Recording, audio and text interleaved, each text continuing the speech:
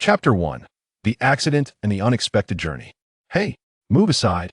A loud warning from an unknown passerby startled Yin Shuangshuang. As she turned her head, the blinding sunlight swept across her brow, the harsh brightness instinctively causing her to flinch and shut her eyes.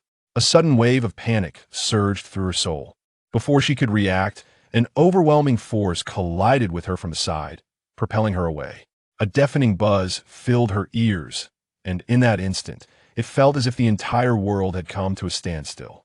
Yin Shuangshuang could even sense the moment her bones fractured, followed by a violent pain that surged through her body like a tsunami. Her mind grew numb, and gradually, she became aware of her limbs fading away. With a thud, her body fell from the broken railing into the turbulent waters below, creating a splash. In less than 2 seconds, the tragic finale was swiftly carried away and buried by the river's current. The crowd erupted into chaos. Screams and discussions filled the air, while passers-by raised their phones to capture the moment, their words heavy with sorrow. A typical accident scene, yet the clamor on the shore was of no concern to Yin Shuangshuang, who was submerged in the river. She could hear nothing. It heard a flash of white light flickered in her mind, as if taking something away, or perhaps bringing something forth. Yin Shuangshuang's eyelids grew heavier, and the intense feeling of suffocation from her lungs filling with water tormented her. She yearned to move her limbs, but found herself utterly powerless. The final image in her line of sight was blood blooming upward around her, the river's surface sparkling. Finally, her eyelids drooped, and she lost consciousness. Cough, cough, cough. A violent fit of coughing erupted from the riverbank, revealing a drenched girl half collapsed on the grassy shore, her shoulders trembling with each cough, appearing both disheveled and pitiable. Yin Shuangshuang raised a hand to wipe her face, her chest heaving as her gaze darted nervously around. In her fear and confusion, she wondered, where was she? She had intended to take a leisurely stroll in a park not far from home, thinking it would be a simple walk. Equipped with a sunshade and sunglasses, she had stepped outside, as the glaring sunlight was far from friendly to someone with albinism like her. However, she never anticipated being struck by a runaway car while crossing a bridge. So now she must have been swept downstream by the current, right? Yin Shuangshuang paused, gradually realizing something was amiss. Her eyes not just her eyes, something was distinctly different about her entire being. Due to her condition, the world had become increasingly blurred, with her albinism severely affecting her vision. Yet now, to her astonishment, she could clearly discern the patterns on the leaves not far away. In her body, she excitedly felt around, realizing she had not sustained any fractures. There were no wounds. How could this be? Yet undeniably, this was her body, and Yin Shuangshuang was utterly baffled. Under normal circumstances, someone would be either dead or severely incapacitated after such a collision. Even with adrenaline coursing through her veins, it was impossible to simply sit here unscathed. She lifted her gaze to survey her surroundings. Towering ancient trees seemed to reach for the clouds, awakening a primal unease within her. Had that collision transported her to South America?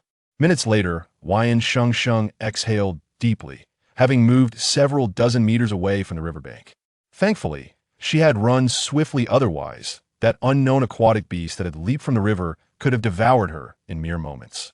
Encountering unforeseen dangers had been excruciating. At this point, she had to entertain a thought. Perhaps she had experienced a legendary crossing, or even a transmigration. All the negative effects she had endured had vanished, including the impacts of her congenital albinism. But why was her hair still white? Yin Shuangshuang blinked, feeling a swirl of emotions, unable to pinpoint her feelings about her appearance. When she was very young, she had not understood what her condition meant for her. She simply felt that her white self resembled Elsa from the movies, so beautiful, and she had frolicked joyfully in various lovely dresses.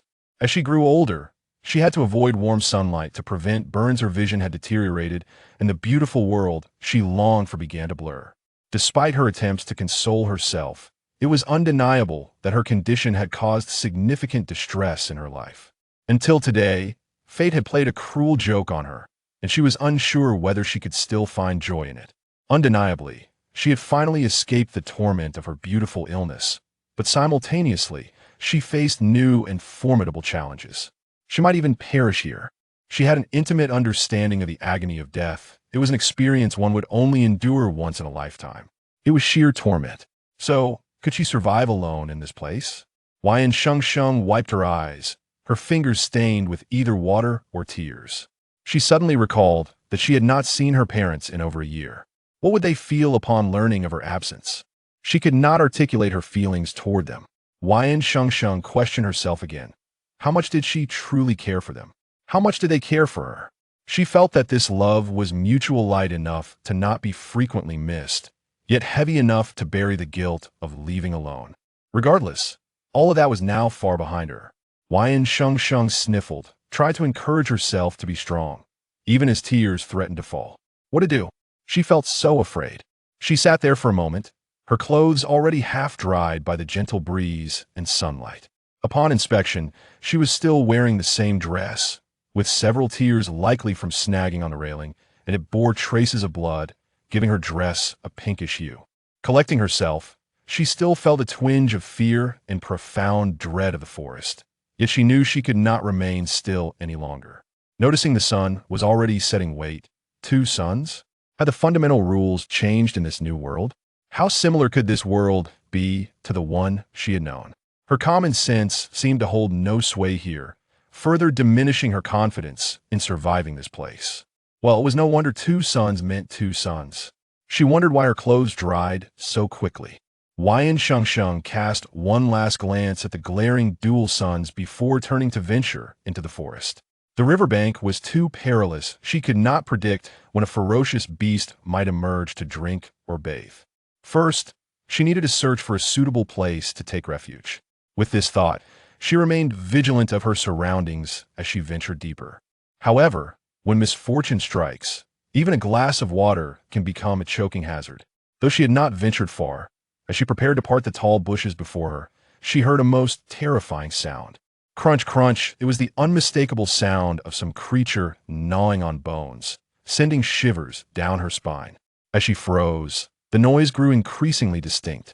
Yin Shuangshuang's heart raced, her luck seeming to wane as she lamented her fate truly. Before even embarking on her journey, she faced demise. Gulp, she distinctly heard her own swallow, her grip on the branch trembling more fiercely, unsure if it produced even the faintest sound. Reluctantly, Yin Shuangshuang began to ease her grip, striving to suppress the panic within her, stepping back slowly. 1 step, 2 steps. Once she felt a safe distance, she turned cautiously. However, her attention was entirely captivated by the figure concealed behind the thicket. In an instant, she turned and plunged into a sea of warm, thick fur. Yin Shuangshuang exclaimed in surprise, "What is this? What on earth?" The sudden jolt caused her heart to skip a beat, and she felt as though she had momentarily ceased to exist.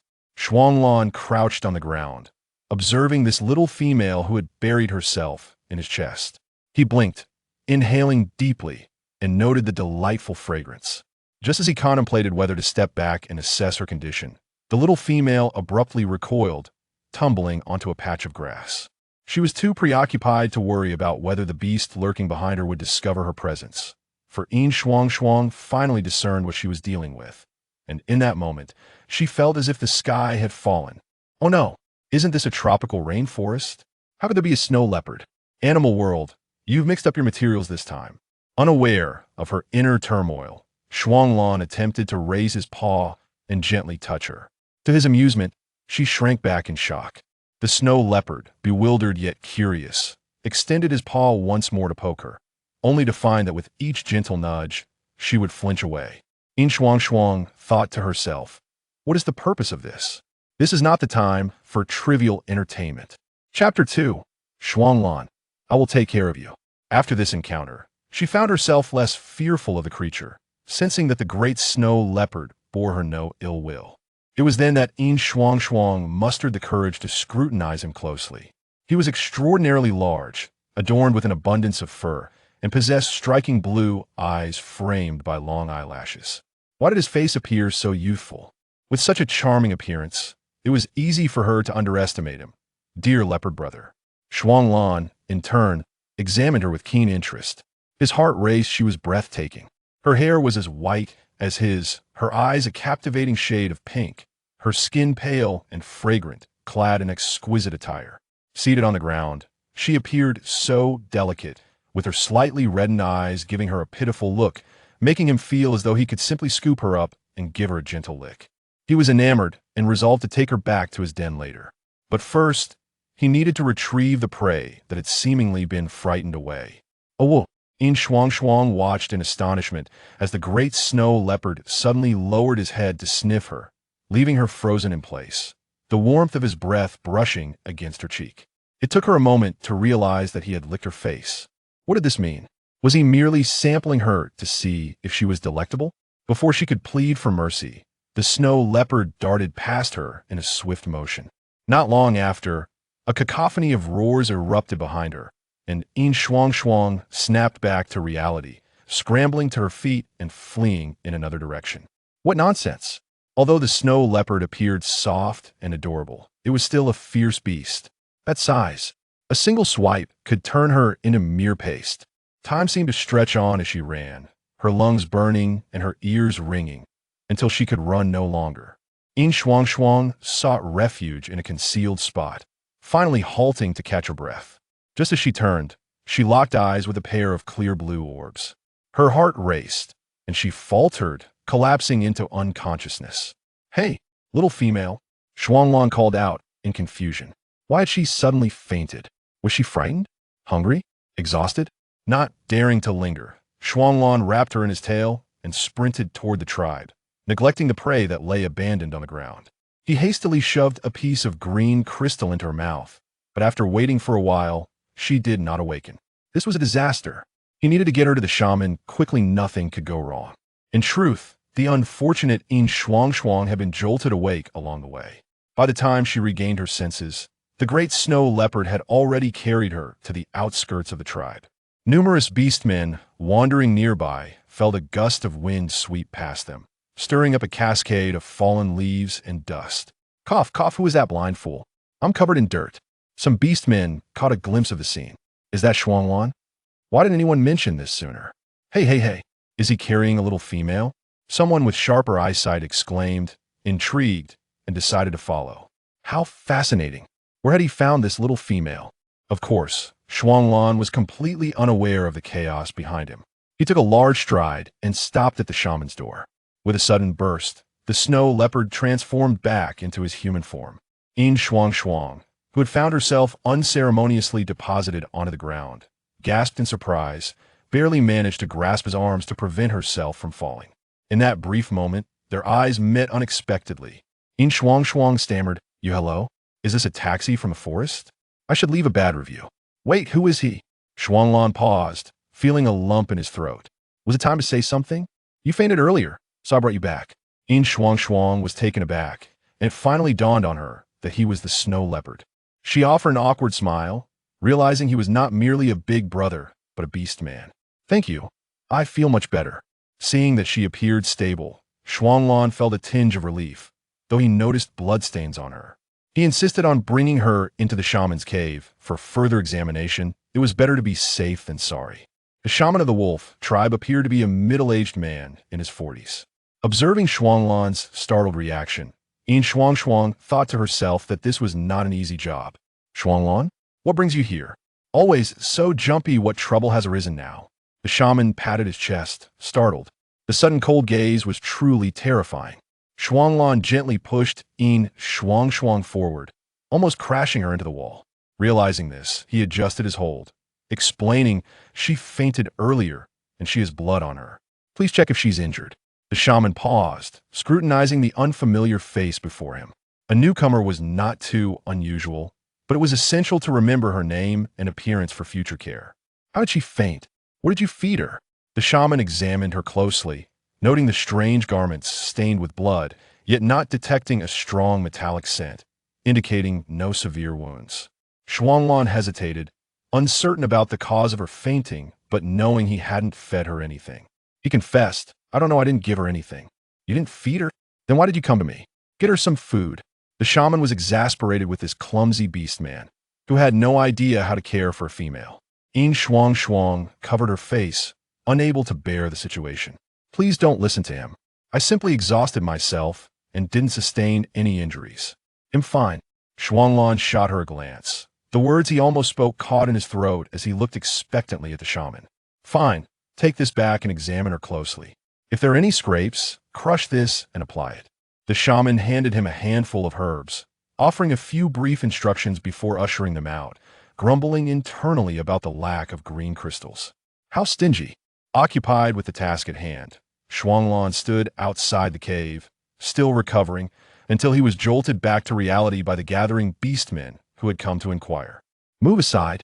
He kicked at the encroaching beastmen in irritation, hastily making his way back to his den.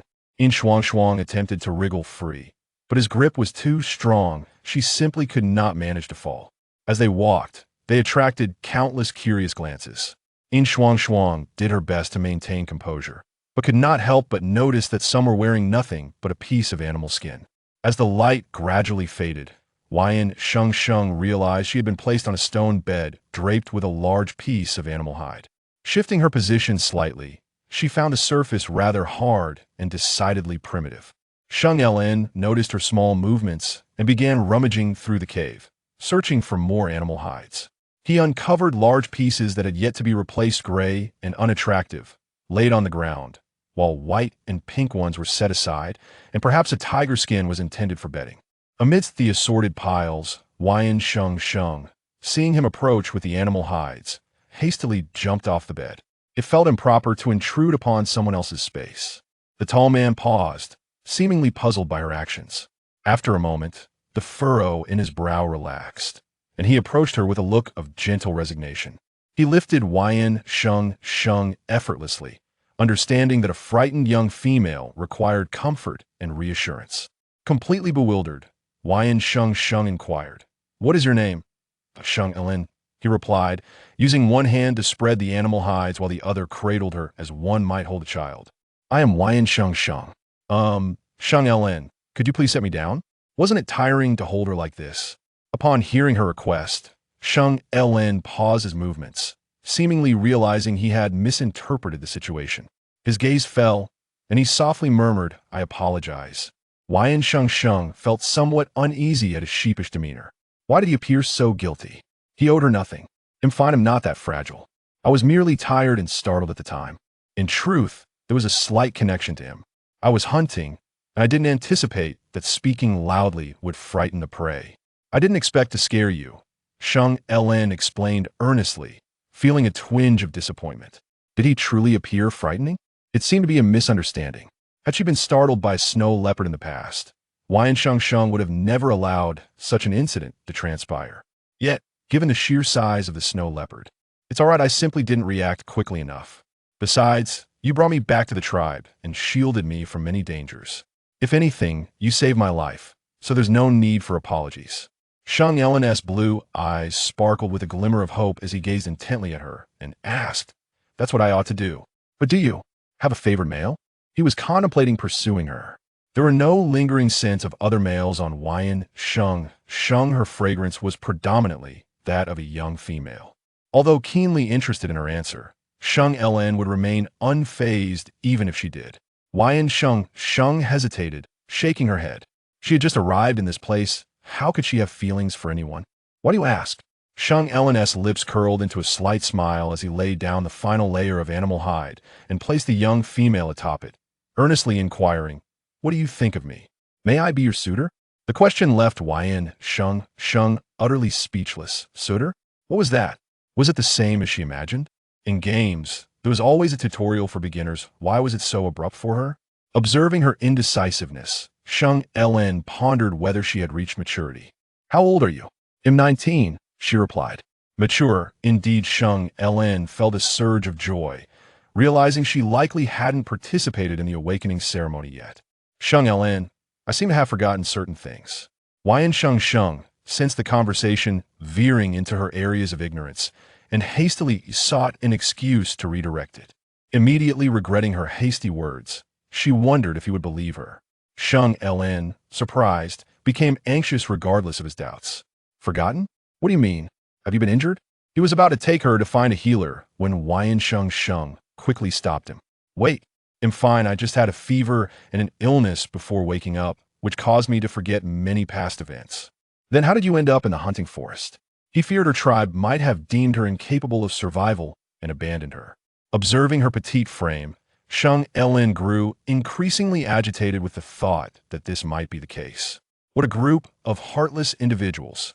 Yin Shuangshuang was unaware of his thoughts, merely lowering her gaze and remaining silent for a lengthy moment. I don't know. I just woke up there. What could I do? I feel equally helpless. The ambiguity of her words allowed Shang Lin's imagination to run wild, conjuring various scenarios.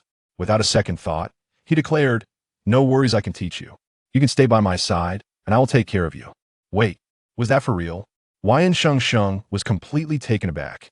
Chapter 3. The Beast World Barbecue in an instant. Yin Shuangshuang was overwhelmed with joy at the promise made by Shuanglan. It felt like a long-term ticket to sustenance.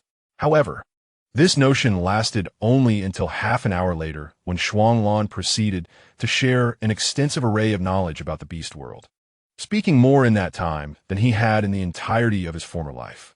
It was only while lingering in the novice village that Yin Shuangshuang learned that, in the beast world, female beastmen are taken in by male beastmen from the outside world to accept them as partners, with the male's willingness also being of significance. It bore a somewhat coercive undertone, reminiscent of the sentiment of repaying a life-saving favor with one's body. Nevertheless, Yin Shuangshuang found it acceptable. After all, life took precedence. Moreover, she considered herself fortunate as Shuanglan was not a malicious beastman. They could take their time, akin to courting. As for Shuanglan's initial mention of being a follower, it merely indicated a higher-ranking female beastman's infatuation. But it mattered little. The beast world was replete with such admirers, and her extraordinary beauty being a cause for infatuation was entirely reasonable. Yin Shuangshuang easily accepted this. It was not as if they were rushing into anything. It was merely a budding romance. The most crucial aspect was that she needed Shuanglan to survive. Oh, what was there to reject? Unbeknownst to her, she had traversed into an era of polyandry, with no bride price, and the male even bringing a dowry. As for the females, their numbers were scarce, their vitality fragile, yet they enjoyed the finest resources in this world, benefiting from the sustenance and protection provided by male beastmen. Their contribution to the tribe's propagation was immense, and thus, the presence of quality male beastmen was merely their due. Each female, upon reaching maturity, participates in an awakening ceremony, during which the beast god bestows varying degrees of fertility upon them, and this year's ceremony is set to occur in 2 weeks. Goodness, there are even rankings? Yin Shuangshuang was taken aback. The central tenet of the beast world always revolved around reproduction. What is it? Is there something unclear? Yin Shuangshuang attempted to smile. Shuanglan, if I do not wish to bear offspring, would you still be willing to be my follower? The words sounded rather shallow. Yet Yin Shuangshuang was truly at a loss. She did not reject the awakening ceremony. It was akin to a coming-of-age ritual or the onset of her first menstruation, merely signaling her fertility. However, the thought of childbirth was daunting. The pain of labor and the potential for her figure to change and become less appealing made her feel suffocated. She desired the ability to bear children while also possessing the autonomy over her reproductive choices. There was her demands laid bare, both and yet both. Should Shuanglan be unable to accept this, she would have to consider weaving a small lie. Although uncertain how this beast world-esque customs would apply to her, she resolved to adapt, for having something was better than having nothing. Shuanglan contemplated for 2 seconds. The idea of Yin Shuangshuang not having offspring seemed to pose no loss, as he relished wandering. Whether or not there were children was inconsequential to him. Of course, I can accept the absence of offspring. Moreover, having children would divert the female's attention and energy, and with the possibility of other males joining in the future, Yin Shuangshuang's focus on him would diminish, which he found unacceptable. Yin Shuangshuang tugged at her stiffened lips, forcing an awkward smile. Would you not reconsider? You're making it difficult for me to switch my script. With the conversation reaching this point, Yin Shuangshuang pondered. Having come this far, could she really return? Finally, she softened her voice, expressing, Shuanglan, why are you so good to me? I seem to recall no one has ever indulged me this way. Shuanglan. He hadn't even considered where her memories came from, too engrossed in her beauty. It is only natural. After all, he was to be Shuangshuang's first beast husband. It was his duty to care for her. A beastman incapable of securing their partner's heart was a failure, destined to remain alone in the future. He averted his gaze, uncertain of what to say, as this was his first experience interacting with a female. He was at a loss for words. Yin Shuangshuang noticed his discomfort with the atmosphere, yet she did not perceive any aversion, which reassured her. Indeed, he was a pure-hearted and amiable leopard. She gently nudged his calf with her toes and whispered, "I'm a bit hungry. Is there anything to eat?" "Yes."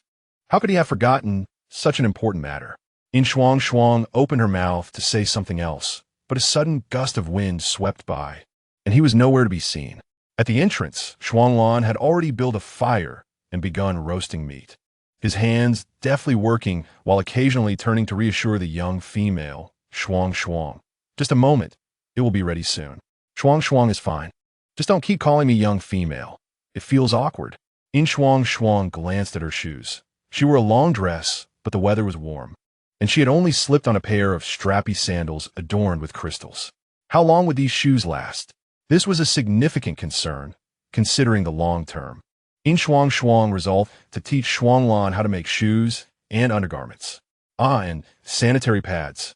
These were certainly beyond her capabilities. She could manage small crafts, but such tasks were beyond her reach. Help! She suddenly felt overwhelmed, realizing she would need to find time to engage with the female beastmen of the tribe. She was eager to learn how female beastmen navigated their menstrual cycles. Lost in thought, a hand appeared before her, holding 2 yellow fruits glistening with droplets of water. Upon closer inspection, it was indeed Shuanglan. She received them with both hands and inquired, "What are these?" These fruits were unlike any she had encountered in her past life, roughly the size of a pear, yet she was uncertain of their taste. Shuanglan ruffled her hair gently. "These fruits were discovered by the gathering team a couple of days ago. They have yet to be named. They taste sweet and tangy. Quite pleasant." Yin Shuangshuang stepped down from the bed to join him in roasting meat, curious about the method used here. She was not picky, but needed to have some understanding. Shuanglan found a piece of beast hide to lay on the stones, allowing her to sit. "I'll brush honey on it. It will be ready soon." "Did you add salt?" "Yes," he replied, carefully applying honey water to the meat. "How clever." Yin Shuangshuang thought. Thankfully, it was diluted with water, or it might have been overly sweet. He had prepared a generous amount of meat, with more piled beside it, likely for the next batch. Would 2 of them consume all this? That must weigh around 20 to 30 pounds. Yin Shuangshuang stared, mouth agape, as she took a bite of the fruit, only to find it bitter. One must peel it." She felt a surge of annoyance as a soft chuckle reached her ears. Glancing up, she found Shuanglan still focused on his task, the corners of his mouth lifting in silent acknowledgement of her earlier mistake. You did that on purpose. How could he still be so serious?" Shuanglan allowed her to tug at his ear, merely smiling as he continued to roast the meat, making no attempt to confess his fault. "It tastes good inside, only after peeling." Yin Shuangshuang peeled the fruit and angrily tossed the skin at him. "Roast it well, don't burn it. Let us eat some fruit to fill our stomachs. After the meat is done, let it rest for a while before eating." Shuanglan glanced at her, but upon meeting her mournful gaze, he quickly looked away. "How adorable. Thank you for the reminder." Yin Shuangshuang retorted sarcastically, finally managing to peel the fruit open, revealing soft, pale pink flesh. The 2 engaged in a silent battle of wills, resulting in a win-win situation, each believing the other was remarkably tolerant. The fruit resembled an unripe guava, and with curiosity, Yin Shuangshuang took a bite. The texture was satisfactory, and the taste was a balanced blend of sweet and sour. Perhaps this was the Beast World's version of peach? Eating it indeed evoked the flavor of a peach. An idea sparked in her mind. Using a bone knife, she cut the fruit in half and offered it to Shuanglan. "Try squeezing the juice of this fruit onto the roasted meat." Shuanglan paused, looking at her. "Are you sure? Just give it a try. If it tastes bad, I'll eat it." Reluctantly, Shuanglan complied, ultimately squeezing juice onto only 2 skewers of meat, which he set aside. After a moment, Yin Shuangshuang's portion of roasted meat was served, steaming and laid out on clean tree leaves. Although devoid of sauce or seasoning, The final product still appeared enticing. Waiting patiently for them to cool down, Yin Shuangshuang could hardly contain her excitement as she picked one up and took a bite. After a moment, she savored the distinct flavor, which was remarkably different from what she had tasted before, a wholesome, natural deliciousness devoid of any technological enhancements. The infusion of fruit juice imparted a rich, layered taste to the roasted meat, making it delightfully ungreasy. She was unsure of the precise ingredients that Shuanglan had used, yet there lingered an indescribable flavor. She offered another piece of the fruit-infused roasted meat to Shuanglan, suggesting he give it a try, expressing her approval of its taste. Shuanglan hesitated, his mouth moving as if to speak, but ultimately he remained silent and accepted the offering. In the expectant gaze of Yin Shuangshuang, Shuanglan took a bite, and the taste indeed was a revelation, delicious, and he mused that he could make this a regular occurrence. He then picked up a skewer of roasted meat slathered in an unknown plant paste, asking if she wanted to try it. He had previously enjoyed it this way, though it might cause a slight discomfort, yet the flavor was exceptional. Yin Shuangshuang attempted to discern a playful expression on his face, but found none. His eyes were filled solely with a yearning for affirmation. Trusting him once more, she bravely took a bite from the piece he held out, chewing and exclaiming in surprise of the spiciness. When she recovered, he offered her a bamboo cup filled with water, urging her to sip slowly. Under his watchful gaze, she swallowed the roasted meat, pushed the cup away, and fixed him with a direct stare, questioning why he had not revealed such a delightful treat sooner. Shuanglan's eyes sparkled with joy as he asked if she found it tasty. Absolutely. Eating roasted meat without spice is akin to sleeping without closing one's eyes. His delight at her approval was evident, and he noted that others in the tribe seemed to avoid this dish, presuming she would feel the same. He pondered, feeling somewhat aggrieved, as he genuinely believed what he enjoyed was perfectly normal. Yin Shuangshuang burst into laughter, realizing she understood him more than she thought. It's all right. Do share any delightful or novel experiences with me in the future. I also cherish exploring the unknown. They shared light-hearted banter until dusk fell, prompting Yin Shuangshuang to suggest a bath. Shuanglan led her a considerable distance, parting a thicket to reveal his secret hideaway. The location was idyllic, with pristine mountains and clear waters, accompanied by a gentle waterfall and a plethora of unknown flowers sprouting along the banks. Shuanglan brought 2 large pieces of bee skin and a small bundle, the contents of which remained a mystery. Turn around and do not peek, he instructed. Although he was her boyfriend, her mindset had yet to develop to the level of complete openness at such an early stage of their relationship. Thus, they opted for a gradual approach. Without uttering a word, Shuanglan turned away and seated himself, diligently working with the 2 pieces of bee skin. The water was refreshingly cool, yet the warm weather made it quite pleasant to soak in. Thankfully, this place was devoid of the water monster she had encountered earlier. Otherwise, she would have been too terrified to even approach the water, which would have been quite tragic. Shuanglan recalled the peculiar attire of the little female he had seen, his fingers deftly weaving with the bone needle. He glanced back at her, watching her play with the flowers in the water. In an instant, his gaze was captured by 2 small pieces of fabric. What were those? Had she not been wearing just one?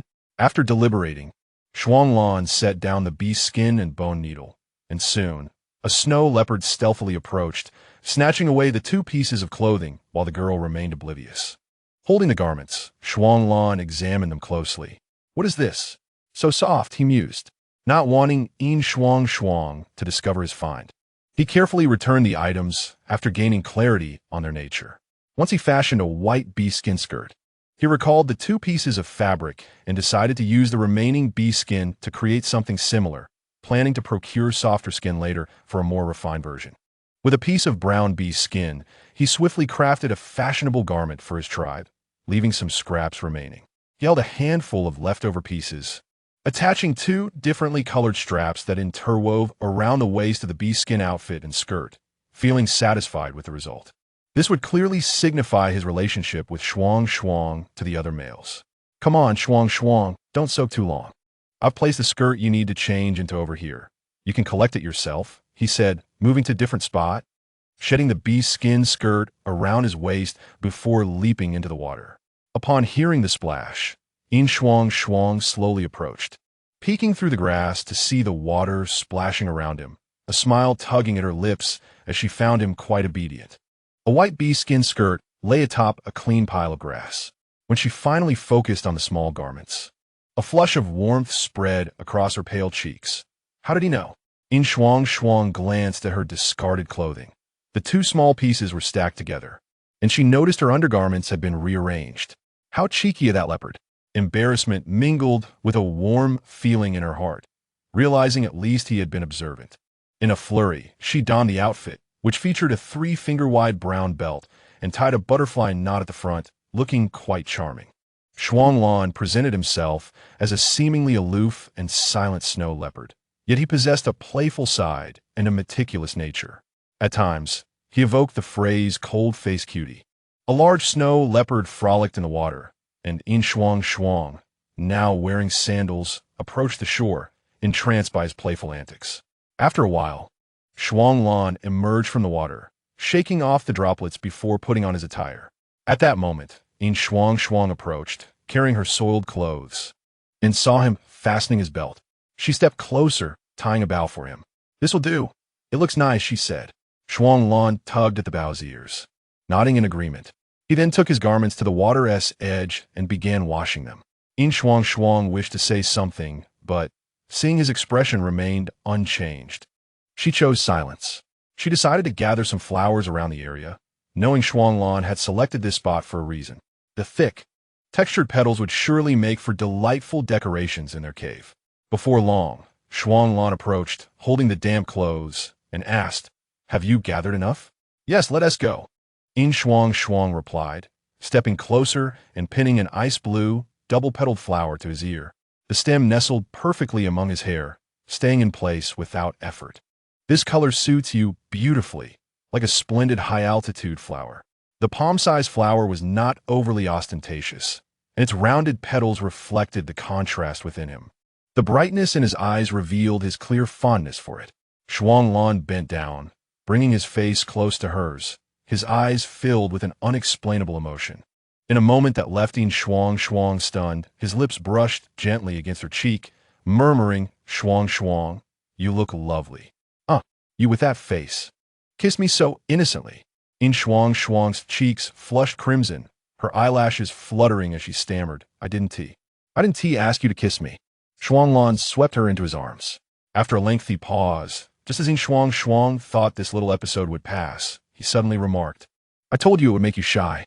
Yin Shuangshuang responded, "All right, fine, I suppose you do consider others." He was quite adept at being straightforward, which she found irritating yet endearing.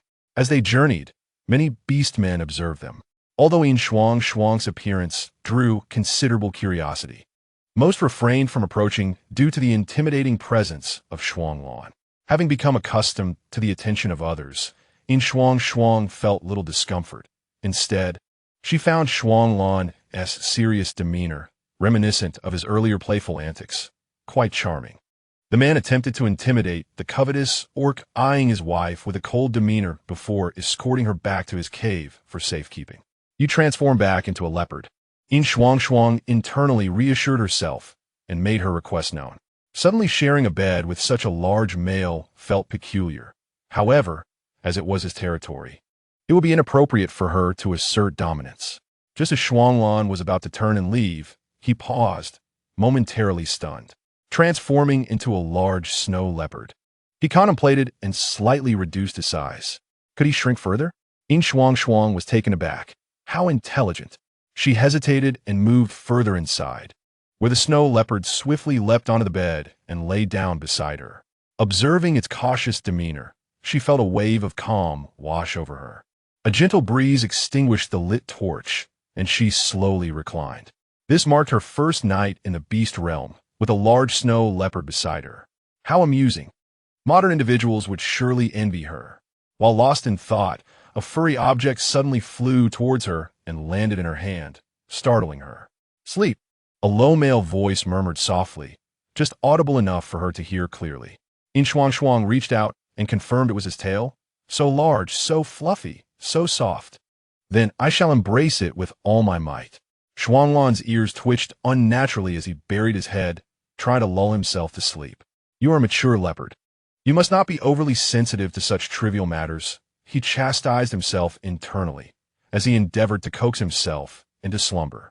The following day, Shuanglan returned to the cave, transformed back into a snow leopard, and lay on the bed, tucking his tail into Yin Shuangshuang's embrace. She had slept for quite some time, evidently exhausted from the previous day's events. It was puzzling. Where had this female come from? The fabric and ornaments adorning her, along with her unique mannerisms, hinted at an extraordinary background. At the very least, her previous rough treatment by her tribe was not apparent, aside from her slight frame. She bore no signs of neglect or abuse. Perhaps she had been attacked by another tribe? It was unclear, so Shuanglan decided not to ponder it too deeply. Ultimately, she was present, and the choice to help her find her previous tribe rested with her. He would always follow her lead. Shuanglan's voice, soft and muffled, roused Yin Shuangshuang from her slumber. The tip of his tail brushed against her cheek before retreating. Still asleep? If you haven't had enough rest, continue sleeping. Wait, tail. She thought before deciding to wake up. After a few minutes, she felt considerably more awake. At that moment, the large snow leopard had transformed into a man carrying water for washing. He approached with a bamboo tube, slightly thicker than before, to wash his face. As he spoke, he offered her 2 fruits from the palm of his hand, saying, "These are for cleaning your teeth." Yin Shuangshuang took them, inspecting them closely. They resembled a type of burdock. Tentatively, she placed one in her mouth. It was surprisingly gentle, with a soft prickliness. Chewing revealed a refreshing fruity flavor that even produced bubbles. With a light touch, the bristles worked wonders for dental hygiene, a portable toothpaste of the beast realm. Having tidied up, breakfast was prepared before she awoke, consisting of roasted meat. Yin Shuangshuang ate a modest portion, feeling 6 or 7 parts full. Consuming such greasy food in the morning felt unwholesome. Noticing she had eaten less than the previous day, Shuanglan offered her 2 more fruits, stating, "You are eating too little." He wore the brown short fur garment he had changed into after bathing yesterday, rolling up the sleeves while roasting meat. Perhaps due to his unique abilities, he seemed unfazed by the heat. Being near him was delightfully refreshing, akin to a mobile air conditioner. Yin Shuangshuang mused that after imparting a lesson on male decorum, he had genuinely taken her words to heart. She had expressed discomfort with males being naked in her presence. Her own male should not expose himself before other females, as he belonged to her alone. Shuanglan had taken great joy in this, revealing a peculiar aspect of men, an affinity for possessiveness and a desire to be guided by their partners. As she observed the scene, she noted small details. Their belts were crafted from pieces of each other's fur. Were they wearing matching outfits? A smile crept to her lips as she thought of how Shuanglan often engaged in inexplicably endearing actions. "Don't you need to go hunting?" she suddenly inquired. Shuanglan nodded, explaining, "I am not part of the tribe's hunting team. I usually hunt periodically for the tribe." She had been meaning to ask, "How did you end up here?" From her understanding, this tribe predominantly consisted of wolf beastmen. How had a snow leopard like him integrated into their midst? He replied, "I happened to wander to this area and decided to rest here for a while. If I had not encountered you, I would likely have left in a few days." He felt fortunate for their meeting. Yin Shuangshuang pondered whether it was due to the coming-of-age ceremony. This ceremony would endow female beastmen with reproductive capabilities, in rare cases. Some fortunate females were granted powers akin to males by the beast god. She had studied this aspect, realizing that Shuanglan mentioned possessing ice and space abilities. No wonder he had such prowess. It turned out he was not only a rare dual ability wielder, but one of his abilities was spatial manipulation. Her first thought was how convenient it would be to move. "When shall we depart?" She expressed her desire to explore. Shuanglan paused mid-chew, gazing at her with a dazed expression, his cheeks puffed out, a stark contrast to his earlier aloof demeanor. Swallowing his food, he asked, "Do you wish to accompany me?" Yin Shuangshuang was taken aback. "Am I not going with you? Did you not say you would care for me?" "I will care for you, but traveling entails challenges, and I fear you may not endure them."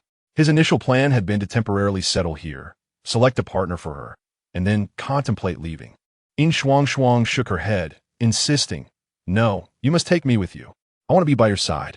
Shuanglan smiled, pulling her into his embrace and softly affirming, "Indeed, I never intended to leave you behind. We shall go together." "How adorable, Shuangshuang. So when shall we set off? At the very least, we must wait for you to complete your coming-of-age ceremony. By then, I can take you to the western continent to enjoy the scenery." Yin Shuangshuang nodded, asking, "Which places have you visited?" He did not strike her as the type to wander aimlessly, yet he confirmed he had traversed the eastern and northern continents. Shuanglan reminisced, noting he had been away from the tribe for quite some time. "So, which continent are we on now?" "On the edge of the eastern continent." Yin Shuangshuang raised an eyebrow, inquiring, "Is the eastern continent vast?" Chapter 6. Braiding the leopard's fur, is there a neighboring land? Just how expansive is it? Shuanglan's fingers delicately combed through her hair as he replied, "It is quite large, though not the largest. If you desire, I can take you to the central continent in the future. It is the most prosperous and expansive of all." "The central continent?" Yin Shuangshuang nodded thoughtfully, asserting, "If given the opportunity, I must explore further afield." The air here was saturated with a sense of freedom, much like Shuanglan himself. There would undoubtedly be opportunities. He too wished to traverse the world with her. Suddenly, Yin Shuangshuang turned to him and asked, "Which continent is your home? Is it the northern continent? The central continent?" "Goodness, a city dweller." She chuckled, since he described the central continent as so prosperous and vast. Why roam about? Is it merely for the thrill of adventure? Shuanglan's gaze fell upon her lips as they moved, his eyes flickering with intrigue. Naturally, he leaned down to place a soft kiss upon them, then nonchalantly replied to her inquiry. "To grow stronger, the central continent lacks the challenges that the surrounding 4 continents offer. Many beastmen from the central continent venture here, even to the desolate lands at the edges of the 4 continents. Yet, I find myself drawn to this place." Yin Shuangshuang felt a bit bewildered, having just shared a kiss. However, the mention of the lost land piqued her concern, for it sounded perilous. She cast a sideways glare at the other person, only to receive an innocent and puzzled look in return, which irked her further. "Is that true? Have you ever been to the Lost Land? How strong are you now?" "I haven't been there, but I've reached the 7th tier and am on the verge of a breakthrough," he replied. "That means you're half a step into the 8th tier." Noting his lack of arrogance, Yin Shuangshuang felt her opinion of him improve, considering that the strongest known orc warriors were the 9th tier, and they were all quite aged. Shuanglan observed that he was nearly at the 8th tier at such a young age, which implied a journey fraught with challenges. Suddenly, she pondered a rather perplexing question. Logically, powerful males in the beast world should not lack for female admirers, especially someone like Shuanglan, who was both youthful and handsome, with considerable strength. "Haven't any females pursued you before?" she inquired curiously, unable to comprehend it. Shuanglan hesitated and shook his head. "I suppose not." "What do you mean by suppose not?" "Either there were or there weren't." "Are you afraid I will mock you? I don't join tribes, nor do I actively seek a partner. And my beast form isn't very appealing. They don't seem to fancy me." He bit his lip, his voice dwindling. Would Shuangshuang think he lacked ferocity? This explanation sounded absurd. The beginning was somewhat acceptable, but the latter part was nonsensical. "Transform into beast form." "Let me see." Shuanglan tightened his embrace around her waist, and then released her, transforming into a large snow leopard that lay half atop her. Yin Shuangshuang was no longer afraid of him. Previously, she had only seen such animals through the glass of a zoo, and now one was before her, harmless and endearing. What is unattractive about it? A round little head, a full forehead, and large blue eyes with long, straight eyelashes. Its mouth is wide and short, adorable. Shuanglan twitched his ears and nuzzled her, not appearing fierce at all. What fierceness is needed? This is so cute. Just be a cuddly snow leopard for me. I have someone else in mind for the fierce part. Shuanglan was taken aback. Someone else? The next moment, he lifted his head and nudged her, his eyes serious. "No, I must be the first beast husband." In just 2 seconds, he swiftly accepted the notion of his wife seeking a husband and immediately began vying for his position. Yin Shuangshuang slowly pressed her hand against her heart, feeling overwhelmed. Shuanglan leaned back a bit, though he was pleased that his partner liked him. He reminded himself to stay grounded. Then I shall be the first beast husband. Sure, be my beast husband. Quickly, give me a hug. Yin Shuangshuang became lost in the softness of his fur, inhaling deeply. Fragrant. Shuanglan hesitated, seemingly grasping something, and raised his paw protectively beside her, concerned that she might slip and fall. As for when Yin Shuangshuang would realize she had been ensnared, that was a matter for later. In truth, it was of little consequence, for there were no better choices before her. Moreover, even if she remained non-committal this time, should Shuanglan attempt this again, she would undoubtedly acquiesce. He was no mere snow mountain spirit. He was a true fairy, and to think she had been thoroughly ensnared by him. The more she contemplated, the more she felt a sense of futility. She kicked him lightly, her toes sinking into his fluffy fur. In an instant, the soft and warm sensation dissipated half of her pent-up frustration. What fault does the big cat have? Make me some shoes. She turned her head away, feigning ferocity as she commanded him. Shuanglan responded with an affirmative sound and transformed back into human form, fetching the prepared materials from the cave. As he passed by her, he swept her into his arms and affectionately said, "Come, let us bask in the sun." Yin Shuangshuang complied. Otherwise, she would be left to languish in boredom within the cave. Shuanglan's preparations were quite meticulous. The saws were crafted from sturdy, durable leaf combined with 2 strong pieces of wood, with a layer of short, soft animal hide on top. The hide straps threaded through small holes and intertwined, giving them an authentic appearance. After observing for a while and seeing no need for her guidance, Yin Shuangshuang turned her attention to the man's hair. She attempted to grasp it with one hand, but found it impossible due to the sheer volume. Shuanglan paid no mind to her fiddling, merely handed her the animal hide straps when she reached for them. "All right, give it a try. If it doesn't fit, I'll make adjustments." He began to turn away.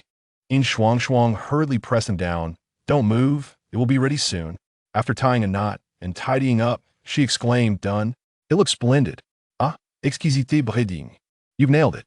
Shuanglan looked perplexed, cautiously reaching up to touch his hair, discovering its uneven texture. "Did you just braid my hair?" "Of course I did." Yin Shuangshuang admired her handiwork. The light brown animal hide was woven into his hair, with several small braids randomly distributed, entwined with perfectly curved strands, ultimately gathered into a half-up hairstyle. If only I had a hairpin, she thought with a tinge of regret. "Let me see the shoes." She took the pair from Shuanglan, allowing him to explore their design. The style differed slightly from her own, featuring 2 additional straps, and dangling from the sides were 2 red beads, translucent and quite beautiful. Once she tried them on, she was pleasantly surprised by their comfort and appearance. Stealing a glance at him, she mused that being born into the beast world was truly a waste of talent. Shuanglan, while keeping an eye on the situation, attempted to catch a glimpse of his hairstyle, but alas, it remained out of reach. He resigned himself to the thought that when Shuangshuang found a second beast husband, he would use him as a model, and once he learned, he could style beautiful hair for her. Chapter 7. A visitor arrives at this moment. Yin Shuangshuang had already donned her new shoes, which were innovatively styled and perfectly suited to the beast world, harmonizing beautifully with her dress. She could even teach Shuanglan how to make winter footwear or boots. The finished products would likely be impressive. "How beautiful, Shuanglan. You're so clever." Shuanglan smiled, pleased. "I'm glad you like it. I'll make you a few more pairs." Wouldn't it be lovely if every dress had its matching pair of shoes? Perhaps incorporating some beautiful beast bones and sparkling stones would enhance their beauty. Without hesitation, Shuanglan retrieved the animal hides he had sorted the previous day. The vibrant, glossy hides would become skirts, while the leftover scraps were perfect for shoes. "I almost forgot. There are also the small clothes and pants that Shuangshuang wears." Yin Shuangshuang watched him busily flitting about, feeling immensely satisfied. "See, just a few kind words can motivate my boyfriend to serve me wholeheartedly. So I never hold back on compliments." This was the proper way to utilize a boyfriend. Aside from meal times, Shuanglan spent nearly the entire day at the entrance, tirelessly stitching. Yin Shuangshuang found no boredom in it, continuously offering praise and occasionally making requests for styles or suggestions. After a day of this, she finally gained a clear understanding of Shuanglan's impressive skills. Days passed in this manner, And just when Yin Shuangshuang thought life would continue in a tranquil manner, their cave welcomed its first visitors. Two males arrived together, both adorned with animal hide skirts, muscular and tall, their appearances quite likable. "Are you here to find Shuanglan? He went hunting this morning." Yin Shuangshuang sighed, regretting that Shuanglan had chosen today to hunt. If only they had come a day earlier. The two males exchanged glances and, feeling somewhat embarrassed, replied, "No, it's all right. If he's not here, we can look for you, just the same." Yin Shuangshuang, taken aback, pointed to herself. "What did you possibly want with me?" "Greetings, lovely young female. I am Shanlan, and this is Xian. The clan leader has entrusted us with the task of inviting you to the tribe's bonfire gathering in 2 days. Since Shuanglan is not present, please inform him upon his return," Shanlan said with a smile. Xian nodded, his gaze wandering but refusing to settle upon the white-haired girl before him. Yin Fengshuang acknowledged. "My name is Yin Fengshuang. You may simply call me by my name. May I inquire as to the purpose of the bonfire gathering?" Shuanglan had not mentioned it to her. Perhaps it was not a tradition of this tribe, so asking was inconsequential. "It is the Tiger Clan from the Western Mountains. This year, they will bring their females to participate in the awakening ceremony. Hence the tribe is hosting a bonfire to welcome them," Xian explained, his voice not loud but resonant. Yin Fengshuang responded with a thoughtful "oh," indicating her understanding. "I will inform Shuanglan. Please relay to the clan leader that we will certainly attend." Having fulfilled their duty, the two male beastmen departed in succession. "She is truly beautiful," Xian murmured as they walked. Shanlan raised an eyebrow. "Perhaps she is a female from a larger tribe." "What? Are you considering pursuing her?" "I would like to, but," Xian replied, contemplating Yin Fengshuang's attire and overall demeanor, "I feel unworthy of her." Shanlan chuckled. "I have long understood this. Shuanglan is not one to share easily. Mark my words, the companions that will surround Yin Fengshuang will never be below the 6th rank.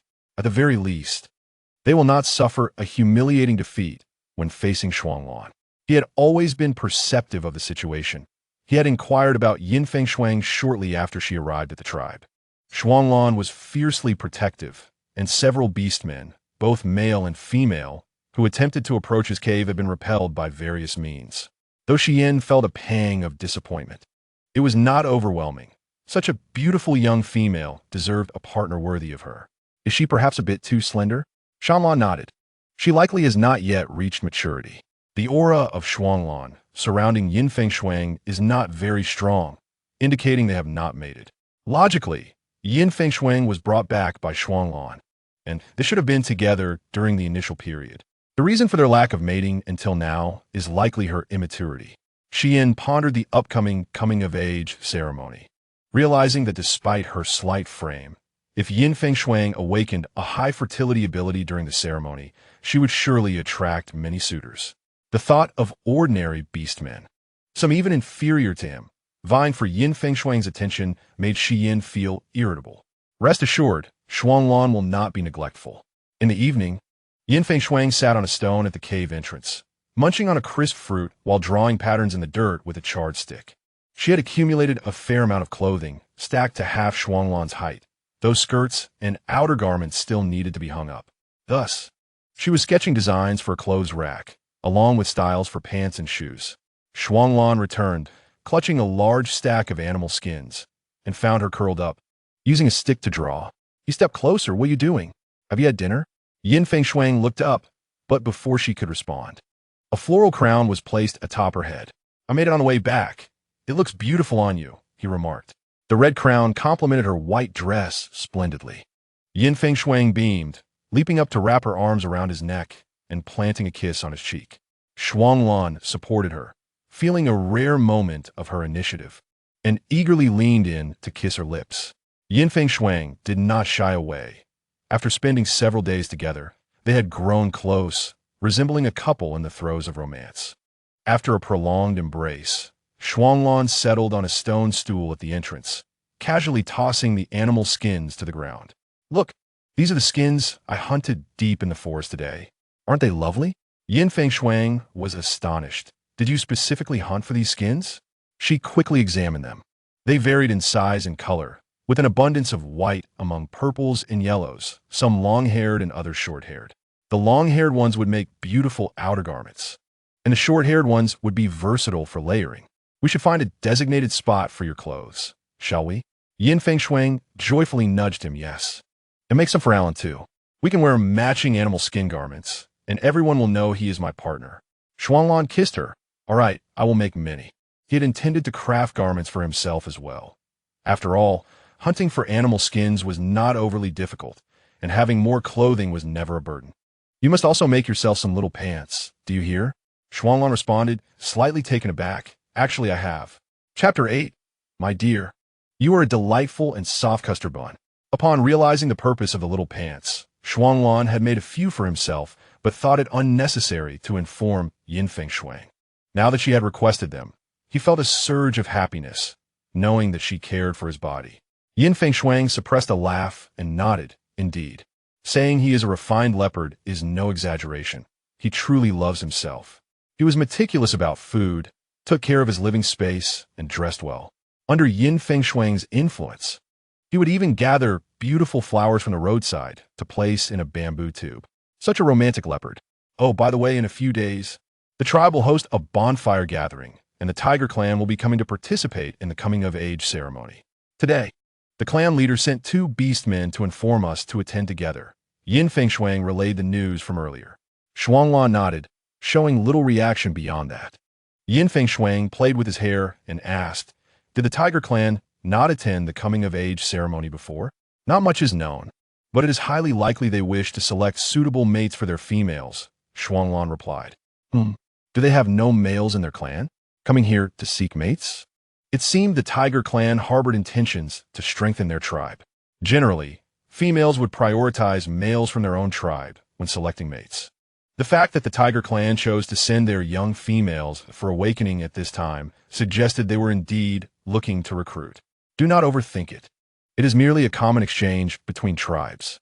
Some males from the Tiger Clan will remain here as well, Shuanglan reassured her, stroking her head. He intended to select a strong and reliable male for Yin Shuangshuang. Otherwise, when they departed the tribe, he would be the sole guardian of Yin Shuangshuang, which could prove to be problematic. I just remembered. Shuanglan looked puzzled. Yin Shuangshuang pointed to the patterns in the dirt. I drew something new today. This is a design for pants, and these are shoes. Wouldn't they keep us warmer when the weather turns cold? Yin Shuangshuang is very clever. Wearing this would indeed cover the legs and feet entirely, providing more warmth. We are accumulating quite a number of garments. It becomes cumbersome to sift through them all when they are piled together. It would be better to have something to hang them on. Look, if we tie branches in this manner, we could place the clothes on top. She illustrated a clothes rack made from bifurcated branches, accompanied by 3 sticks bundled together to create a simple version of a drying rack. Let us make it tomorrow and create several, keeping different clothes separate, Shuanglan mused. He contemplated a new design to accommodate shoes as well. Alan is wonderful. After an affectionate exchange, they shared a simple dinner, and Shuanglan took her out for a bath. Not long after, they retired for the night, having spent an exhausting day hunting. The next day, Shuanglan crafted the items, including a shoe rack that Yin Shuangshuang had not anticipated. The young lady initially thought that leaving the shoes on the ground would suffice, but to her surprise, this fellow had ingeniously crafted a rack using vines and wood. He had vertically affixed 2 rows of wood to the wall, punctured a few holes, and secured 3 horizontal pieces of wood on each level. How clever! After observing for a while, Yin Shuangshuang felt increasingly optimistic about their future. What shall we do when we leave? She inquired. Suang, while carving meat with a bone knife, replied without looking up, it's not tightly secured. We can simply pull it out and take it with us. After all, he possessed spatial abilities, so carrying extra luggage was not a concern. As long as he was aware, that sufficed. Recently, the tribe had been quite lively. Even the 2 who resided in relative seclusion could occasionally hear laughter and merriment. When the day of the bonfire gathering finally arrived, Shuanglan rose early to assist in welcoming the members of the Hu tribe, which, to put it simply, meant putting on a show. The tribe leader had specifically asked for his presence the night before. To this, he had no words to offer. Yin Shuangshuang awoke on her own. squinting slightly as she murmured, "So early." Shuanglan felt a twinge of sympathy and decided to break his promise, allowing her to sleep a little longer. After a brief moment of silence, Yin Shuangshuang slowly sat up, her tone still languid from sleep. "Well then, I might as well take this opportunity to go out and have a look." The two quickly tidied up, had breakfast, and ventured outside. The petite, white-haired girl nestled into the embrace of the tall, muscular male, adorned in a light yellow animal skin dress that reached her ankles, her feet clad in white strappy sandals. She sat comfortably on his sturdy arm, wrapping her arms around his neck, curiously gazing around. Shuanglan gently squeezed her small hand, casting a watchful glare at the male orcs who looked their way, although he wore a light yellow animal skin skirt, dulling some of his fierce demeanor. The sharpness in his gaze remained unyielding. "What show off?" someone murmured. Shuanglan raised an eyebrow, feeling inexplicably pleased, especially with the small yellow flower that Yin Shuangshuang had tucked into his hair this morning, which complemented the moment perfectly. Suddenly, without warning, Yin Shuangshuang turned and planted a kiss on his cheek. "What's the matter?" Shuanglan asked, bemused. "A lawn is fragrant and soft like a creamy bun today," she said, snuggling closer. "I wonder where you got that delightful floral scent from this early in the morning. So fragrant. Is this the joy of being a leopard's companion?" Shuanglan felt a slight flush on his ears and restrained himself, pinching her thigh gently as he asked, "What is a creamy bun?" "It's a very fragrant and sweet delicacy, just like you today, Alon." The delightful contrast was utterly disarming, seeing her still nestled against his neck. He suddenly felt less restrained. He swiftly carried her a few paces and ducked behind a large tree, gripping her chin and kissing her deeply. "Akremai bun? It's obviously you." Their lips intertwined in a passionate embrace, hidden behind the unseen trunk, the intensity known only to them. Yin Shuangshuang felt as though her lungs were running out of air before he finally withdrew. "Thank goodness I wore a long dress today, or else." "Or else what?" She heard him chuckle softly. Her cheeks flushed, and her words stumbled. What will you do?" Why was he so exhilarated at this moment? Shuanglan gently pecked her cheek, aware of his own desires, but knowing it was not the right time. He softly reassured her, "Don't worry about it. You'll come down on your own shortly." Chapter 9. By EC they arrived at the tribe's entrance without incident. Upon seeing the crowd, Yin Shuangshuang breathed a sigh of relief, finally calming down. A group of people had gathered, chattering as if in a meeting, and when they saw the newcomers, a flicker of surprise crossed their eyes. "A fresh face. Shuanglan, you finally decided to bring your little female out to meet us." "Shuanglan, you're finally here. We were just discussing the bonfire gathering." Someone broke the silence. The atmosphere grew lively as everyone chimed in. "You must be the little female brought back by Shuanglan." "Hello, I'm Chuyin," said a cheerful brown-haired youth, grinning as he greeted her. Yin Shuangshuang politely nodded. "Hello, I am Yin Shuangshuang. You can just call me by my name." Shuanglan set her down and wrapped his arm around her waist, for she disliked being referred to as a little female. "Oh, Yin Shuangshuang, your name suggests you are quite beautiful. Indeed, quite special." The group displayed friendliness, though there was undoubtedly a hint of flattery in their words. However, Yin Shuangshuang was unconcerned, as long as they did not intrude upon her. After exchanging a few pleasantries, they returned to the matter at hand. "Since you weren't here earlier, let me recap. The Hu tribe is bringing 6 females this time, along with over 40 accompanying males, led by their young tribe leader. They should arrive shortly." Although this was not the first time the Hu tribe participated in their coming-of-age ceremony, it was still a rare event. This time, there would likely be more young females than in previous years. To prevent wandering orcs from seizing females and resources, we must intensify our patrols. "Suanlan Bodin gets thou. Who from our tribe is coming?" Currently, there's no precise information, but it's likely that several well-known individuals will attend. Yin Shuangshuang looked at him in confusion. What does this mean? If I recall correctly, Yin Shuangshuang should also be participating in this year's coming-of-age ceremony. Someone remembered and raised the question. Shuanglan glanced over, causing the inquirer to take a step back, and after a moment, he replied with a non-committal. At this point, everyone understood his implication. Yin Shuangshuang had been in the tribe for several days, yet Shuanglan had not taken her out to explore. This suggested they did not intend to make the tribe their permanent residence, nor did they plan to find Yin Shuangshuang another mate within the tribe. Suang look at the males in our tribe. Before the tribe leader could finish his sentence, Shuanglan raised his hand to interrupt. I have someone in mind for Shuangshuang's second mate. Regarding her other mates, I have no specific demands. One must be strong enough to meet my standards, and another must be someone Shuangshuang finds acceptable. The tribe leader hesitated, glancing at Yin Shuangshuang's silent demeanor, ultimately refraining from further comments. Well, let them handle their lifelong affairs on their own. My interference might breed resentment. Yin Shuangshuang wasn't a loss for words. She simply gazed at Shuanglan's serious expression, not wanting to question him at that moment. Once the two moved aside, Yin Shuangshuang shook his arm and asked with furrowed brows, "What do you mean by a second mate?" Shuanglan embraced her. Shuangshuang cannot have just one mate. The beast world is too perilous, and I cannot protect you alone. Yin Shuangshuang nodded, though she wasn't asking that. No, I mean, who is this second mate? Whoever I decide is the one, Shuanglan teased, relieved by her lack of opposition. You mentioned you had someone in mind.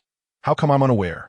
Shuanglan posed, then smiled knowingly. Indeed, there is someone I've taken interest in.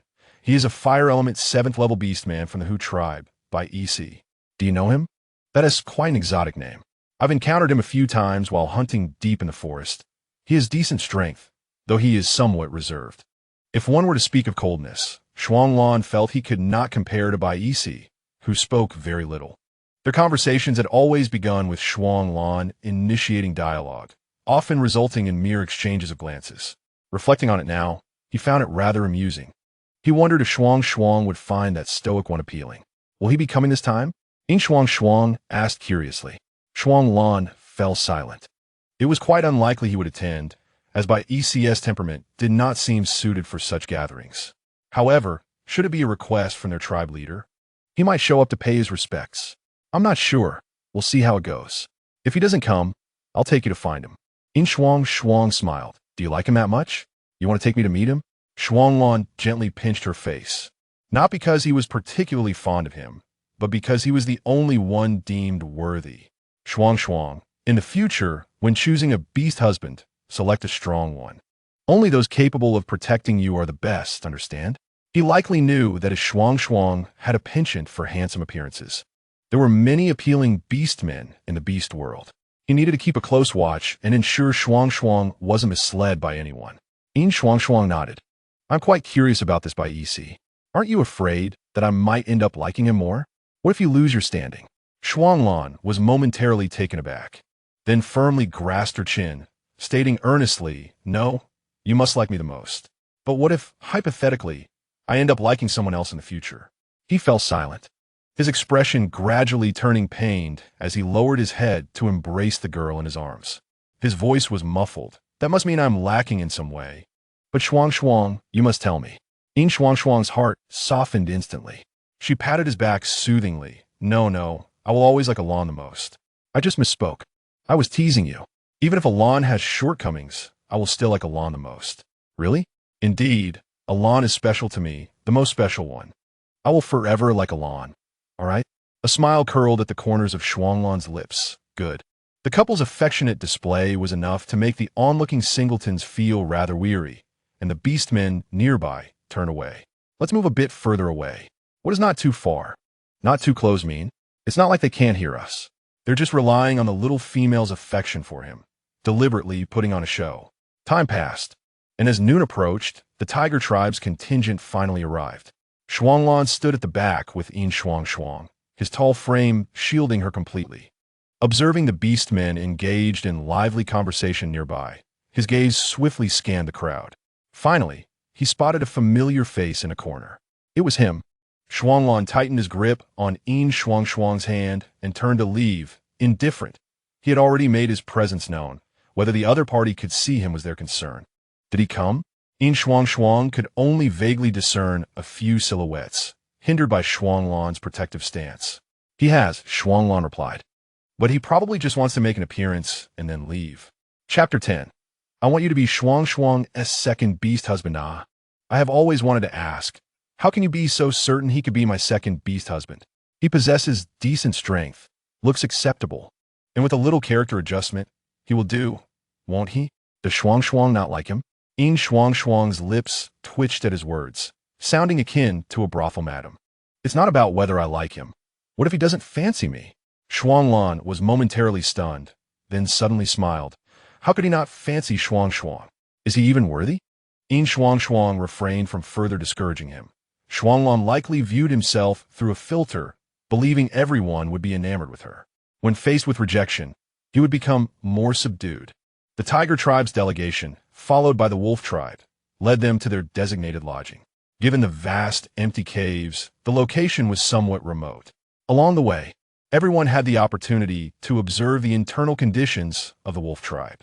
Wandering at the edges of the group, arms crossed, he gazed ahead with an air of indifference, seemingly unaffected by the surrounding commotion. Suddenly, Bai-Isi caught a glimpse of a faint yellow figure out of the corner of his eye. Instinctively, he turned to look. The back of the white-haired male beast man was somewhat familiar. As for the female he held in his arms, Bai-Isi's gaze shifted slightly upwards to see her radiant smile. He was unsure what they were discussing, but the little female appeared to be quite pleased, her lips moving animatedly. "What are you looking at, Bai-Isi?" The young clan leader Yin Zhan nudged his arm, inquiring. Bai-Isi withdrew his gaze and shook his head. Yin Zhan sighed. This bonfire gathering coincides with the coming-of-age ceremony. "Do you have any thoughts?" "What thoughts?" "Finding a partner, of course. If you don't fancy anyone in the tribe, there are plenty of females from the Wolf tribe here. Surely one of them must catch your eye?"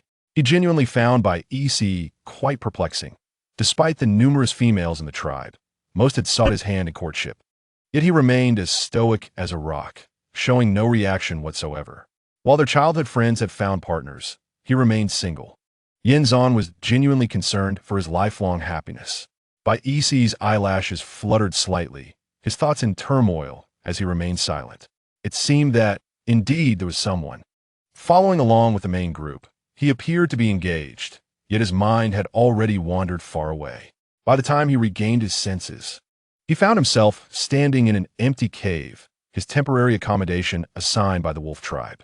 Bai-Isi surveyed the space, taking in a modest cave, which he accepted with quiet satisfaction. It was merely a temporary abode, after all. "Alan, is anyone there?" A faint voice drifted from outside the cave. Bai-Isi's ears perked up, unexpectedly connecting the voice with that soft little female. Could it be her? As he pondered, his body involuntarily turned, and he stepped outside. Yin Shuangshuang, still curious about the tidied cave, was greeted by the sight of a tall male with black hair emerging from inside. The question that had been on the tip of her tongue was swallowed back. It was evident that someone resided here. Shuanglan tightened his grip around the girl, his gaze fixed on the male Bai-Isi. The male nodded, finally directing his gaze towards him. The last time they had met, he was still a single beast man. Had he swiftly found a partner? Yin Shuangshuang was slightly astonished. It was actually him? She quickly scrutinized him, noting his half-long, slightly curly black hair framing a pair of deep green eyes. His features were strikingly chiseled, with long brows and gem-like, mysterious green eyes, a prominent nose, and straight lips, an archetype of a classic French melancholic young man. With broad shoulders and a narrow waist, his muscular build contradicted the delicate beauty his appearance suggested, creating a remarkable visual impact. Yin Shuangshuang thought that, had it been in the past, she would have eagerly hired him as her human model at a high price. Bai-Isi's muscles tensed gradually. Did she just look at me? Shuanglan pinched the girl's waist, revealing a knowing smile. "Allow me to introduce. This is my partner, Yin Shuangshuang. Shuangshuang, this is a beast man I met previously Bai-Isi." Yin Shuangshuang's lips twitched at the formal introduction, but she quickly smiled and greeted, "Hello, Bai-Isi." Bai-Isi's eyes flickered, his voice low and slightly husky. "Hello." Yin Shuangshuang was taken aback. His voice was remarkably pleasant, deep and magnetic, exuding maturity and allure. However, was he a bit socially anxious? He seemed reluctant to make eye contact while speaking. As more beastmen gradually gathered around, Shuanglan turned to leave, stating casually, "Let's head to our cave to talk." Bai-Isi, being considerate, followed suit. Upon reaching the cave, Shuanglan first placed Yin Shuangshuang on the bed, instructing her to stay put for a moment before stepping outside. "Come over. I need to discuss something." He unceremoniously beckoned, not even bothering to invite him in. Yet Bai Isi did not take offense, glancing at the figures within the cave before walking with him into a secluded corner. Shuanglan scrutinized him up and down, assessing his physique. Looking good. Made some progress? A bit, Bai Isi replied nonchalantly. I've just been spending more time in the forest lately. Still haven't found a partner? His tone sounded somewhat mocking. Yet Bai Isi did not interpret it that way. He simply nodded earnestly. No, I haven't. It's not that I haven't found one. It's just that I haven't sought one. That's two different matters. Shuanglan chuckled, remarking on his unchanged, unlikable nature. Yet, if it were her, the outcome might differ. Bai Isi's expression flickered, but he refrained from pursuing the conversation, instead asking, "What do you need from me?" He mused. Surely she wasn't so trivial as to flaunt her beautiful and adorable partner before him. Indeed, Shuanglan had more pressing matters at hand and stated directly, I wish for you to become Shuangshuang's second beast husband. Bai Isi's gaze shot up in surprise. Could he truly be so generous? Don't look at me. Whether you're worthy depends on you. Although it was not an immediate decision, observing Yin Shuangshuang's reaction upon meeting this fellow suggested that this second beast husband was inevitable. She knew. Bai Isi couldn't help but think. The little female's initial response of astonishment indicated that Shuanglan had mentioned him to her. She has indeed mentioned you. And she finds your visage quite appealing, Shuanglan added, patting his shoulder before stepping into the cave. It was time to prepare a feast for her. Bai Isi stood at the cave entrance, processing the information he had just received. Was Shuanglan suggesting he pursue his partner? Chapter 11. Frolicking by the water's edge outside the cave, tranquility reigned as Shuanglan cradled his beloved partner, pondering their earlier conversation. He truly found it hard to part with her. Yin Shuangshuang felt his arms tightening around her, but it was not painful. She understood his feelings and, with a pang of sympathy, poked his chest, questioning if he were so reluctant.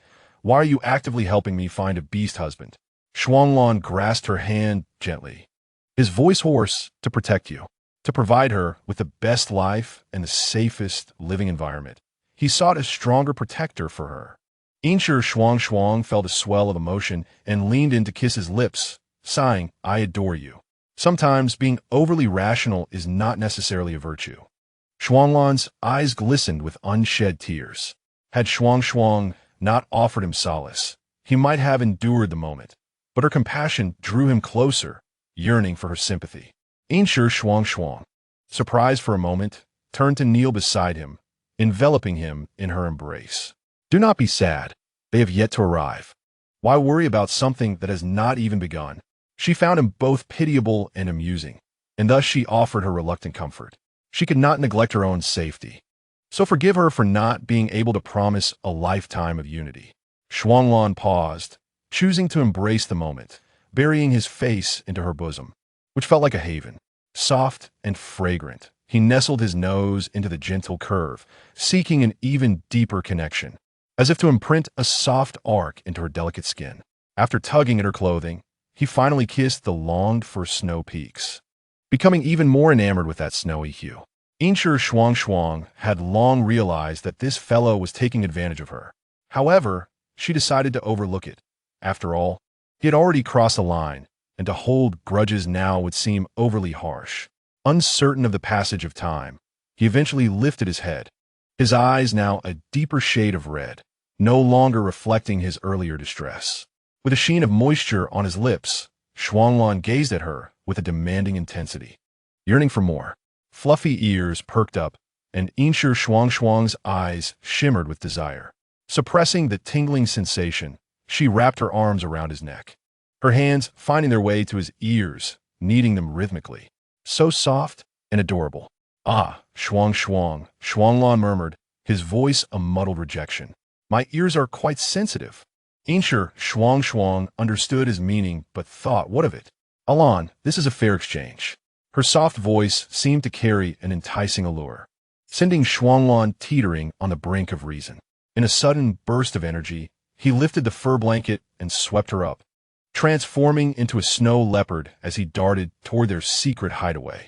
Yin Shuangshuang barely had time to comprehend the abruptness of their departure before they emerged amidst a cluster of flowers. She must have fallen to the ground. From her vantage point, the azure sky was clearly visible, Before she could admire the view, a handsome face loomed closer, and in the next moment, her lips were captured in a fervent kiss. Is he seeking revenge? Such intensity. Shuanglan, not particularly gentle, vented his pent-up desires, the closeness of their bodies providing immense comfort.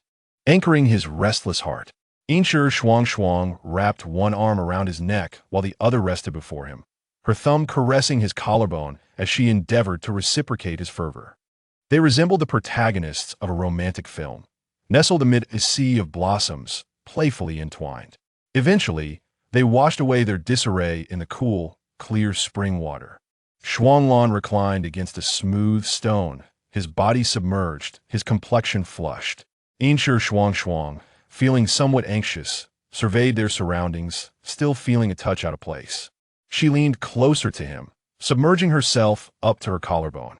Yet, it proved ineffective. Upon lowering her head, she clearly saw the marks adorning her skin. Shuanglan must have been the most enthusiastic eater as a child. He truly possessed vigor.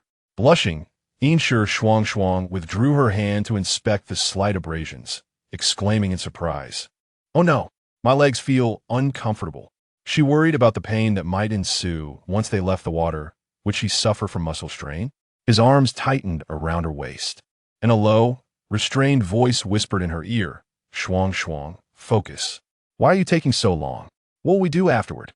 Shuanglan chuckled softly, a hint of restraint in his voice as he teased, "Is that a problem?" "But I'm uncomfortable," she protested, as if resisting her own earlier words, pressing against him with fervor akin to an addiction.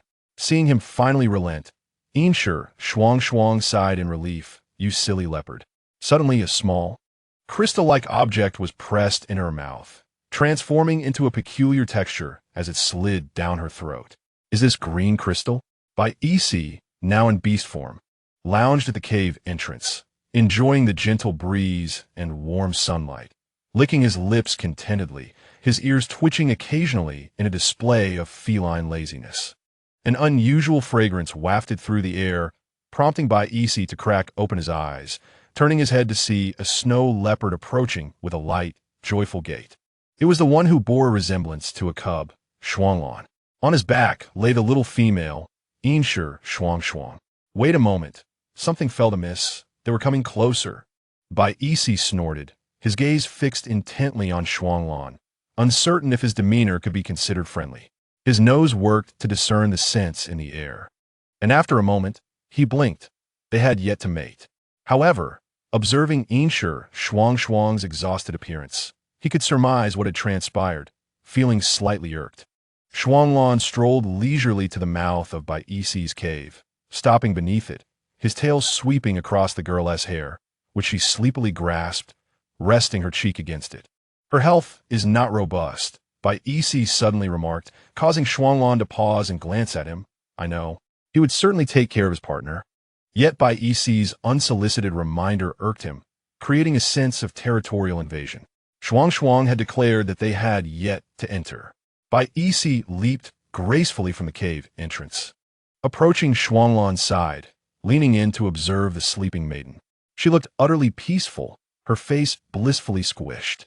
His gaze drifted downward, spotting the mottled marks on her fair skin, reminiscent of red plums blooming against a snowy backdrop. Shuanglan turned, instructing, "Tonight, after the bonfire duel concludes, you should come by. Remember to bring your gift." Bai Isi blinked in surprise. So soon? Though he had been summoned, he felt a surge of joy and readily agreed. "I'll go retrieve it now." Chapter 12. The Siren's Veil. Bai Isi had thought that he would only be qualified to become Yin Shuangshuang's guardian after the coming-of-age ceremony. Thus, after returning from the cave of Shuanglan, he pondered on how to pursue her. To his surprise, Shuanglan prompted him to take action sooner than he anticipated, which filled him with both astonishment and joy. However, he realized that most of the precious crystals he had obtained from his hunts were kept in the tiger tribe, and he needed to retrieve them promptly. When Shuanglan noticed that he had vanished in an instant, her lips twitched as she had believed him to be aloof. Dismissing other thoughts, he leisurely returned to his cave with Yin Shuangshuang on his back, carefully placing her on the bed. He leaned in and gently kissed her lips before reluctantly heading off to prepare a meal. Yin Shuangshuang's slumber was not long, as it was not a live-fire drill, and she could endure it. After enjoying a hearty meal prepared by Shuanglan, the sun was just beginning to ascend to its zenith. She picked a small, creamy yellow fruit and popped it in her mouth. The moment her teeth broke through its skin, juice exploded in her mouth. According to Shuanglan, this fruit was called Huangwu Gua, named after the Huangwu bird that relished it. The name was casual, yet somehow evocative. The fruit had a crisp texture, low sweetness, but was rich in juice and fragrance, leaving her mouth delightfully scented. Recently, she had developed a fondness for it. She lay atop the soft belly of the snow leopard. The two of them nestled in the shadows of the cave, close to the sunlight. The scorching rays outside made her apprehensive, and she was reluctant to confront them directly. Time seemed to drag on, and as she gazed at the flocks of birds soaring in the sky, she was struck by inspiration. Shuanglan's ears twitched, and he stretched out a paw to cross the boundary between sunlight and shadow, lazily asking, "Are you bored again?" Yin Shuangshuang shook her head, extending her foot to rest against the broad paw of the snow leopard, declaring, "I want to bask in the sun too." In an inexplicable manner, they began a playful contest, showcasing their feet. Shuanglan's fluffy paws were incredibly dexterous, constantly capturing Yin Shuangshuang's attention and preventing her from stretching her toes quickly. Ultimately, Shuanglan shamelessly claimed victory in the game. "Shrink down. You still 1T succeed at that size." Yin Shuangshuang replied. Shuanglan chose to remain silent, obediently shrinking to a height only as tall as her waist. He squatted down close enough that she had to look up at him. Yin Shuangshuang cupped the round head of the snow leopard, playfully kneading and pinching it, occasionally prying open his mouth to inspect his fangs, resembling a curious youngling. Shuanglan's eyes shifted, and he slightly parted his mouth, tilting his head in her direction. As expected, Yin Shuangshuang reached out her finger to poke him. Just as her finger was about to touch the snow leopard's nose, Shuanglan abruptly raised his head and playfully nipped at her. But her finger was quick enough to evade him, resulting in a sudden thud to his head. With a firm tone, she warned him, "No biting." Shuanglan stood still, his paws shuffling in place. Then, coming to attention, he lowered his head slightly, fearing she might be angry. In truth, Yin Shuangshuang had merely viewed his antics as those of a mischievous pup. Thus, upon realizing this, she felt a tinge of embarrassment but could not help but chuckle at his sheepish demeanor, which suggested he was prepared for reprimand. He displayed a commendable sense of awareness. "Shuanglan, take me out to gather in the afternoon. Since we have nothing to do, we might as well explore." The robust snow leopard lifted his head and, in the blink of an eye, transformed into a tall man, scooping her up into his embrace. "Let's take a nap first," he said, "but I just woke up." "Then close your eyes and lie down for a while. Be obedient, Shuangshuang. Otherwise, you might doze off before the bonfire even starts," he advised gently. Yin Shuangshuang had no choice but to comply, sighing, this must be what they call a devoted boyfriend," lying in the warm embrace of the fluffy snow leopard.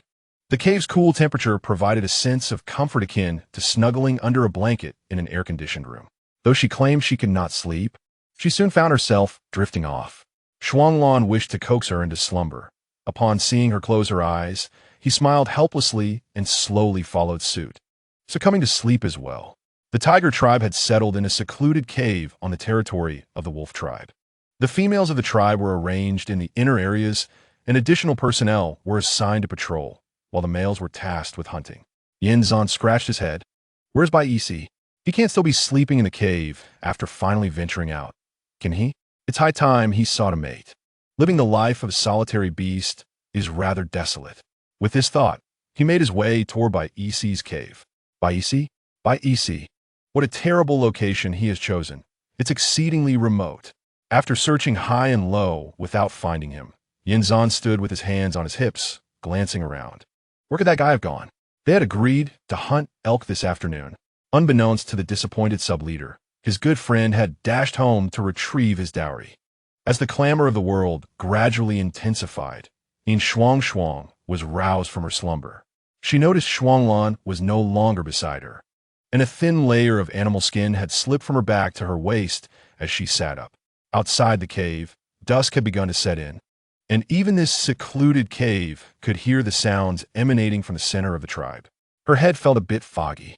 Where was Shuanglan? Alon? Alon? No one responded. Yin Shuangshuang sat there for a moment, contemplating getting out of bed to search for him when a commotion outside caught her attention. A large snow leopard entered, carrying a bundle of animal skins in its mouth. The contents were tightly wrapped, and she was curious to see what was inside. Transforming back into human form, he opened the package and beckoned her over. Yin Shuangshuang ran her fingers through her hair, fetching 2 handfuls of water from a large bamboo tube to wash her face and rinse her mouth, feeling much more awake.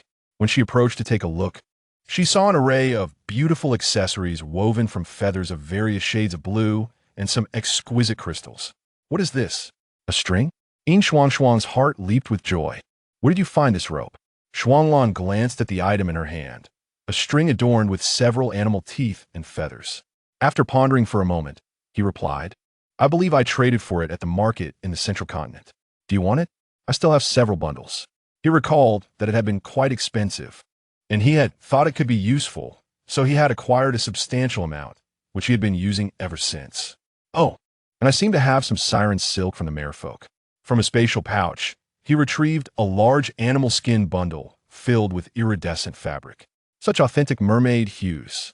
Yin Shuangshuang thought to herself, wondering how many treasures this leopard possessed. Shuanglan rummaged through the contents, finding other colors beneath. These materials were too thin for clothing, resembling a second skin. Once I find snake shed, I can make you something. Snake shed? Isn't that thin as well? Chapter 13. The bonfire party isn't snake shed thin? Shuanglan paused as rummaging, contemplating before responding. Yes, but when combined with siren silk, it won to be thin, right? He had not tried it himself, but the idea had crossed his mind, and he believed it was worth testing. If it didn't work out, he could always buy more. Yin Shuangshuang laughed at his antics. Then you can make me a new dress. Sure, I'll create a beautiful skirt for Shuangshuang. Most of the accessories he crafted that afternoon were blue, and she wondered from which bird he had pilfered them. Coincidentally, she had a small blue dress inspired by the neck of a blue peacock. Unsure of where he had obtained the animal skin, which was not too large, she requested Shuanglan to make a slightly shorter fitted skirt. As for the excess animal skin, Shuanglan devoted extra attention to crafting shoes. Though the style was rather flamboyant, Yin Shuangshuang typically would not wear such things, but today seemed just right. Is he doing this on purpose? Just to make her wear that dress? She pinched Shuanglan's cheek and inquired, Don't you usually like dressing up? Today, there will be many females at the bonfire gathering, and they will all adorn themselves. Yin Feng frowned. What do you mean? Do you think I can't compete with them? Shuanglan felt a pulse at her temples and hurriedly clarified. No, it's just that they're beast husbands. Whenever such occasions arise, tend to adorn their partners with the most exquisite and precious items. I want to make you look stunning as well. With that explanation, Yin Feng understood. Is it a competition among the males? It likely relates to the courtship dynamics between the sexes. Ultimately, it still revolves around the females. Enhancing a female's allure could indeed increase the chances of attracting a high-ranking beast partner, which is a valid approach. But didn't you find me by Jeezy? Shuanglan was taken aback, unsure how the conversation had veered into this territory, and dazedly responded, what about it? Yin Feng sighed, it's nothing. I need to change clothes, so you should step outside for a moment. Shuanglan, filled with questions, turned and exited the cave, pondering her words. What is Bai Jeezy? What does it have to do with Bai Jeezy? Isn't that the beautiful clothing he made? Before long, Yin Feng had changed into her attire. Observing a pile of accessories, she meticulously selected the appropriate pieces to wear. I'm ready. Upon hearing her voice, Shuanglan turned his head, and in that instant his eyes lit up. Yin Feng was adorned in a cream-colored bandeau paired with that beloved blue dress, wearing the necklace he had crafted. Her white hair was styled into a bun interwoven with gemstones, secured by a 2-finger-wide blue beast hide belt with a butterfly knot at the base. She wore a bracelet crafted from turquoise gemstones, radiating a dazzling aura, a stark contrast to her usual style. Shuanglan picked up a feathered flower from the bed and tucked it in her hair, softly praising, You look truly beautiful. Yin Feng smiled, graciously accepting his compliment, and playfully said, Then will you make me more beautiful things in the future? I want to wear them for you every day. With nothing more to discuss, Shuanglan readily agreed. The gathering is about to begin. Let's head over. They aimed to arrive before dusk, as this was when male beastmen could gather to hunt and duel. Once night fell, everyone would merely gather around the bonfire to eat, drink, converse, and enjoy laughter. Shuanglan had a clever plan. Today, he wore a white beast-hide skirt, adorned with several gemstones on his blue belt. Just like Shuangshuang, Yin teased. Should we find a secluded spot? The area surrounding the bonfire was covered with large leaves, presumably meant for serving food. Yin noticed many unfamiliar females had already taken their seats. As Shuanglan had said, everyone was busy adorning their partners, indicating the significance of this bonfire gathering. Shuanglan set her down and led her to a spot near the bushes. No need, let us sit here. He then took out a large piece of long-haired beast hide from his space, layering it over the leaves, ensuring cleanliness by adding a few more fresh layers. As the comings and goings of people inevitably dropped debris onto the leaves, he had already informed the tribe leader that he and Shuangshuang's food would not be the tribe's responsibility. In truth, he did not enjoy the meat distributed by the tribe, nor did Shuangshuang. Each time they went hunting, he sought small, swift creatures with tender, elastic meat, while the meat meant for the tribe was simply a matter of casual hunting. Yin observed the food Shuanglan had brought out. It was neatly skewered on branches, marinated with salt, chili, and some sour fruits using the method she had previously taught him. Why do they roast their meat like that? Yin gaze unconsciously wandered to the small fires of others, where palm-sized pieces of roasted meat were skewered and grilling over the flames. It seemed they were enjoying it quite a bit. We shall eat better, Shuanglan replied nonchalantly. Yin redirected her gaze to their modest fire. Feeling relieved that her leopard was quite resourceful, there was no need for her to instruct him. He was already adept. Let me help you. She had set up a barbecue grill on her family's terrace before. Though she had only used it 2 or 3 times, she considered herself no novice. Shuanglan pulled her into his embrace, extending his arm to continue roasting the meat. For now, just enjoy watching. The space is limited. We can barbecue when we get home. All right, then I want some fruit. Shuanglan affectionately smiled, handing her a fruit from a bamboo tube filled with ice water, then suddenly asked, "Would you like to greet the other females?" Yin accepted it, peeking at the others. The female beastmen were either nestled in their husbands' arms or chatting with their friends. She preferred to avoid the crowd, feeling no desire for socializing. "No, I want to stay with you." The reluctance in her eyes seemed genuine. Shuanglan kissed the top of her head, inhaling the fragrant aroma that wafted into his nostrils. He took a deep breath, contentedly rubbing his cheek against her. His cat-like demeanor amused Yin, and in that moment, she suddenly understood the modern couples who were overly affectionate. Oh, they've started fighting. A tiger and a bear were engaged in a brawl, startling Yin. What is going on?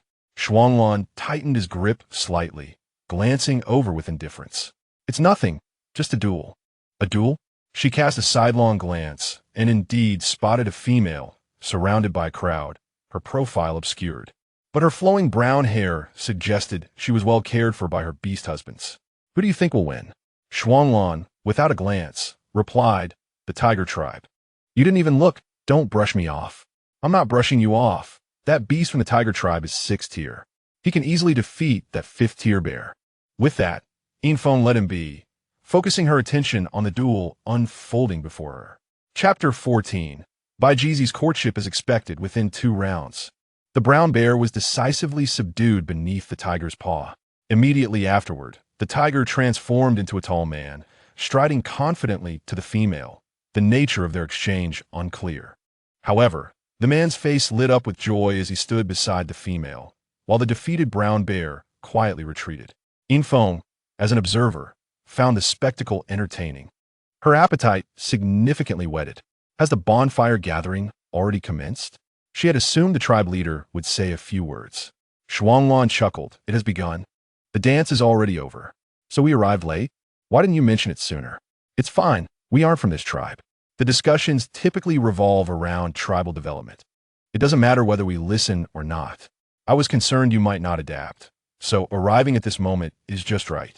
Shuanglan gently handed her the roasted meat while explaining softly. So, is it time for matchmaking? No, it should be the males competing. You are not mistaken.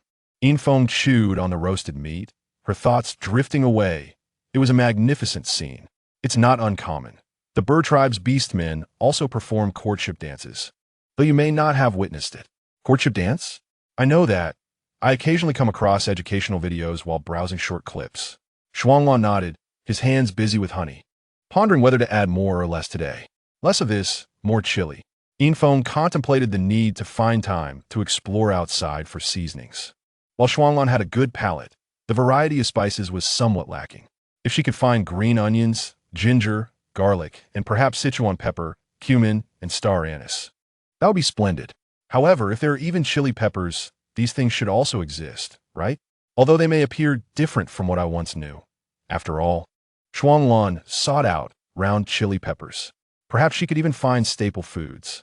Suddenly, a large hand squeezed her arm, and Shuanglan leaned in, pondering what she was thinking. Yin Shuangshuang's cheek brushed against his chin, contemplating how to find tastier food. Is it still not enough?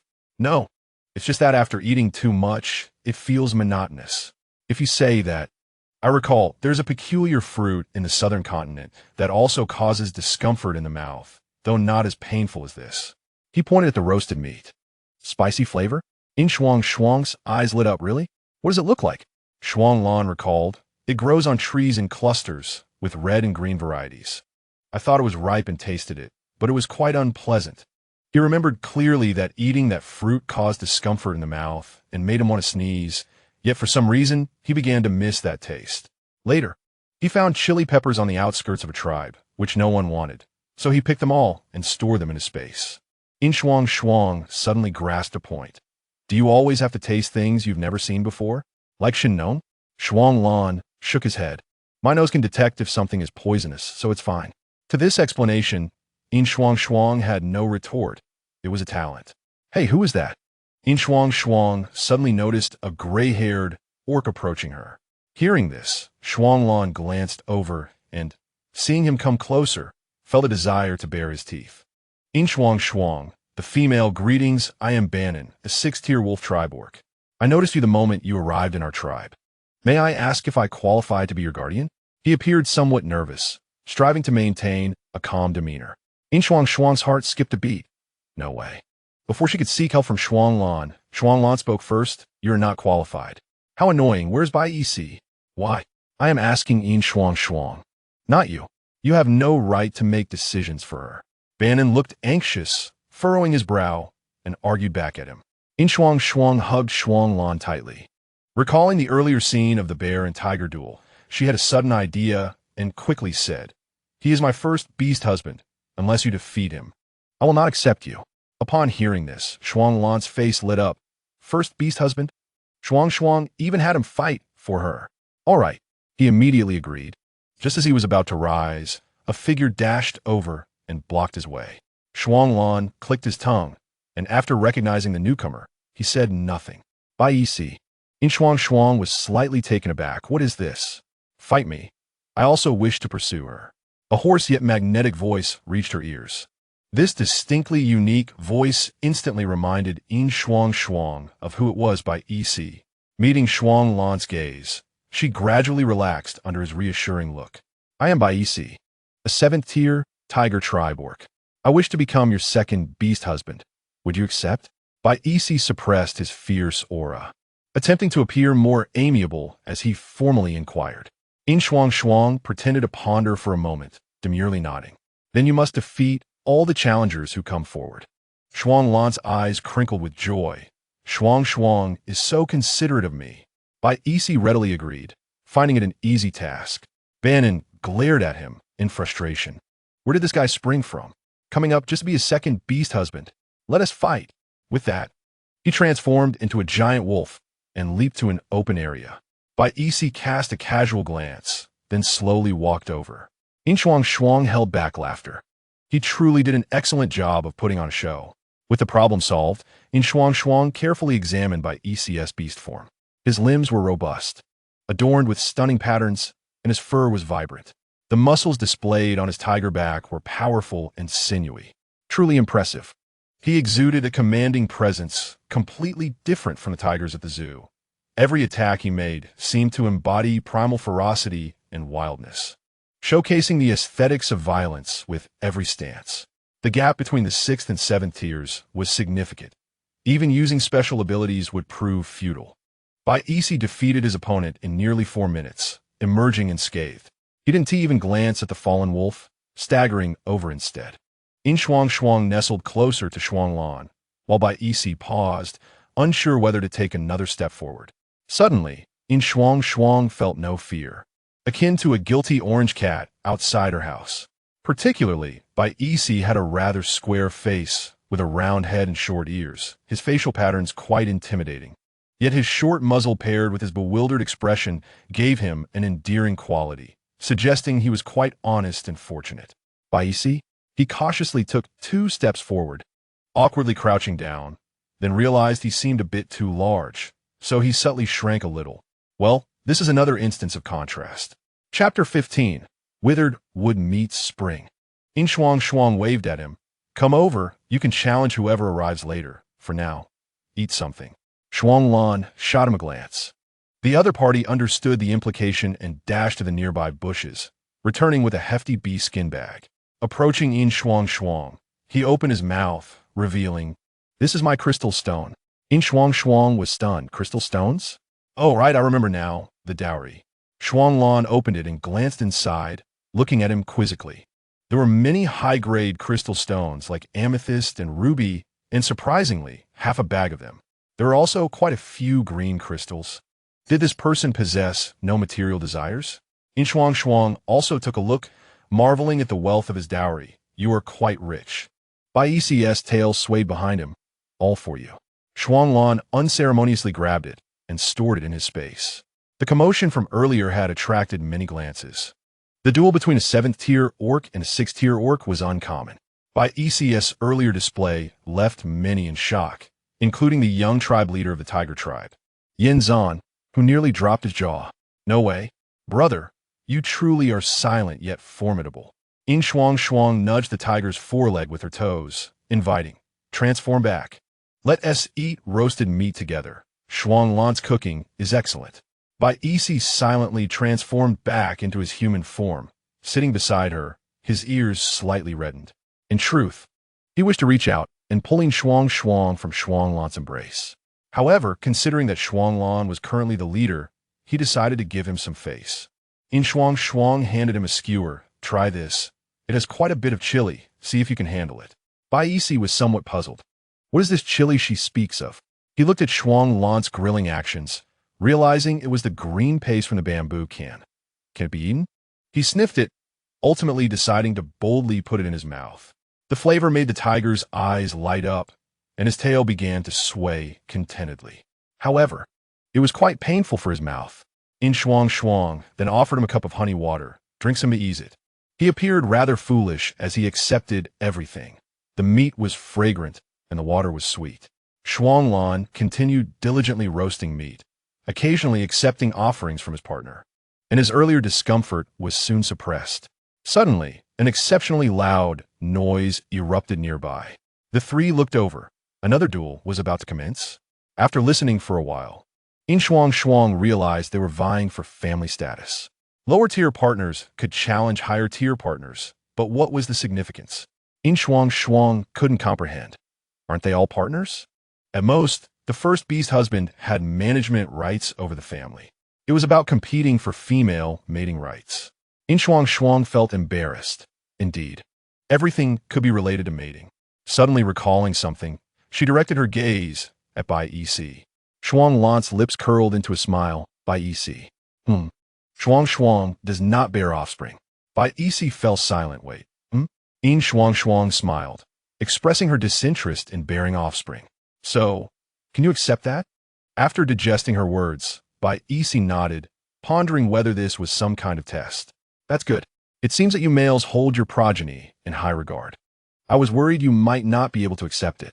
Yin Shuangshuang let out a sigh of relief, believing that this matter must have been prearranged by Shuanglan. Bai Isi took up a meat skewer to assist with grilling and remarked, I do not place much importance on it. Shuanglan frowned, kicking him aside. Don't burn it. He then handed Yin Shuangshuang to Bai Isi, suggesting, you two should take a walk outside. It's quite noisy here. Yin Shuangshuang was momentarily taken aback. Was she being handed over just like that? Bai Isi felt stiff, unsure of where to place his hands. It was the first time he had ever held a girl. The situation was oddly awkward as they were ushered away. Yin Shuangshuang proposed they walk on their own, realizing that this fellow was unlikely to initiate conversation. Can you tell me about yourself? Perhaps about your family or parents. Bai Isi blinked. I have no parents. Yin Shuangshuang, who had just been contemplating whether to meet her in-laws, felt a pang of sympathy for his background. However, she recognized that dwelling on the past was not beneficial, especially since she did not know if Bai Isi had grown weary of such pitying sentiments. In that case, would you like to travel with us across the continents? I enjoy exploring the outside world, and Shuanglan does too. Bai Isi nodded. I will always be by your side. His expressionless declaration prompted Yin Shuangshuang to inquire. How can you manage that? I'm not very likable. I sometimes struggle to communicate. You can tell me if I'm lacking, and I will improve. Bai Isi was unaccustomed to expressing such thoughts.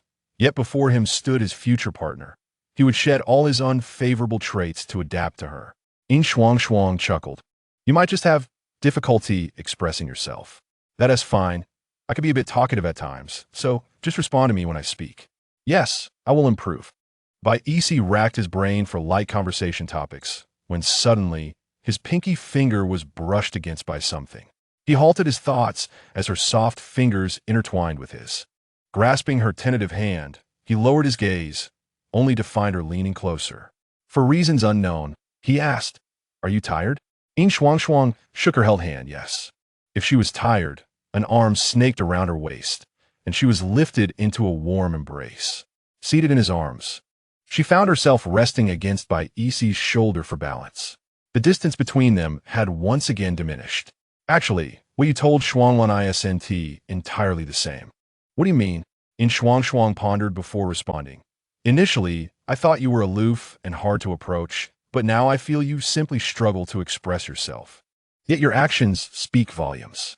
Bai Isi placed his hand on her waist, but her outfit revealed her midriff, leading to a soft sensation beneath his palm, causing him to momentarily forget how to walk. Suddenly, faint sounds reached their ears. Both fell silent, as if the intermittent moans emanated from deeper within the thicket. Shocked, Bai Isi thought, are they truly engaging in such activities beside the bonfire? The atmosphere grew awkward. Yin Shuangshuang felt compelled to speak, but as she opened her mouth, Bai Isi tightened his grip around her waist and quickly led her away. Chapter 16. Yin Zan. The world is isolating me. Let him ridicule me. Yin Shuangshuang believed this awkward interlude had passed, yet Bai Isi seemed intent on addressing it further. However, he did not seem to wish for them to return to Shuanglan. Yin Shuangshuang bit her lip. Bai Isi, where are we going? He glanced at her and replied, To the other side. Though the customs of the beast world were simple and unpretentious, Bai Isi did not relish the thought of casual mating in a crowd, lest someone impulsively part the bushes. He frowned, genuinely unable to relate to such thrill-seeking. Hence, he aimed to take Yin Shuangshuang to a quieter location, one devoid of nearby mating activity. Yin Shuangshuang misunderstood, but looking at Bai Isi's impassive expression, she doubted it was as she imagined. I dislike such behavior. It feels too casual. Her somewhat abrupt statement elicited a slight smile from Bai Isi. What does that mean? I also dislike it. Yin Shuangshuang exhaled, relieved. Bai Isi pondered where to position his tongue to introduce a topic that Yin Shuangshuang would be willing to discuss, resulting in a prolonged silence. Do you not have many friends in the tribe? Although somewhat presumptuous, Yin Shuangshuang instinctively felt that this man would not mind. Bai Isi nodded, admitting he only had some interaction with Yin Zan. That's good. You're making progress, Yin Shuangshuang thought, feeling a sense of satisfaction. This tiger was quite reserved, exceedingly so. What about you? Me? She was momentarily taken aback, but soon replied, I don't know any of the females here. I've only been in this tribe for a few days. Where was your home before? Yin Shuangshuang inwardly scoffed, momentarily feeling as though she were giving a police statement, but quickly responded, I don't remember. When I woke up, I was in the hunting forest, and Shuanglan brought me back. I don't recall much from before. Uncertain if it was her imagination, She noticed Bai Yixi's gaze softening with a hint of sympathy and sorrow. In truth, Bai Yixi did feel pity for her. I will protect you. Of course, as a partner, you must work hard to keep me safe. As Bai Yixi led her on a stroll, she began to grasp the environment around her. Eventually, Shuanglan approached, his expression grave, stirring a sense of guilt within Yin Shuangshuang. It's quite late. Bai Yixi's eyelashes fluttered slightly. We were just taking a walk. Is that so? Please do not forget the time. I will worry, Shuanglan remarked with a smile, gracefully taking Yin Shuangshuang's hand and drawing her into an embrace. She did not resist, reassured that Bai Yixi would protect her. After all, there was also Shuanglan. Bai Yixi merely acknowledged with a sound, revealing little emotional fluctuation. The trio returned to the bonfire gathering, where many beastmen had gathered, and they witnessed numerous duels along the way. Yin Shuangshuang's eyes sparkled. Shuanglan, is it the same in the central continent when courting? Pretty much. Some even go hunting. The more challenging the prey, the stronger their prowess, and those with greater strength view this behavior as a display of their courtship capital. That's wonderful. In the beast world, hunting ability is crucial. Bai Yixi followed behind the two, listening to their banter, feeling frustrated by his own silence. I can also hunt plenty of prey. His somewhat clumsy declaration was still audible amidst the noise. Yin Shuangshuang turned to see his conflicted yet determined expression. She smiled. I do not doubt it. Bai Yixi is quite formidable. Shuanglan raised an eyebrow, recalling who had said Bai Yixi might not develop feelings. Then shifted his gaze to the girl in his arms, lightly squeezing her thigh and whispering, indeed, very formidable. As the bonfire evening reached its crescendo, the three of them joined in the revelry, ultimately concluding with Yin Shuangshuang feeling mentally exhausted. She marveled at the beastmen's endless energy. They were truly exuberant. Return to your cave. On the road, their parting was abrupt as Shuanglan unceremoniously halted the forward steps of Bai Yixi, speaking softly. Bai Yixi remained silent, gazing at the girl nestled in his embrace. Yin Shuangshuang responded with a soft suggesting they should each return home for now, promising to visit Bai Yixi again the next day to play. She contemplated perhaps grooming Bao Bao and Hu, but first needed to find something to use as a comb, intending to inquire about it tomorrow.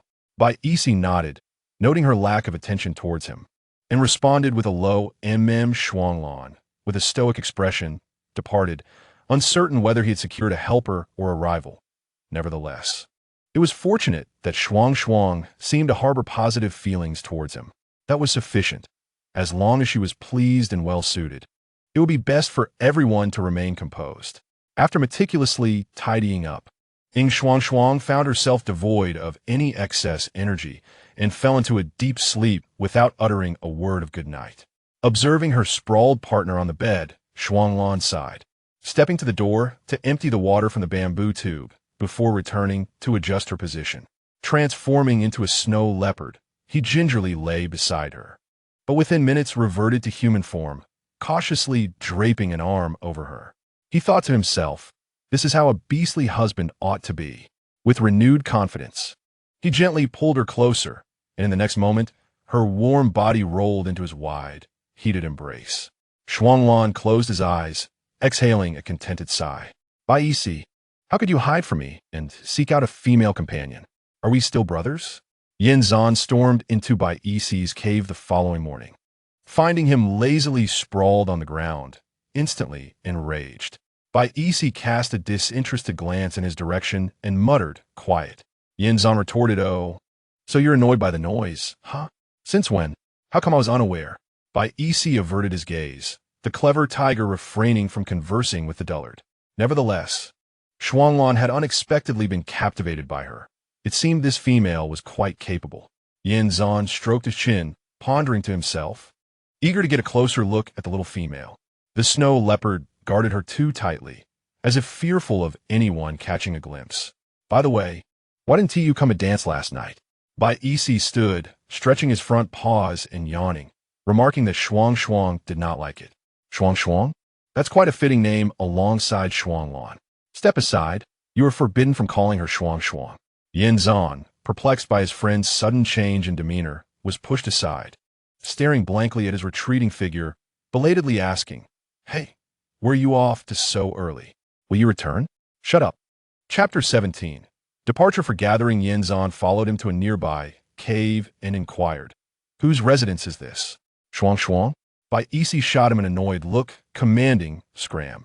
Yin Zhan was about to respond when, out of the corner of his eye, he spotted a figure emerging from the cave. Instinctively, his gaze met a pair of blue, beastly eyes.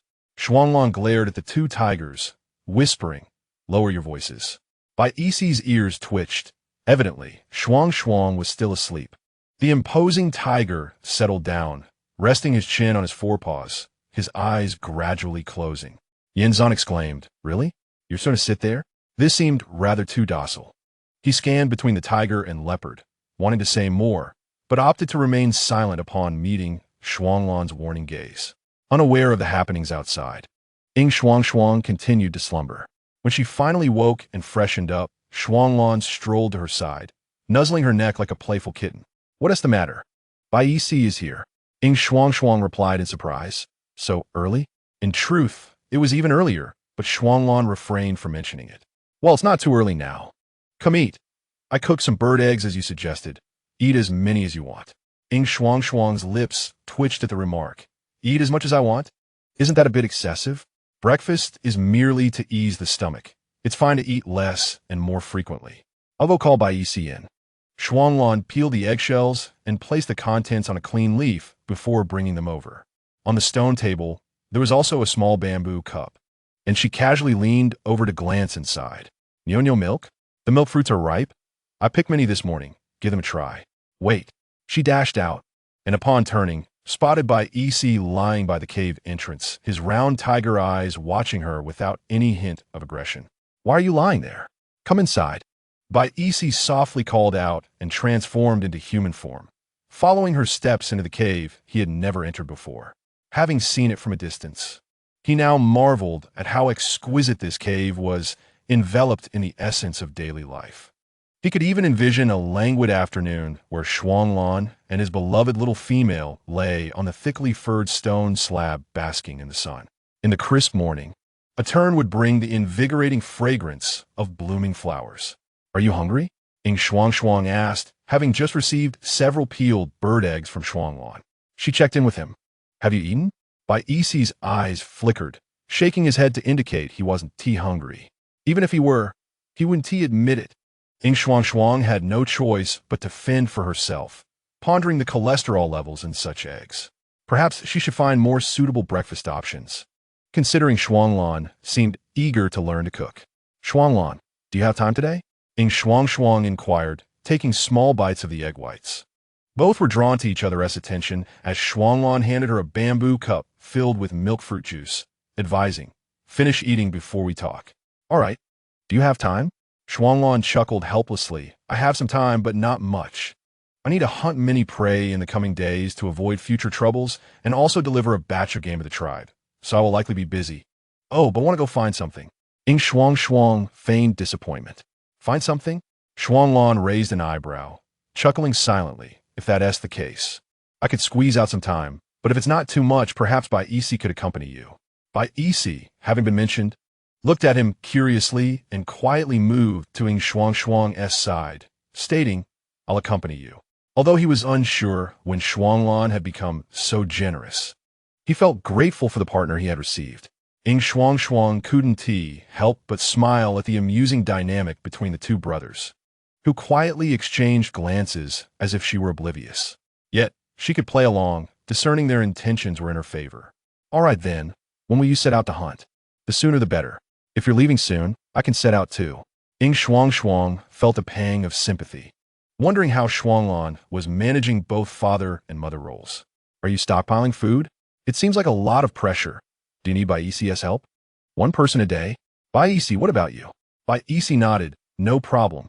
He had initially intended to discuss this privately with Shuanglong, as he now considered himself part of the family and felt it was his duty to contribute. With this arrangement, he had no objections, his mind already contemplating where to hunt for superior game. Shuanglong had no objections, stating, "All right, I'll go first today, and Bai Yi can go tomorrow." The rainy season is approaching, making hunting inconvenient, After the windy season comes the harsh winter. It's best to store more game now to avoid being overly busy later. As the topic of storage arose, Yin Shuangshuang suddenly recalled his space, feeling concerned. Is your space large enough? Can hold that much? I'm not entirely sure. But at my current level, storing food for several years is certainly feasible. So large. Baisi shifted, glancing down to see a delicate hand resting on his thigh. Yin Shuangshuang's eyes sparkled with excitement, realizing this could greatly aid her in perfecting her culinary repertoire. In a flurry of words, Baisi's attention remained fixated on the hand on his thigh, thankful he had chosen to wear a short fur skirt today. Baisi, let us depart. We shall gather more items to present to Shuanglan later. Yin Shuangshuang is a person of action, impulsively pursuing her whims without hesitation. Baisi nodded, momentarily dazed as she pulled him along. When he regained his senses, they were nearing the center of the tribe. Where are we going? He inquired. To collect. Yin Shuangshuang replied. Suddenly, Baisi realized that he was unfamiliar with the surroundings. Yin Shuangshuang, equally lost, suggested, shall we ask for directions? Scanning the area, Baisi noticed several orcs had begun to take notice of them. Just as he intended to approach one for guidance, 3 female orcs approached them directly, their intentions clear. Baisi fixed his gaze on the trio, his green eyes devoid of warmth, now cold and distant. The 3 female orcs hesitated, contemplating whether to greet them. At that moment, Yin Shuangshuang, who had been observing Baisi's fixation, decided to approach them after a brief consideration. Greetings, I am Yin Shuangshuang. I am Naya. I am Yinin. Hello, I am Ranfan. The 3 enchanting women each possessed distinct traits, their sun-kissed skin radiating health and vitality. Yin Shuangshuang admired them for a moment, then offered a friendly smile. My companion and I seem to have lost our way. Could you kindly direct us to the collection area? Ranfan, the female orc, glanced at Baisi behind Yin Shuangshuang with surprise. Ah, it truly is him, she thought, recognizing the renowned figure of the Tiger clan. Her admiration for Yin Shuangshuang deepened as she spoke. No problem at all. Just follow the road ahead and take the path at the fork. It's easy to find. Since we have not seen you around before, why don't we accompany you? Naya suggested. Yes, we have nothing else to do, added Yinin. Their enthusiasm was palpable, but Yin Shuangshuang politely declined. No, thank you. I would prefer to explore with him alone, she indicated toward Baisi nonchalantly. After all, her intent was not genuine collection. She planned to seek out items that orcs would not consume, which could lead to awkwardness if they were to misunderstand her actions. She maintained a casual demeanor, believing that according to the customs of the beast world, this indicated they were on a date. Unfortunately, Naya and her companions perceived it differently, interpreting the presence of a male and female alone together as an indication of mating, and thus, they should keep their distance. Oh, I understand. Yes, you two go ahead. But don't take too long. All right, goodbye. Yin Shuangshuang waved her farewells politely. Baisi gazed at her retreating figure with fervent eyes, pondering if he had misinterpreted her intentions. Shall we go? Why are you dawdling? Yin Shuangshuang waved in front of his eyes, questioning his daydreaming. Snapped back to reality. He met her clear and candid gaze and recalled the scene in the grove after the bonfire party, feeling a sense of regret. Ah, it seems I misunderstood. Well, let us proceed, he replied, transforming into a large tiger, laying down beside the young girl, aware that they had walked quite a distance and she might be weary. Yin Shuangshuang was unreserved, clambering onto the tiger's back with some effort. The coarse texture of his fur contrasted with her curiosity about the feel of his claws, which she imagined would be softer, like a cat's. Thus, the duo, one human and one tiger, boldly made their way toward the collection site, drawing considerable attention along the way. It became common knowledge that the new female in the tribe not only captured Shuanglan's heart, but also won over the tribe's foremost warrior. Baisi, in such a short span of time, many females admired her, exclaiming, "What a remarkable sister!" Though Shuanglan had not been in the tribe for long, his notorious temperament was well known. There were indeed other females who had expressed interest in him, but he had shown no response, leading them to realize their persistence would only invite trouble from their own mates. Gradually, they became less fixated, Strong and handsome orcs were not in short supply, and there was no need to cling to one when others were available. As for Bai EC, well, there was little to say. He was as dull as a log, lacking in charm, and some even deemed him mute. Were it not for his appearance and status, many orcs might have scorned him. Thus, the one who had effortlessly captured the attention of these two prominent figures, Yin Shuangshuang, became the subject of much speculation. What sort of female could she be? Meanwhile, Yin Shuangshuang remained unaware of the various activities occurring around her in the tribe. She was cognizant of Shuanglan's intentions and knew her stay here would be brief, likely never to return. Therefore, unnecessary social interactions and other obligations were best avoided, as she preferred not to engage in forced socialization. Bai EC surveyed their surroundings, noting the signs of orc activity among the nearby low shrubs. He inquired, "What were we searching for?" Yin Shuangshuang was uncertain. She merely wished to find some spices. However, it was a matter of luck. Let us venture deeper. I particularly enjoyed the chili Shuanglan found previously, and I wonder if there are similar items around here. Upon hearing this, Bai EC understood that she sought out unfamiliar items. He wondered if they were edible, uncertain and hesitant to question her. He followed her lead into the thicket, heading toward secluded areas. "Wait, lest we have a small basket to carry our finds." Yin Shuangshuang spotted thick vines entwined around a large tree and promptly halted the tiger. Bai EC acknowledged her suggestion and gently set her down before transforming back into human form to commence his task. He had learned to weave baskets as a child while observing the older orcs in the tribe, never expecting this skill would serve him again. Yin Shuangshuang settled beside him, propping herself on several large leaves, her skirts gathered as she hugged her knees, watching intently as he skillfully twisted and interlaced the vines. Curious, she reached out to feel the vines, exclaiming, "How rigid!" In no time, he had woven half of the basket's base. She gestured, "This size will suffice." Bai EC nodded, "How many do you require?" "Just one will do. Today is merely a trial run." In truth, she believed Shuanglan, with his poison identification ability, would be more suited for this task. However, observing Bai EC's earnestness as he crafted the basket, she refrained from expressing any preference for Shuanglan.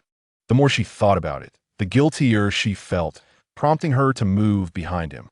She placed her hands on his shoulders, applying gentle pressure. "Bai EC, you are wonderful.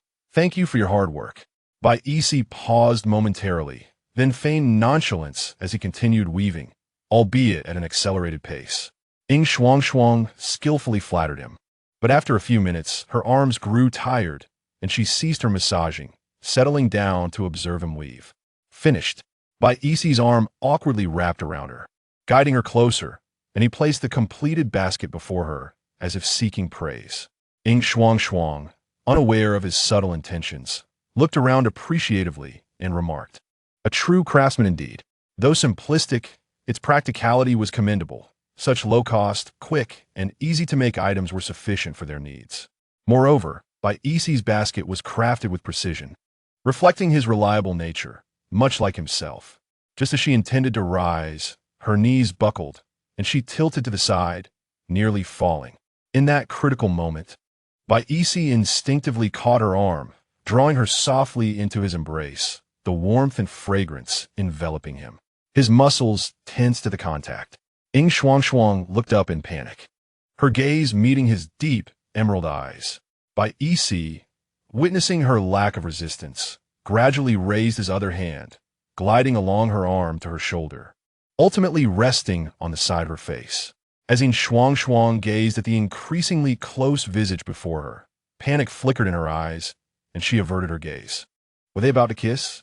Her heart raced wildly, and then she felt a warm sensation upon her lips, followed by an abrupt cessation of further action.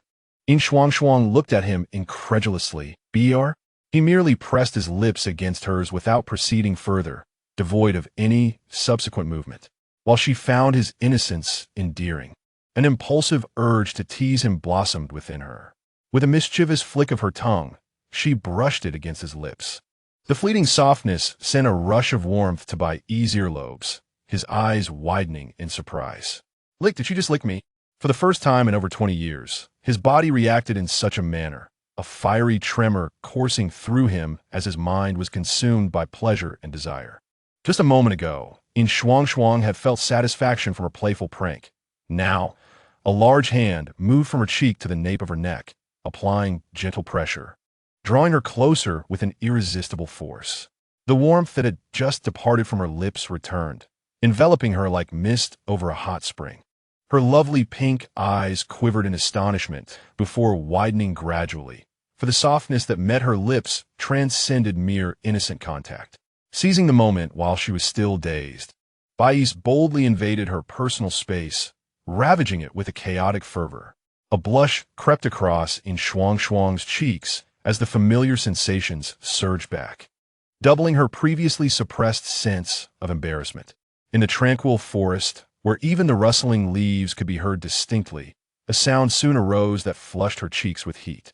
The beast-like heavy breathing startled Yin Shuangshuang, her eyes glistening with moisture as a vibrant hue spread from the corners of her eyes. The beauty of the moment ignited a fervent desire within a certain someone, the beast within him seemingly ready to break free from its confines. Yet it willingly caged itself upon witnessing a single crystalline tear glide down her fair cheek. Sunlight filtered through the leaves, casting a warm glow upon the two, until the light refracted through a break in the foliage, prompting them to finally react. Bais, his eyes reddened from restraint, struggled to steady his breath, tenderly brushing his fingers across her lips, which now bore a luscious crimson hue. It hurt. Yin Shuangshuang let out a soft, plaintive sound, feeling somewhat wronged by the intensity of the kiss. He closed his eyes in resignation, gathering her into his embrace. Apologies. He was unsure, but it felt so pleasant, so joyful. Perhaps he ought to seek lessons from Shuang Lan, though he doubted he could emulate such generosity. Yin Shuangshuang endeavored to remain still, aware that the only threat to her lay beneath her thigh. Surely, it would subside shortly. She pondered uncertainly how truly formidable it was. After some time, Bais gently loosened his hold around her waist, leaning down to nuzzle her hair, his voice husky as he suggested, "Shall we go?" "All right." She allowed him to lift her effortlessly, avoiding his gaze, her mind racing with trivial thoughts. "Ah, Yin Shuangshuang, how cowardly you are! As a modern-day surfing master, you cannot even tame an innocent tiger." Following this ambiguous interlude, the tension between them noticeably dissipated. Perhaps they had finally shattered that invisible barrier. In any case, Yin Shuangshuang could distinctly sense Bai's demeanor towards her had become more relaxed and at ease. She found it quite delightful, for she reciprocated others' attitudes in kind. Regarding this new relationship, Yin Shuangshuang had finally discovered a breakthrough, uncovering a sense of connection that would allow them to continue together. So, the power of a French kiss truly holds such weight? What is that yellow fruit? Yin Shuangshuang inquired, pointing towards a low shrub. In the context of the beast world, this patch of underbrush was indeed diminutive, barely reaching Bai's hip. "I don't know. It has no name. This sort of thing isn't very common. At least, I've never seen anyone eat it." "Never mind. Let's gather some for Shuang Lan to identify later." Yin Shuangshuang directed, her interest piqued, as the fruit resembled the yellow-skinned fruit she was familiar with. Bais took note of the location and casually plucked a couple of branches. "Ah, not so many." She laughed. "Why not just chop them down and carry them back? Why go through all this trouble?" Bais obediently complied, discarding one branch. With remarkable agility, Yin Shuangshuang instructed him to proceed, her eyes scanning the surroundings like a radar. Before long, they had filled half a basket, and just as she was about to suggest a break, she turned to see several familiar faces peeking from a nearby slope. "Let us go check that out. Are those mushrooms?" As they drew nearer, the entire scene unfolded before them. A hidden world lay beneath the scattered, fallen leaves, which appeared to have accumulated over time, suggesting that few beastmen had ventured here. "Put me down. Let's go mushroom hunting." Bais complied, gently lowering her, only for her to dart towards the mushrooms. She quickly identified the species, resembling matsutake, yet further confirmation was needed. Beneath a tree a meter away, yellow flowers bloomed. She gathered a cluster. Chicken fat mushrooms, perhaps? Bais placed the basket before her. "Put them all in here." He then set off to assist in gathering mushrooms. Wait, you need to help me with these first. Don't worry about the others. Bais glanced at the yellow flowers in her hand, nodded, and cautiously advised, don't wander too far. I know. I'll stay close by, she reassured him, which allowed him to relax as he diligently worked, striving to fill the basket.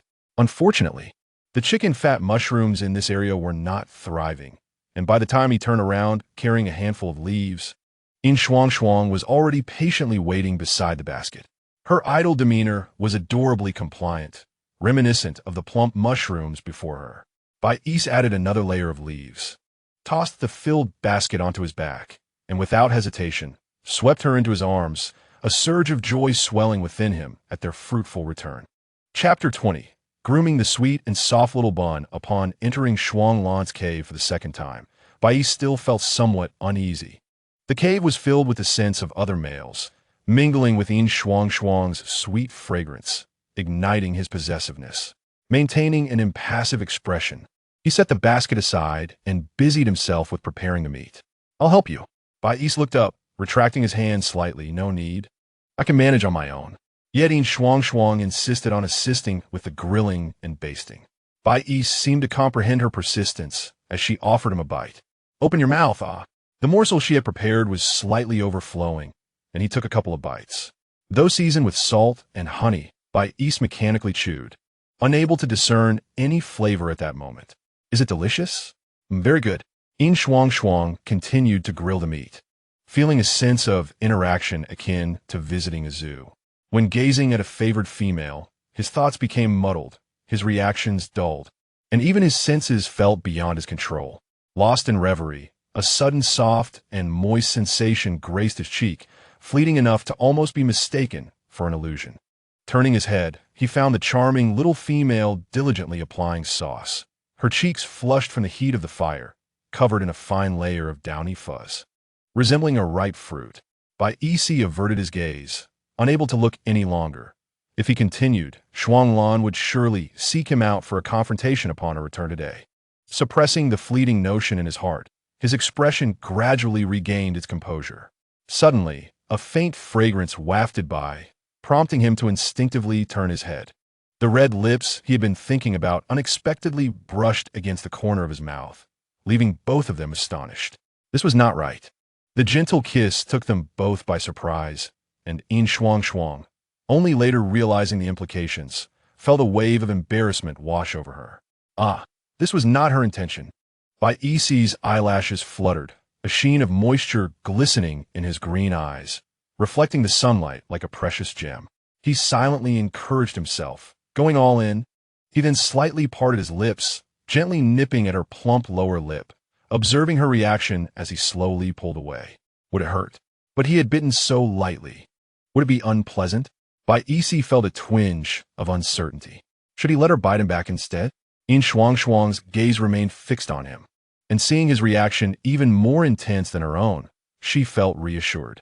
It was quite rare to be playfully teased by Bais, wasn't it? Can you transform into your beast form to accompany me for a nap later? Do you take a nap every afternoon? Yin Shuangshuang asked, placing the grilled meat skewers on the leaves he had provided. Sometimes I do, sometimes I don't. Don't you all take afternoon naps? Bais replied, revealing that he did not have such a habit, as he could nap anywhere at his convenience. He recalled the female members of the tribe, who seemed to be brimming with energy at this time of day. Shuangshuang's body was still too frail, requiring ample rest to replenish her strength. Realizing this, Bais felt a surge of affection, declaring, I will accompany you for naps in the future. Yin Shuangshuang's wide-eyed expression was comical as she offered him a skewer of grilled meat, her mouth agape as she savored the flavor of the food. No, that was not what she meant at all. She was merely curious. As beastmen ventured into the forest for hunting daily, did they not need a nap to restore their energy? Bais seemed to discover joy in feeding her, insisting on spooning her bites until he finally presented her with honey water. Oh, right. Do you still remember those things we turned back to collect on our way home? Hurry, bring them out. I need them now. Yin Shuangshuang suddenly grew excited. She had previously considered grooming them, but had delayed due to a lack of tools.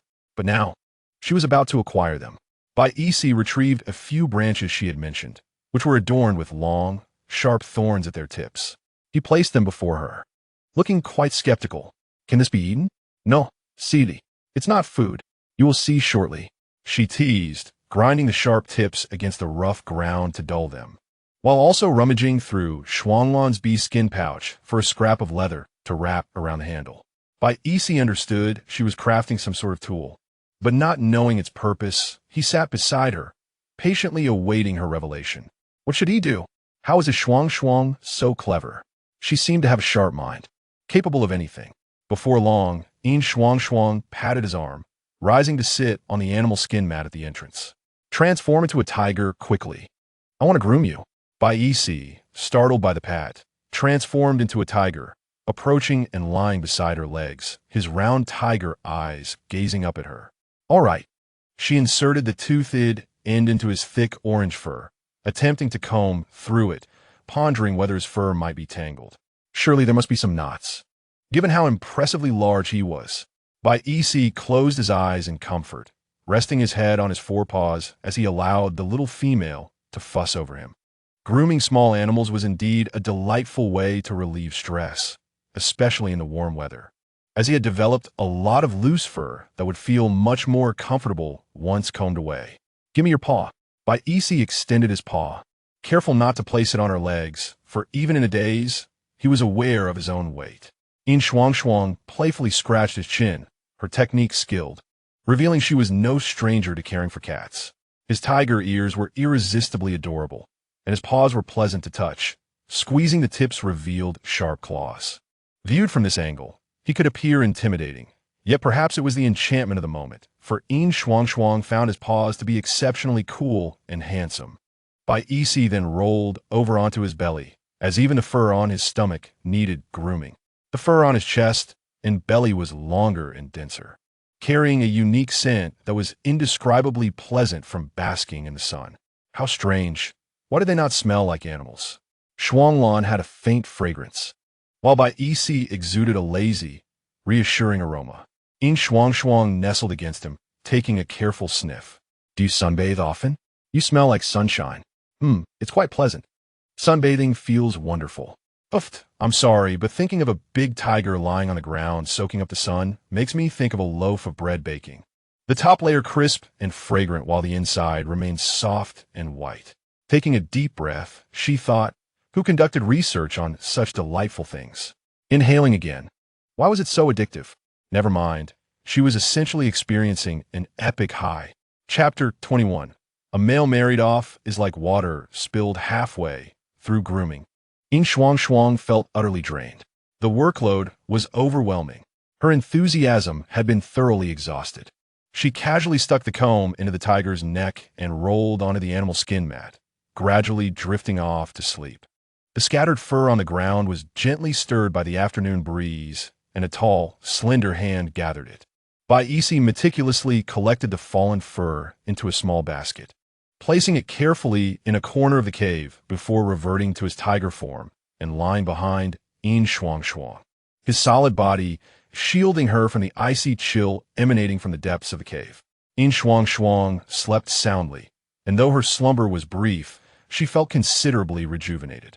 Reflecting on her previous naps that lasted 2 or 3 hours, she now understood that the longer one slept during the day, the more drowsy one would feel afterward.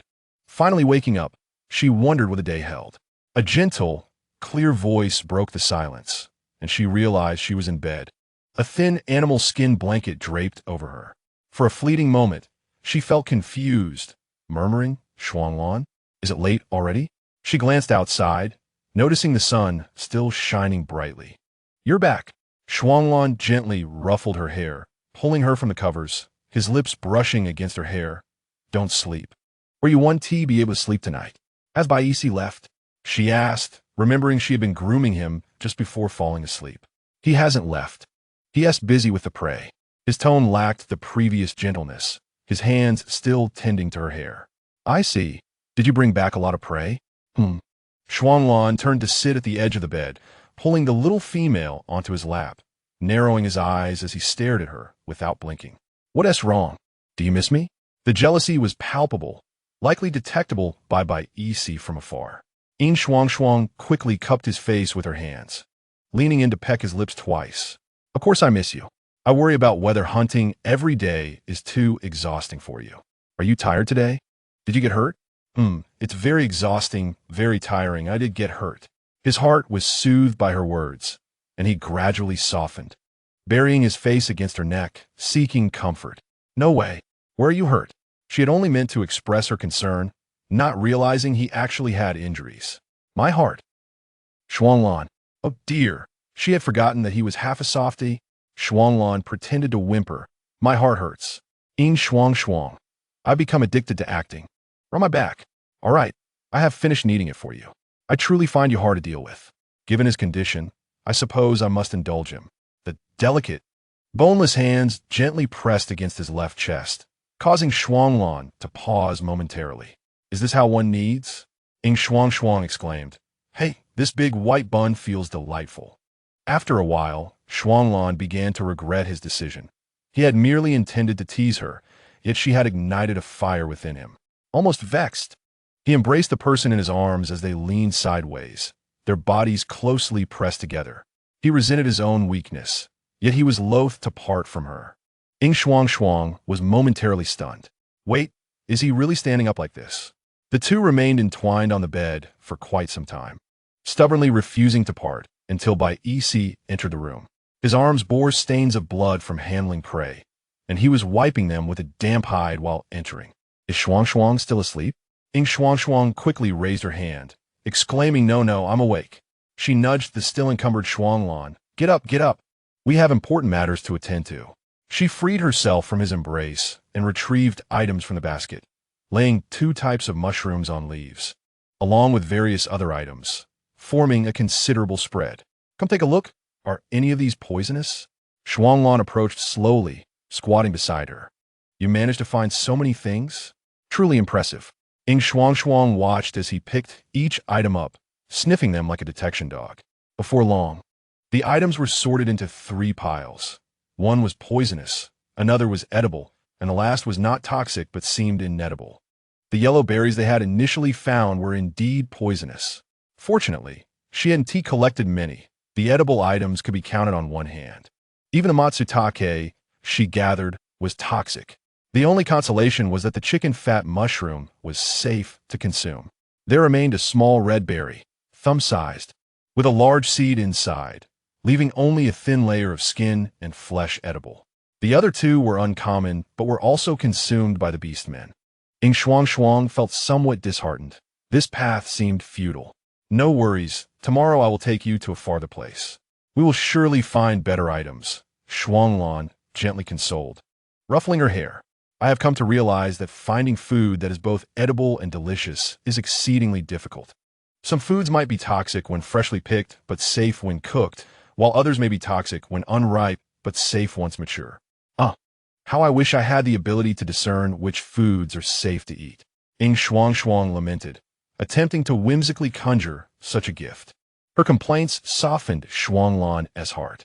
If you truly wish for something different to eat, we can explore other continents.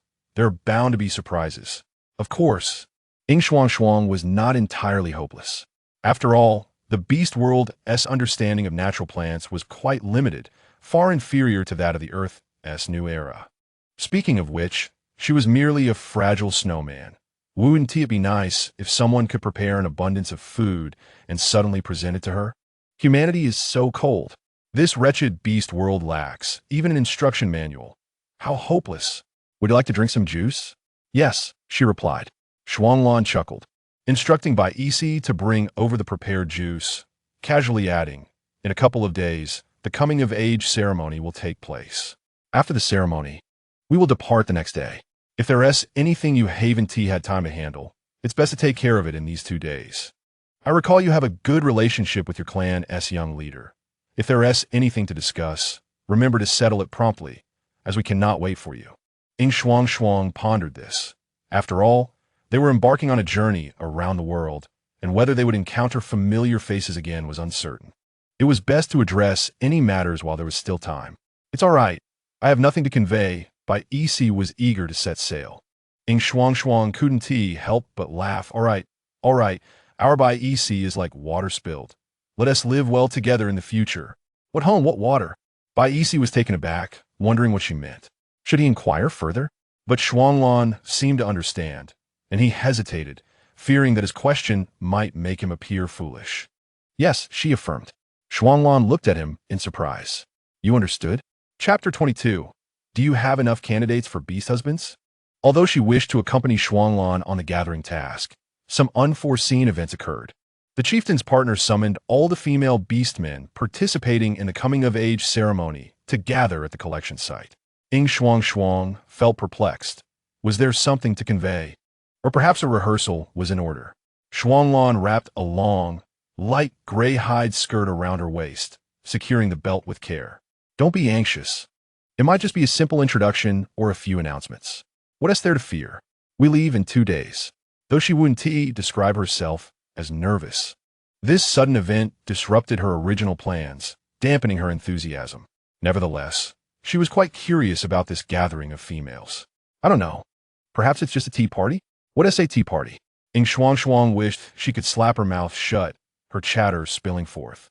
A tea party is when females gather to drink, eat, and chat. How is that for an apt description? Shuanglan chuckled, affectionately stroking her small face. You're quite clever. Little female. Now, let us go attend your tea party. He held her waist, lifting her into his arms as they exited the cool cave. Bai EC had already left early for hunting, choosing to explore the deep mountains to the west, where he had heard of a small wild beast with tender meat and beautiful fur, suitable for making Shuangshuang a lovely little dress. Along the way, he encountered several beasts. However, either the meat was unpalatable or they were not large enough to catch his interest. The 2 pieces of meat he had were insufficient for the exertion he had used to catch them. His emerald green eyes surveyed the surroundings, the vibrant orange fur standing out against the green grass. Suddenly, he spotted a beast feasting on the carcass of some animal from a distance, igniting his hunting instincts. With a lazy gait, he approached nonchalantly, his eyes glimmering with a frosty intensity as he locked on to his target, gradually slowing his pace. It was merely a 2-horned beast. He lacked the patience for a protracted hunt. Before long, he launched himself forward, muscles rippling as he dashed swiftly, the orange form of his body leaving behind mere afterimages. With lightning speed, he pounced upon the 2-horned beast, raising his sharp claws to strike at its neck before it could flee.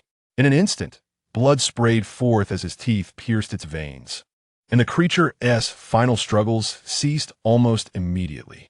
The 2-horned beast, considerably larger than a tiger, lost its life due to its own folly and misfortune. Bai EC licked the blood from around his mouth, dragging the catch aside, contemplating how wonderful it would be if he had a space like Shuanglan's. This way, he could hunt many prey at once. No, from now on, he would only seek out those with beautiful fur and delicious meat, as he wanted to gather plenty of hides for Shuangshuang. Yin Shuangshuang was set down by Shuanglan. They arrived somewhat late, yet despite the curious gazes of those around her, no one spoke out. Shuanglan spread a hide blanket on the grass, laying out some clean fruits. Sit here. I'll be right behind you. When it's over, I'll come to fetch you. He pointed discreetly to a nearby thicket. The surrounding females watched them. Their expressions varied, yet filled with curiosity. Yin Shuangshuang felt a bit uneasy and withdrew her gaze, nudging him. I got it. You can go now. The patriarch's partner, named Subai, appeared to be quite young, yet her demeanor exuded the charm of a mature woman. Soon, 2 female beast folk arrived, seemingly sent by their partners, approaching with utmost care. The awkwardness that had enveloped Yin Shuangshuang gradually dissipated. It seemed that in the realm of beast folk, affection for one's mate was unconditional. Welcome, everyone. I am Subai, and I have gathered you here today in anticipation of the forthcoming coming-of-age ceremony. Subai spoke with poise, her confidence radiating leadership, showing no signs of the inexperience one might expect from someone organizing such an event for the first time. Observing other females indulging in food, Yin Shuangshuang selected some quiet fruits to nibble on. Though your partners or family may have shared certain details with you, I would like to elaborate on the matter. Subai paused, noticing the attentive silence that had fallen upon the group before continuing. On the eve of the coming-of-age ceremony, each female who needs to awaken must seek out the shaman to obtain a flower of awakening to consume, followed by the ingestion of an awakening fruit during the ceremony the next day. At this moment, you may feel a warmth in your abdomen, but fret not. This is a normal occurrence. Once the shaman completes the incantation, you will be sprinkled with dew, and each of you will be favored by the divine light of the beast god. As for the level of fertility you awaken to, that will depend on your luck. Yin Shuangshuang listened intently, grasping the general flow of the ceremony. The questioning segment followed, voices of many females blending into a lively chatter. Please, one at a time. I will clarify anything you wish to know. Subai raised her hand to quell the noise. Is there a chance that someone might not awaken their fertility? One voice piped up. Subai hesitated for a moment, contemplating before responding. To be precise, there exists such a possibility, as there are rare females who awaken extraordinary abilities. The Tiger clan once had one, many years ago, who awakened healing powers and eventually became a shaman in a central clan. Can we awaken healing abilities too? Came another hopeful inquiry. That depends on your fortune. Some females have indeed awakened with abilities akin to males. You may hold on to that hope. Subai's words were encouraging, leaving room for imagination. A more confident female interjected. So this year, can we choose more partners?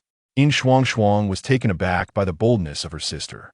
Following the voice, she saw a fiery figure with short yellow curls. Well, the minimum is 2 and the maximum is 5, just like before. However, you may choose followers without limitation. Upon hearing this, some females sighed in disappointment, while Yin Shuangshuang breathed a sigh of relief, thankful that the number remained 2 instead of 3. She had 2 partners already. If the rule changed to 3, she would have to let Shuanglan fight for a spot. Suddenly called upon, Yin Shuangshuang jolted, realizing she had been singled out. Do you have enough beastmen to choose from? Subai asked with a smile. Yin Shuangshuang nodded eagerly, thinking that any hesitation might prompt matchmaking. Yes, I have 2 strong ones, so I won't be looking for more in the near future. She clearly dismissed the topic, causing Subai to sigh inwardly. It had been evident that since Shuanglan had resolved not to find a partner for Yin Shuangshuang within the clan, it signified that no male beast folk would ever catch her eye. That's perfectly fine. With your beauty, if you awaken a high level of fertility, you're bound to attract even more exceptional partners, so there's no need to rush. Yin Shuangshuang merely smiled in response. After exchanging a few more pleasantries and ensuring everyone understood the coming-of-age ceremony, Subai clapped her hands to signal the gathering's conclusion. Yin Shuangshuang stood and stretched, and from a nearby thicket, Shuanglan emerged without needing to be called, witnessing the scene with a softening heart. Are you tired from sitting? He teased affectionately. Yin Shuangshuang, mindful of the crowd, stepped closer to him, snuggling like a playful kitten while secretly pinching his thigh. Don't say that. Shuanglan remained unfazed, caressing her cheek before lifting her effortlessly, asking, shall we head home? Do you wish to explore the forest today? The surrounding female beast folk were greeting their partners and departing. Lacking familiar female friends, Yin Shuangshuang felt no hesitation in returning home with her leopard. Yet, in a world devoid of entertainment to pass the time, even half a day could feel interminable. Thus, Yin Shuangshuang resolved to knit a sweater.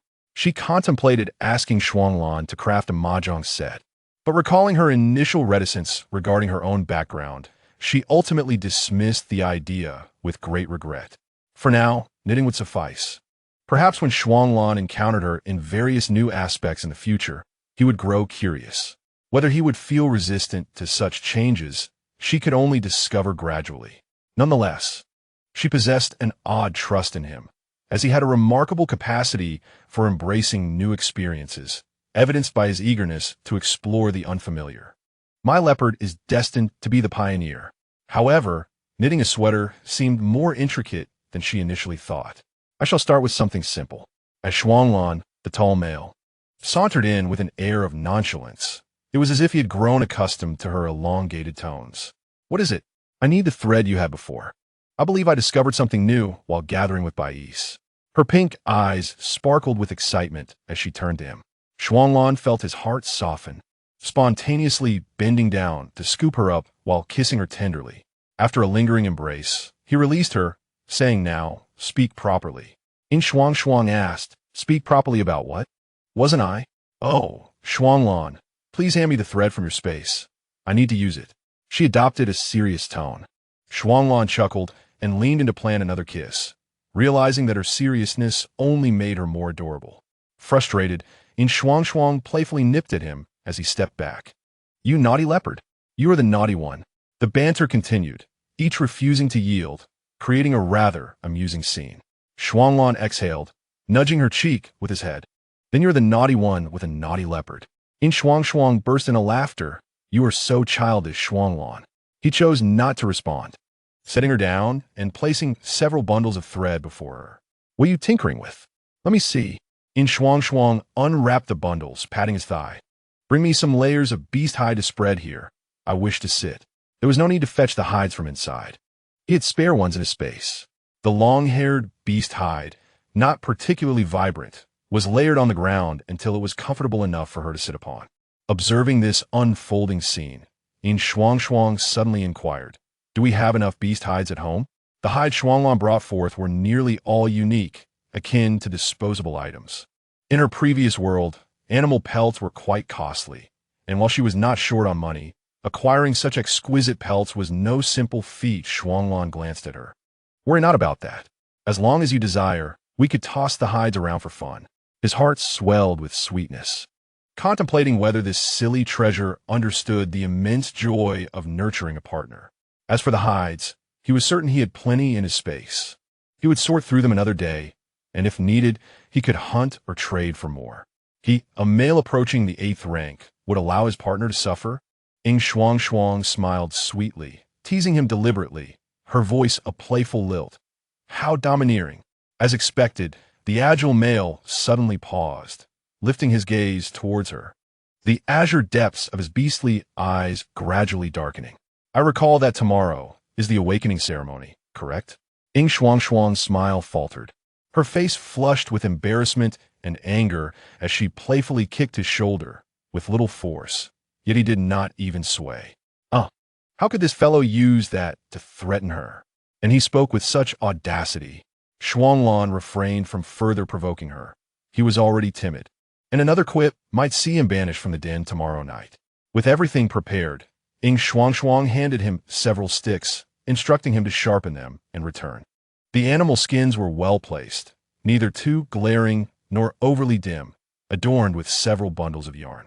She examined them, unsure of the animal from which the fur was derived. The colors were similar, leaning towards a beige hue. Weaving did not require systematic learning. Based on her experience, a few instructional videos would suffice to grasp the basic stitches. The more intricate techniques were beyond her, yet she could still knit scarves and sweaters. For an extended period, due to her health, she had been unable to venture outside. And during that time, she had crafted a cabinet full of items, truly everything imaginable. However, this yarn was a bit too fine. Creating a garment would be quite the task, yet she was in no rush, as time was abundant. Soon enough, Shuanglan entered, holding several slender sticks, about the thickness of a pinky finger. "Is there anything else you need? Could you cut a few strips of animal skin this thin, in various colors?" "Just 3 or 4 of each would suffice." Yin Shuangshuang gestured to indicate the width, then shooed him away. She placed the wooden sticks neatly and unwrapped a bundle of yarn, intending to first create a bracelet. The yarn was 3 or 4 millimeters thick. She deliberately made the bracelet wider, a 2-layer design, approximately 1 centimeter in width, with small floral edges on either side. Imagining the breadth of Shuanglan's wrist, she planned to finish it with an elastic band. Chapter 24. The pearl necklace. Shuanglan entered boldly, clutching a bundle of cut animal skin strips. And upon seeing what she was crafting, he could not help but smile, exclaiming, "This is beautiful." Yin Shuangshuang replied with a playful smirk, "Of course it is beautiful. I made it with my own hands." Shuanglan's praise was genuine. He truly found the piece exquisite, noting its delicacy. Remembering the scattered items in his space, he quickly retrieved them. "Here are some pearls. Would you like them? This color complements the pearls perfectly." He presented a large bag of pearls. along with several sealed bamboo jars filled with lovely trinkets. Yin Shuangshuang was delighted to receive them. The pearls varied in size, the largest resembling a winter jujube, while the smallest were akin to longan seeds. Some pearls had holes, though they appeared small. She inquired, "Why aren't the larger ones drilled?" Shuanglan paused, recalling his earlier reasoning. "Oh, I thought stringing the larger ones wouldn't look as nice. The smaller ones are more appealing." He had even made a string for his mother to wear around her neck. "Would you like me to drill holes in them? If so, that might not be feasible now. Such meticulous work can only be done by the merfolk." He casually picked a few up as he spoke. Yin Shuangshuang shook her head, believing that such perfect treasures were most beautiful when left as they were. She selected a few of similar size to give to him, asking, "Are you interested in learning my unique skill?" Shuanglan chuckled. "Unique skill? Sure, I'd like to see how it's done. You've never seen this before, have you? I'm a first to weave it this way." She began slowly and clearly, ensuring Shuanglan could follow along.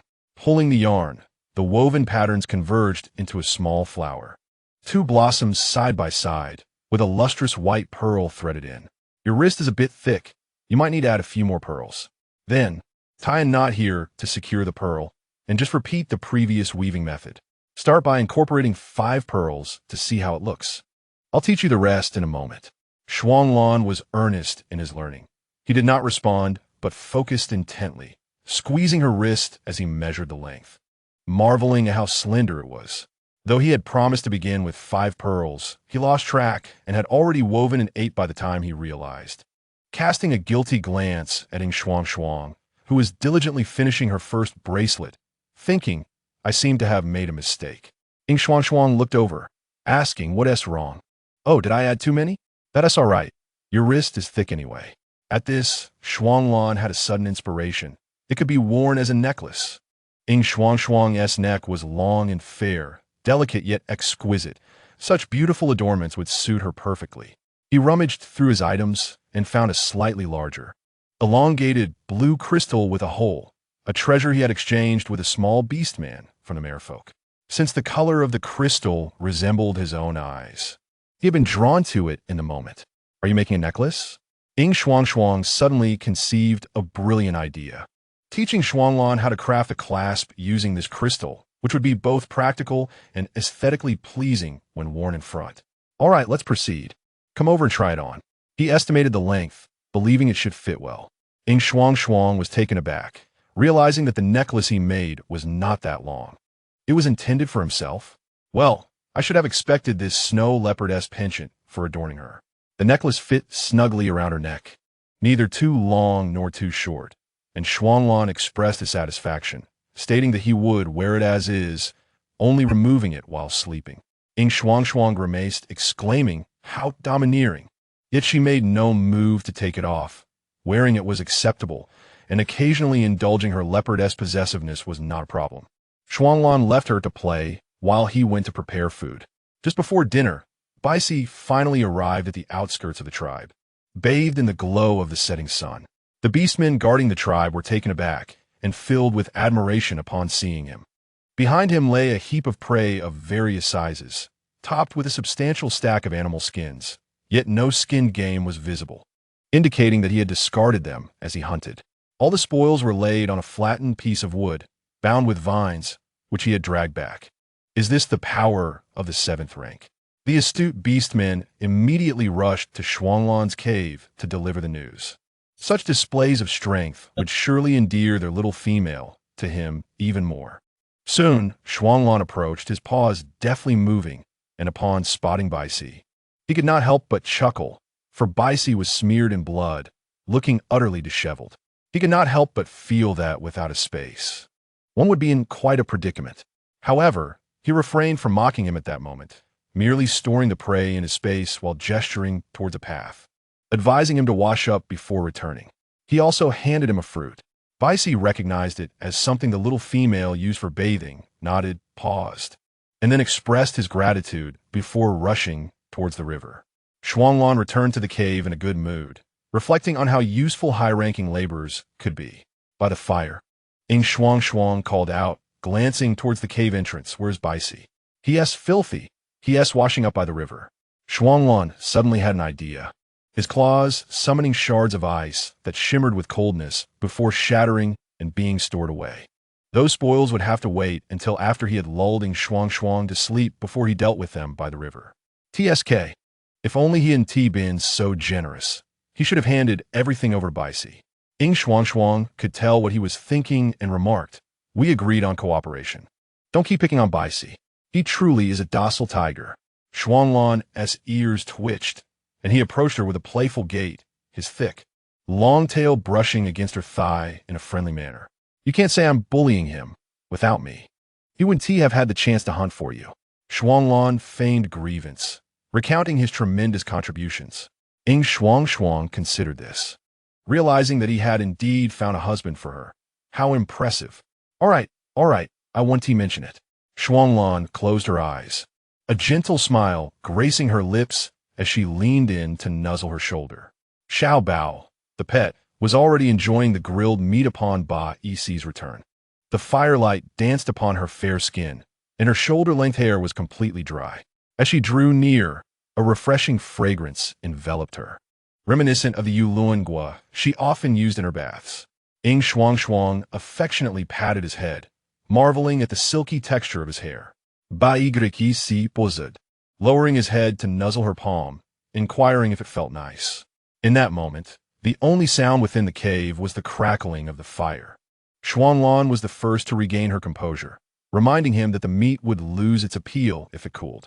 Where had this fellow learned such charming tactics?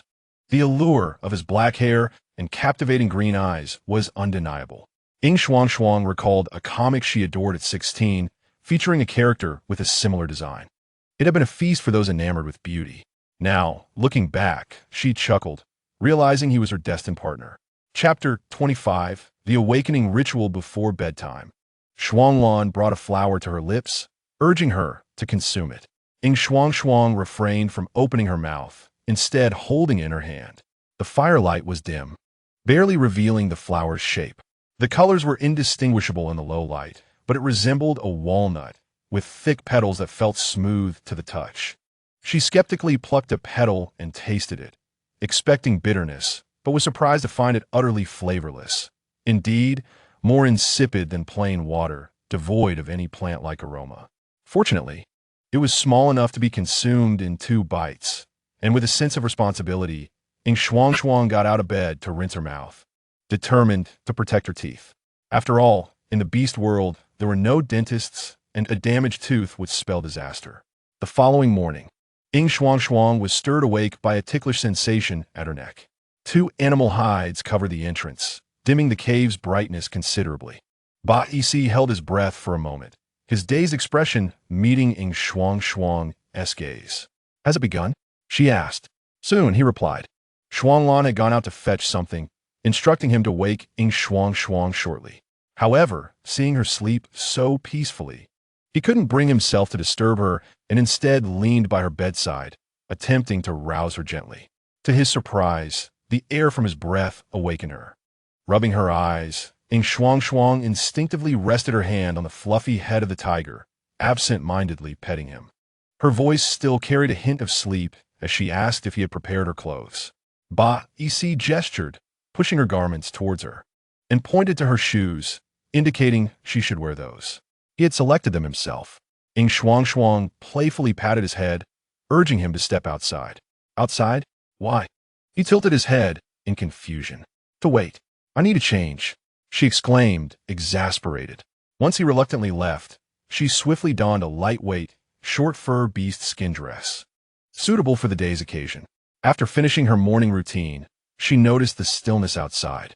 Just as she was about to investigate, the animal hide at the entrance was nudged aside. It was Shuanglan, who upon seeing Yin Shuangshuang awake, relaxed his previously furrowed brow and gently called her over to eat. A bamboo jar by the fire held a delicious honey fruit tea.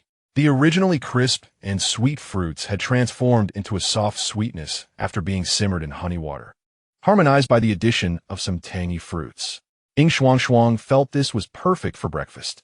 Aware that Baici might be concerned about her taking too long, she hastened her eating, finishing most of it in mere minutes, leaving a bite for Shuanglan. As she stepped outside, EC appeared before her, awkwardly resting his head on her shoulder, looking somewhat disheartened. Yin Shuangshuang playfully pinched his ear and cheerfully said, "Crouch down. I want to ride you." With a yelp, he hoisted her onto his back and strode away, showing no intention of waiting for Shuanglan. Together, they arrived at the awakening ritual platform, where the females about to awaken were already gathering behind the stage. EC transformed back into his human form, enveloping her in his embrace, asking if she was afraid. "Not really, just a tad nervous," Yin Shuangshuang replied, pinching her thumb and forefinger together to indicate how slight her anxiety was. The tall, dark-haired male comforted her with a gentle pat on the back, assuring her he would be there. "How will you accompany me?" she wondered, shaking her head vigorously. No, just stay where I can see you. That will ease my nerves." Shuanglan, arriving at that moment, caught the tail end of their conversation and glanced at the gathering crowd. Noticing several beastmen were already watching them. "No time to waste. The shaman will be here soon," he urged. Yin Shuangshuang quickly dashed towards the backstage area. Indeed, it wasn't long before the shaman glanced their way, seemingly confirming something before retracting his gaze. He instructed the females to form a line, and the shaman counted them again, flanked by two male beastmen resembling bodyguards, though Yin Shuangshuang knew they were merely temporary laborers. Finally, the shaman stepped aside while the clan leader spoke. "Shortly, the shaman will facilitate the awakening of the females. Once awakened, you may approach the female you desire. Whether you are chosen will depend on your luck. Furthermore, I must reiterate, no coercion or threats against the females will be tolerated. Do not approach the stage." Positioned towards the front of the group, Yin Shuangshuang bit her lip, suppressing a smile at the thought of how some fools had likely gotten too excited and jumped onto the stage. "Now for the awakening of the females. Please step back, farther away." The shaman pointed to two female tiger tribe members to ascend the stage, standing on either side. Two males produced small red fruits, the size of a fingernail, from their respective animal hide bags, and offered them to the females. Yin Shuangshuang watched curiously. Should they chew them? Would they taste unpleasant? Observing their mouths moving without much expression, it seemed they found it tolerable, perhaps akin to the flower from the night before. After a moment, the shaman inquired about their feelings, waiting a while longer before proceeding. A modest clay pot was handed up, and the shaman dipped a blade of grass into the liquid within, sprinkling it over the two females before retreating. Meanwhile, whispers rustled among the crowd, but soon after, an unexpected silence fell. As the clouds parted, sunlight streamed down eagerly, illuminating the beastmen below. Remarkably, the females atop the platform began to glow, radiating a gentle yet brilliant light. The spectacle lasted approximately half a minute, and the shaman, smiling, declared, "Well done, both of you are level 4. This level was sufficiently gratifying, with the highest fertility level being 7. Levels 1 and 2 were deemed low, 3 and 4 were intermediate, and 5 and 6 were advanced, with 7 regarded as the highest, a rare treasure among beastmen, appearing only once every few years. The crowd erupted in chatter, with many beastmen gathering around, gradually forming two groups on either side. A few fortunate ones were chosen by the females before reluctantly retreating. The final step involved the shaman marking the two males, a process known as imprinting, which signified that the respective males were claimed. Yin Shuangshuang found herself quite engrossed in the event, and her gaze quickly met that of the two males at the front, Shuanglan and Bai. How had they managed to squeeze into the middle? Just then, the shaman approached her, causing a flicker of surprise. Had it truly come to her so swiftly? Alongside her was a female from the wolf tribe, sporting a smile and occasionally glancing at the crowd, likely having a chosen mate. Yin Shuangshuang cast one last look at the two males below, offering them a slight smile, her final traces of nervousness dissipating. Chapter 26. Superpowers and Fertility. She also consumed the fruit handed to her by the beastman, and indeed, it was as tasteless as she had imagined. All that remained was to wait. Gradually, Yin Shuangshuang felt warmth enveloping her entire being, a gentle warmth that felt neither excessive nor oppressive in the summer heat. It was a subtly profound sensation. System loading. ZZZZ. Yin Shuangshuang. Is that ringing in my ears? Loading complete. The universal plant recording system is now activated. Please initiate the auxiliary program. Valid for 10 minutes. The inorganic mechanical voice utterly bewildered Yin Shuangshuang, implying that the system had bound itself to her. It hadn't even asked for her consent before forcefully imposing itself. How do you feel? The voice of the shaman brought her back to reality. Yin Shuangshuang opened her mouth and softly replied, very warm. Upon hearing this, the shaman frowned but said nothing and walked away. She felt puzzled. Wasn't everyone else's response similar? She glanced at the female beside her, who was also observing her, wearing an expression that was indescribably complex. Soon, the clouds parted, and blinding sunlight poured down. In that instant, Yin Shuangshuang felt as if she were a vampire exposed to sunlight, unable to open her eyes and feeling unbearably hot. Did everyone share this sensation? What was this peculiar phenomenon? Fortunately, it lasted only a short while, and as her vision dimmed, the overwhelming sensations also subsided. Yin Shuangshuang looked at the shaman, who was also gazing at her, his astonished expression resembling that of someone encountering a new species. You awakened a wood-based superpower. That was not the most astonishing revelation. The even more explosive information was that you have also awakened a level 7 fertility ability. This cannot be real. Wasn't it said that one could only possess one of the two abilities? Why was it different for her? Yin Shuangshuang seemed not to have heard what he said, as a cacophony of cheers erupted from the beastmen below. Only within her own mind did she create a world of silence, and thus she could only silently ask, "Is this your doing? Please initiate the auxiliary program." Not until you answer my question. Please initiate the auxiliary program. Yin Shuangshuang understood then that this troublesome system was merely a personal assistant. All right. Initiate the auxiliary program. Loading. Please wait. After about 3 to 4 seconds, the shaman was already whispering something to the clan leader, and the female beside her had also awakened a high-level fertility ability, albeit only at level 5. She was now looking at Yin Shuangshuang with a face full of astonishment and envy. Auxiliary program activated. Yin Shuangshuang, is that all? Huh? Who are you? What am I here for? A clear and refreshing male voice echoed from the depths of her mind, startling her. Once she grasped what he had said, Yin Shuangshuang found herself at a loss as to how to regard him. However, it seemed that this was a program with its own consciousness. Host, you're my host. Which urban area are we in? Tell me, and I'll find a map. Urban area? Map? Huh? Are you still asleep? This is the beast world. Where would an urban area come from? Does the free, fluffy urban area count? Yin Shuangshuang was utterly speechless. This fellow must be a novice. No wonder his voice sounded like that of an undergraduate. Program mail undergraduate sequence. Beast world? That essay bit mind-boggling. Wait until he checks the map. The wormhole misaligned, deviating 1, 2, 3, 6 coordinates? There was a minor mishap. We took a wrong turn. Yin Shuangshuang. So what script are we supposed to follow? Post-apocalyptic survival. Dear, it's all right, mistakes happen, it's human nature. And this little error is inconsequential. The beast world is still the beast world. Hey, I remember the system was called something about plant recording, right? That's great. There's so many unknown plants in the beast world that need to be properly recorded. What do you think? By the way, what is your name? Xingyan. Xingyan, is that correct? Xingyan paused for a moment before cautiously echoing her words. Yes, that's right. Inconsequential. Inconsequential indeed. In truth, he had realized that the wormhole jump only occurred once. If they made a mistake, there was no going back. They could only go with the flow. No witties. Don't panic. The beast world is safer than the post-apocalyptic world. Although the quality of life is lower, the environment is good. It's interesting and safe. That's the only damned advantage they had. Hey, someone else coming. Yin Shuangshuang looked up to meet the gaze of the clan leader. In an instant, she instinctively glanced at Shuanglan and Bai Ec.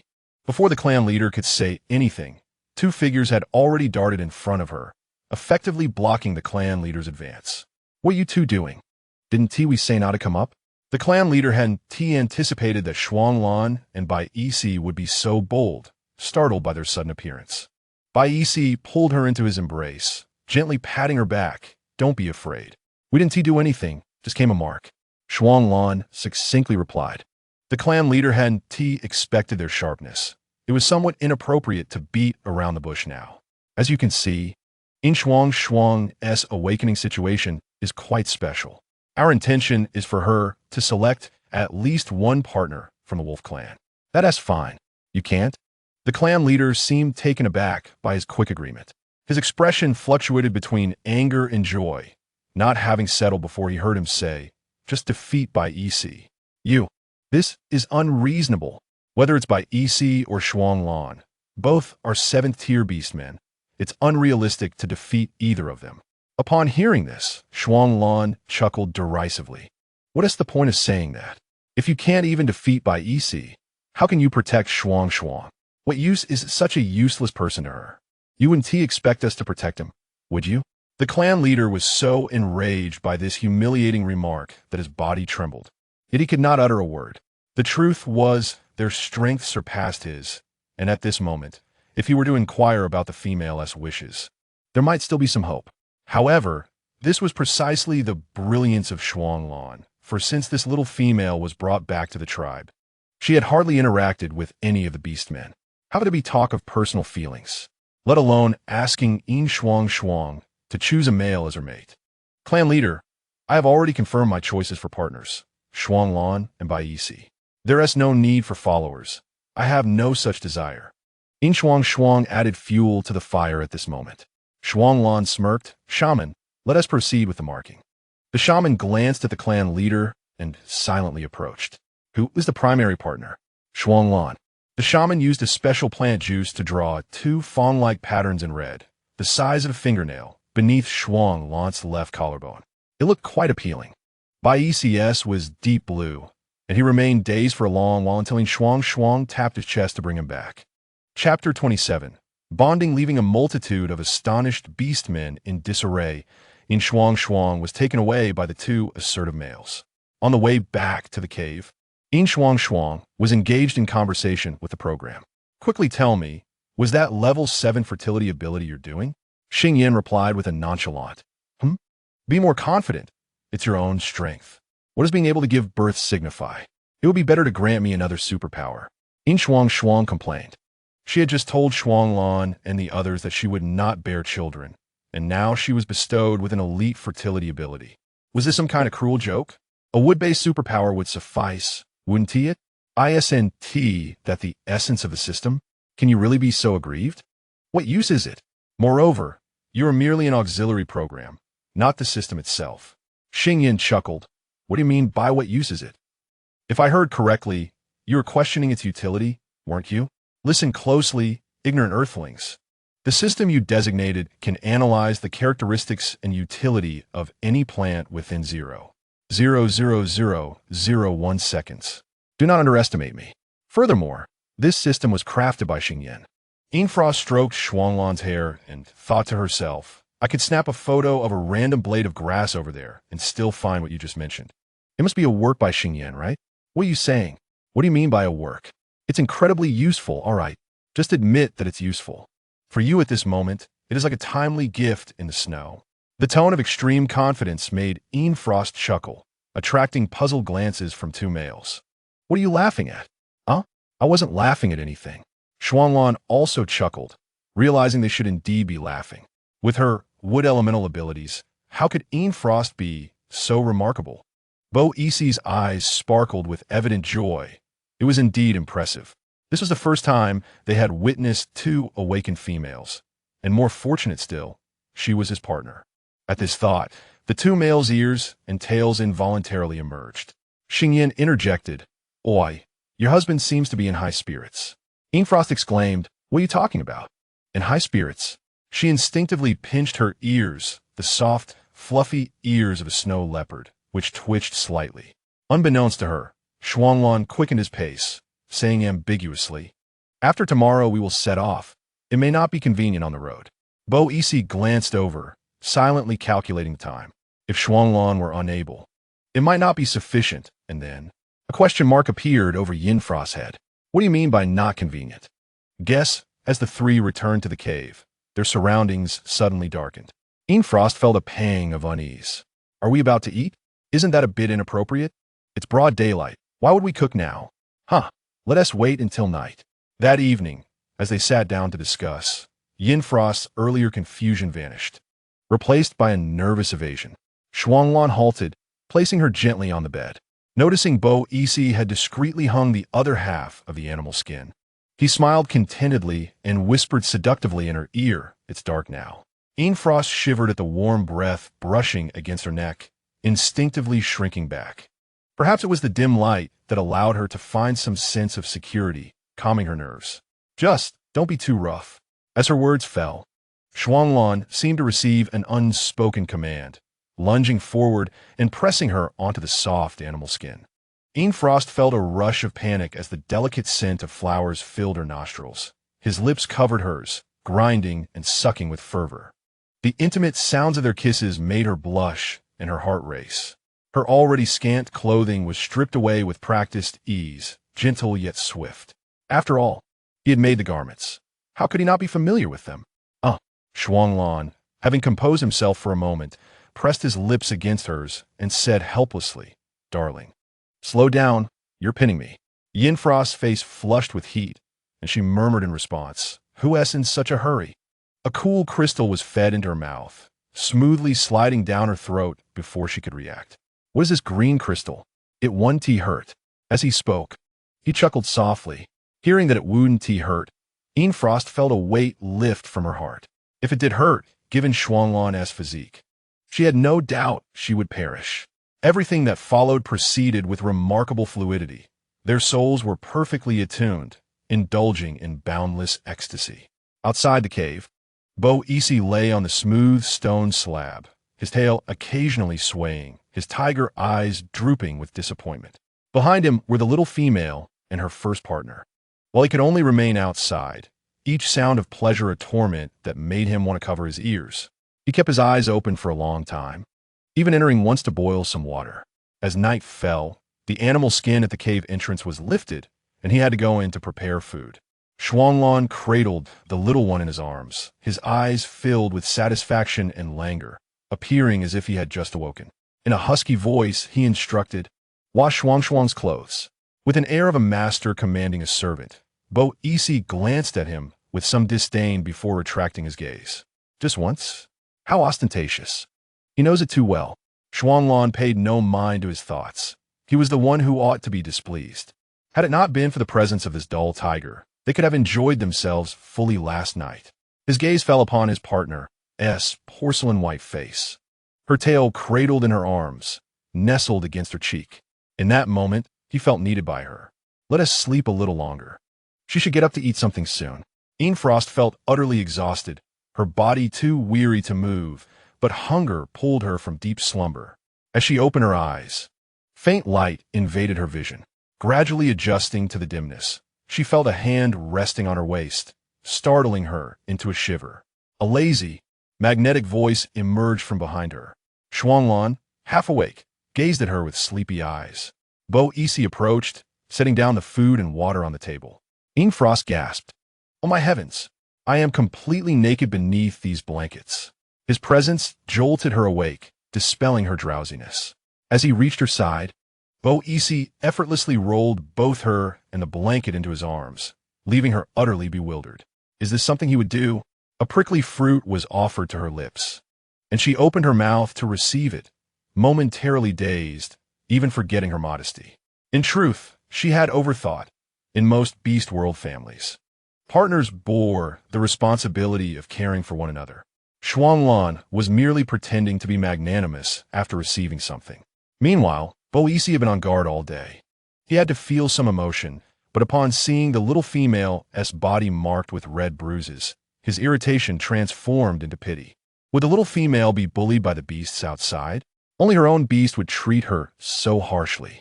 Chapter 28, Xingyin System. Eating twice a day, Yin Frost resolved to stockpile food in her stomach. For once a male's primal instincts were roused, they would not easily be halted. Bo Isi fed her spoonful after spoonful of sweet milk fruit stew with yellow root puree. The taste was sweet, and although she was not accustomed to this entirely natural mashed potato, the conditions were limited, so she made do. Make do? You think you can make do? Rest assured, with this System S intelligent mind and your flawless beauty, our little life will surely be comfortable. Your two husbands, one tea, let you settle for less. Xingyin suddenly chimed in. Why don't I possess an intelligent mind? And I don't have flawless beauty either. Frost suddenly stiffened, realizing something belatedly, thinking, can you see me? Only then did she remember, oh no, if he could see, how embarrassing would that be? She and Shuanglan had cooked without covering themselves. Stop crowing. The lights are off now, he replied, exasperated. What did he think of her? Such a level of exposure would be considered mundane in the interstellar realm, right? The lights are off now. Frost finally calmed down. As long as he couldn't see, it would be fine. Then you better turn off the lights in the future. The same goes when I'm taking a bath. And when changing clothes, no peeking. No peeking. No peeking. I already have all your bodily data. Hee. What do you mean? Xingyin cleared his throat. What I mean is that your bodily data is being monitored by the system. I can know any changes in your data instantly. Now it was clear. It meant she was effectively wearing a health monitoring bracelet. And if she fell ill, he could notify her. Shuangshuang? Bai Isi gently caressed her cheek, wondering how she could be lost in thought while eating. Are you tired? Shuangshuang snapped back to reality, her gaze colliding with his worried green eyes. Tired? How about eating a few more bites before sleeping? You haven't eaten in a long time. When he showed concern, he spoke far more than usual, a fact even Bai Isi was unaware of. Indeed, I am so tired. Bai Isi, look at him. It's obvious he's bullying me.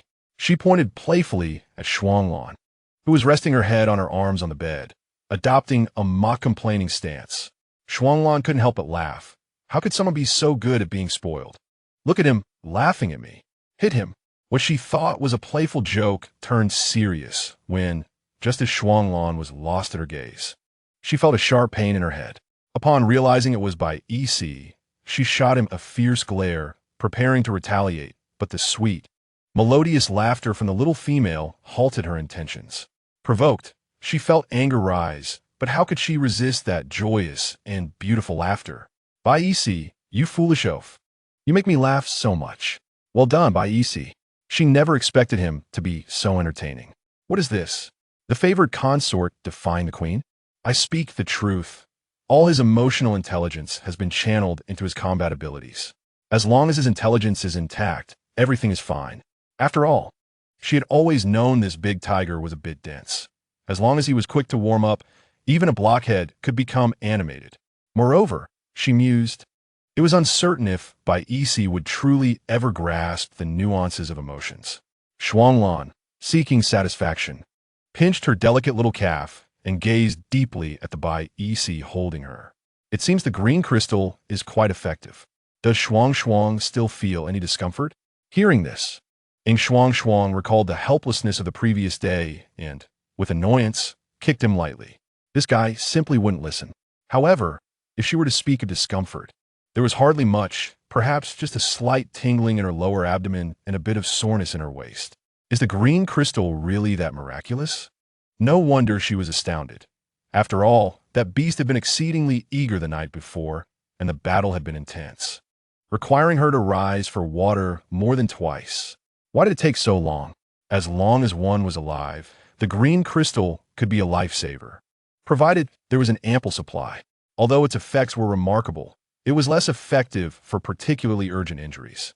Shuanglan recounted a childhood memory where a female had been abducted by a feral beast, and when the male returned to rescue her, he was on the brink of death. His hindquarters shredded, his body marred, and a gaping hole in his head. They had exhausted much green crystal, but could not save him. Aside from the deceased beast, that was the most severe injury he had ever witnessed, and it was then he truly understood the brutality of feral beasts. Contemplating this, he turned to the two intertwined figures and spoke solemnly. You will bond tomorrow afternoon, and we will set off early the next morning. Yin Shuangshuang asked why. Hadn't they just been discussing the green crystal? How did it shift to bonding? Bai Isi tightened his embrace around her arm. You are special. The Tiger Clan will leave tomorrow, and it will be difficult to depart unnoticed once everyone is aware of you. He thought she might be displeased at the early start, given her penchant for sleep. Shuanglan chuckled softly. You fool. Then she continued, he is correct. A female with a 7th level fertility rate will inevitably attract attention from the various beast clans, and we will face more than just the entanglements of the tiger and wolf clans. But why must we bond so quickly? Can we take a break? We are bound to spark some friction. By EC responded with a curious, Do you not wish to bond with me? The tiger felt a pang of sadness. No, I want to bond. It's just that it's too frequent. Eating too much rich food can lead to indigestion. What of it? Bonding has its advantages. We can sense your location through beast patterns, allowing us to find you quickly in case of an emergency. Shuanglon patiently explained, as he had no choice. His Shuangshuang was just a beautiful little thing without memories. Thinking of this, he felt a wave of affection, realizing he needed to find her more powerful companions. The two exchanged puzzled looks. Not that. Regarding the bonding, Yin Shuangshuang did not resist. Shuanglon's words were law, and he would not harm her. Oh, the food is truly delightful. At this moment, Xing Yin interjected thoughtfully. So Earth women also enjoy relying on their partners? Yin Shuangshuang, startled, quickly retorted. Hey, don't generalize. If I enjoy relying on a partner, that's just me. There are many strong women on Earth too. Really? Like those domineering bosses who use little whips to discipline people? What do you call the data you've referenced? It sounds quite absurd. Xing Yin stammered. Oh, forget it. You can't see it anyway. Just say whether it exists or not. It's hard to say. Yin Shuangshuang deliberated for a moment and cautiously replied. In this vast world, there are all sorts of wonders. What are the girls like in your world? Similar to the beast realm, with polyandry, a matriarchal society where women dominate men. And they wield little whips too. Such a lewd tone made Yin Shuangshuang's lips twitch. Then you must be quite happy. If you knew there were many women on Earth who despise men, how would you feel? It's just that there are too few of us. The gender ratio is severely imbalanced, reaching 8 million to 1. Do you have a wife? Yin Shuangshuang asked innocently. Wait, Xing Yin is a system. Thank you. Xing Yin is a high-level mechanic, and the system developed by Xing Yin is also called Xing Yin. He avoided the question, indicating he had no wife. Chapter 29. Beast patterns. A gentle sensation of being needed spread across her lower back, and Yin Shuangshuang felt her eyelids grow heavy. It was by EC. He was diligently focused on his task, devoid of any frivolous thoughts. With her in his arms, seeing her fatigued expression, by EC felt a surge of tender affection. Yin Shuangshuang reached out to stroke his chin, wishing to pat his back. By EC lowered his head, softly asking, How should I pat? Like this. She withdrew her arm and wrapped it around his back, gently patting his shoulder. By EC understood and mimicked her movements until she fell into a deep slumber. He carefully laid her on the bed and then reclined beside her, wrapping his arms around her gently. The gentle breeze made the flickering firelight dance, and the cave fell into silence. Shuanglon gazed intently at Bai Isi for a while, resisting the urge to kick him, sensing Shuangshuang was nestled between them. Instead, he flicked his tail, lightly entwining it around her leg, burying his face in her lower back, and closed his eyes to sleep. The next morning, Yin Shuangshuang awoke to the dim light filtering through the door curtain, realizing it was still quite early. The fire from the previous night had died down, and as she moved, she felt a firm embrace around her waist. Bai Isi had his strong arms wrapped securely around her. Yin Shuangshuang reached out, her hand meeting warmth and softness, and she couldn't help but silently admire how well he had honed his physique. Should I get up? A low, husky voice emerged from above. It was Bai Isi. He placed his hand over hers, gently pressing down. Soft and warm, just this male bodhisattva. As her senses returned, Yin Shuangshuang's hand trembled. Wait, that voice. Suddenly, a warm breath against her lower back sent a ticklish sensation through her, and she felt a furry tail playfully wrapping around her thigh. She understood this was Shuanglon. Then what was in front of her? Yin Shuangshuang lifted her gaze to see that the cave remained dim, but she could still make out the glimmering green eyes. Bai Isi? He and T returned last night? She suddenly remembered how she had clung to him to coax herself to sleep. Oh dear, why do I feel like I'm regressing? Behind her, Shuanglon got up, adding some ice to a bamboo tube in the corner of the cave, intended to lower the temperature since it was a bit stuffy that morning to prevent her from sweating. Unbeknownst to him, ever since the arrival of Yin Shuangshuang, his control over temperature had become increasingly stringent, particularly within the cave. It is said that females fall ill in the cold and faint in the heat. Oh, beast god! Should Shuangshuang ever faint before him, he would surely be terrified beyond measure. He must prepare some roasted meat. Shuangshuang hardly ate enough last night. In truth, Yin Shuangshuang had consumed a fair amount. Yet for Shuanglan, this meager portion amounted to little more than a trivial snack. She ought to eat more. Yin Shuangshuang's mind momentarily blank. She glanced at Bai Yixi. Aren't you going to see off your kin? If her memory serves her right. He mentioned that the tiger clan would return today. Bai Yixi had no such intention, as tigers are inherently solitary creatures with a strong sense of independence. The gathering of clans is merely a strategy for better resource acquisition and to avoid oppression from larger tribes. In essence, Bai Yixi felt little allegiance to the clan, which also explains his limited interaction with his kin. No need, I won't see them again. Yin Shuangshuang felt a lump in her throat. Isn't this tantamount to severing all ties and marrying her without hesitation? Or perhaps a distant marriage, a grand gamble? She shifted uncomfortably, inadvertently nudging him with her body. Do you sleep with self-defense weapons? It was rather uncomfortable. No, Bai Yixi replied with a light grunt, his gaze drifting, subtly retreating his waist and abdomen. Are you going to bathe? Yin Shuangshuang's cheeks flushed crimson. In that moment, the cave was enveloped in silence, save for the sound of Shuanglan's footsteps, until a beam of light flickered through, rendering everything utterly quiet. She pulled the animal skin blanket over her shoulders and gently pushed against his chest, only to be met with the warmth of his skin, causing her to hastily withdraw her fingers. Finally, she managed to murmur, "You get up first." Bai Yixi responded with a soft acknowledgement, his voice laced with unspoken restraint. After a few moments, he rose, and from an angle she could not see, he lightly pinched her thigh. "Your clothes are beside you." Upon sensing his movement, Yin Shuangshuang felt her ears redden, pulling the blanket up to bury her face within it. What was she to do, being so unfamiliar with her husband? Suddenly, she recalled something Shuanglan had mentioned about a beast pattern. Where could it be? Watching Bai Yixi gradually exit, she lifted the animal skin to investigate. However, after a thorough search, she found nothing. Could it possibly be on him? After hastily dressing and freshening up, Yin Shuangshuang finally stepped out of her home once more. The morning air was not overly warm. It felt somewhat damp, yet refreshingly pleasant, a boon for her lungs. She pondered how so many people seemed to thrive in the remote mountains, suspecting they found convenience in returning to nature. The pollution of cities is quite severe, and not everyone has high material aspirations. Are you thirsty? Shuanglan offered her a cup of warm honey water with a hint of tangy fruit juice. Although she preferred it cold, she knew that drinking icy water too early in the morning would lead to abdominal discomfort.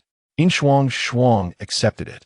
Sitting beside him on a stone stool covered with animal skin, her gaze wandering over him. "What are you staring at?" Shuanglan asked, bewildered by her intense scrutiny. "Where's the beast pattern?" she inquired. Upon hearing this, Shuanglan's expression stiffened. Recognizing her curious gaze, he reluctantly undid his belt and lowered his shorts.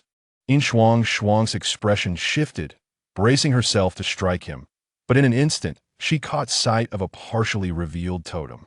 The blue and white snow leopard pattern depicted a leaping posture, nestled beneath the left side of Shuanglan's hip, its long tail curling along the contours of his muscles. Exquisitely lifelike and thought-provoking. Awestruck and captivated, she felt a rush of embarrassment and was at a loss for where to direct her gaze. No wonder Shuanglan had not proactively shown her his beast pattern. The positioning was quite restrictive. Clutching his outer garment tightly, she exclaimed, "I see it. That's enough. This is inappropriate." In contrast, Shuanglan grew increasingly at ease, gently taking her hand to release the animal skin, his fingers grazing the warm skin, gradually moving downward. His alabaster fingertips trailing along the tail, stopping just shy of a forbidden zone. Yin Shuangshuang quickly withdrew her hand, her cheeks aflame, her heart racing. How could a snow leopard be so audacious? Has he sought guidance from a neighboring fox teacher? How convenient. This means that once you unite, your husband has essentially implanted a locator on you. To see if you can sense his whereabouts, Xingyin remarked, unusually sober. Yin Shuangshuang suppressed her embarrassment. Pinching her fingertips, What am I afraid of? I've already consumed. She resolved to be bold. Yin Shuangshuang concentrated on her sensations, faintly perceiving a connection to her heart, as if tethered to something. She raised her hand to touch it, experiencing a faint sense of overlapping. Perhaps it was this profound connection that allowed her to feel Shuanglan's presence. The thought ignited warmth in her fingertips as she considered the deeper bonds that would soon develop between them. She discerned that Shuanglan exhibited a remarkably high level of acceptance towards her quest for a beast husband. He appeared magnanimous and understanding, yet internally, he grappled with substantial resistance fueled by possessiveness, instinctively resisting the notion of sharing. Thus, he would assert his rights as the foremost beast husband without hesitation, not permitting any other suitors to infringe upon this privilege. Yin Shuangshuang suddenly chuckled. To her, Shuanglan was the most significant individual in this world. Perhaps it was due to his beast form, or perhaps the sense of reliance born from his kindness in her time of peril, or perhaps the unique feeling of first love. She truly cherished him. Consequently, Yin Shuangshuang would readily indulge any of Shuanglan's behaviors emphasizing his status, especially since he was always considerate, never placing her in a predicament. Upon further reflection, Yin Shuangshuang realized that he was indeed well suited for the position of primary consort. Almost as if it were destined, a generous portion of roasted meat was presented to her, and Yin Shuangshuang snapped back to reality, exclaiming, "So much?" Shuanglan sighed lightly, a faint smile gracing his lips. "Is it too much? Aren't you hungry? It seems I have not exerted myself enough." Just as she was about to express her affection for him, her irritation flared. She shot him a fierce glare before transforming her embarrassment into appetite, devouring the meat with gusto. In truth, her fierce demeanor held no real threat. In his heart, Shuanglan was reveling in her spirited display. Isi languidly reclined by the riverbank, basking in the sun, his freshly washed body dried by his powers, his fur warm and cozy. Yet, he felt compelled to sunbathe further, for Shuangshuang had remarked on her fondness for the scent of sunshine on him. Though he had no notion of what a sunlit scent might be, he was determined to fulfill her desires. The sun shone brightly, and his body felt warm beneath it. He leisurely shifted his position, causing the tender grass beneath him to bow in submission, flattening the area where he had lain. Suddenly, he contemplated another possibility. Shuangshuang had mentioned that the leopard always bore a floral fragrance, suggesting he might have rolled amidst blooming flowers. Would he then emerge from the grass with a scent of grass? Perhaps his back would carry the aroma of sunshine, while his belly bore the scent of grass? With this thought, he hesitated before rising, his resolve strengthening. He would stand and bask. Unbeknownst to Isi's musings, Yin Shuangshuang was on the brink of despair. For in the beast world, the concept of a restroom did not exist. This was truly a harrowing ordeal. Thus, she had no choice but to seek out a secluded spot for Shuanglan to dig a pit, shooing him away to handle her business. Although she utilized clean, soft leaves, Yin Shuangshuang felt an inherent discomfort, a nagging sensation that she had not adequately cleaned herself, standing and speaking without the burden of reality. Yin Shuangshuang curled her lips. I can hardly imagine what that would look like. Is it a naturally curled paper tree? The vast world holds countless wonders. Perhaps such a thing truly exists. Do not lose hope. Here, we even have extraordinary plants capable of autonomous movement and hunting. What else is impossible? Besides, aren't orcs considered a mutated race? Xing Yin, being merely a botanical recording system, felt helpless. He could not facilitate the interdimensional transport of materials.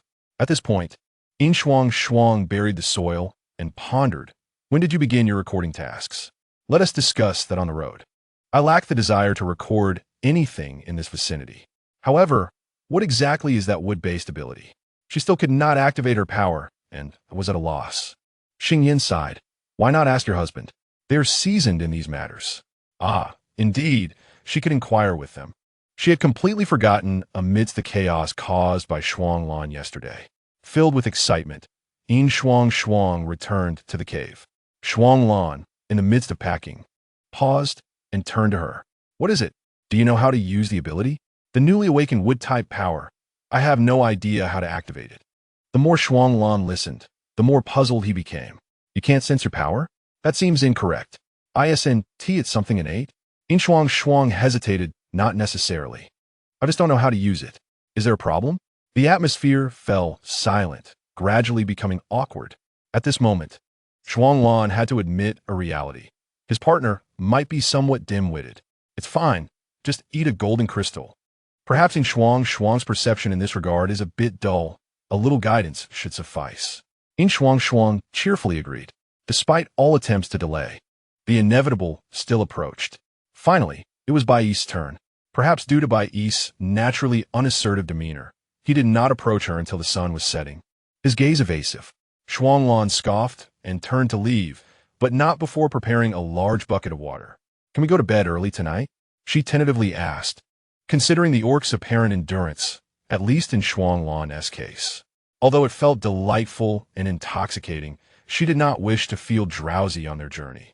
Resting her head on someone's back like a sleepy teacher, Bai pursed his lips slightly and softly replied, "Once is sufficient." Upon hearing this, Yin Shuangshuang choked on her breath. Although it seemed ineffective, his expression was so pitiful, as if she had bullied this great tiger. However, this realization dawned upon her. This intimate encounter might require her guiding hand. As the flames flickered, Yin Shuangshuang picked up a green crystal and placed it in her mouth, cradling his gradually illuminated face in her hands. The warmth was intense. Was he shy? No. He was merely enduring. Bais leaped onto the bed, following her arm's direction, his slender arms resembling chains that drew him closer, making escape impossible. As their bodies intertwined, breaths grew heavy, and Bais seemed to awaken, gently leaning in to kiss her neck. The kisses were delicate and tender, deepening with passion. His hands roamed over her curvaceous figure, as if afraid to crush her. Desire, often unspoken yet unmistakable, surged between them. When their eyes, filled with longing and possession, met, all the fervor found its release in their gentle yet inseparable kisses, breaths entwined, heartbeats quickening. Soft murmurs blended into one, and Yin Shuangshuang's eyes brimmed with tears of physiological response. Chapter 31. What? My husband wants to establish a harem? Understanding the inherent gifts of orcs is one thing, but witnessing it firsthand is truly astonishing.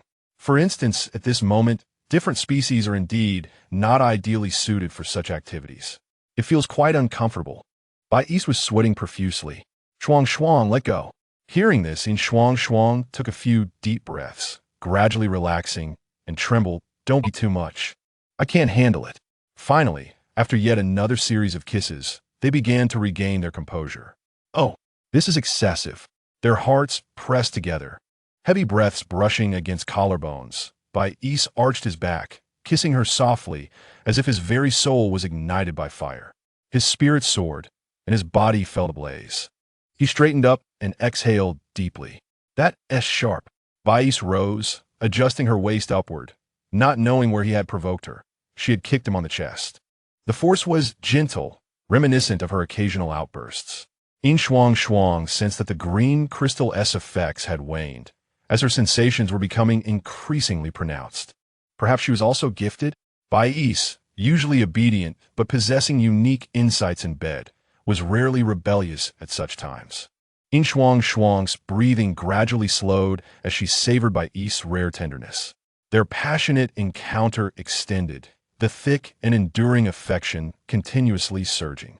Suddenly, Bais recalled her earlier words. She did not wish to bear children. However, having awakened a level 7 fertility ability, avoiding childbirth seemed unrealistic. Unexpected circumstances were inevitable, but one could strive to evade them. The half-asleep female was cradled by him into the heated water, as Bais tenderly kissed her neck while meticulously cleaning her. By the time they truly rested, he had subdued the rekindling flames of desire. His clear gaze fell upon the left side of her ribcage, where orange-red lines adorned her skin, occasionally shimmering with a glow, depicting his beast form. So this was what it felt like when physical connection accompanied the merging of souls. Inseparable. Longing to frolic with her until the end of time. The following morning, Yin Shuangshuang awoke amidst gentle jolts, the morning mist refreshing and cool. tickling her nose as it enveloped her. Were they already on the road?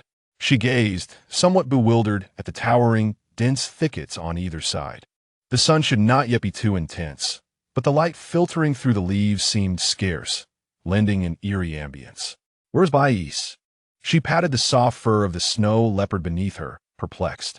Shuanglan's tail, which had encircled her waist, loosened slightly as he moved ahead to clear the path. Oh, that explains it, she mused. The place was overgrown with weeds, appearing devoid of a clear path. Yet, Shuanglan had guided her without encountering any obstacles. It could also be attributed to Shuanglan's massive beast form. Suddenly, a small beast skin pouch appeared before her. Yin Shuangshuang swiftly grasped it. What is this? There's a water source ahead. Let us wash up and have some food before we continue.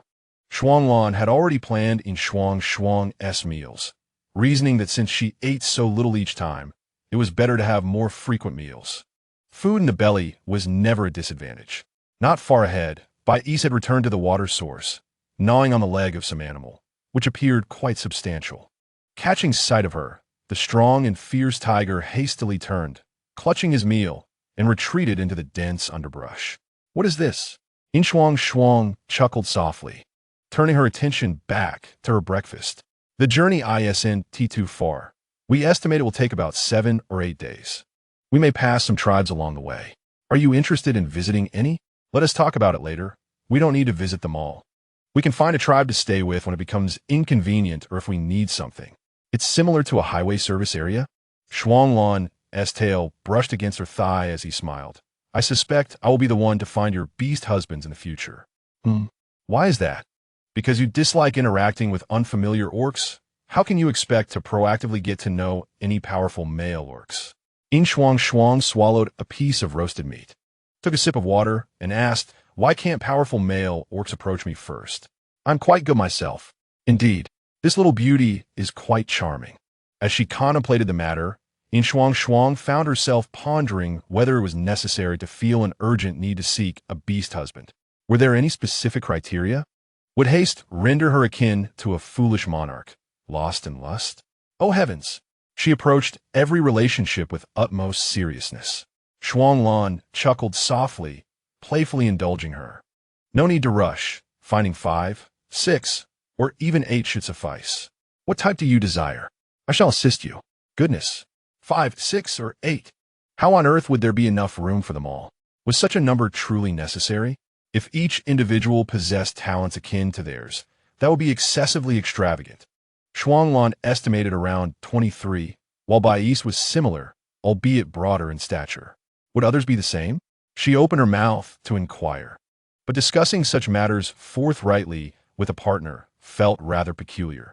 Moreover, regarding the issue you mentioned earlier, Shuanglan abruptly interjected. Yin Shuangshuang paused, bewildered. What issue? The prospect of childbirth. He averted his gaze, feeling a twinge of regret for not having discovered any effective methods of contraception. Ah, yes, the issue of procreation. She was currently endowed with 7th-level fertility, leaving her little room to decline. Xingyan, she mused, where do we leave off? Not wishing to conceive, just gathering.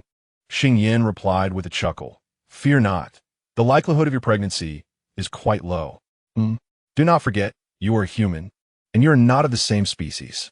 If you do not possess at least 6th-level fertility, the prospect of pregnancy is non-existent. Are you suggesting that there exists a reproductive isolation between us? Yin Shuangshuang exclaimed in shock. Xingyan dismissed the notion. It is not that serious. Generally, they simply cannot conceive their children. However, your case is clearly not ordinary.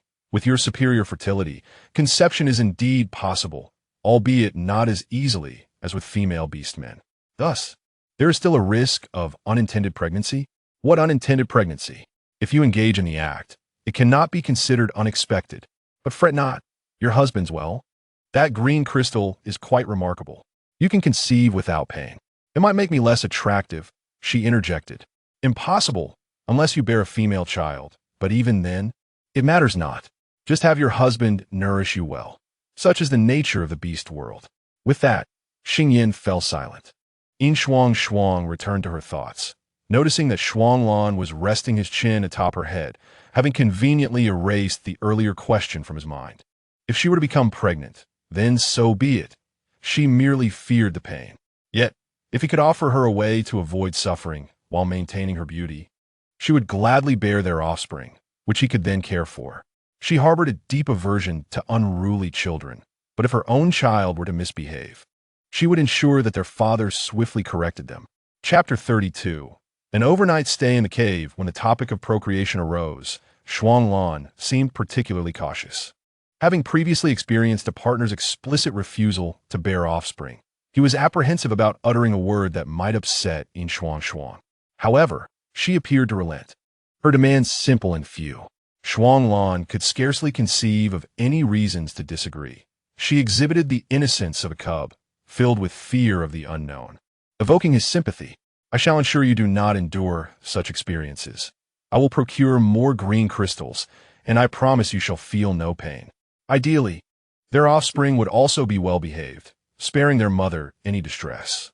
At that moment, Bais finally concluded his breakfast, leaping into the water nearby with a splash, needing to cleanse himself of the blood that clung to him. "Are you not eating?" She suddenly remembered, as Shuanglan had been carrying her all this while. He likely had not yet dined. "No need to worry. I already had a meal before we set off." He would never expose his crude eating habits before Shuangshuang. "Oh, you silly tiger." After hastily finishing, Bais took the lead again. Given their current pace, they anticipated reaching the canyon outside the mountains soon, and if fortune favored them, they might discover a suitable place to rest. Ultimately, it was Bais who located a cave on a steep cliff, clearing away large stones to ensure that Yin Shuangshuang would not be jostled while being carried.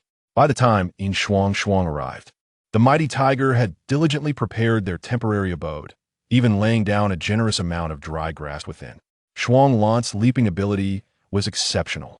As Yin Shuangshuang's perspective shifted, she soon found herself safely inside the cave. "Lay down the animal skin. I will gather materials to start a fire." Time was of the essence, as dusk had begun to settle. With a swift motion, Bais exited the cave. Yin Shuangshuang dismounted from his back, the interior devoid of light, growing darker the further she ventured inside. She cautiously stepped outside, not straying too close to the edge. Her curiosity piqued as she surveyed her surroundings. In truth, the cliff was not excessively high, approximately 3 stories tall. From this vantage point, the environment resembled something out of a documentary, showcasing a primeval forest, although a vast clearing lay ahead. Perhaps, long ago, other beastmen had inhabited this place? Shuanglan embraced her gently, offering a few words of caution before leaping down to a small lake within her sight, meticulously preparing their meal. Yin Shuangshuang engaged in conversation with Xingyan in her mind, though her companion was currently rather irate. "Please do not slack off, I implore you," Xingyan urged. "I'm not. It is already in shambles. How can I slack off?" Xingyan sighed in exasperation. "I beg you, let us gather plants. Extend your noble hand. A gentle touch will suffice. Perhaps we might discover something edible." I sense that the beast world is rich in resources. The variety of flora and fauna in the beast world was indeed abundant. Yin Shuangshuang mentally calculated, envisioning one delectable dish after another, her mouth watering involuntarily. What delightful thoughts! Very well, but for today, I shall refrain. It is too late, and venturing out is inconvenient. "No problem at all. Stay safe. Prioritize your own well-being." He remained genuinely concerned for her safety. Before long, Bais returned first, laden with firewood, landing gracefully beside her after a few agile leaps. Yin Shuangshuang rose to assist him in untying the vines binding the wood, only to discover how tightly they were secured. Eventually, she managed to remove the heavy load. Bais transformed back into his human form, enveloping her in his embrace, one hand carrying the firewood inside. "Allow me. Are you not tired? What do I have to be weary about?" "That would merely make me seem delicate," Yin Shuangshuang replied, shaking her head, then playfully pinching his cheek. "Start the fire. It is too dark inside." Bais swiftly gathered the dry grass and firewood, igniting a small flame. Once the flames flickered steadily, he returned to her side, guiding her toward their makeshift bed. The pile of grass he had assembled appeared quite spacious. It would suffice for 3 individuals. Bai East gently stroked her head, asking, "Shall we take a bath?" "Yes," she replied without hesitation, then added, "Please bring a bucket of water. I do not wish to wash down below." Bai East acknowledged her request, having just completed his task, and returned with a bucket of water. As the meat cooked, he heated the water, his gaze drifting toward the person resting on the makeshift bed. Noticing her lack of response, he tenderly removed her clothing, carefully lifting her into his arms. Yin Shuangshuang clung to his neck, dipping her feet into the water. After a moment, satisfied with the temperature, she tapped his back, signaling him to lower her into the water. "If we take the most direct route, we will pass by the Eagle tribe. Their gathering seems to be happening soon. Would you like to attend?" As Yin Shuangshuang splashed water over herself, she looked up at him, intrigued. "The Eagle tribe? What eagles?" Bais diligently scrubbed her back, replying, "Many eagles. It is a large tribe, home to not only eagles but other avian beastmen as well." "Oh, then let us go and have a look. Are there many things at the gathering? Can we trade?" Shuanglan nodded, stating that there were indeed many crystals available, and when the time came, if she saw something she fancied, she should simply purchase it. It was spoken so casually, akin to telling a domineering CEO to swipe their card without a care. Shuanglan chuckled, replying, "Why not? Our crystals are meant for your use. If you don't spend them, they'll just gather dust." "How peculiar. Don't you rely on crystals to enhance your strength? Why then are there so many beastmen hunting for gold crystals?" "Not entirely, at our level. Only green and gold crystals hold some significance, while the others are primarily traded." Bai Isi crushed a month-round fruit, applying its slippery juice to his damp white hair, his fingers gently massaging her scalp. "There exists a rare pinkish crystal that can extend the lifespan of beastmen, even scarcer than gold crystals." "Wow, a treasure that prolongs life?" "Beastmen are already long-lived, averaging around 200 years. Does such a thing truly exist?" "Xingyan, might I also live beyond 200 years?" "With your current physique, it's unlikely, but once your body gradually merges with this world, it will be fine. Living over 200 years is a breeze." Yin Shuangshuang breathed a sigh of relief. She certainly did not want to see her husband in his prime, handsome and dashing, while she herself aged unattractively. "Sit forward. It's time to rinse the foam," Bai Isi said, gently tapping her back, signaling that it was time to wash her hair. Meanwhile, Shuanglan's grilled meat was nearing completion. This time, he sliced it thinner for quicker cooking. Chapter 33. Hyena Beastmen with a lack of entertainment. The trio tidied up and went to sleep. As expected, the makeshift bed was just large enough for the 3 of them, but Shuanglan still transformed into his beast form, wrapping her in his embrace, his body temperature becoming pleasantly cool. In the sweltering summer, Bai Isi, who was often scolded by his wife for being too warm, found this quite beneficial. The next day, Yin Shuangshuang, with clarity in her expression, sat on Bai Isi's back, occasionally plucking blades of grass by the roadside, only to toss them away aimlessly. This left Bai Isi pondering for quite some time. She seemed rather bored. What could he do to alleviate her tedium? Lost in thought, his tail flicked in front of Yin Shuangshuang, swaying gently from side to side, despite the fact that he was not accustomed to such behavior in his usual state. Yin Shuangshuang was diligently cataloging plants until a flash of vibrant color caught her eye. She momentarily stared blankly before that vivid hue returned. She reached out and grasped the tail swaying before her, her first thought being, "Do tigers have tails this long?" Indeed, they do, though it is rare to see one held so high. Grasping the tail, its tip wiggling playfully, it occasionally brushed against her chin, the fuzzy texture utterly endearing. Your husband truly knows how to amuse. It's merely a way to entertain the little one. It matters not. As long as he cares for me, that is sufficient. Yin Shuangshuang replied contentedly, squeezing the tail. Playing with a tiger's tail was not a first for her, yet in this alternate world, it was an experience she had never encountered. Bai Isi trod ahead on a previously cleared path, his nostrils flaring as he suddenly came to a halt, his demeanor shifting to one of seriousness. "What's wrong?" "Shuanglan is here," he replied, his voice still gentle yet tinged with gravity.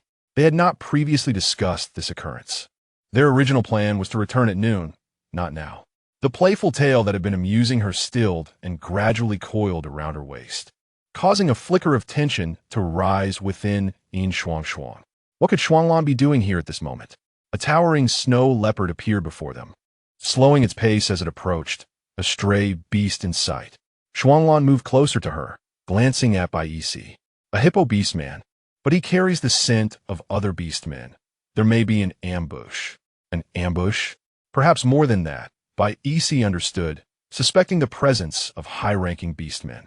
They could opt to take a detour, yet doing so would significantly alter their environment and terrain, which they wish to avoid for Yin Shuangshuang's comfort. Alternatively, they could press on. Should they encounter the enemy, conflict would be highly probable, and they would have no choice but to fight. However, they were but two beastmen, with the enemy's numbers and ranks unknown. Engaging in battle would likely put Yin Shuangshuang at risk. Let's take a detour. I'll circle back and assess. Shuanglan decisively declared after consideration. Perhaps the beastman was merely a facade. He had encountered many similar situations before, often involving minor characters, though there were exceptions. Stray beasts were merely wandering, not foolish. They could lay traps and deceive, but today they could not afford to take chances with Yin Shuangshuang present. Bai Yixi nodded, stating, "Let us switch. You take Shuangshuang, and I'll forge ahead." Shuanglan was stronger, and remaining close to her would provide a more stable response to any unforeseen events. Having grasped the situation, Yin Shuangshuang understood they had been blocked ahead. This path was impassable.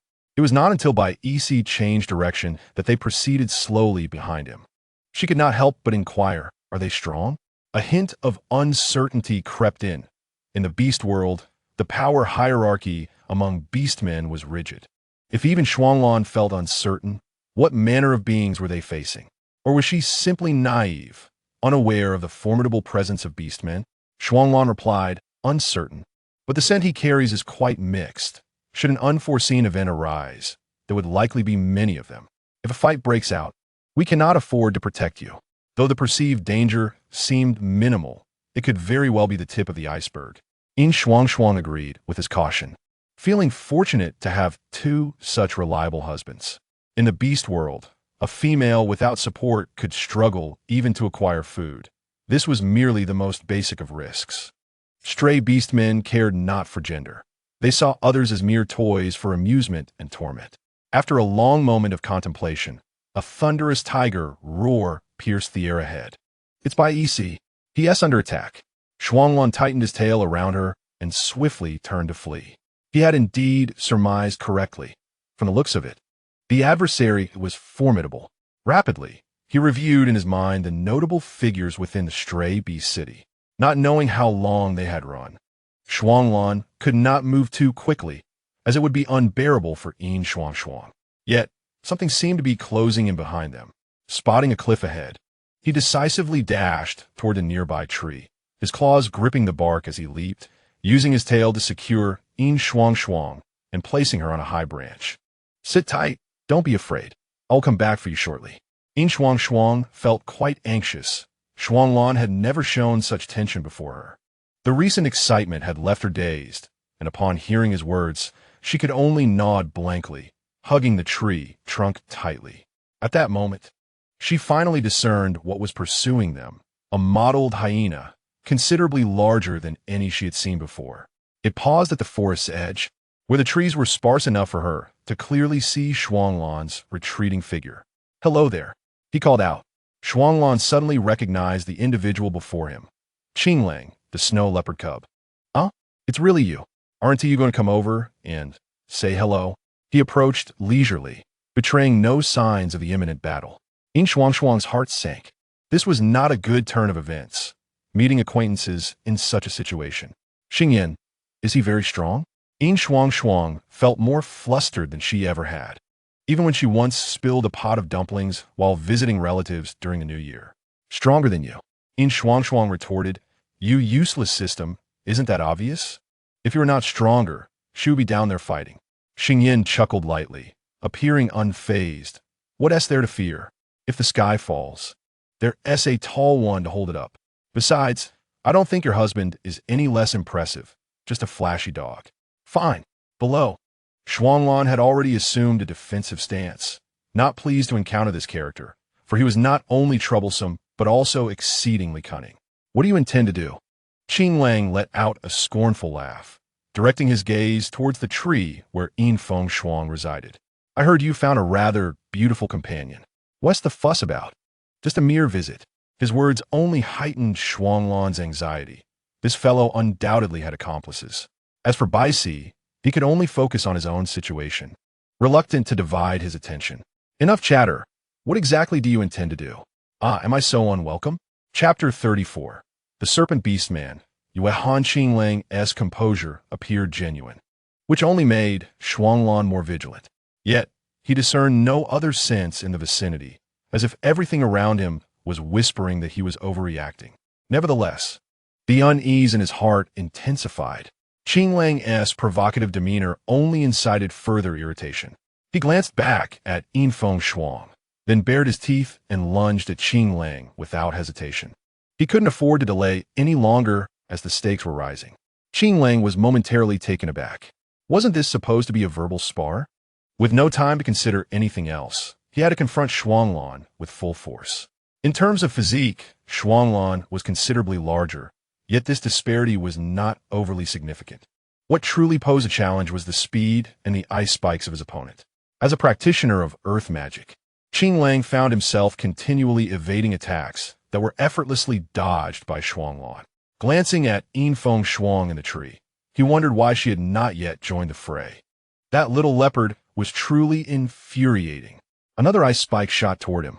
Qinglang narrowly avoided a critical hit by rolling aside, the spike grazing his side and forcing him to stumble back 2 steps. The intent to harm was evident. Yin Shuangshuang watched anxiously, although Shuanglan rarely sustained serious injuries. The sight of his minor wounds was distressing. Yet, she could not descend to intervene and only felt helplessly agitated in the tree. Why couldn't she utilize her powers? You might want to give another try, Xingyin suggested, believing that this fool was simply unaccustomed to the power dynamics of the beast realm. Perhaps exerting herself could awaken her latent potential. Yin Shuangshuang was indeed anxious, yet she felt utterly disconnected from the thick, elongated link that was Shuanglan, who was rapidly depleting his stamina. As for Bai Si, he was somewhat distant but appeared to be managing the situation. The combat below had escalated fiercely, with flashes of yellow and blue intertwining, rendering the two beasts nearly indistinguishable. Qinglang seemed to have deciphered Shuanglan's fighting style, summoning dense earthen spikes that left Shuanglan with multiple bleeding wounds on his limbs and abdomen, despite his agility. Yin Shuang's eyes brimmed with tears. It was her first encounter with such a brutal fight, and that hyena seemed intent on Shuanglan's demise. Amidst her emotional turmoil, she caught a glimpse of greenery from the corner of her eye. What was that? She looked over to find leaves fluttering on the tree. Had the wind picked up? Redirecting her gaze back to Shuanglan, she suddenly realized something was amiss. Where was the wind? The surrounding leaves remained still, save for that particular branch, which moved again under her watchful eyes. Was it a manifestation of powers? Yin Shuangshuang tentatively reached out, and the leaves flew in her hands, 3 of them, overlapping as if bestowing upon her newfound courage. Urgently, she called out to Xingyin. What is happening? Xingyin, don't panic. Try to establish a connection with the leaves in your hands.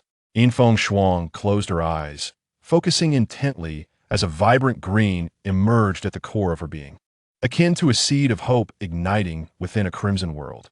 This was the best news she could receive. As she kept her eyes shut, a faint green glow enveloped her, and slender, serrated leaves materialized, aligning with her focus as she opened her eyes. Host, stop. Don't harm your husband. He was utterly exasperated. Did this fool even comprehend her actions? Yin Shuang blinked, confused, as if questioning which leaves he referred to. She attempted to maneuver the leaves in a few rotations, realizing it was somewhat intriguing. Mind the context, sister. Indeed, she was quite the fool. Yin Shuang scratched her head and pointed at the hyena. Go.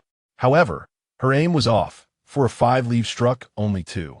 Qinglang suddenly dropped low, his entire being quivering. Shuanglan was bewildered. Nearby, Yin Shuangshuang averted her gaze, apologetically aware that one leaf had grazed his eye while another had struck a critical point below. A complete disaster. Qinglang was in disbelief. How treacherous, how cunning, how utterly unreasonable. Such tactics were unheard of in the beast realm. Cursed be the sly villain. Shuanglan exhaled, glancing at Yin Shuang in the tree, and unexpectedly chuckled. His wife was impressively resourceful. Taking advantage of Qinglang's injuries, he dashed forward, his steps elegant as he unleashed his claws, accompanied by a flurry of sharp ice needles aimed at Qinglang's body. At that moment, a long, dark shadow swept by, accompanied by a fierce wind. Shuanglan was startled and quickly withdrew, landing as he recognized the newcomer, a serpent beast man he had never encountered before. Yin Shuang also noticed the half-human, half-snake figure, with dark purple hair and a menacing glare. The force behind that tail was ominous. Shuanglan felt fortunate that his previous strike had severely wounded Qinglang. Otherwise, he would now be in a precarious situation. This serpent beast man was not to be underestimated. He appeared neither local nor a product of the wandering beast city. What a predicament! I must reconsider the necessity of collaborating with you. The newcomer stroked his chin, his demeanor relaxed, as though he were not here to engage in battle. Who are you? The serpent beast man turned his gaze to Shuanglan. Upon assessing his condition, he smirked. You're quite impressive. Care for a fight? Although you seem a bit worse for wear. It wouldn't be fair, would it? Yin Shuang felt a surge of anxiety. This situation seemed dire. No wonder that hyena had been so composed initially. He had backup. What would happen to Shuanglan now? Xingyan, strategist. Please provide guidance. Surprise attack. Listen, when he swings his tail, aim for the two deeper scales beneath it, quickly and decisively. Do we really have to do this? Is the heavens sending a messenger from the realm of sterilization? Otherwise, just a minor rank? What else do you expect? His suggestion was to lie back and hope for a miracle. In truth, the serpent beastman's desire for combat seemed minimal. This should be a piece of cake. Yuan. Qinglang was becoming increasingly agitated. What does this mean? He hadn't indicated such earlier. So, his name is Yuan. Shuanglan realized he had previously encountered another serpent beastman named Yuan. Perhaps they were from the same lineage. But that was far away. How could he possibly be here? Yin Shuang remained seated, hoping their conflict would spare her from danger. She began to worry for Bai Si. But the signal suggested that he was not gravely harmed, merely injured but not severely. Yet he must still be in battle. Otherwise, he would have arrived by now. If this continued, his stamina would dwindle, risking serious injury. With a green crystal in Shuanglan's possession, what if he were seriously hurt and unable to return? Chapter 35. Streetwise Shuanglan Yuan flicked his tail in boredom, glancing at Yin Shuang with a mischievous smile. Your companion is quite lovely. Do you happen to need another beast husband? Shuanglan bared his teeth in warning. Not a chance. Yuan chuckled lightly. Why all this tension? It appears she has no interest in me. If you need another beast husband, why not explore the southern continent? I recall that I have a younger brother who seems quite remarkable with a beautiful hue. This is a red serpent. Yin Shuang's lips twitched, and the atmosphere shifted to a comedic tone. Shuanglan also found it inexplicable. This snake suddenly appeared, swishing its tail at him, tugging him hither and thither, even attempting to introduce a husband to his wife, which was rather strange. He decided to observe further. Yuan babbled away, but no one paid him any mind. With a pout, he declared it uninteresting and, grabbing the hyena, turned to leave. You cannot take him away. Shuanglan thought of eliminating this hyena in one go, for his covetous gaze at Yin Shuangshuang was all too evident. Allowing him to escape might result in further mischief later on. Yuan halted, turned to look at him, and said, even if you are that little female's partner, that won't do. I must bring him back alive to his brother.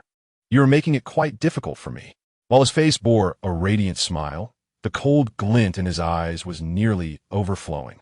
Shuanglan gritted his teeth. What ill fortune! It was rare for him to encounter two high-ranking beastmen who usually frequented different mountains on the same day. How unfortunate! Hopefully, he would have such good luck again in the future. Yuan waved his hand. Then we shall meet again next time.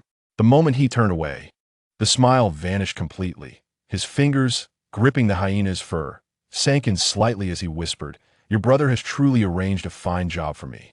Remembering that flash of white, Yue Han relaxed his grip a little. It was not a wasted trip after all. One should treat beautiful little females with courtesy. Wouldn't you agree? Qinglong bit his teeth, his gaze dark and sullen, a syllable of resentment escaping between his clenched teeth. Indeed. That cursed snake. Shuanglan surveyed the surroundings, leapt up a tree, and brought down Yin Shuangshuang, who was frightened. Do not be afraid.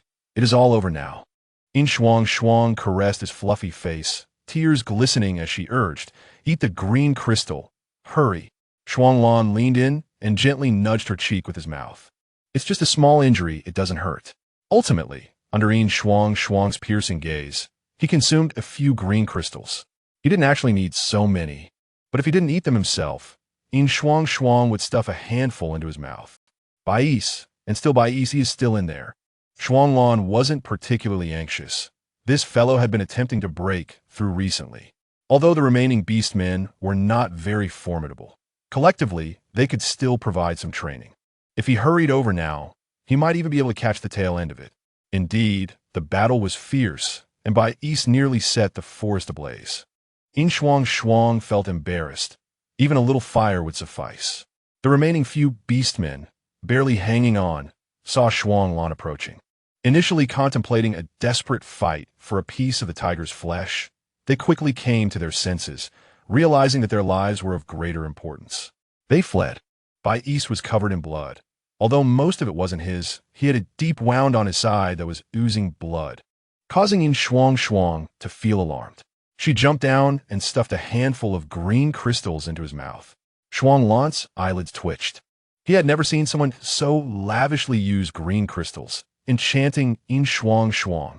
This costly tiger, Bais gasped heavily, but with the aid of the green crystals. He quickly recovered and regained considerable energy. Now that the dust had settled, Yin Shuangshuang let out a sigh of relief, stroking his furry head. That was close. She couldn't help but think of that serpent beast man. Had he truly clashed with Shuanglan, today might not have ended so simply. We must hurry to the Ying tribe. We cannot rule out other dangers along the way. Shuanglan was resolute. He sensed that news of Yin Shuangshuang had spread, with the most perilous place likely being the stray bee city, although there could be other factions vying for control. No, we must go to the Ying tribe to select a partner for her. It was fortuitous that they could fly. Encountering unexpected events would be better than wandering blindly on the ground. Bais nodded and retraced their steps, deciding that they would not rest tonight, and it would be best for him to accompany her. The two found a water source to clean up, hastening their journey with Yin Shuangshuang. Although Shuanglan's fur was soft, after a day of travel, the insides of her thighs felt rather sore. The thought of continuing their journey at night left her disheartened. Resolved, she picked up a green crystal and consumed it. After a few moments, she felt significantly better, revitalized. Along the way, she had unknowingly discarded several fruit pits, uncertain if they would take root and sprout. Xingyan, however, was delighted. At this pace, he was hopeful of completing his task of collecting plants. After 2 days of travel, Yin Shuangshuang felt utterly exhausted, but fortunately, they had reached the foothills of the Ying tribe's territory. Climbing higher would lead them to the Ying tribe's settlement. Shuanglan paused and called for Bais to fetch water for boiling. Yin Shuangshuang would be uncomfortable if they did not wash up soon. They were indifferent, finding it acceptable to make do. So they took turns keeping watch while Yin Shuangshuang prepared their food. How do we ascend? The path grows steeper. Upon reaching an elevated position, the slope transformed into a nearly vertical incline. If they managed to climb that, it would defy Newton's laws. However, Shuanglan and Bais were not anxious at all. Following their imagined process, they expected to breach the Ying tribe's defensive perimeter, at which point a guard would descend to assess the situation. Then, with a few exchanges, the Ying tribe would open their gates to welcome them, a simple affair. Yet, it seemed things were not going as planned. Bais pondered, are we going the wrong way? Shuanglan blinked, silently changing direction around the mountain. Uffed. Ha ha, such a hard life. I am curious about the intelligence of your future offspring. Do not mock. I can no longer contain my amusement. As expected, they had not traveled far before being spotted by the beastmen above. 2 falcon beastmen swooped down, cautiously circling overhead before finally landing on a protruding cliff, calling out loudly. "Hey, where did you come from?" Shuanglan looked up and met their gaze, both parties momentarily taken aback. "Wait, Shuanglan, when did you?" At that moment, he glanced again at Yin Shuangshuang on his back. Oh, so she's your partner?" Yin Shuangshuang was utterly incredulous, reaching to touch Shuanglan's ear. "How come everyone knows you?" Now, it seemed the whole world was aware that Shuanglan was a notorious scoundrel in the beast realm. Chapter 36. Floral ambience. The atmosphere grew increasingly awkward. It was the falcon beast man who broke the silence first, asking, "Are you bringing a partner to the Yin tribe?" Shuanglan replied, "We plan to stay for a few days. We wish to explore the gathering." "Oh, then you must stay a while longer. The road over there has collapsed, and many beastmen from various tribes must take a detour to reach here. It truly is an inconvenient time. It could have collapsed at any other moment." He prodded Yin Shuangshuang with his tail. "So what do you think? Should we wait a few days?" She nodded. "That sounds fine. Staying on the cliff will be quite interesting." Of course, her notion of interesting did not imply that the cave entrance would also be on the cliff. Yin Shuangshuang looked speechlessly at the sheer cliff, rising over 10 meters high, her eyelids twitching. The falcon beast man scratched his head, feeling a bit awkward. This is the lowest point. You can dig some ladders into the rock face." There was no helping it. The Yin tribe preferred to reside at high altitudes, as they had wings and found it convenient. Bai silently began to dig the ladder, ensuring it was deep enough, lest Shuangshuang hesitate to step down. "Thank you. I'll take you hunting for big game later," Shuanglan promised. The falcon beastman's eyes lit up with excitement. "Really? Then it's a deal." After he left, Shuanglan transformed into human form, holding Yin Shuangshuang in his arms. "I remember there is a beautiful sea of flowers nearby, red ones. Would you like to see it?" "A sea of flowers?" Yin Shuangshuang looked up. "There are flowers on the cliff?" "Not exactly on the cliff. There's a higher mountain behind it, and there's even a waterfall nearby. The sea of flowers is over there." "So familiar. Have you stayed here for a long time?" "Not for long, just over 10 days. The more you travel, the more familiar it becomes." Yin Shuangshuang envisioned a comical scene. Several eagles gathered together, engaged in conversation, when a snow leopard happened to stroll by. The eagles were dining, and the snow leopard, passing by, silently critiqued their unappetizing fare. The eagles were courting, and the snow leopard peeked over, intrigued. The eagles were bathing, and the snow leopard sauntered past, inadvertently showered by a piece of animal hide. How delightful! Laughter erupted. It was so amusing. Shuanglan was perplexed. Was such a trivial matter truly laughable after several days? Never mind, you should assist by EC. Two pairs of hands worked faster. Yin Shuangshuang waved him off, fearing that if he questioned her further, she might inadvertently spill the beans. Shuanglan handed her some huangwugwo, coaxing her to sit patiently on a nearby stone and await his return. Baiisi's plan involved carving several large openings into the steep rock face and creating elevated paths between them, wide enough for a person to traverse. The idea was commendable. With his sharp and robust claws, he worked swiftly, yet the task was substantial. After nearly 2 hours of cooperative effort, Shuanglan took a moment to glance back, only to find Yin Shuangshuang, who had been sitting quietly, was nowhere to be seen. Baiisi's heart raced momentarily, and as his gaze shifted, he spotted her beneath a tree, tying together small bouquets of flowers. A neat row of blossoms was arranged, a testament to her evident boredom. Contrary to appearances, she was indeed cataloging plants, yet regrettably, she had not discovered any edible varieties. Thus, she resorted to gathering an assortment of small flowers, binding them together to display in a bamboo tube. Yin Shuangshuang sighed in resignation. It seemed that venturing into areas less frequented by beastmen would be the only way to find edible plants. Shuangshuang? Baiisi approached, his gaze falling upon a few delicately shaped pale purple flowers nestled in his arms. They bore a resemblance to double-petal lilies, perhaps. He had assumed Yin Shuangshuang admired beautiful flowers, so he had ventured into the forest to gather a few. 2 were left with him, while the remainder filled his embrace. Yin Shuangshuang beckoned him to sit beside her, her face aglow with delight as she gently ruffled his hair. "So lovely, I adore Baiisi's flowers."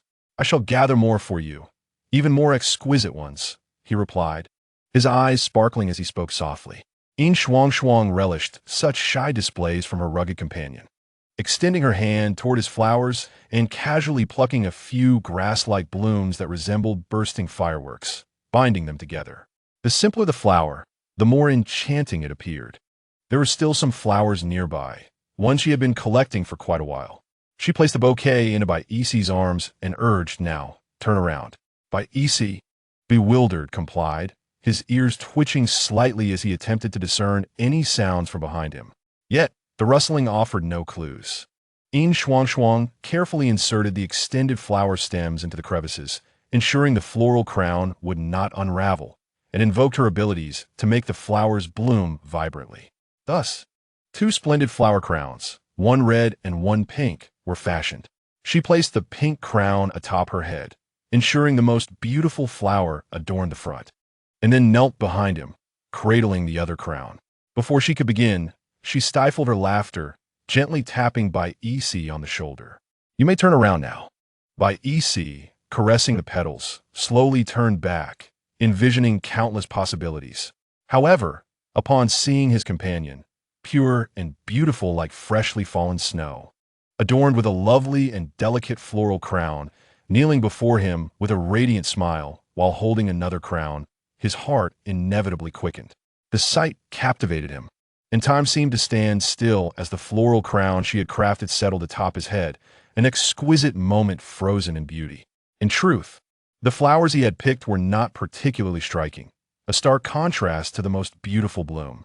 Thus, that modest bouquet, once cherished by its owner, was carelessly discarded to the side. Bai Isi cupped her porcelain-like, blush-tinted cheeks, leaning in to bestow upon her a gentle kiss, soft as a spring breeze. The pure white flower, glistening as if kissed by dew, found Yin Shuangshuang leaping into his embrace just as his courage faltered, tenderly capturing his lips, igniting a breath as refreshing as blooming jasmine, leaving a lingering sweetness. A small stone platform was laden with an array of foods. Shuanglan meticulously placed the pink bouquet, casting a discreet glare at Bai Isi. That rascal knew not to wear a floral crown while dining. She then turned, her expression softening as she poured Yin Shuangshuang some juice. Bai Isi remarked, "Today is wonderful. Let's not provoke him. He is a petty leopard." With the ladder in place, Yin Shuangshuang could almost navigate the ascent and descent independently, though they remained concerned about the possibility of her misstep. Hence, they laid down an exceptionally thick layer of hay and animal hides at the base. Soon, other beastmen began to arrive, drawn by curiosity, though they kept their distance. Many were familiar with Shuanglan. His formidable strength naturally drew their attention to his partner. Upon seeing her, they were taken aback. How could she be so fair? Even her hair was white, her visage was lovely, and her demeanor toward her beastman was so gentle. Chapter 37. By Yin Beast Lamb? Yin Shuangshuang's striking beauty garnered her considerable admiration, yet she remained blissfully unaware, mistaking the frequent attentions of the Eagle tribe beastmen for mere friendliness. "This is a fruit that only grows in this region. See if you like it." Shuanglan offered her a hefty bunch of round, plump fruits that seemed quite weighty. Yin Shuangshuang accepted them, her hands momentarily sinking under their weight. "Two hands, you silly," Shuanglan chuckled, avoiding her gaze. Yin Shuangshuang shot him a glare. "Yes, doing that again." Growing weary of words, she turned her attention to the fruit, noticing it bore a slight resemblance to mangosteen. "Perhaps it's even more similar when opened. Is that true?" She mused, but the shell appeared rather tough. Before she could devise a solution, a strong hand extended toward her, effortlessly squeezing it open, revealing a fruit the size of half a fist, fragile in his grip as if it were made of foam. "Give it a try. I think it tastes pretty good, just not very juicy," he expressed, a hint of disappointment in his tone. This was one of the fruit's two flaws. The other was its hard shell, which Yin Shuangshuang could not break. The fruit's flesh indeed resembled mangosteen, yet each segment was enveloped in a membrane, allowing for careful peeling akin to garlic. The flavor was indescribable but undeniably delightful, a perfect balance of sweet and tart. "Is there more?" Shuanglan asked eagerly. I'll gather as many as you desire, he replied, though he knew that if he wished to store such an abundance of fruit, he would need to advance to the 8th tier. Otherwise, they wouldn't last long in his space. In the coming days, I plan to venture further to scout for e-beasts. You, and by EC, stay safe at home. I promise to bring back delicacies, understood? Shuanglan spoke in a tone reminiscent of a protective father, sending a shiver down her spine. You're advancing? I was already close. I might as well take this opportunity during our stay with the Eagle tribe to make the leap. If I wait until later, I may not have a chance. Yin Shuangshuang pondered this, yet concern creased her brow. But could it be dangerous? E-beasts do not sound easy to handle. What is there to fear? I am confident.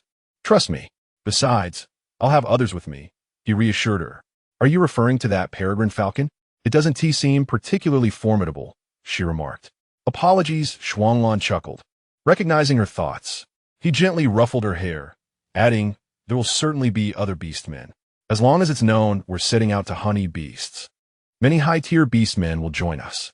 With that reassurance, Yin Shuangshuang felt considerably relieved. Thankfully, it was a team endeavor. Shall we take a stroll? Sitting at home can be quite dull, he suggested, noticing her growing restlessness, especially since she was not fond of interacting with unfamiliar faces. Yin Shuangshuang pondered for a moment, considering the upcoming gathering and the inevitable interactions with other beasts while shopping. It would be prudent to observe the orcs here now. All right, let's take a stroll outside. Where's Bai EC? She inquired, recalling her brief encounter with him that morning. He seemed to have vanished. He has gone hunting, she mused. To her surprise, his usually sullen demeanor thrived amongst the Eagle clan, as she remembered that most orcs from the Eagle clan were rather taciturn and aloof. Upon hearing this, Yin Shuangshuang refrained from further questioning, surmising he was likely engaged in delivering provisions to the temporary tribe, akin to adjoining fee or rent. Regarding solitary versus communal living, Yin Shuangshuang recognized the merits of both, yet she leaned toward solitude. Perhaps she could cultivate a garden and enjoy the comfortable life. However, there was a downside. The harsh climate of the beast world was notorious. It was said that during the heavy snow season, outdoor activities were perilous, with the risk of freezing in ice sculptures. The rainy season, too, could be relentless, with incessant downpours leaving no respite, leading to floods, landslides, and mudslides, common occurrences indeed. Consequently, frequent relocations would be necessary. It seemed that only the more stable and favorable locations had been claimed by various tribes. It was no wonder so many orcs prefer to join tribes, simply wishing to avoid unnecessary turmoil. This is no dilemma. In fact, there are numerous ways to survive in the beast world. Moreover, you possess a system, so solitary living is certainly the way to go. Otherwise, how could you traverse the continent in search of delicacies? You dare to say that? I have yet to find a single edible item. What use are you then? Stop passing the buck. It is clearly your lack of initiative. It is your ineptitude. You are lazy. You are useless. You are foolish. Rebuttal. You are being unreasonable. Frost Lawn, who was preparing to roast meat, was startled by their loud exchange and glared in their direction. What is it with you two? He demanded, recognizing the swift falcon. Was it Yin Shun? We hunted a Baiyan beast, and its meat is exquisite. I brought some for you. Oh, you are roasting meat too? Yin Shun approached, carrying a leg of some creature. Frost Lawn flicked his tail, the flames waning, and asked, you all? From the hunting team? The spoils of the hunting team were typically meant for the tribe. Had he kept this for himself? Not all, just me and two brothers. Let me tell you, there were originally 4, but those 2 fools devoured one each before even reaching the tribe. I managed to snag the remaining 2. Then what is this? Fotstlan inquit? Eyeing the leg, truly a standout.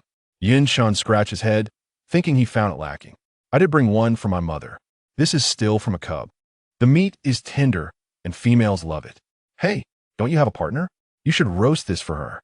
Yin Shuangshuang, who had been busy with a small mat, emerged upon hearing the commotion. What is going on?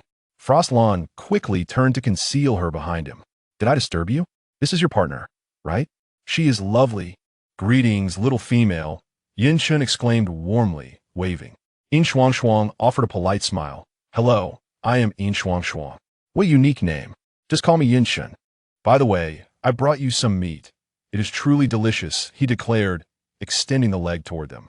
Frost Lan, quick as lightning, intercepted it, glancing reproachfully at Yin Shun for not informing him that Shuangshuang lacked the strength to handle it. Yin Shuangshuang examined the leg, finding it somewhat familiar. Is this beef? Not quite. Is it sheep meat? Indeed, it had a slight gamey aroma, though not as pungent as the sheep meat she had encountered before. Thank you. Have you tasted it? Would you like to stay and share a meal? Yin Shuangshuang inquired, offering a token gesture of hospitality, but Frost Lan took it earnestly. As Frost Lan's fierce gaze bore down on Yin Shun, the latter abruptly swallowed his words and quickly shook his head. No, I'm full. You needn't worry about me. I must continue my patrol. Farewell. With that, the towering orc transformed into a swift falcon and soared away, as though pursued by a hound. Chapter 38. Pepper. Yin Shuangshuang instructed Frost Lan to chop the leg Yin Shun had brought and soak it in water. Although the gamey aroma was not overwhelming, it would still significantly affect the flavor if left unprocessed. Unfortunately, she had yet to locate any green onions or ginger, nor any seasonings to mask the gamey taste. Thus, she resorted to soaking it for 2 or 3 hours, changing the water multiple times, which might yield some improvement. Perfectly timed for Bai Isi's return to share a meal. Frost Lan prepared everything, cleaned his hands, and joined her by the fire. It's all right. It's not as if we can only eat this once. If you wish for more, I can hunt for you immediately. Let's wait a while. I want to find a plant with a strong aroma to mask the meat's flavor. Otherwise, even the best meat would be wasted. All right. When Bai Isi returns, I will take you down the mountain to search. It would be a good opportunity for her to explore her abilities. The last time she had unleashed her powers, he had sensed her urgency, which was a positive sign, yet continued effort was essential for her development. Oh, I forgot to share some good news with you. I can also discern whether plants are toxic and edible now, she proclaimed with a hint of pride. Surprised. What elements can do that? I hadn't heard of such a capability. However, he refrained from probing further, understanding that his partner held some secrets, which he would keep safe even if he was unaware of them. Does Bai Isi know? Not at all. You're the first to know. Bai Isi's ignorance pleased Frost Lan. It was only fitting that he was the first to learn. When he returns, make sure to tell him. That big old tiger is always idle. When I'm away, let him take you to search for things. I wonder what flowers he is picking. He seems to be quite eager to please, despite his apparent lack of competitiveness. Does he pick well? Is he as good as you? Yin Shuangshuang chuckled softly, imagining the snow leopard's jealousy. What is so funny? Don't spoil him. Life goes on. He'll be too comfortable. All right. Frost Lan turned his head, his ears slightly reddening. Why do you smile so beautifully? He chastised himself for feeling shy. After a brief moment of hesitation, he reached out, wrapping an arm around Yin Shuangshuang's shoulders, tilting her neck back to steal a kiss. Yin Shuangshuang, oh. She had been kissed. The heated kiss lasted for 2 minutes. Were it not for the roasting meat, Frost Lan would have taken her straight to bed. Life goes on. You'll be too comfortable. Hearing her familiar teasing, Frost Lan chuckled, gently patting the back of her head. You're getting angry over just a kiss? Such a fiery little temper. Me? A fiery temper? You vile leopard are slandering me. Seeing her turn away in indignation, her fluffy head nearly steaming, Frost Lan's grin widened. He felt utterly soft-hearted, lifting his fluffy tail to wrap around her front. Predictably, in less than a second, she had grabbed it with both hands. Quite the temper, yet easily appeased. Adorable. Whoever designed her must have been a genius. When Bai Isi returned, they had just finished their meal. The busy tiger chef arrived to find no hot food left, pondering what marriage had brought to the males. Cough OOC. After a long day, the tiger chef was served his wife's leftovers, while her big husband grinned beside him. This is delicious. All for you. She offered him some sweet leaves, a recently discovered treat, mildly sweet with a pleasant taste, though scarcely eaten by orcs, who were primarily carnivorous. Yin Shuangshuang enjoyed them immensely, treating them as lettuce to wrap around the roasted meat, which was delightful. However, she had yet to try them stir-fried. Perhaps she would do so another day. Bai Isi opened his mouth, allowing the leaf wrapped around half a skewer of roasted meat to enter. Initially, he anticipated an unusual flavor, yet to his surprise, it was rather delightful. Nevertheless, he still preferred the simplicity of eating pure meat. Isn't it delicious? I had Shuanglon gather quite a bit. So even if we can't find more later, we can enjoy it for a long time. Yin Shuangshuang reveled in the joy of her expanding recipe collection.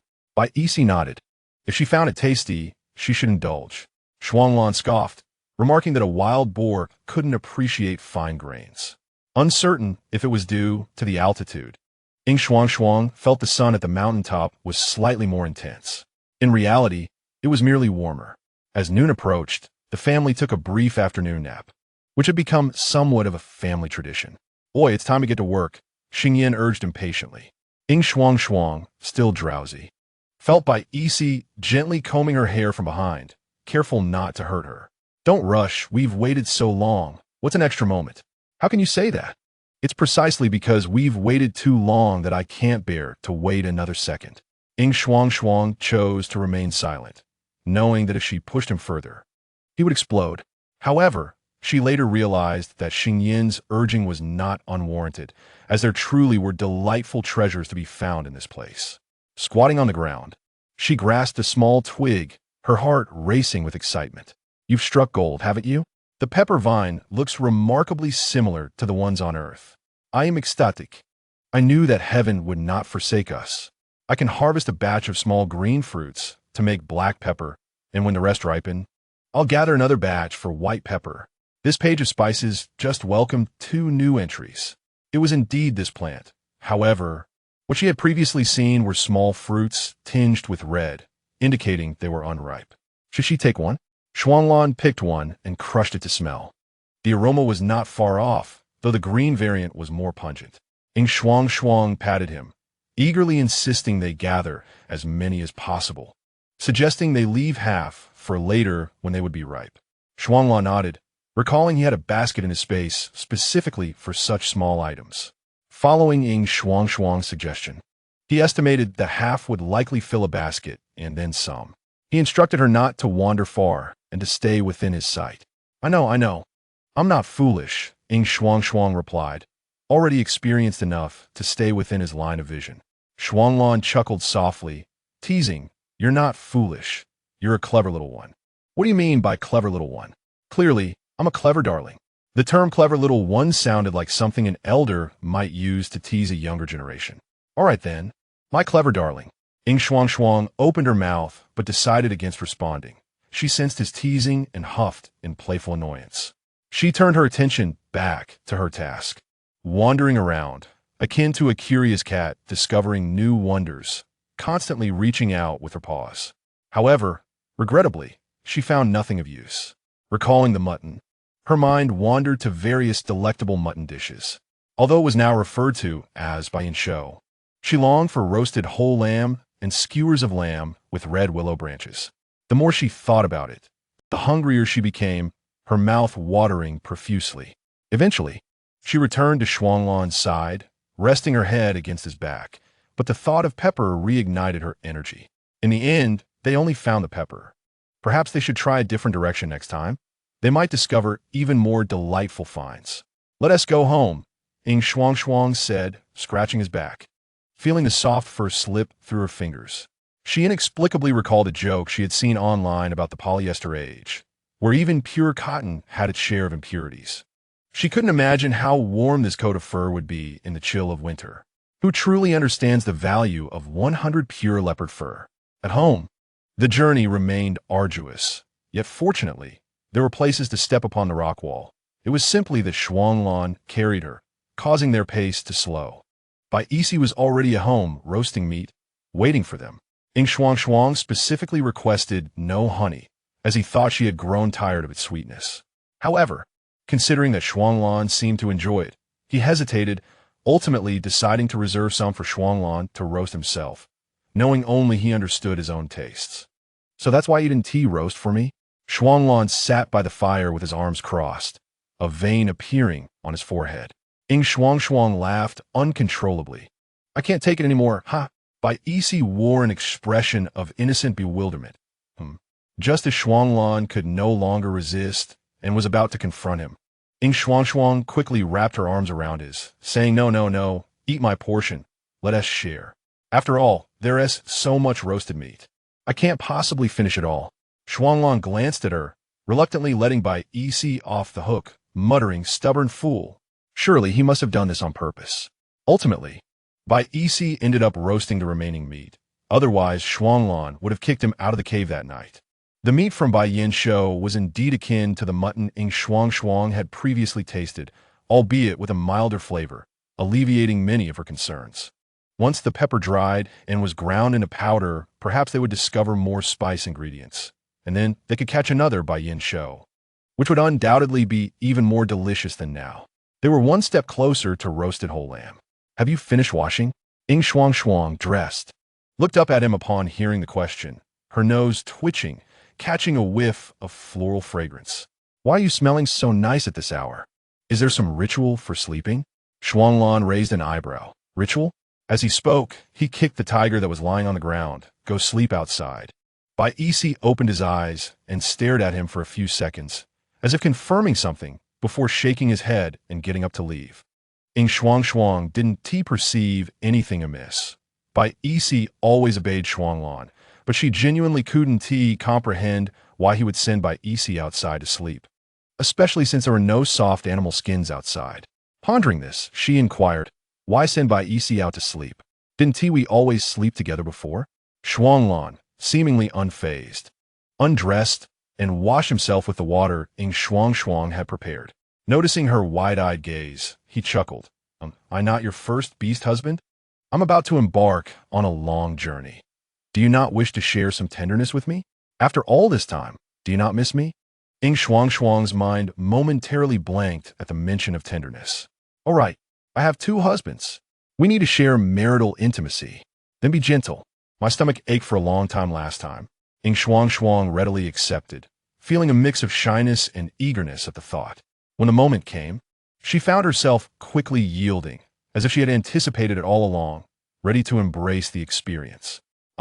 As long as there was green crystal, her experience would be quite pleasant. Shuanglong took a piece of animal skin from the rack to dry his body and, clad in nothing, stepped onto the fluffy animal skin carpet, approaching the bed. He reached for the porcelain white figure on the bed. "Still dressed? This will get in the way in a moment." As he spoke, he naturally pulled away Yin Shuangshuang's small hands that were covering her chest. "Let me give you a kiss." A gentle kiss landed on her delicate collarbone, gradually intensifying, leaving a crimson mark behind when he pulled away. Yin Shuangshuang obediently fell back, and in the dim light, only he appeared to gently sway, his long white hair brushing against her chest, sending a tingling sensation that was quickly brushed aside. His long, fluffy tail wrapped around her thigh, a sense of possessiveness reaching its peak as she squirmed restlessly, the tail tightening around her as if afraid she might escape. Yin Shuangshuang clutched her stomach. "Wait for me." "Okay, good baby." The next morning, Yin Shuangshuang woke in a fluffy embrace, her mind still in slumber mode, and she burrowed deeper into the warmth. Bai Isi lazily squinted, sensing the slight movements of his partner. He lifted his paw slightly to avoid accidentally pressing down on her. After a considerable time, Yin Shuangshuang finally regained consciousness. Upon seeing the auburn hair, she understood. Why had he left so early? Had he eaten breakfast before departing? Bai Isi responded with a hum, noting that the assembled group had arrived quite early. Well then, she seldom lingered in bed, and she didn't wish to let Bai Isi rise either. Perhaps she had grown accustomed to having a pillow companion for the night. With Bai Isi by her side, her slumber was undoubtedly more restful. Bai Isi, too, was delighted to indulge her, content to embrace his fragrant and soft partner in peaceful slumber. How wonderfully serene this was. He often pondered what life had been like during his time in the Huzu tribe. It had been a mere existence, devoid of meaning and fraught with desolation. Eventually, the two managed to rise before lunchtime. Bai Isi prepared a delectable meal for her, as today's plan remained focused on foraging for new ingredients. However, they had decided to change direction this time. The peppers they had harvested yesterday were spread out to dry, and regarding the previous area where the long pepper vines grew, he had noted its location well. When the time came, he would harvest them himself, sparing Yin Shuangshuang any worry. This specimen appears promising. Perhaps stir-frying it will yield a delightful surprise, Xing Yin suggested. In her hand, Yin Shuangshuang held a palm-sized grass with heart-shaped leaves on either side. Its tender shoots still fresh to the touch. But didn't you say it was slightly sour? Will it taste good? She expressed her doubts, feeling that the flavor might be rather peculiar. Trust me, it should taste somewhat akin to the purslane found on Earth. This has been meticulously calculated by my super-intelligent brain. It can't be wrong. You can also dry it, similar to how they dry radish on Earth, making it a perfect accompaniment to meals. He asserted with a hint of pride, contemplating that if they gathered enough ingredients, he might even create a recipe book for this little fool. All right, I'll follow your lead, Yin Shuangshuang agreed. Bais, please harvest this. She beckoned him, as the grass was not abundant, likely yielding only 3 or 4 handfuls. Stir-frying a couple of dishes for a taste would suffice. If it proved delicious, they could return to search more nearby. Let us name it. After all, I discovered first. How about sour vegetable? No, that one do. Let us call it Qing Xin Lan instead. It has a rather attractive appearance. Yin Shuangshuang was quite pleased with this name, which possessed a certain charm. Translated, it means a green vegetable resembling an orchid with heart-shaped leaves, he noted. I never claimed it was a vegetable. It's merely an edible plant, she retorted. The taste remained a question, yet to be answered. With a few swift motions, they finished harvesting the remaining Qing Xin Lan. Bais took Yin Shuangshuang's small hand and continued forward, his gaze scanning the depths of the vegetation. There should be small wild rabbits nearby, their meat tender. Catching a couple to roast for Shuangshuang would be just right, as her appetite was modest, and 2 would likely be sufficient. On their way back, they encountered the canine tribe's beastmen, who had arrived early for the gathering.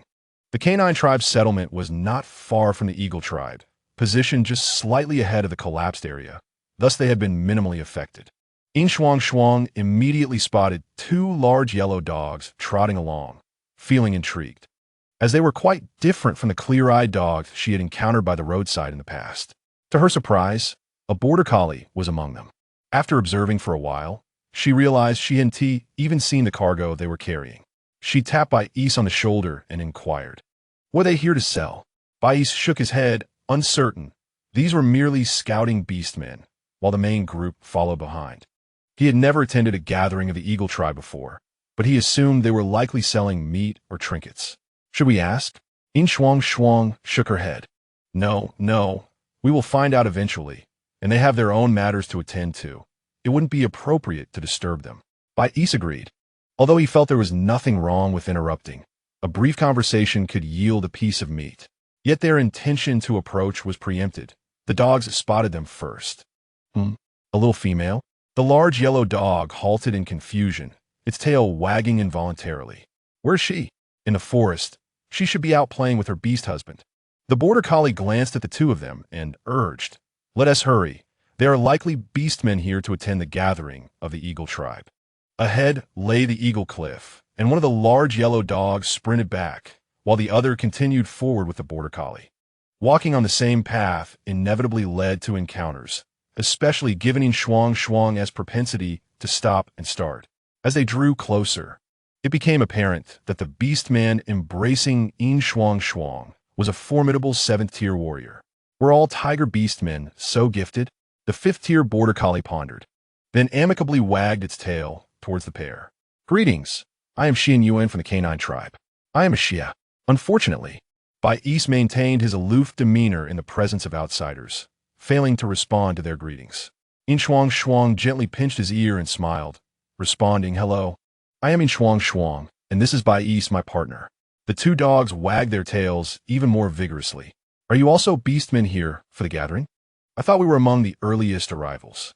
Bais frowned, questioning the need for such obsequiousness. "Just passing through." "Ah, I see. Well, perfect timing for the gathering. Most of the tribe's groups will likely arrive in 2 or 3 days, and it will certainly be lively then." Bais walked ahead, with the 2 following behind. Despite receiving minimal responses, they remained unperturbed in their chatter.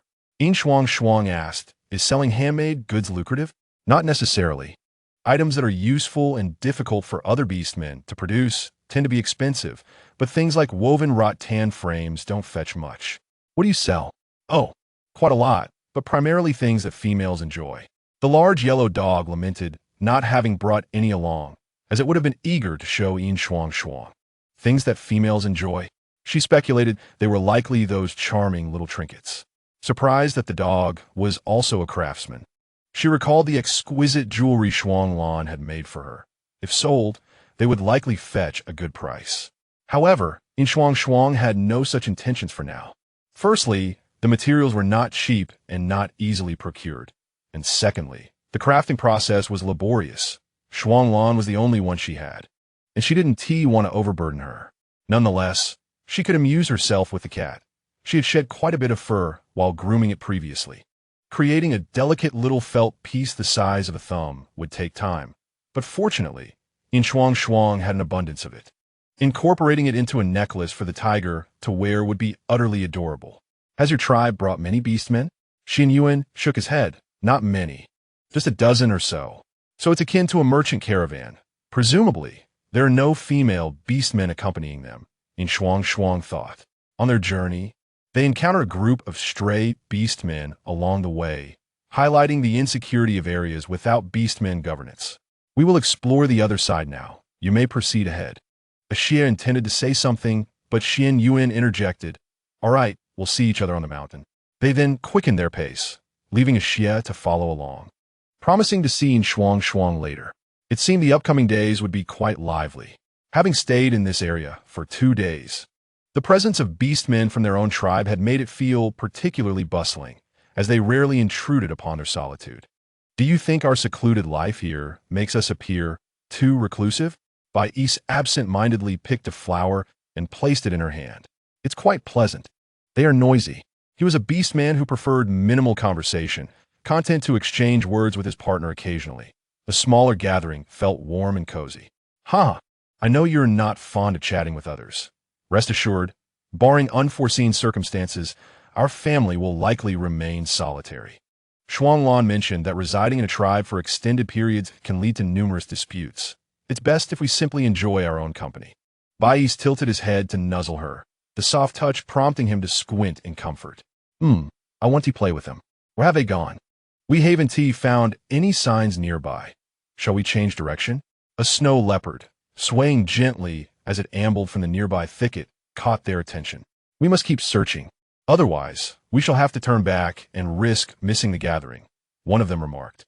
While attending the gathering was of secondary importance, the orcs present had made arrangements through friends, and if they could not return in time, they could simply ask for assistance in procuring provisions.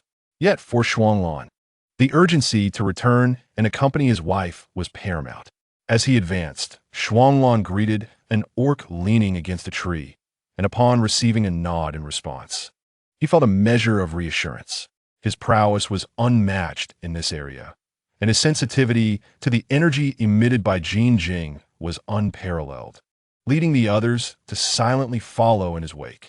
The journey from the tribe to this location had taken nearly a day, and the prospect of discovering the trail of the e-beast was a welcome one. If they failed, they would simply continue running. As dusk descended, they found themselves increasingly distanced from the Eagle clan's territory. The orcs possessed commendable night vision, and as Shuanglan scanned the surroundings, it was evident that their collective desire was to keep searching. However, his perception of that energy was waning, indicating that they were moving, and at a pace quicker than theirs, likely a herd of beasts.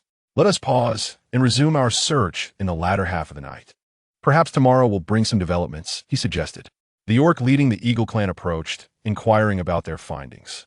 It appears to be a herd. The rainy season is imminent. Prompting their migration, Shuanglan explained. The well-formed paths had already been claimed by the orcs, while the beasts and ordinary animals sought refuge from floods and natural disasters, necessitating their journey to safer locales. Shuanglan surmised that the migration of e-beasts would undoubtedly impact the orcs they encountered along the way. By dispersing their efforts tomorrow, they would surely glean information regarding the e-beast's whereabouts. Is it possible?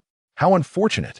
3 or 4 would be manageable, but encountering a herd would require considerable caution, he mused, contemplating the potential danger of being trampled.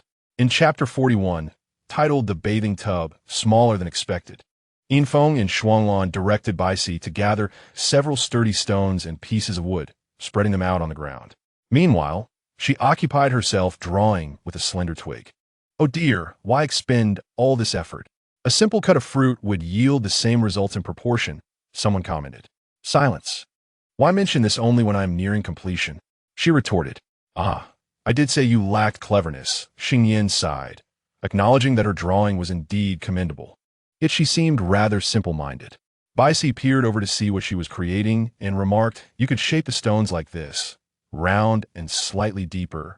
Then trim the excess to leave a thin edge, but be cautious not to break through. Yinfeng envisioned a large pot, as their appetites were considerable, and roasting small items only left them unsatisfied. She instructed Baici to craft larger utensils, such as pots and spatulas. If successful, they could even produce plates and bowls, making mealtime more convenient, which would surely please Shuanglan, who would then be tasked with cooking. Baici, interpreting her sketches, noted that they resembled halved fruit shells. How many do you need? Let's start with 2 of this size, she replied, marking a large circle in the dirt, approximately 1 meter in diameter. As for the spatula and plates, she intended to research the best tools for shaping the wood. After all, they could not rely solely on their claws. It seemed a thorough grooming of their claws was in order. Baici cautiously chiseled the stones, wary of applying too much force lest they shatter. Yet he soon completed the 2 stone pots. Meanwhile, Yinfeng had returned with 2 wooden pieces. After deliberation, she decided to use their claws first, followed by a bone knife. How splendid it would be to possess a large cleaver, she mused, recalling the existence of a remarkably sharp stone in nature, obsidian.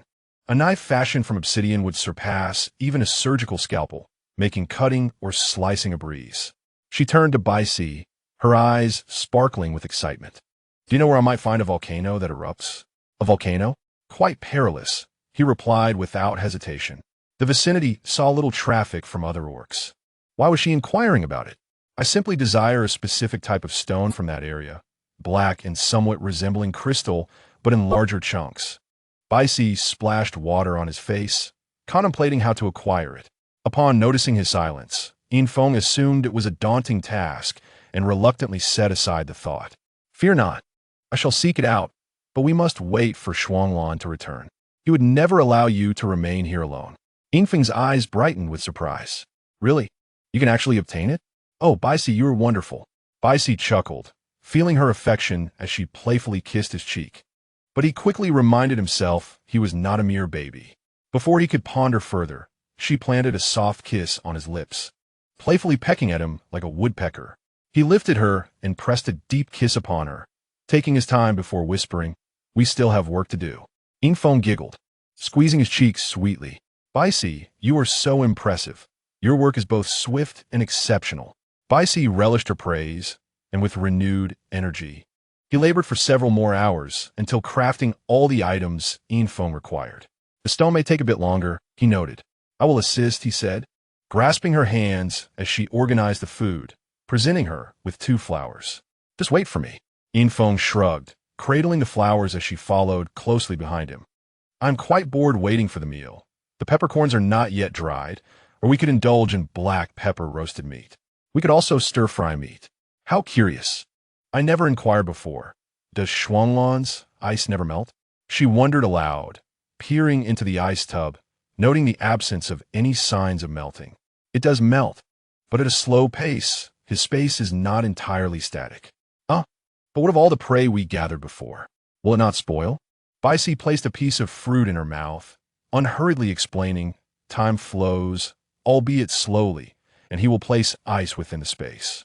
Well, this certainly solidifies Shuanglan's reputation as a mobile refrigerator. Indeed, so we ought not to hoard too much prey at once, lest it deteriorate over time. Not to worry. Once he reaches the 8th tier, time within his space will become static. So that is how it is, she mused. Baici's palm erupted with a swirl of crimson flames, inviting her to touch. Yinfeng hesitated for a moment, but then cautiously reached out, feeling the warmth reminiscent of summer showers. It is surprisingly not hot. Baici nodded. I can't control it. How marvelous. Can it change colors? It can. As he spoke, the flames transformed into a dreamy pink, mirroring the hue of her eyes. Excited, Yin reached out to touch it, discovering it to be pleasantly cool, akin to a fragrant lotion applied to her skin. Bicey held her hand, guiding the flames into her grasp, stating, "Dinner will be ready shortly." Content. She left to sit on the edge of the bed, her hands gingerly cradling the cluster of pink flames. How enchanting! It would surely be magical if contained within a glass jar. Bicey was taken aback by her fascination with the flames, as she lingered, entranced, even as they prepared for a bath. "It is quite late, Shuanglan," he remarked. Reluctantly, Yin returned the flames to him, exclaiming, "You must show me again tomorrow." Bicey waved his hand, dispersing the flames. "I can conjure it for you daily." With that, he gently assisted her in removing her garments, and, as he embraced her in the water, one hand softly encircled her neck, while his partner cooed sweetly, requesting, "Will you wash with me, Bicey? Please?" She playfully traced her nails over his chest, gradually trailing downward, playfully pinching his robust arm. Bicey let out a soft grunt, exerting his strength to reposition her into a bear hug. As her soft body nestled against him, he distinctly felt his body temperature surge, his hand reaching down to unfasten the leather skirt. He found himself unable to refuse any request from his partner, especially one that seemed to beckon intimacy. Embracing her in a state of undress, he stepped into the wooden tub, the once spacious confines now feeling particularly cramped with their two bodies within. Bicey splashed warm water over Yin Shuangshuang's shoulders, the gentle cascade tracing down her back and arms, some flowing into the intimate space where their skin met. Yin Shuangshuang gazed at his taut jawline, suddenly lifting her thigh to kiss him, feeling as though her retreat had been sealed. Any further descent would lead to uncontrollable passion. Bicey struggled to contain himself, but Yin Shuangshuang was evidently in a playful mood, and as a dutiful partner, he endeavored to comply. She wiggled her body, playfully coaxing, "Not too much, okay? Let's take it easy." Chapter 42. The moment of the hunt. All right. Be gentle, please, it's too much. Bicey, following her every whim, found himself overwhelmed, eventually collapsing gently onto Yin Shuangshuang, burying his face into the crook of her neck. The atmosphere in the room was heated, the ice bucket drawn close to the bed, exuding a chill. Yin Shuangshuang panted, her spirit waning, her body sinking into a languid state of contentment. However, Bicey's fingers tightened around her, seeking solace against her warmth. The sound of splashing water reminded him of the now cooling water in the tub. Yin Shuangshuang frowned. "Having indulged enough, if I eat more, I'll be sick." Bicey, slow to grasp her meaning, widened his eyes in surprise, realizing that eating could imply this. He lifted Yin Shuangshuang, hesitating for a moment, reluctant to soil the carpet, and meticulously cleaned them both with some spare water, contemplating the need to prepare 2 more water containers for the next day. For 3 consecutive days, Yin Shuangshuang observed the peppercorns spread across the stone slab, having been shelled, their texture firm to the touch. "Can we skip frying? They smell quite fragrant already," she mused. "It depends on your taste. If you prefer them unadulterated, grind them as they are, they still hold medicinal properties. If not, a quick fry enhances their aroma. But first, you should have your husband prepare some containers for the ground pepper. It weighs quite a bit," came the reply. "That's manageable. There's still a few bamboo jars in the cave. I'll fry half, and when Shuanglan returns, we can deal with the rest."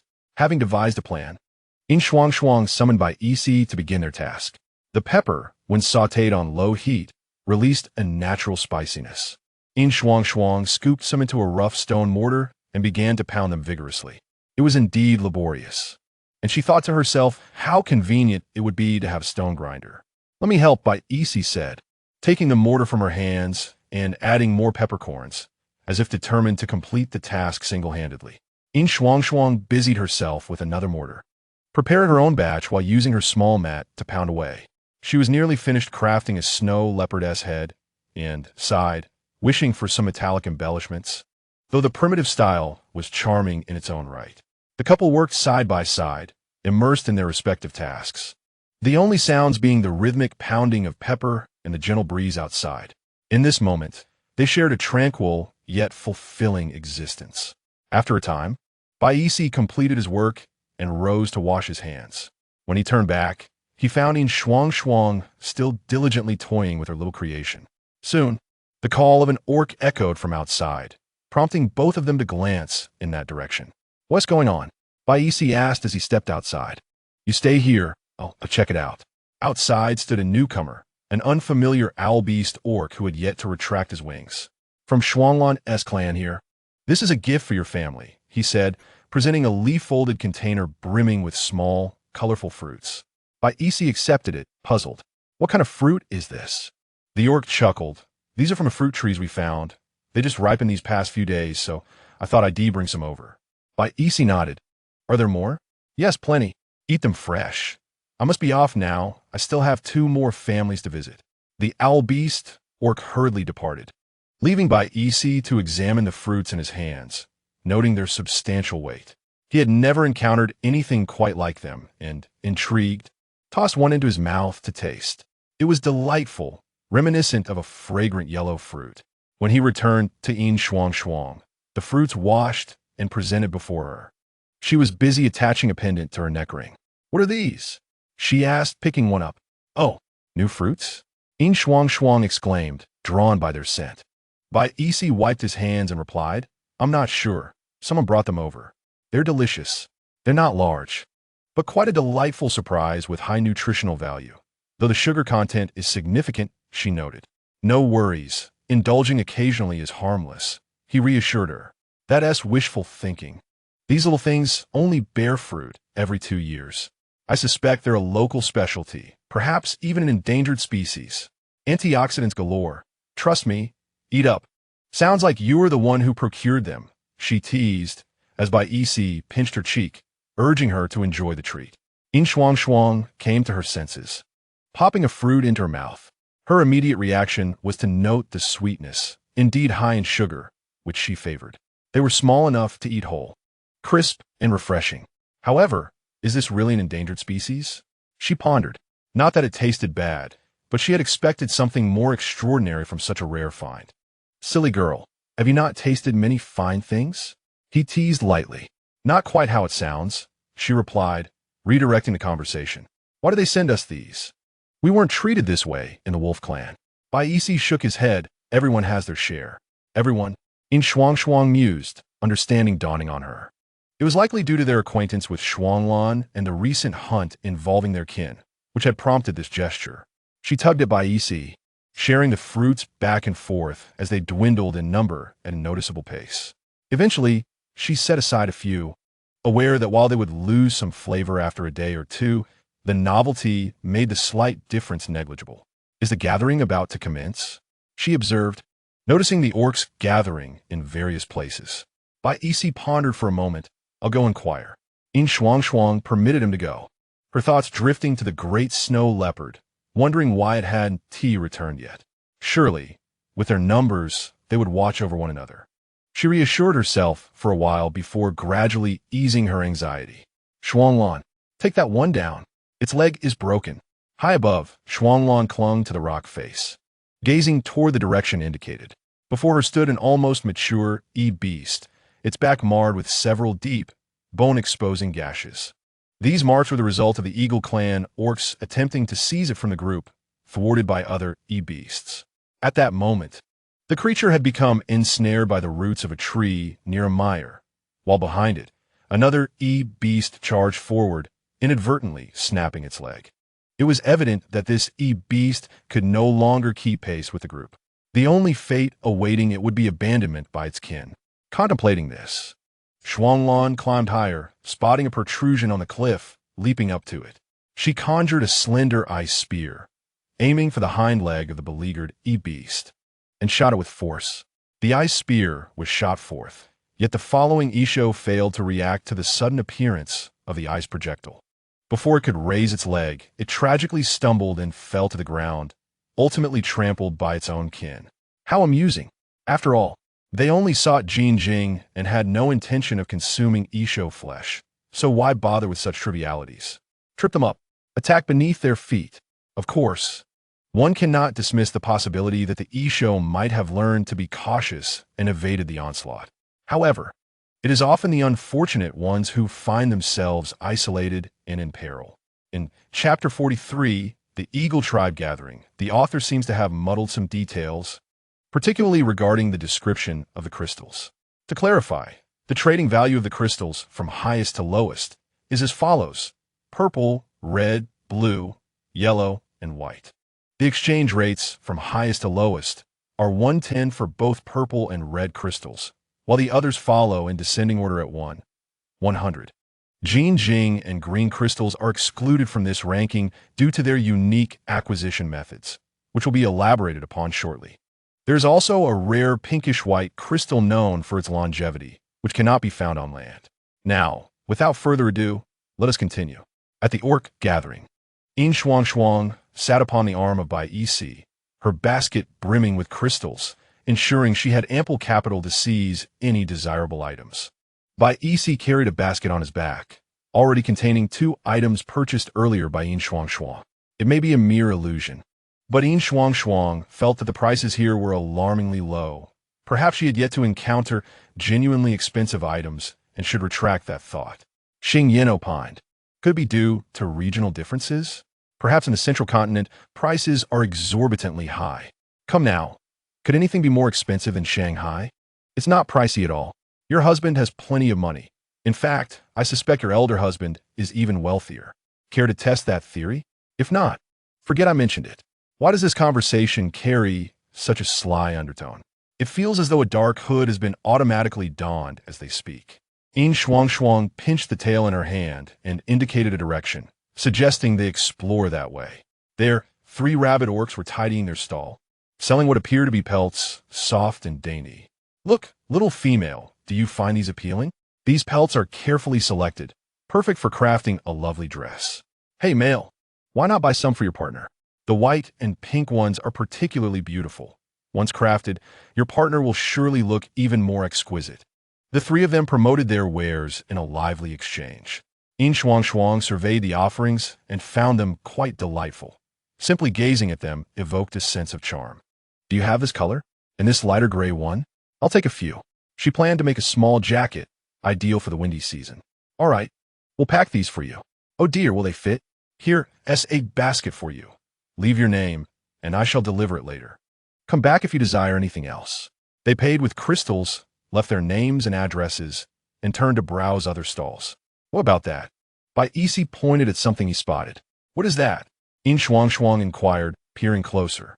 I don't know what it's called, but it's delicious when roasted. The vendor displayed peculiar, large lumps, each about the size of Yin Shuangshuang's head, resembling tree roots. Yet, recalling Bai Isi's words, she grew suspicious. The stall owner, a diminutive white mouse orc, squatted on the ground, observing the newcomers. Upon noticing their attire and demeanor, he hesitated, lowering his gaze in trepidation. Hello, could you tell me what you are selling? Yin Shuangshuang asked, pointing at his goods. Upon closer inspection, she realized the vendor had meticulously arranged his items, with a tattered pelt beneath them. The white mouse orc trembled slightly, standing up nervously and stammering. I dug these from the mountain. They are edible. Bai Isi, noticing his anxiety, interjected to clarify, they grow underground.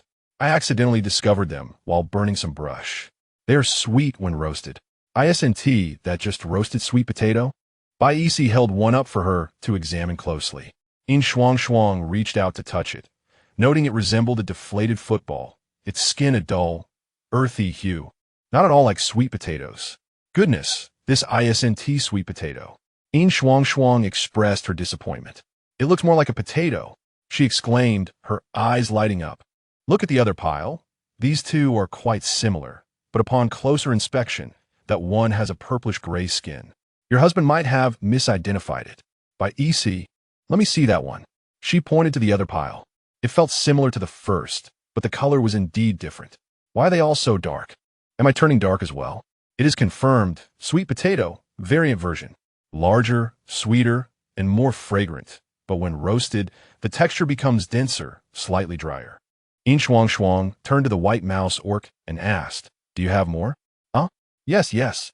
The chief has plenty more. Yin Shuangshuang decided to buy all of them, as Shuanglan should be returning soon, and these could be stored without worry of spoilage or sprouting. How much do they cost? Bai EC, assuming she wished to sample some, inquired. These are 20 white crystals each. After a moment of silence, the white mouse orc thought his goods were too expensive and began to explain.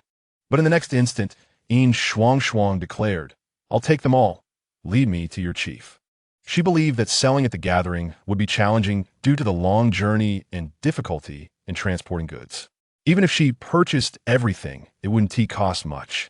Indeed, the tribe primarily sold these two types of food, along with a few pelts and small baskets made of bamboo, but their quantity was not substantial. As she pondered this, she instructed Bai EC to negotiate with the vendor.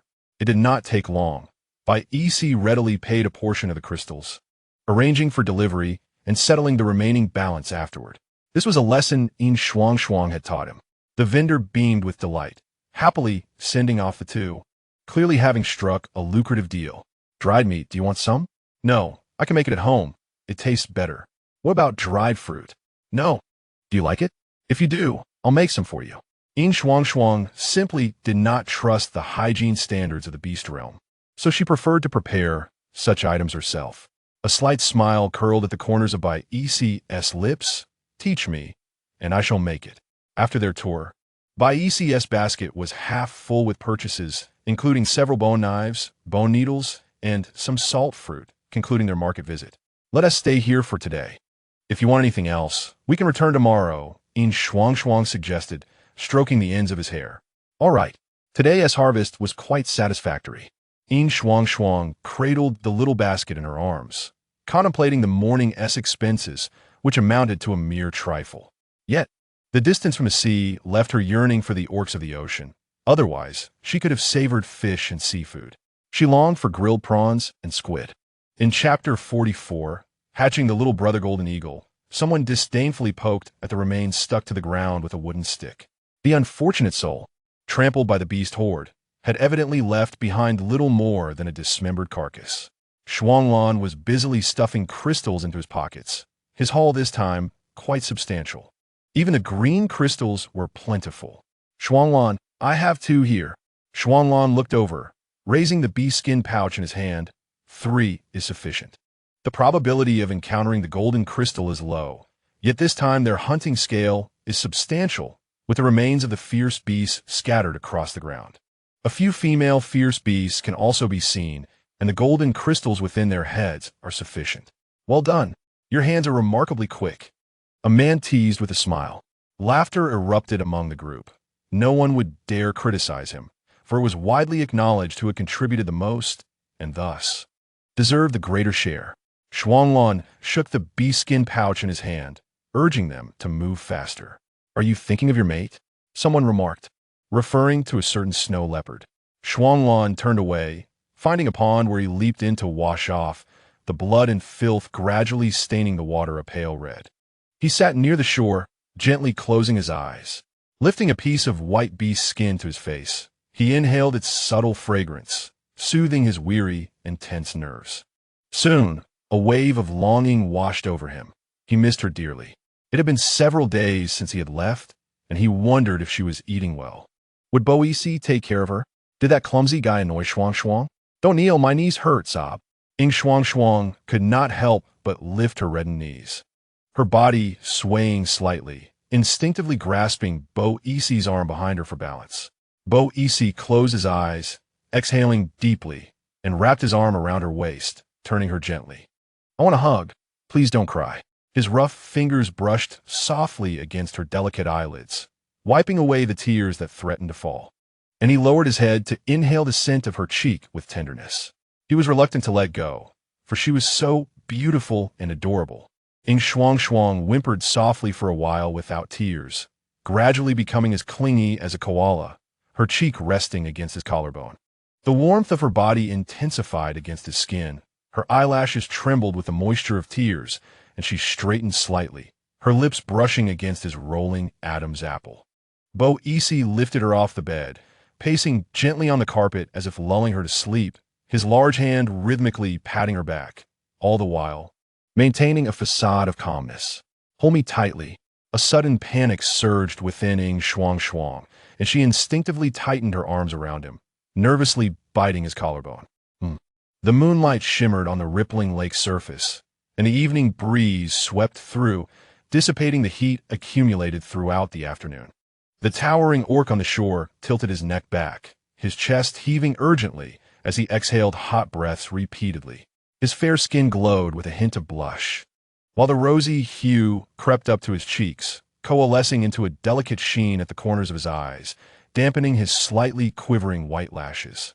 Shuanglan rolled over, pressing the now scentless beast skin against his cheek, indulging in its lingering essence. After a while, he tucked the beast skin away and silently washed himself. The stickiness and heat washed away by the cool lake water, restoring him to his usual aloof demeanor. The Eagle Clan orc circled above the forest throughout the final night, his sharp and discerning eyes swiftly scanning the ground for any elusive prey. A white figure darted away swiftly, and mere breaths later, a chaotic and sorrowful howl echoed, startling many birds resting on the branches. The golden-hued eyes of the beast locked onto its struggling prey, and Shuanglan impatiently bit down twice, the desperate cries fading quickly. Without waiting for it to perish, his robust claws mercilessly sliced open the creature's heart, retrieving a small object that glimmered faintly red, its brilliance gradually dimming with time. Shuanglan no longer spared a glance at the now worthless prey, continuing his search for the next target within its still open gaze. Your hands are remarkably swift, Ichan. When did he become so ruthless? Inquired the soaring, white-headed eagle orc. The orc named Ichan chuckled in response. He is looking after his mate. Instantly, the image of that white figure flashed in the mind of the white-headed eagle orc. You meaning Shuangshuang? No wonder he is fighting so hard. Yin Shuangshuang is undeniably beautiful, a fact well acknowledged among all the orcs who have encountered her, yet few would dare to pursue her openly. On one hand, Yin Shuangshuang exudes an air of polite yet distant aloofness, and just when one feels a sense of special connection with her, her deliberate detachment can swiftly remind one of their reality. She always makes it clear that they are not of the same world. On the other hand, her mate, as everyone can see, is powerful and indifferent, often exhibiting a certain disdain or arrogance toward weaker males. Even if this superiority is not overtly expressed, it inevitably reveals itself through actions. This leaves those orcs who lack strength feeling both resentful and deeply ashamed, even daring not to cast their gaze upon their treasure.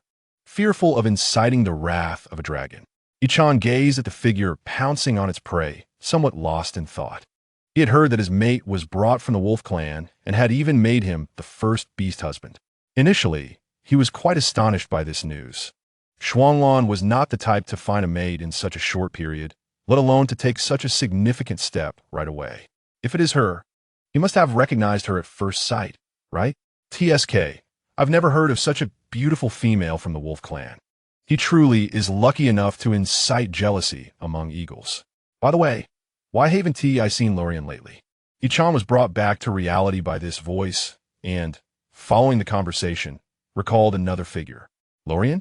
Indeed, I haven't seen him in a while. He didn't come for the hunting of the fierce beasts this time.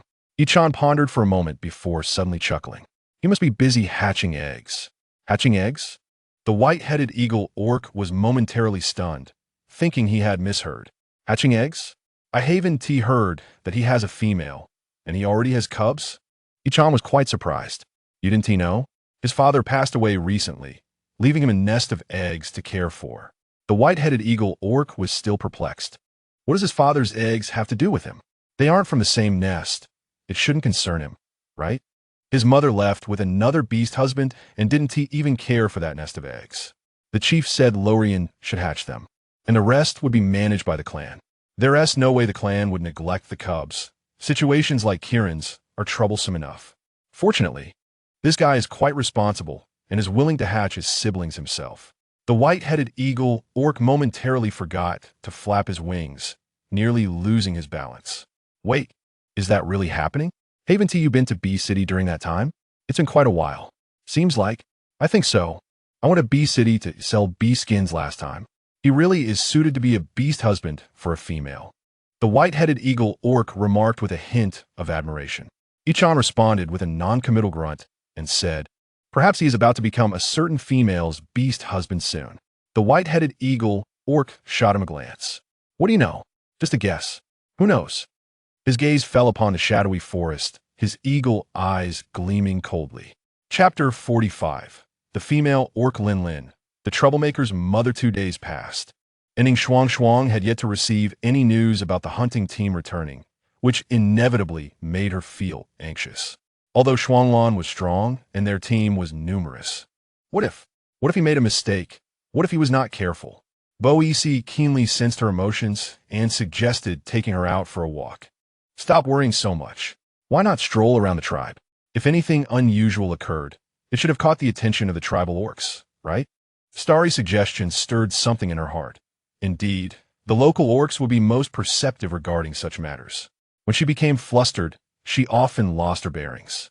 Bo Yisi, unfamiliar with the orcs in the area, spent all his time hunting and tending to his mate.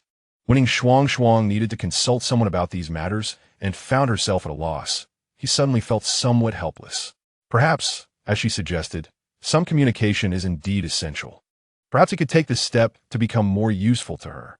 Lost in thought, he and Yin Shuangshuang had already arrived at the small grassy pit where the orc cubs gathered. On the ground, fledgling birds that had yet to learn to fly flapped their wings repeatedly towards their playmates, chirping incessantly. The surrounding orcs occasionally glanced over before turning back to chat and laugh with their friends. Witnessing this scene, Yin Shuangshuang's heart suddenly settled. How harmonious it was. Little female? Hey, you must be from the Shuanglan family, right? A female orc approached her, calling out. Although Yin Shuangshuang had seen Shuanglan, she did not know her name. Turning around, she locked eyes with a curious gaze. The orc was slightly plump, with a round face, and though not tall, she was just a tad taller than Yin Shuangshuang, which was quite rare in the orc world. Yin Shuangshuang smiled brightly. Oh, do you know me? No, I have seen you, but I don't know your name. Lin Lin waved her hands repeatedly, her smile endearing. I am Yin Shuangshuang, what about you? She found this orc quite likable, appearing somewhat silly, reminiscent of a smiling round cat. Just call me Lin Lin. Lin Lin glanced at Bai Yisi and quickly withdrew her gaze. His expressionless demeanor exuded an intimidating presence. Yin Shuangshuang noticed this and playfully pinched Bai Yisi's cheek. Smiling at Lin Lin, this is my second beast husband, Bai Yisi. Don't be afraid. He is not fierce at all. He is very gentle. All right, I feel like he looks quite compatible with you. Standing there, he made some of the more scheming orcs keep their distance, like a guardian. Are you here to play too? She turned to survey the surroundings, seemingly not seeing the orc whose gaze was fixed on Lin Lin. Has your partner not come with you? Lin Lin shook her head. No, I came to pick up the cubs to go home. Pick up what? Cubs? You have cubs? Yin Shuangshuang's eyes widened in disbelief. She looked so youthful, barely an adult. How could she have cubs? Lin Lin chuckled. Yes, I'm just lucky. I already have 3 litters. Look, those 2 over there are mine. She pointed in a direction, excitedly introducing, that one is the 7th. And the one next to him is the 8th. They're the most mischievous, always causing trouble for me and their father. Yin Shuangshuang squinted to carefully distinguish the orcs she was pointing at, but found herself somewhat bewildered. They all looked quite similar. So they are little troublemakers? They need to be watched closely. Although they were not her children, seeing Lin Lin's troubled expression made Yin Shuangshuang feel a pang of sympathy. It was indeed a bit pitiful to see her so tormented. I am powerless. I will wait for their father to return and discuss it then. He has been away for a few days, and those 2 little rascals are about to drive me crazy. Lin Lin smiled wryly. Perhaps because she couldn't bear to be harsh, it seemed that both the 7th and 8th were not very afraid of her. Only in front of their father did they behave obediently. Yin Shuangshuang focused on a particular point and asked him, not here. Is he out hunting the evil beasts? Yes, many people went this time. It's quite a large affair. Unfortunately, the timing is not great. The other 3 beast husbands I have are also busy, and they are exhausted. Is it a large operation? I thought it would just be a small team. This was the first time Yin Shuangshuang heard such news. Did a larger operation imply a higher degree of danger? Lin Lin nodded. It is indeed quite large. The The tribe hasn't attempted to hunt the evil beasts in a long time. Now that Shuanglan is here, and some orcs in the tribe are about to level up, it's a good opportunity to go together. Hearing this, it seemed that Shuanglan played a leading role. Yin Shuangshuang curiously asked, "Aren't you worried?" "Worried about what?" "About encountering dangers or something. It's so far from the tribe. What if something unexpected happens?" Lin smiled knowingly. "Oh, I see you're worried about Shuanglan. Don't be. He is strong enough. Hunting evil beasts is not a difficult task for him. At most, it might take a bit longer to find the evil beasts, but there won't be any accidents." Yin Shuangshuang shyly touched her face, quietly defending herself. "It's just that they've been gone for so long, and I thought, don't scare yourself. Shuanglan is so strong. Nothing will happen. He might even return tomorrow." Lin understood from her beast husband's tone that the hunting team would likely return within the next couple of days. Yin Shuangshuang thought to herself that she should trust Shuanglan. She knew his strength well enough and didn't need to let herself become overly anxious over such trivial matters. "All right, I guess I've been a bit overly anxious." Words of comfort similar to these have been spoken to her by EC many times, but it seems she always let them go unheard. You treat your partner extremely well. Just because he is away on a trip, you worry so much. If Shuanglan knew, he would be deeply touched. This was the first time Lin had seen a female orc value her partner so highly. In the orc world, finding a partner was as simple as waving a hand. Losing one or two would quickly lead to new replacements, and while some had feelings, only those would receive a bit of care and sincerity from females. However, females like Yin Shuangshuang were not only rare, but also exceptional. Yin Shuangshuang could probably guess that her concern was for EC, wondering if he might feel sad. "They're my support. The more I care, the more I worry. If it were EC, I would worry just as much." As she spoke, she couldn't help but think, if it were EC, she might indeed worry even more. One reason was his slightly lesser strength than Shuanglan, and the other was his personality. Even if he joined a team, he wouldn't have any familiar orcs with him, leaving him without anyone to care for him in critical moments. EC tightened his embrace around her, gently nuzzling his head against her. This scene made Lin feel a pang of envy. How affectionate they were. It made her seem like the villain who intended to provoke their bond, but ended up deepening it instead. "I won't keep you any longer. I must go fetch those 2 cubs home." Lin waved goodbye. Yin Shuangshuang smiled. "All right, let us play together another day." Does Shuangshuang like her? "Huh. I can't really say. We've only spoken once, so I can't judge." EC tilted his head. "What is that?" "It should be called having a good impression. You should ask me what I think of her." "Okay." EC appeared contemplative and suddenly asked, "What did you think when you first saw me?" Chapter 46. I miss you so much. On the afternoon of the next day, the tribe finally received news of the hunting team's return. The messenger orc wore a joyful expression, which infected Yin Shuangshuang, causing her heart to fill with unbidden joy. It seemed everyone was safe. EC, hurry, let us go meet Shuanglan. She rode on EC's tiger form, rushing toward the tribe square. Many orcs had already gathered there, most of whom were merely there to watch the spectacle. Yin Shuangshuang spotted Lin, who stood next to 2 tall male orcs, presumably her partners. Yin Shuangshuang. Lin waved at her, looking quite exhilarated.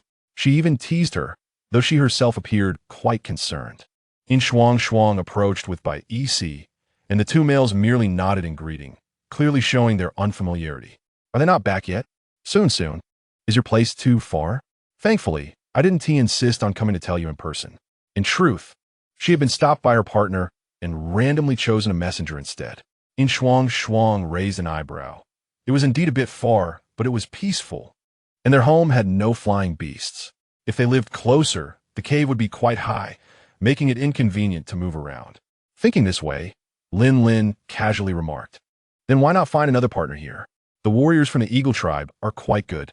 Yin Shuangshuang's breath caught in her throat. "Is that so? Seeking the Eagle clan?" "It's not impossible." She harbored no notions of politely declining due to unfamiliarity. Her only concern was the quality of life ahead. Indeed, the utility of flying beastmen was considerable. As encountered last time, should an unexpected event arise, she could retreat to the skies for much greater safety. Linlin grinned mischievously. Let me tell you, if you're seeking the Eagle Clan beastmen, aim for the tall and robust ones. You shouldn't endure hardships alone. Choose someone formidable, and there will be moments of joy in the future. As for the specifics of their prowess, she left unsaid, for they both understood. Baisi's gaze instinctively drifted towards Linlin's two companions, who were quite similar to him. He too was tall and presumably formidable, wasn't he? In matters of this topic, Baisi preferred action over words, and he seemed to have performed adequately, as Shuangshuang's expression was one of delight during such moments. Yin Shuangshuang nodded awkwardly. I will consider it. Perhaps I could discuss it with the two of them. But is it a bit too hasty to marry 3 times in a month after just arriving here? Oh well, there are those who rush into marriage after just 2 meetings. This could be deemed mere matchmaking. With her thoughts returning to focus, Yin Shuangshuang closed her eyes in frustration. It had not even begun, yet she was already contemplating this. Suddenly, a voice rang out, "They're coming. They're back." Her gaze was abruptly drawn forward, where a few small black dots in the distant sky raced towards them.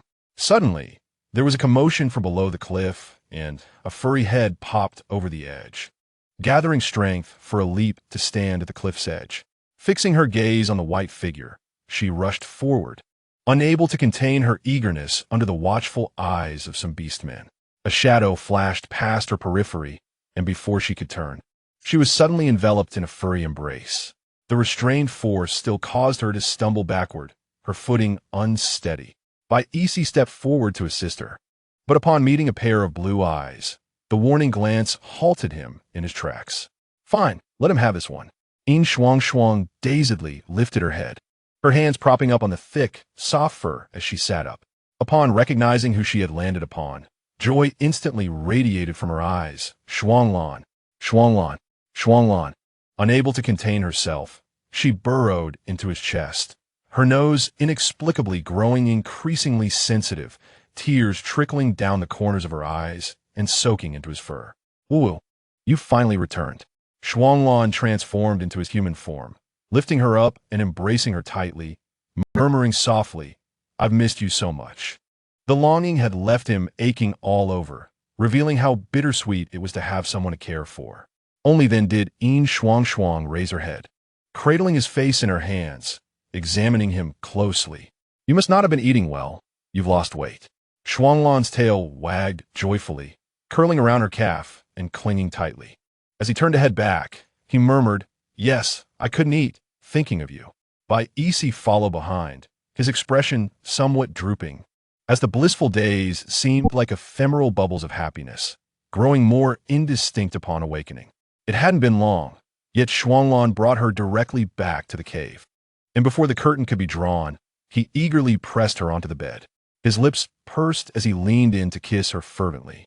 Akin to a cat indulging in catnip, utterly addictive, Yin Shuangshuang pressed her hand against his cheek, venting the longing and worry accumulated over the past days. As they kissed, tears streamed down her cheeks, mingling with her hair. Shuangshuang, darling, it hurts. Yin Shuangshuang slightly opened her eyes to find his reddened gaze. His hand brushed along her neck, gliding down her chest, like a puppy eagerly seeking its owner's affection. His muscles were taut, and only trembled gently when her fingers glided over them. He was already fervently excited, yet still desired to be cherished by his partner at this moment. Shuanglan's ears twitched as he buried his face in her neck. His voice hoarse and muffled, Touch me, Shuangshuang. I missed you so much, so much. Hearing this, Yin Shuangshuang's eyes widened in shock. What was this? Dirty talk. No, don't say that. Frightened, she slapped him playfully, for this guy had previously been so reserved. How had his nature changed? Shuanglan let out a muffled grunt, as if awakened by her slap, and rolled deeper with her in his embrace, skillfully peeling away her clothing. You've gained some weight, haven't you? His gaze remained fixed upon her, a sense of accomplishment swelling within him. Listening to his low murmurs, Yin Shuangshuang couldn't help but arch her back, the heat radiating from behind, sending shivers through her. Suddenly, a furry tail brushed against her thigh, playfully swaying like a cat, becoming the only moving thing in her line of sight. Without any defense, she reached out her hand, and in the next moment, the tail wrapped around her wrist. A wave of intense intrusion washed over her, causing her body to tremble. Shuanglan tightened his grip, his tone taking on a dangerous edge. Is this so powerful? We're becoming more in sync. Yin Shuangshuang let out a low whimper. It hurts.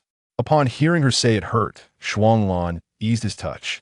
Though the jealousy in his heart remained, he tightened his embrace around her waist, drawing her closer.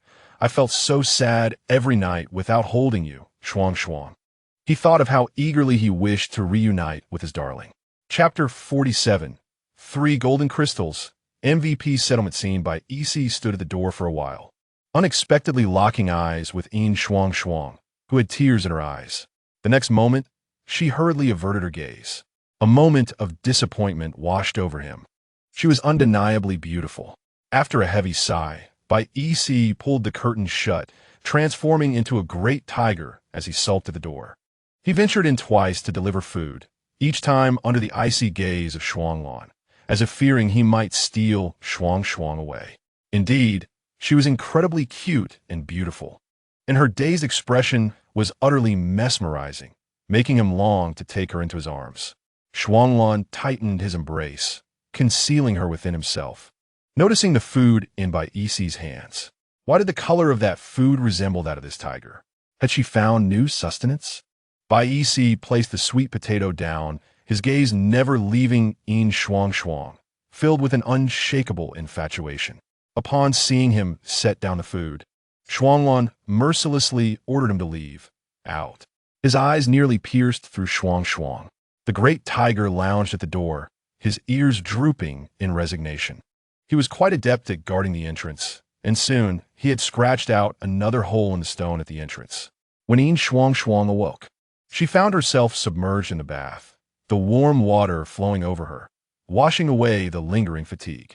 The comfortable temperature and state made her unable to resist closing her eyes and exhaling. This indulgent experience of bathing was a source of immense happiness, regardless of the setting.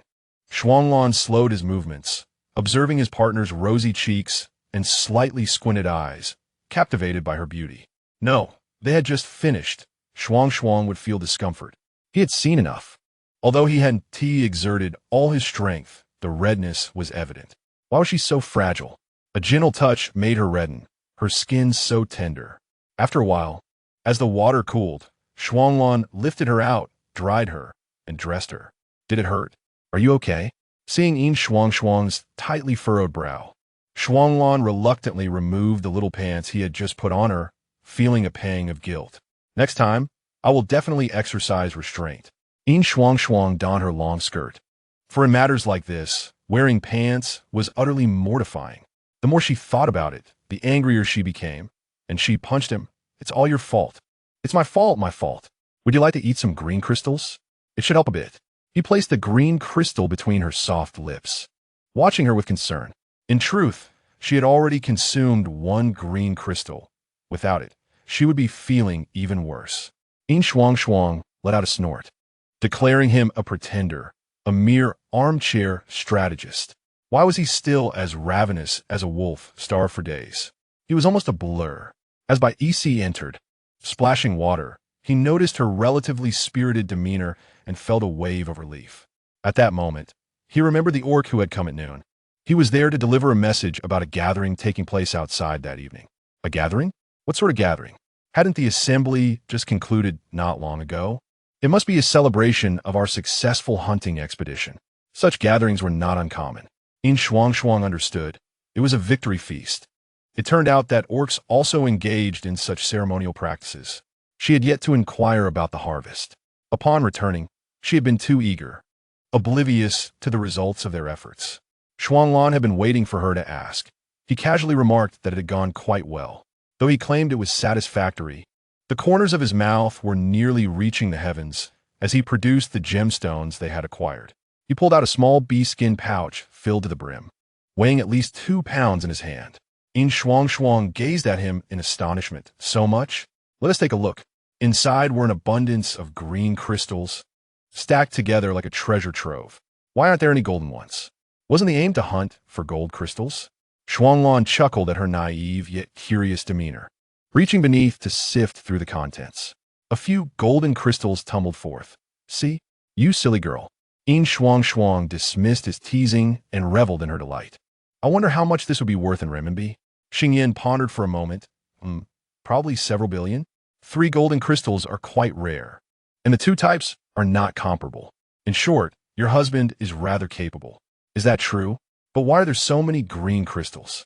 Is it purely luck? The drop rate for gold seems rather low.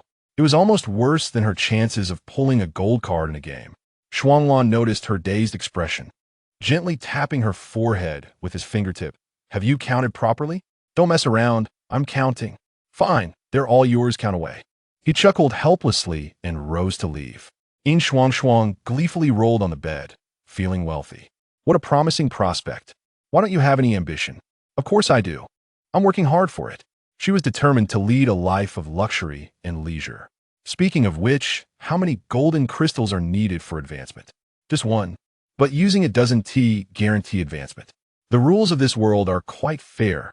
It depends on talent. Yin Shuangshuang fell silent. How is that fair?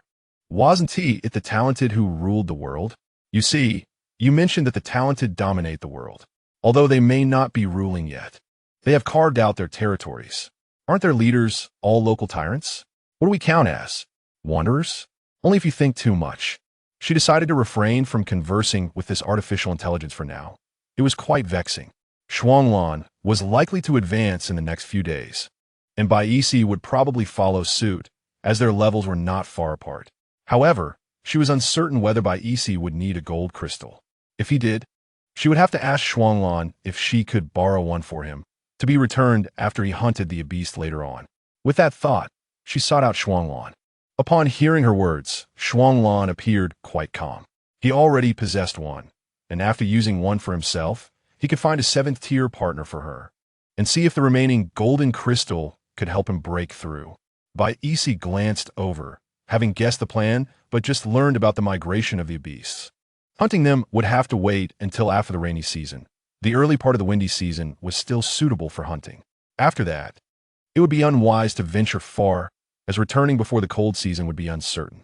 They might have to wait until the next breeding season, by which time Shuangshuang might even be carrying young. Realizing this, Yin Shuangshuang felt a rush of emotion, moved to tears by his foresight. Oh, Shuanglan, how wonderful you are! I could fall in love with you. He truly dedicated himself to maintaining their little home. Shuanglan was warmed by her choked voice, feeling immensely pleased. Was she already crying? Just love me. That's all that matters. Finally, the emotional Yin Shuangshuang was caught in the embrace of that mischievous man, showered with fervent kisses until her lips were swollen. In the end, it was Baici who rescued her, tenderly caressing her lips before planting a kiss on them. What? Yin Shuangshuang exclaimed. You just kissed her. All of you are bullying me. I want to give you gifts anymore. She huffed, annoyed. Baici paused. What gifts? He was unaware that she had prepared gifts for him too, but that did not prevent him from lowering his head shyly at her words. Shuanglan propped himself up, gazing at her with his white hair fluttering in a breeze, smiling as he asked, What gift? The whole scene was painfully charming, yet her heart softened. Struggling, she leapt out of Baici's arms and dashed into the cave. Moments later, she emerged, clutching a folded piece of beast skin. Both men's gazes fell upon it, filled with anticipation. Do you want it? They nodded eagerly. Naturally, they desired it. It was a gift made by her own hands. Baici was the first to apologize. Shuangshuang. I shouldn't have teased you earlier. Although Yin realized it was teasing, he felt that if she was unhappy, he had indeed erred. Yin Shuangshuang softened her deliberately stern expression, knowing Baici was the most obedient. With that, she scampered over to him. Seeing this, Shuanglan chuckled, recognizing the familiarity of the scene. Yin Shuangshuang shot him a glare before gently patting Baici, whispering, crouch down. Baici, bewildered, complied. After all, he was the most obedient. His eyes were fixed on her face as he lowered his head to carefully unwrap the beast's skin. The satisfaction in his eyes evident in that fleeting moment. When he looked up, their gazes met, and all he could see was her smiling face reflected in her pink eyes. She waved something in front of him, and Baici snapped back to reality, feeling a slight warmth in his ears. At that moment, his focus sharpened, revealing a neck ring woven from orange-red beast fur and yarn, adorned with a pink pearl and a round little charm resembling a tiger's head. "Is this me?" he asked incredulously, reaching out but halting just before contact, marveling at its delicacy and fearing he might break it. Shuanglan also noticed the gift, and in that instant, his gaze towards Bai Isi shifted. A wave of jealousy surged within him. He could willingly find a beast husband for Yin Shuangshuang, but under no circumstances would he allow anyone to surpass him in her heart. Bai Isi was a cunning tiger. After simmering in anger for a while, he suddenly recalled the beast skin in her hand, which contained a gift for him as well. With this thought, his rationality returned. He began to hope that Shuangshuang would treat them fairly. He too longed for a neck ring like Bai Isi's. That exquisite tiger head must have been crafted by her own hands. Seeing the confused look on that foolish tigress face, it was clear that Shuangshuang had kept it a secret to surprise him. It must have been exhausting for her to create a gift just for him. Yin Shuangshuang helped him put it on, instructing, "Take good care of it. I worked on it for a long time." Indeed, it had taken considerable effort, especially to conceal it from him. Bai Isi gently embraced her, his voice slightly damp with emotion. "Yes, I will take good care of it." Shuanglan pulled her into his embrace, smiling broadly. "What about me? What about me? I'll return yours too." In a fit of frustration, I exclaimed, "What is wrong with you? Are you still bullying me?" Such mood dampeners deserve nothing but ruthless treatment. After all, it was his fault from the outset. Yin Shuangshuang mercilessly pinched and tugged at his face, utterly infuriating, yet with a twinkle of amusement in her eyes.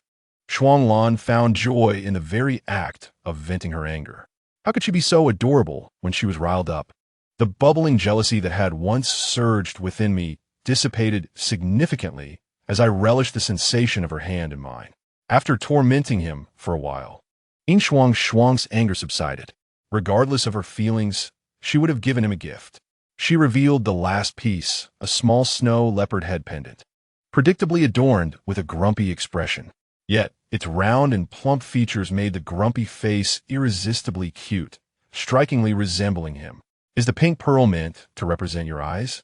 Shuanglan inquired suddenly, her gaze resting on the lustrous pink pearl, clearly chosen with care to match the size of the other pearl. This size fit perfectly between her fingers, snugly encircled around his neck. Yin Shuangshuang nodded, demonstrating the size comparison next to Bai Isi's neck. "Look, they're the same size. Thus she is diligently serving me." "Put on me," she insisted. The grayish-white interwoven bee skin circled his pale neck, adjusted to fit snugly. The snow leopard pendant nestled perfectly in the hollow of his collarbone. Yin Shuangshuang stood beside him, one in red and the other in white, a truly pleasing sight. "Why don't you have one?" Shuanglan asked, wishing for her to wear a matching piece. "You just said the pink pearl represents my eyes. That's my mark on you all. Why would I mark myself? Are you bored?" Yin Shuangshuang retorted, unwilling to wear a dog tag. Shuanglan suggested naturally, "Then you could wear a blue pearl. My eyes are blue." Bai Isi chimed in, "That makes sense. There should be such a color, green." Yin Shuangshuang shook her head in refusal. "No, my neck deserves to be adorned with more beautiful things. Besides, if I wore a blue pearl around my neck, Bai Isi, even if he's not competitive, would definitely be distressed." As evening descended, they arrived punctually at the gathering place of the beastmen, where celebrations were underway. Shuanglan stood tall, her chest puffed out, exuding an air of arrogance that looked down upon everyone equally. "Shuanglan, where's my juice?" "Here it is." With a swift change, the brash fellow transformed into a sweet, tail-wagging dog. A glass of pale purple juice was presented to her, a new flavor that she would undoubtedly enjoy. In truth, it was a concoction of two juices mixed in varying proportions. Yin Shuangshuang favored a sweet and sour taste, and he had mastered the balance, crafting the juice to perfection each time. "Who is that? You don't know? That is Shuanglan. You must be new. You don't even know Shuanglan?" The beastman indeed was new, having recently joined the tribe with his partner. "So that little female is called Shuanglan." "Go eat with the cubs," someone retorted. Apparently, they were not speaking of the same person. At that moment, one beastman could no longer hold back, exclaiming, "Her name is Yin Shuangshuang. The one beside her with white hair is Shuanglan." "Goodness, what are you thinking? Is it my fault? I'm new." No one paid him any heed. So the beast man, with black hair, holding Yin Shuangshuang, is also her partner? Isn't that obvious? Would Shuanglan allow him to hold her if he wasn't T? Get lost. I want to play with you. The individual was unceremoniously kicked out of the group chat, pondering for quite some time why no one wished to engage with him. Do you think Shuanglan will advance soon? I believe so. He seems so eager to find Jinjing. He must be unable to wait. Then why not advance outside? TSK, what do you know? Those with partners are different from us. Advancing to the 8th tier is a rare feat. Only a select few beastmen possess such capability. That thrilling and honorable moment must be witnessed by their partner. What about Bais? He seems to be at the 7th tier. Oh, please think. Shuanglan is only bringing back one Jinjing. How could that be possible? Even Ichan has two. That aligns with their speculations. This family is truly remarkable, with strong males and beautiful females. I wonder about their fertility. It must be high. There's no need to guess. Chapter 49. The gift Shuangshuang gave me after Yin Shuangshuang departed. They learned of her remarkably high fertility, and the beastmen lamented, wondering why they hadn't taken that step back then. Bai surveyed the surroundings, seeking a quieter spot, but just as he was about to move, Yin Shuangshuang suddenly tapped him, directing him to a nearby space beside Lin Lin. Upon hearing this, Shuanglan glanced over. Lin Lin? The female beastman Shuangshuang met a few days ago. Bais explained as he walked over. Wherever the trio passed, other beastmen parted ways, with some bold or familiar ones calling out greetings, including Ichan, who approached and scrutinized Shuanglan with an air of curiosity. Not bad, standing out so much. Shuanglan raised an eyebrow. Don't be jealous. Get lost. You're just lucky. Don't be so pleased with yourself, Ichan teased. At this moment, his gaze shifted to Yin Shuangshuang, and Bais, not leering but rather waving his hand, Yin Shuangshuang, I'm Ichan, a friend of Shuanglan.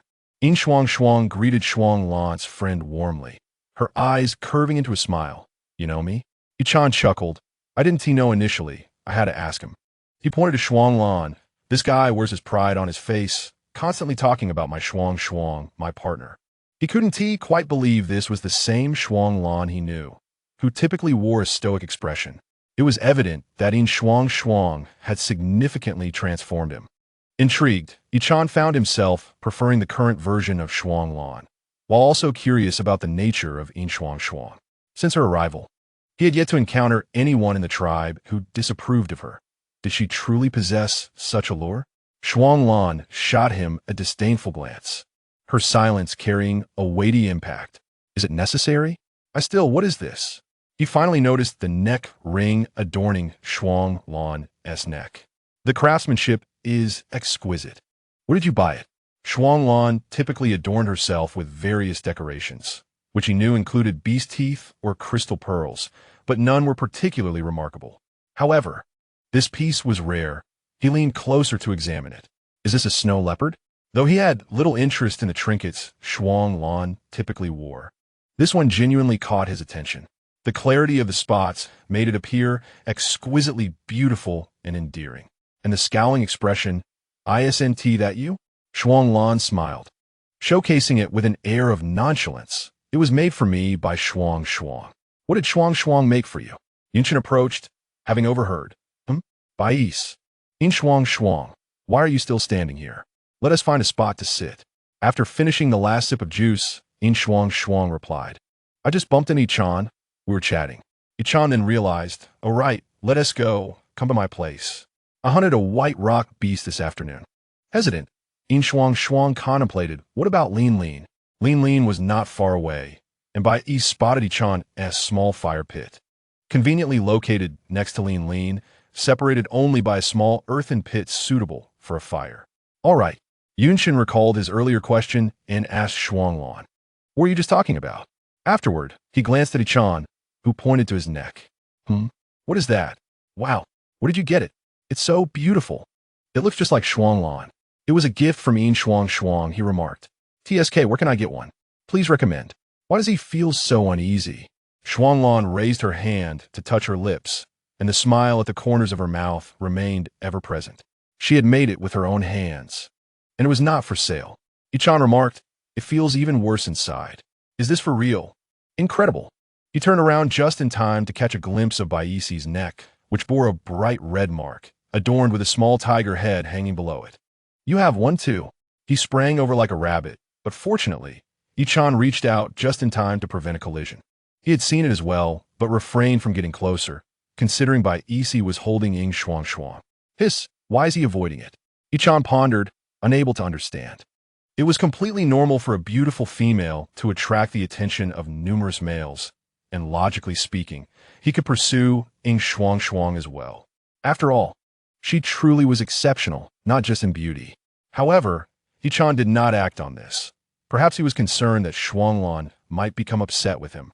In reality, he felt that Shuanglan, as a friend, held more significance in his heart than this female he had barely met. It's fine, after all. I haven't developed any feelings for Yin Shuangshuang. All your beast forms are quite similar, yet distinctly different. This round one is indeed cuter. Yin Shen's fondness for this little creature was far more evident than Ichan's. Can or cannot. Shuanglan pulled him away, reminding him that Shuangshuang had put in a lot of effort and would soon tire. In truth, he wished that the two of them and Baisi were the only ones in the world. Having one more would annoy him. Yin Shuangshuang chuckled helplessly and offered an explanation. It's exclusive to partners. This was indeed the case. She would only make them for her partner in the future. Occasionally doing it for fun was fine, but once it became work, the joy dissipated. I've heard it's quite a hard life. Can I poke a little white wolf? What kind of mischief are you up to now? People like it. Little white wolves are adorable. Why not like little white wolves? It depends on my mood. Shuanglan dismissed her brothers and swiftly prepared everything, while Baisi was entangled with Yin Shun and lacked any means of escape. Is this made from your fur? No wonder it smells so strong. Seems like it. Do you take it off when you hunt? You should take it off while bathing. Otherwise, it will get wet. So envious, boo-hoo. What do you think about Baisi's personality? Is it good or bad? Linlin asked while munching on a handful of huangwugwo. Yin Shuangshuang turned to look, contemplating. It has its pros and cons, but I still think as long as he is happy and carefree, that's what matters. TSK. You really care about him. What can I say? He has become much more talkative since being with me. This was true. Baisi was indeed more loquacious than before. Yin Shuangshuang still leaned towards the notion that this fool struggled with expression and was rather slow in response when it came to communication. She admired Yun Chen even more, who performed a one-man show with such fervor. After all, she could not tolerate cold treatment. Lin Bao, come eat some grilled meat. At that moment, Lin Lin's partner called out to her. She beckoned Yin Shuangshuang to join them. Yin Shuangshuang shook her head and pointed towards Shuanglan's side. Mine is almost done. Sensing something, Shuanglan looked up and smiled at her, her face dusted with some ash, making the smile appear particularly sincere and endearing. Silly. Choptud Ili-chan. Che. Always chew. In this entertainment-deprived world of beasts, clarity reigned, and celebrations were forever tied to watching duels. Gathering around bonfires to cheer and dance as the sun set in the west, the flames bright, and joy radiating from every face. Simple and pure like a field of daisies. Come on, let us go dance. Lin tugged at her, her gaze settling on the crowd that gradually gathered around the bonfire. Yin Shuangshuang shyly shook her head. I can't dance. You all go ahead. In truth, it didn't really matter if one could dance or not, as nobody was particularly skilled. Everyone simply moved in whatever way made them happy. Shuanglan, understanding her shyness, wrapped an arm around her. Let's just watch. The meat is ready. Is yours ready too? Ichan approached, holding 2 large skewers of meat, albeit raw. He asked in confusion, what kind of eating method is this? What marinating or flavoring? I've never heard of it. Can't it just be eaten cooked?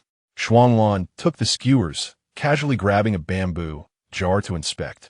Inside the jar was black pepper. He had tasted that flavor before, slightly pungent yet agreeable. Sometimes he found it remarkable how closely their tastes aligned. What is this? So mysterious. As soon as the bamboo jar was opened, a spicy aroma wafted out, causing Ichan to step back a couple of paces, frowning with growing skepticism. Yin Shuangshuang chuckled lightly at the sight, realizing that beastmen still had a low tolerance for spicy foods. Shuanglan sprinkled some on the nearly grilled meat. Too much would overpower the flavor and affect appetite. The first skewer was given to Yin Shuangshuang, and they shared it around. Even Lin Lin received a skewer. Finally, only one skewer remained in Shuanglan's hand. She glanced at Yichan and, without hesitation, took a bite. Yichan exclaimed, "Aren't you being unfair, Shuanglan? Is it just for you to watch?" Yin Shuangshuang laughed heartily. "Yes, just teasing you. This one is yours." She pointed to the sizzling, oily grilled meat on the plate, which was quite a generous portion, also a gesture of gratitude for his Baiyin beast meat skewers. Shuanglan sprinkled some black pepper on it and handed it to him, waving her hand to subtly indicate that she did not want him to take it too seriously. Baiyi, give Lin Lin and Yichan some chili sauce. Yin Shuangshuang was quite eager to recommend it to others. What is chili sauce? It's a fruit that Shuanglan discovered. When crushed and spread on grilled meat, it tastes wonderful. Saying this, she personally demonstrated. Using a small wooden spoon, she scooped some chili sauce and spread on the grilled meat. Just a little is fine, otherwise it will be too spicy. What does spicy mean? Lin Lin looked at the grilled meat in her hand, sniffing it. It smelled delightful, with a strange fragrance that tickled her nose. Try the one in your hand first. Our flavors are different. I'm mainly worried you can't handle the spice. Lin Lin took her word for it, opened her mouth, and took a bite. Delicious. Wow. How did you make this? It's so good. This is the best grilled meat I've ever had. Yin Shuangshuang handed her the skewer she held, encouraging her to try that as well. Then she casually picked 2 huangwo from the side, and, as Lin Lin began to inhale sharply, naturally handed them over. Lin Lin eagerly devoured the fruit, and, as the sweet juice burst in her mouth, it alleviated the peculiar pain she had just experienced. It was truly strange. Her mouth hurt. Yet why was she so excited? Even after the pain subsided, she still wanted to eat. You all are such good eaters. Where did you get this? Now I understand why you insist on eating Shuanglan's grilled meat. Lin Lin's eyes sparkled as she took another bite. Her partner approached, asking, "What is going on? Aren't you going to dance?" Baiyi carried a plate filled with chili sauce and black pepper. "Ian, you should try this. Shuangshuang's grilled meat is amazing." She eagerly shared with her partner, seeking validation. "Yin Shuangshuang, you did well, right?" Shuanglan used to eat like this when she lived alone. But other beastmen seemed to struggle with spicy food. Lin Lin waved her hand, swallowing her grilled meat. Of course, other beastmen definitely won't eat it. Maybe it's only good when paired with grilled meat. Eating it alone might taste a bit bitter. Ian, puzzled, finished off the leftover grilled meat from his partner, thinking, isn't it just grilled meat? What makes it different? After tasting it, he truly discovered the difference. It was so fragrant. His tongue was a bit sore, but he could accept it. It was delicious. Then he received the plate handed over by EC, still confused, and before he could ask anything, the stimulating aroma hit him, and he instantly understood. He widened his eyes and asked, "Is this what you grilled? I've never seen this before. Where did you get it? Where can I buy it?" Baiyi nodded and turned to Shuanglan, for he was unaware of where pepper and chili came from. Only knowing what pepper looked like, returned to the grill. Adding a hint of tangy fruit juice to the barbecued meat will enhance its flavor. Yichan over there is already indulged to the point of oblivion, his arm draped over Shuanglan's shoulder, chewing incessantly, his body swaying with every bite. His gaze is fixed on her, a silent accusation conveyed through his eyes. "You can eat." Shuanglan furrows her brow. "Are you insane? Don't let it rub off on him." Yichan replies, "You're not sincere enough," while continuing to chew. "You're lacking in genuine affection for your friends. Get lost." Shuanglan retorts. Upon first encountering him, she had assumed he was a cunning and unscrupulous orc, yet he turned out to be quite the fool. "Get lost." Yichan shakes his head in silence. Engrossed in his chewing, "I intend to cling to you for a lifetime. Where are you headed next?" Unable to contain herself, Shuanglan kicks him and tosses a withered branch his way, exclaiming vulgar, "Yinshin, come here, I have something to tell you." Yichan covers the barbecued meat and waves cheerfully at Yinshin in the distance. "What is up?" Yinshin approaches, still dazed. "I was just talking about Lorien. Did you know he came today?" Yichan swallows his words. "Lorien? Isn't he busy hatching eggs?" "He has done. He went hunting this morning. He has lost so much weight. He has just a skeleton now." Yinshin exaggerates.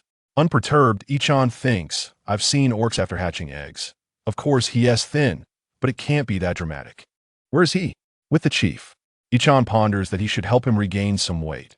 Looking emaciated is not appealing, and if he's not attractive, how will he follow Shuanglan? Indeed, I must go and serve as a dowry. Chapter 51. Wow. We are saved. It's chocolate milk. By the way, why did you call me over? Yin Chun sits down, his nose twitching as if detecting an unusual aroma. What does that smell? Ichan, do you smell it? It's the scent of barbecued meat, but it's different. Ichan snaps back to reality and nudges him. Your sense of smell must be off. Never mind. Go find Shuanglan. He has something delicious. Yin Chun eyes him suspiciously. Why are you so anxious? If I didn't know better, I'd think you were sneaking a bite. With that, he glances back 3 times as he heads towards Shuanglan, feeling that something is amiss. Seeing him turn, Ichan swiftly snatches up the barbecued meat and dashes away. Curious about what Lorian is up to. The chief of the Eagle tribe is also the tribe shaman. In his youth, he learned much from the old shaman. But as the elder chief aged and others perished or departed, he found himself bearing the weight of both responsibilities. The memories of those days now seem like distant stars, and the chief has grown old. Fortunately, he still has a few promising offspring. The future of the tribe will unfold without him. An old orc already half buried in the earth. He resolves to consider the tribe's future while he still lives. Lorian cradles a nest of eaglets. Their sparse feathers, so thin they could be counted, the remnants of egg fluid dried upon them. He gently places the nest on a stone bed, lined with soft fur, showing his attentive care. Good children, this is your father's last regret. Now, he rests peacefully in the embrace of the beast god, the old chief sighs, filled with mixed emotions. It is now the tribe's responsibility. Lorian smiles gently. This is what I must do. My father loved them dearly. The old chief waves his hand dismissively. This is not your obligation. The nature of Lorian's mother is well known among the tribe, and it has caused suffering for both his father and Lorian, leaving the little ones pitifully vulnerable. Go on, play, and enjoy yourselves. Young orcs, you should embrace your youth. Lorian, you must allow yourself some indulgence. With that, he falls silent, focusing on the waking eaglets in the nest. Lorian nods and steps out of the chief's cave, where he encounters Ichan. Before him stands the orc, still tall and with skin of bronze, unchanged by the absence of sunlight, albeit considerably thinner and somewhat haggard. Yet, his sharp brows and exquisite features create a stunning portrait, his long, wavy black hair cascading behind him like flowers that have begun to wilt, embodying a mournful beauty. TSK, still as striking as ever. Lorian, Ichan remarks. Lorian notices him. Ichan, shouldn't you be at the gathering? I heard you were out, so I came to see. Come on, let us grab a bite together. As Ichan beckons him, he had been worried that Lorian would look worse for wear, but to his surprise, he appears remarkably stable. We should take a stroll. It would be best if someone noticed you. Lorian agrees and prepares to fetch his catch. Don't be so polite. Come on, I still have half a buy-in beast left, just the way Shuanglan likes it. Lorian, caught off guard by Ichan's odd behavior, is momentarily stunned by the mention of Shuanglan's name. He has never met Shuanglan. Coincidentally, during the time Shuanglan stayed with their tribe, he was out hunting the Yeso beast and had barely returned to the tribe since. However, he has heard others speak of him, strong and with a distinct personality. All right, you haven't met him. This time, you should get to know him well. Lorian isn't particularly interested in this orc, but he figures it wouldn't hurt to glance and say hello. As they walk, Ichan engages him in conversation, leaving Lorian feeling perplexed. Have you encountered any difficulties? Ichan scratches his head in frustration and directly asks, do you have a female orc you like? Lorian doesn't grasp his intent, but replies no. Would you like to find one? If you say yes, you might just go for it. Why do you ask that? I haven't met anyone I like yet. Ichan feels a weight lift from his heart. Let me tell you, a truly beautiful young female orc has come to our tribe. She is undoubtedly the most stunning female you'll ever see. Do you want to pursue her? Huh, did I mishear that? What is going on? Initially, Lorian assumed Ichan liked this young female orc and was seeking advice, but he didn't expect Ichan to act as a matchmaker. As they speak, they unknowingly approach the square, and Ichan decides to stop persuading, thinking that if Yin Shuang truly takes a liking to Lorian, he'll have to tie him to her bed. I can't explain it all. Just see for yourself. As they draw closer, many orcs wave at them, primarily because Lorien is well regarded in the tribe and everyone is eager to interact with him. Lorien greets them with a smile, returning their friendliness, while Ichan marvels. Doesn't he your face get stuck in that smile? His plan is going smoothly, but unfortunately, by the time they arrive, Yin Shuang is absent, and Lorien only encounters Baisi. This is Baisi. You're both level 7. You should have something to discuss, right? Ichan nudges him, urging him to be more proactive. Lorien, feeling exasperated, pulls at the corners of his lips. Why is this guy so bizarre today? Does he really want you to chat with a level 7 orc? I don't know. In truth, Ichan is the one eager to converse. By the way, do you fancy him? Lorien inquires quietly, turning his back to Baisi. Ichan is taken aback. Have you lost your mind? He already has a partner. He points at the heart of Baisi, where a beast pattern glows with a red hue as he looks over. Baisi gazes at them in confusion, his expression one of utter bewilderment. Baisi, help me teach him a lesson. He is bullying me again. Yin Shuangshuang, in a huff, stomped over in her strappy sandals, brushing past Ichan and the others, and nestled into Baisi's embrace. Baisi instinctively wrapped his arms around her, gently squeezing her waist. Shuanglan sauntered over nonchalantly, lingeringly touching her lips, her tail swaying with contentment. Delicious, delightful. She would eat it again next time. Baisi frowned at Shuanglan, tenderly stroking the hair of his partner, vowing to deal with him later. He knew he couldn't confront Shuanglan head-on, but could launch a surprise attack. Yin Shuangshuang nodded, lifting her proud face to glance back, only to lock eyes with a pair of golden orbs. Who is this? So tall, at least 2 meters. She quickly assessed him from head to toe, her gaze eventually landing on his chest. How intriguing, chocolate milk. She raised her hand to touch her own, but upon realizing, she abruptly halted, embarrassedly averting her gaze. How delightful. Chapter 52. Fleeing like an ugly duckling, Lorien's body was tense, muscles taut from exertion. His gaze fixed unwaveringly on the petite female nestled in the arms of that male orc. Had she just looked at him, was she satisfied? Yet she turned away so swiftly. Had he not shown enough of himself for her to like him? Indeed, he had just emerged from the cave, looking gaunt and lacking in flesh, certainly not appealing. Both she and her partner were white. Did she not find his skin color unattractive? Such self-doubt peaked the moment he saw Shuanglan approaching, morphing into an overwhelming inferiority. Thus, in the next instant, he hurriedly averted his gaze, grabbing Ichan to shield himself, and fled in disarray.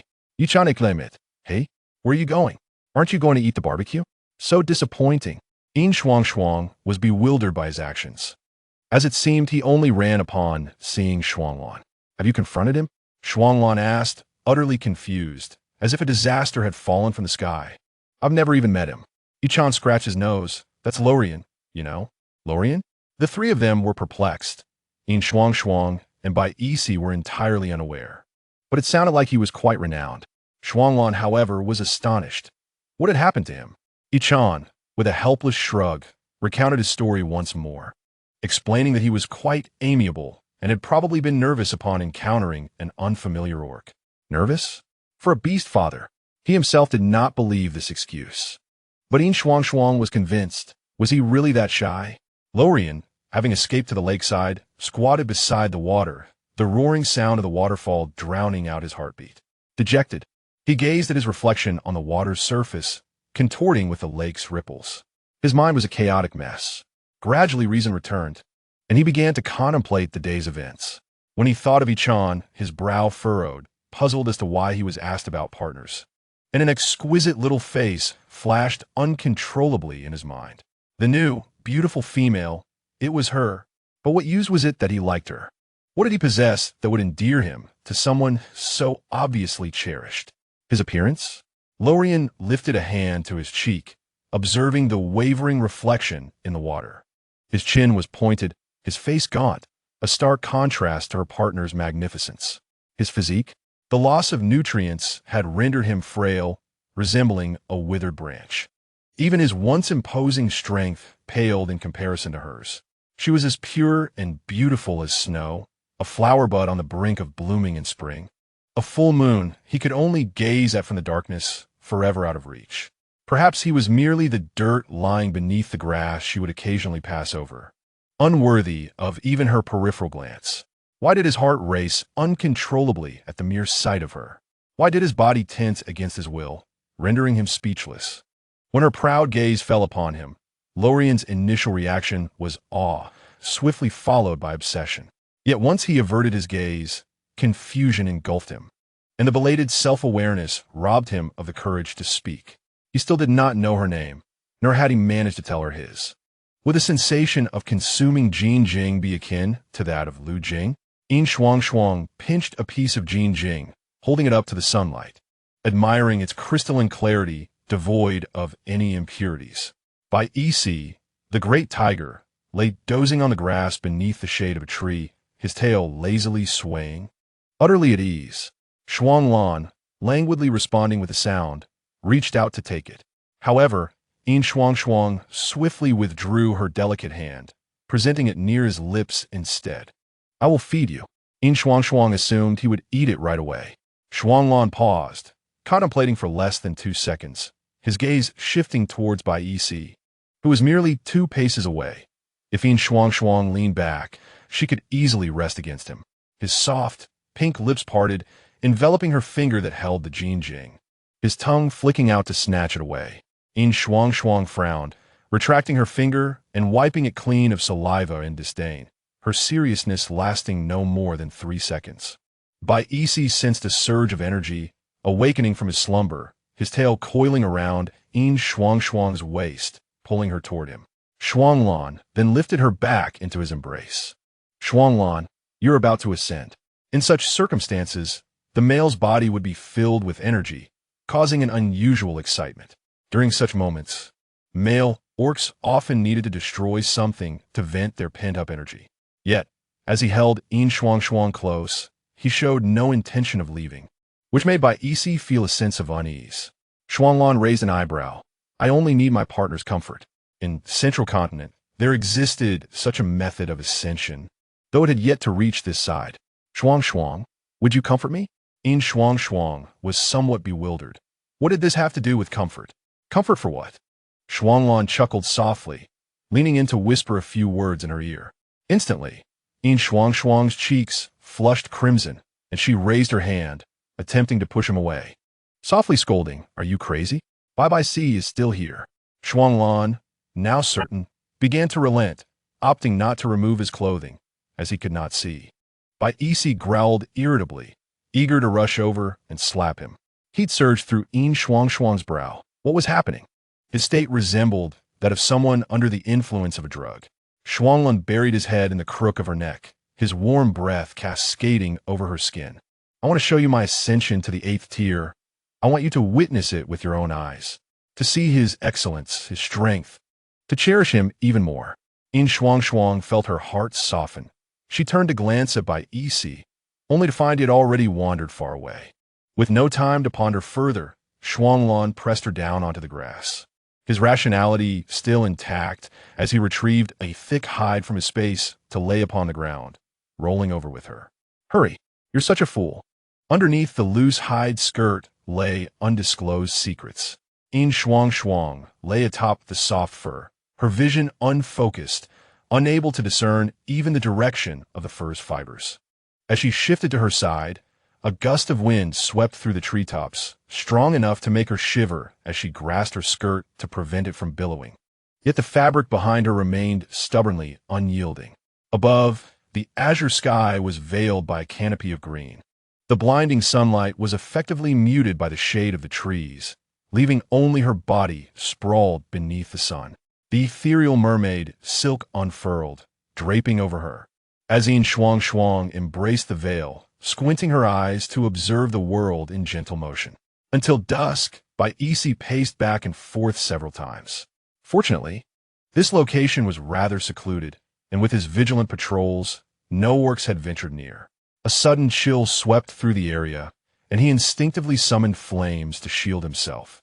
Upon turning back, he discovered that the world of the two had finally separated, and he hurriedly rushed over.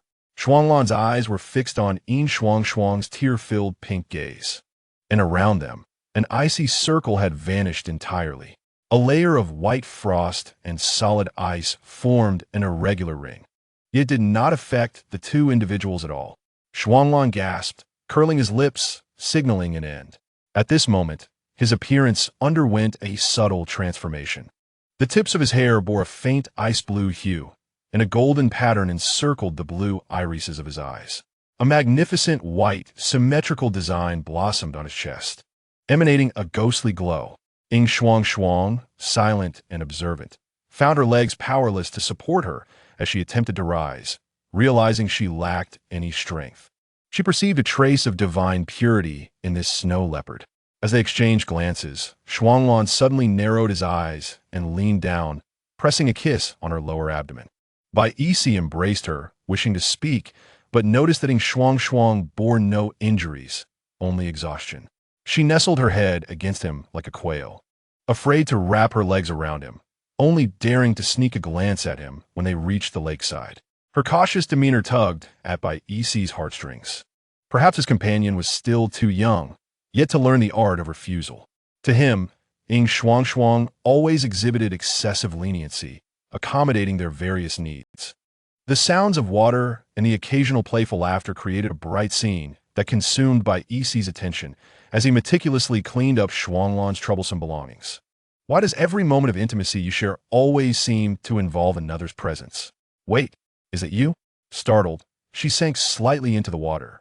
What happened? Bai Isi thought he had hurt her and withdrew his hand, gently pulling her closer. No, Bai Isi, there's no one nearby, right? None. Who else would bring their partner to bathe? Rest assured, it's all coated, super thick coating. It is a legitimate system, you know? Yin Shuangshuang let out a sigh of relief, unable to suppress her sarcasm. Could you refrain from speaking at such times? I genuinely thought you were some sort of perverted voyeur. Unappreciative. I merely came to inform you that the grass behind your husband resembles scallions. As Yin Shuangshuang wrapped her arms around his neck, her fingertips brushed against him. Xingyan had long since given up hope on this negligent host, so naturally, they wouldn't miss this opportunity. However, it was also her good fortune to have stumbled upon it. Hearing this, Yin Shuangshuang felt disinclined to argue further.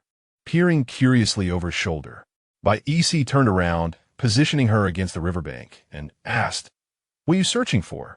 Oblivious to the danger, Yin Shuangshuang continued to search for scallions, following Xingyan's guidance. She held a cluster of long, flat leaves that resembled daisies spread across the ground. Yes, finally. Bai Isi's upward gaze roused Yin Shuangshuang from her conversation with the system. Ah, the workday is over. After saying this, he fell silent. Startled, Yin Shuangshuang grasped her waist. Flustered, I didn't bring the green crystals. Bai Isi was well aware of this, and merely instructed her to stand still. This isn't right, is it?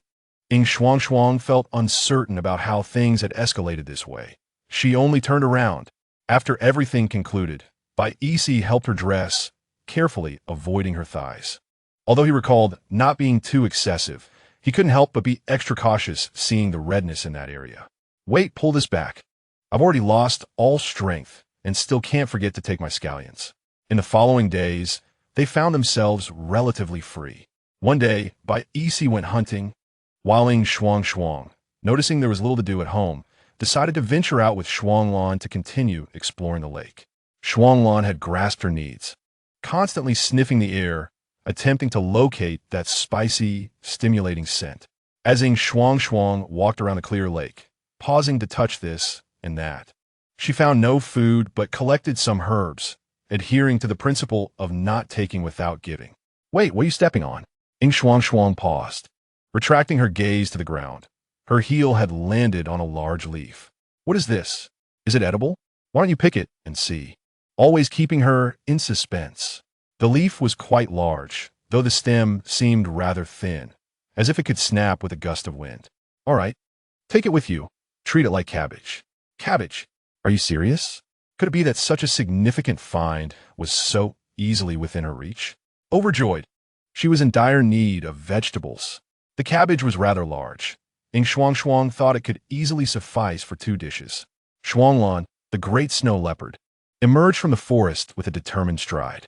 Did you find it? Yin Shuangshuang nodded with a smile, pointing at the vegetables. I picked them all.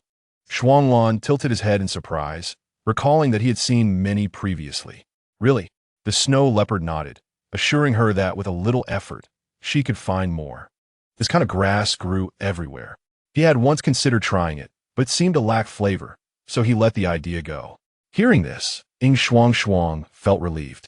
It appeared she could enjoy it regularly in the future. Wait, the weather here was harsh. Who knew when the rainy or cold season would arrive and prevent her from leaving home? She needed to stock up, picking, leaving the labor to Shuanglan. She turned to search for more. Along the way, Xinyan's voice continued to broadcast incessantly, humorously pointing out that everything was mildly toxic. Why don't you change direction? Good idea. She seriously suspected that some highly toxic substance had perished here previously. Reminded of this, she cautioned Shuanglan, don't come this way. In her memory, Shuanglan was the type who would voraciously consume anything that appeared harmless and intriguing. However, given the abundance of poisonous plants here, she worried that he might mistakenly eat something harmful. Thus, Shuanglan inexplicably turned into a divine farmer, testing various grasses. The leopard looked back in confusion, then resumed his vegetable gathering. Is there no staple food here? Eating meat every day is not sustainable. She feared becoming constipated. Xingyan replied casually, well, why don't you search? The beast world is rich in resources. Perhaps it's merely your luck that has run out. If you put in the effort, finding 7 or 8 varieties each day is not impossible. One day, you might discover staple food. Easy for you to say. Just think. Imagine rice, noodles, fragrant and delicious. Wouldn't tea that be bliss? Yin Shuangshuang remained silent, contemplating noodles. I have sweet potatoes and potatoes. I can make vermicelli. All right, I can make vermicelli. These two were both high in starch, so she could extract starch and produce vermicelli later. All right, the intention was to encourage her, although the direction was somewhat off. It was still a step towards improvement. Pick the fruit from that tree ahead and see. Okay, Yin Shuangshuang had spotted it early on. The fruit was greenish-red, about the size of half a fist, hanging in clusters on the tree, looking quite appealing. Non-toxic sugar content at 19, acidity only 2, not bad, congratulations. You found a divine fruit again. It still required peeling, but the shell was relatively brittle, splitting open easily. The flesh inside was pink and translucent, surprisingly seedless, bursting with juice upon biting. Is this a gift of gratitude? Name it Princess. Crystal Princess. Doesn't it sound lovely? Perfectly fine. There are a few more trees nearby. Why are some still unripe? Xingyan glanced over. Soon, use your special ability to hasten their ripening. It can be done like that. Yin Shuangshuang was astonished. This seemed rather extraordinary. Xingyan elucidated, why not give it a try? After all, you're the only one with a wood-based ability I have encountered thus far. Perhaps you could inquire whether such abilities are particularly rare in their beast realm. She felt a nagging sense of unreliability.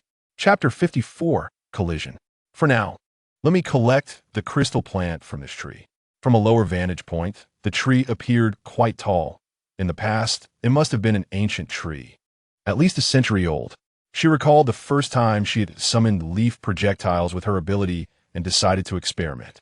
A soft green luminescence emerged, with the slowly rotating leaves gradually taking shape.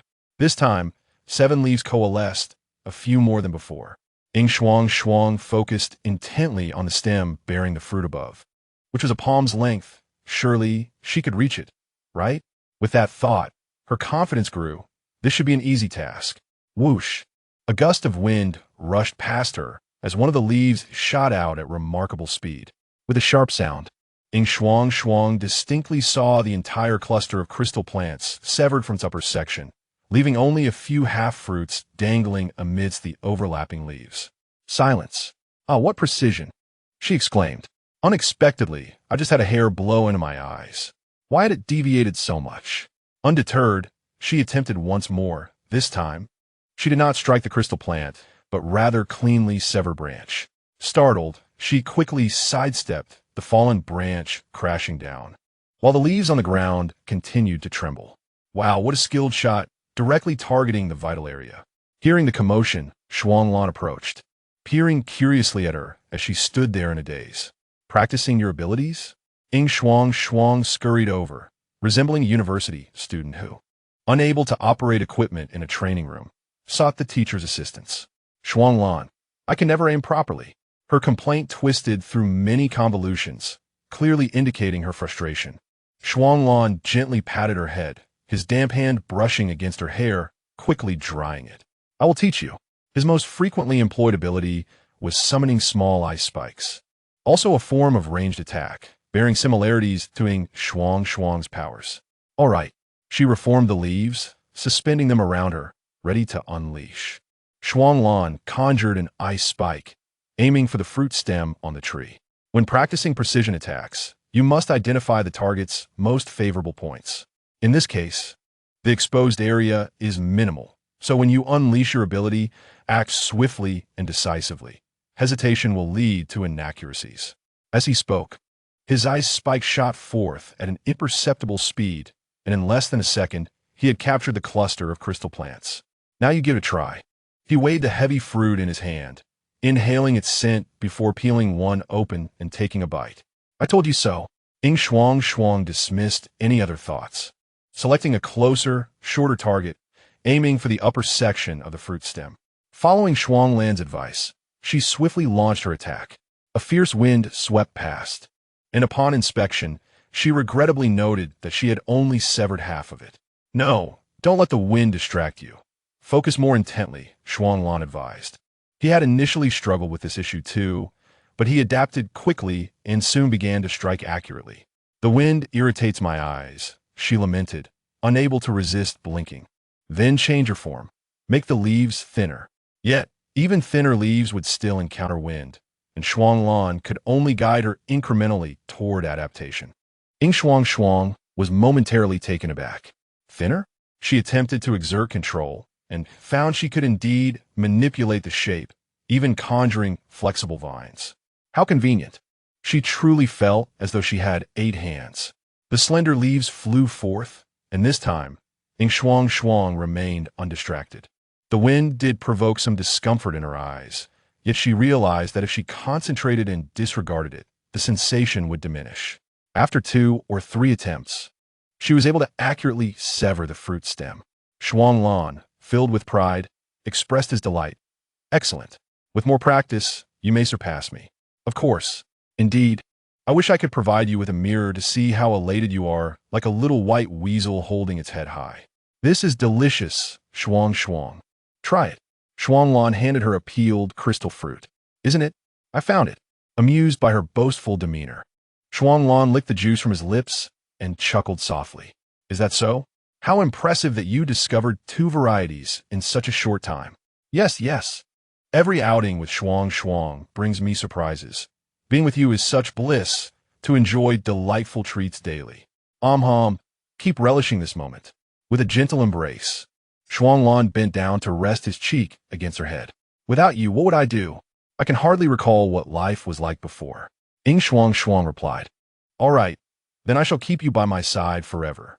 Xing Yin sighed, observing the 2 frolic and chase each other, feeling somewhat bemused. TSK. No wonder he was dubbed the premier beast husband. By EC had long harbored affections for Shuanglan. Yesterday, he had delivered a portion of the tribe's hunt to a GS dwelling, quietly circling back from the lakeside, only to see her and that tiger beast man gathering flowers. She looked stunning, adorned with a floral crown. Today, he had stealthily ventured to the rear of the tribe to hunt, flying over her cave upon his return, but regrettably, he had not caught sight of her. Luo Yin felt disheartened, laying down his catch, and without waiting for others to begin distributing the meat, he departed. Dragging his weary body, he made his way towards a secluded lake, hoping to wash away the grime before returning. The path was marked by the fresh tracks of beastmen, with even the broken grass stems still fresh. Luo Yin's spirits sank further.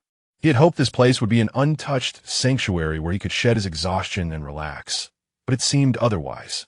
With that thought, he hastened his pace, eager to reach the narrow path swiftly. The surrounding trees were robust, thick enough to conceal 3 of him side by side, and the dim light calmed his troubled mind. He found himself daydreaming, wondering if she would appreciate this spot, Would she delight in the damp grass and the shaded lakeside? A rustling sound reached his ears as the wind swept through the forest, carrying with it leaves that seemed reluctant to fall. The sound drew nearer, and as his ears perked up, he paused beside a tree. Before he could discern the scent in the air, a white figure darted around the corner and landed in his embrace. Ugh! Yin Shuangshuang stumbled back, covering her cheek. What was that? The tall figure before her seemed vaguely familiar. It was Yi Chan's friend. Luo Lian stood frozen, his eyes widening in disbelief. Is it really her? At that moment, she was cupping her cheek, dazedly shaking her head in his direction. Luo Lian could even see the fine beads of sweat on her nose, along with the bloodstains on her small face and the white bee-skin skirt stained with dirt. This revelation jolted him into clarity. He was filthy from her contact. I am so sorry. Forgive me, I didn't mean to.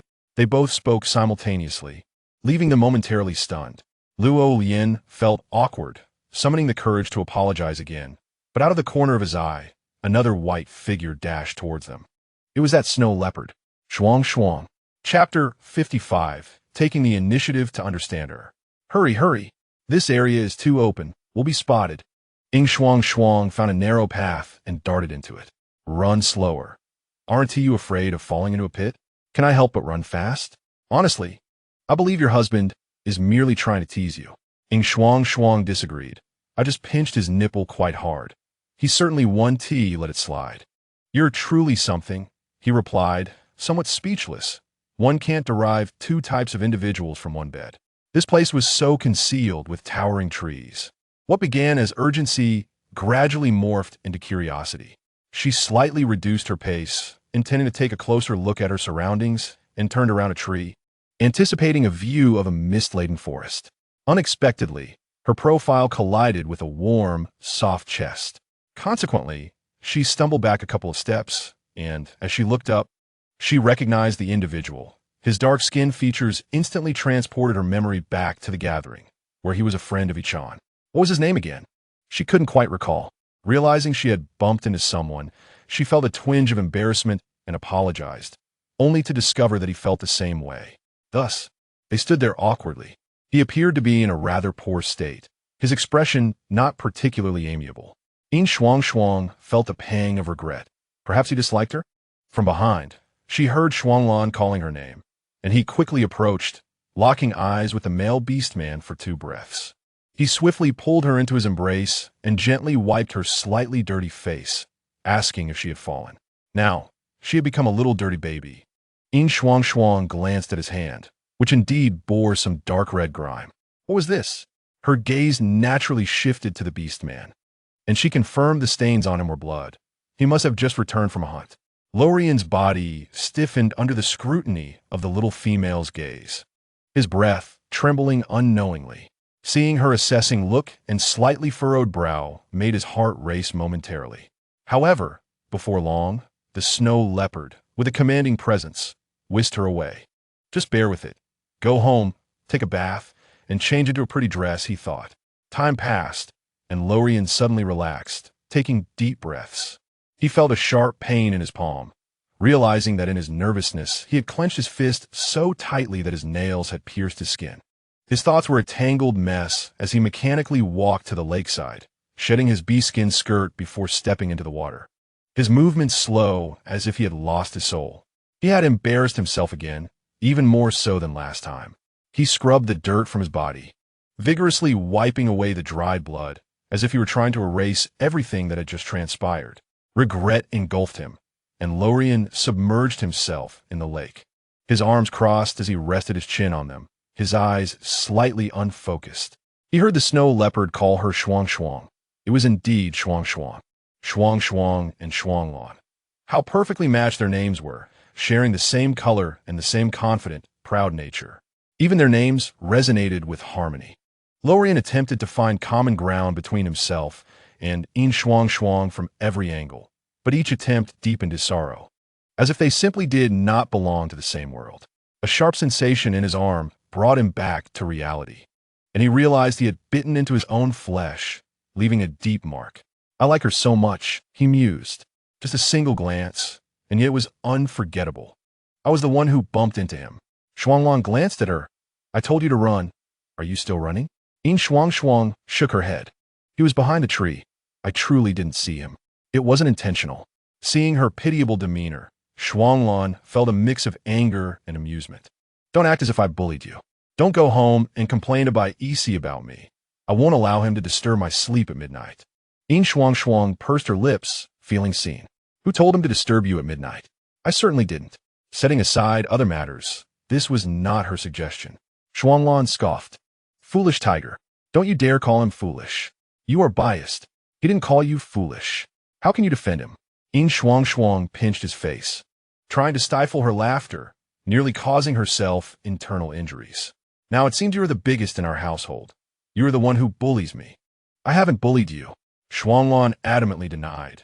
That little rascal is the one who bullies me. Then do you admit to bullying Bai Isi? Shuanglan, despair.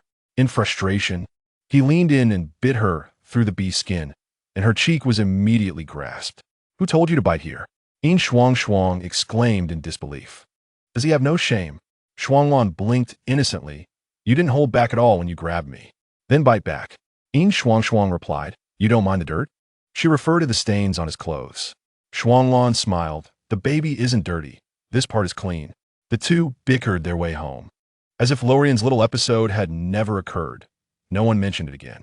That night, Shuanglan watched the two sleeping soundly in each other's embrace, not pondering anything else. After washing her feet, she climbed onto the bed and found a suitable spot to lie down. Lorian felt displeased by Shuangshuang's gaze, but it might not necessarily be directed at him. Early in the morning, Ichan welcomed a visitor. Lorian, what brings you here? Have you come to your senses? Since this fellow had run off last time, he had been avoiding him for several days. Come on, it's not as if I'm trying to sell him. Lorian hesitated, nodding. I came to ask a few questions. Ichan, likely aware of Lorian's temperament, seized the opportunity to tease. Have you come to your senses? I told you. No one could dislike her. Lorian's body stiffened momentarily before he nodded. I want to understand her. That's splendid. I was about to introduce you too, but you ran off. Really, Shuanglan isn't going to eat you. I won't run again. In truth, it wasn't entirely due to him, but it was indeed related. The complexities of emotions swirling within Lorian were things he preferred not to disclose to anyone, so he tacitly accepted Ichan's words. Ichan did not ponder deeply. He was merely venting. However, the matter at hand was more pressing. You might not know, but actually, Yin Shuangshuang was found by Shuanglan. She is very reliant on him. Yin Shuangshuang? That's not right. Since they are partners, the way they address each other is a bit more affectionate. He recalled Shuanglan's teasing tone when referring to her as dirty baby. Does he usually call her baby or something more intimate? Lorian? What are you doing? What did you just say? Ichan instinctively sensed something was off, his gaze probing. Lorian avoided his eyes. It's nothing. I just heard someone call her Shuangshuang before and thought. Oh, it must be Lin Lin. She is somewhat familiar with Yin Shuangshuang, so it's normal for her to call her affectionately. But her name actually has 3 characters. If you want to chase her, make sure you don't get it wrong.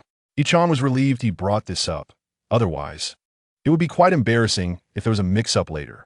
Lorian wished to steer the conversation away from this topic and asked, what about Bai Isi? Chapter 56. I like his appearance, Bai Isi.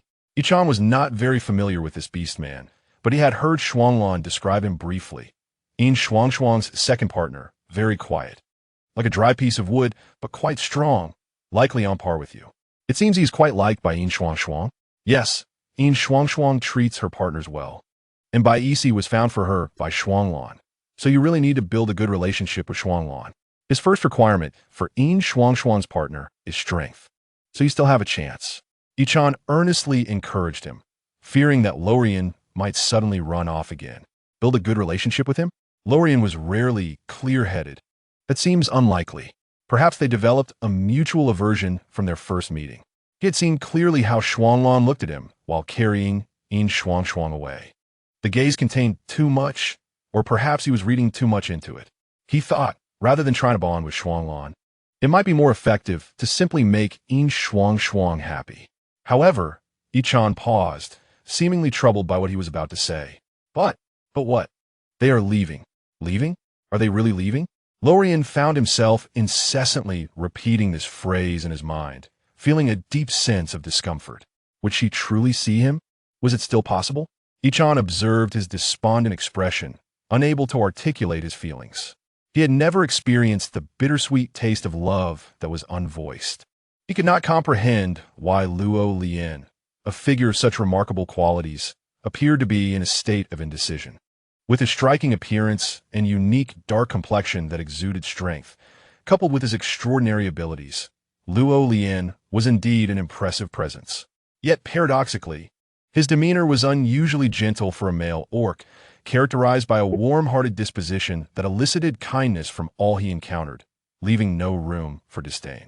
Ichan mused that it was improbable for any orc to express dislike towards him after spending time in his company. However, Luo Lian seemed perpetually hesitant, pondering how best to articulate his thoughts. Upon noticing Ichan's troubled expression, he felt a twinge of embarrassment, as it was his own predicament. "Fear not, I shall make a prudent choice," he assured, excusing himself and departing from Ichan's cave. Moments later, Yin Shuangshuang arrived. As the day appeared to draw an unusually high number of visitors. "What brings you here?" "Yichan infighting. I was hoping to spar with you," Yin Shuangshuang replied, tossing a fruit in the air. "What are you saying? Are others unwilling to engage with you?" Ichan chuckled, suspecting he had misheard. "What do you mean? I was the one who defeated them all," Yin Shuangshuang retorted, having come specifically to discuss this matter. In truth, he sought to gauge his current strength, as he had previously been easily bested by Ichan, which left him feeling rather frustrated. With no intention of engaging, Ichan sincerely suggested, "It will be far more entertaining to seek out Shuanglan. He can assist you in swiftly recognizing your own abilities." "Are you encouraging me to return to the embrace of the beast god? If so, I should seek out Luo Lian, for he will undoubtedly hold back to ensure you remain unharmed." "I understand now. Are you perhaps annoyed with me?" "How astute." The afternoon sun cast a pleasant glow as Yin Shuangshuang articulated the method for creating sweet potato flour and directed the two of them to undertake the task. Prior to this, she had been escorted to Lin Lin by Bai Si.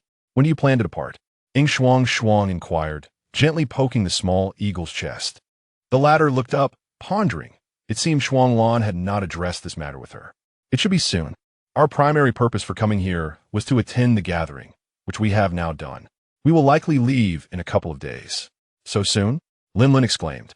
"I had assumed you would remain until the end of the rainy season." Upon reflection, she realized that the rainy season was indeed approaching, making their current location the safest choice. Yin Shuangshuang shook her head, ruffling the small eagle's fluffy head. "I'm uncertain. We may stay a bit longer.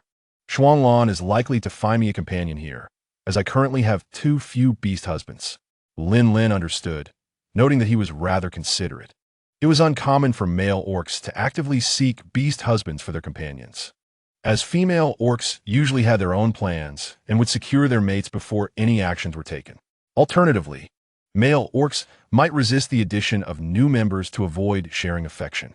Yin Shuangshuang's situation differed, while she appeared to rely on Shuanglan. She was not entirely dependent on him.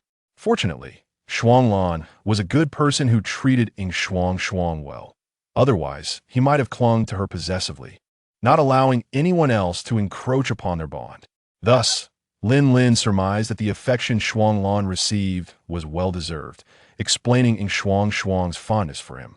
"He considers my needs," Yin Shuangshuang reflected, her expression softening. "Have you found someone to your liking?" She contemplated. "I have had little interaction with the orcs of the tribe, so it seems I have not." Lin Lin clicked her tongue. It was not solely about Shuanglan's choices. Wasn't the primary objective for you to select your beast husband? It must be someone you genuinely like. "Someone I genuinely like?" Yin Shuangshuang pondered, realizing that it implied the opportunity for her to experience romantic freedom. Although she had never been in love in her past life, this life was different. She now had two husbands, providing her with some experience. Perhaps it was worth exploring. "I will, but I am uncertain whether I will develop feelings for anyone else," she admitted, feeling that Shuanglan and Bai Si were incomparable. Lin Lin agreed. After all, with such advantageous conditions and two husbands of high rank, it would indeed be challenging to find another orc appealing. Suddenly, a thought crossed her mind. "I actually have a candidate in mind. Shall I tell you?" Yin Shuangshuang raised an eyebrow. "Who?" "Lu Lian." He possesses formidable strength, ranking as a 7th-tier orc. She noted with growing enthusiasm. Moreover, he is quite easy to get along with. I have yet to see him in conflict with anyone. He is handsome, though his skin is quite dark. Observing Yin Shuangshuang's fair complexion and the light skin of her husband's, Lin was uncertain of her preferences. Yin Shuangshuang recalled hearing the name Luo Lian before. You mean him? I've met him twice. What do you think? Would you mind? If she did not object, Lin would go fetch him. Yin Shuangshuang shook her head, somewhat perplexed by her implication. Are you suggesting that many in the tribe would mind his skin color? Lin shook her head. Not all. I thought you would prefer orcs who were fair-skinned and attractive. Not necessarily. Yin Shuangshuang chuckled internally. Beauty is in the eye of the beholder. She found the bronze skin to be quite alluring, reminiscent of the ancient Egyptian pharaohs depicted in classic comics, whose eyes sparkled with affection. However, her impression of Luo Lian was different.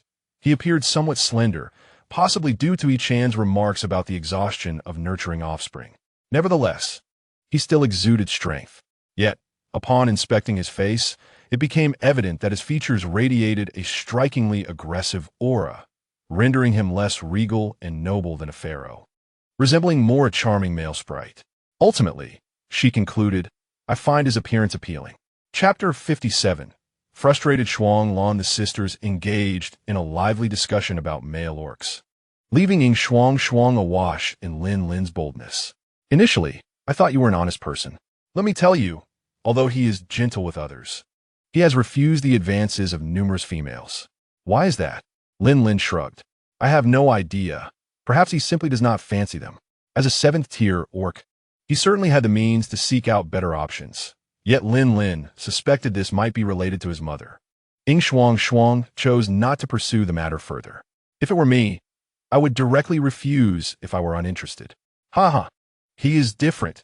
Each time he turns down a female's pursuit, if she continues to pursue him, he ends up hiding for a while, leading other orcs to believe she has done something to him. That makes me laugh. It's no wonder that after several instances, no one dared to approach him again. It is indeed somewhat embarrassing. Yin Shuangshuang found it amusing.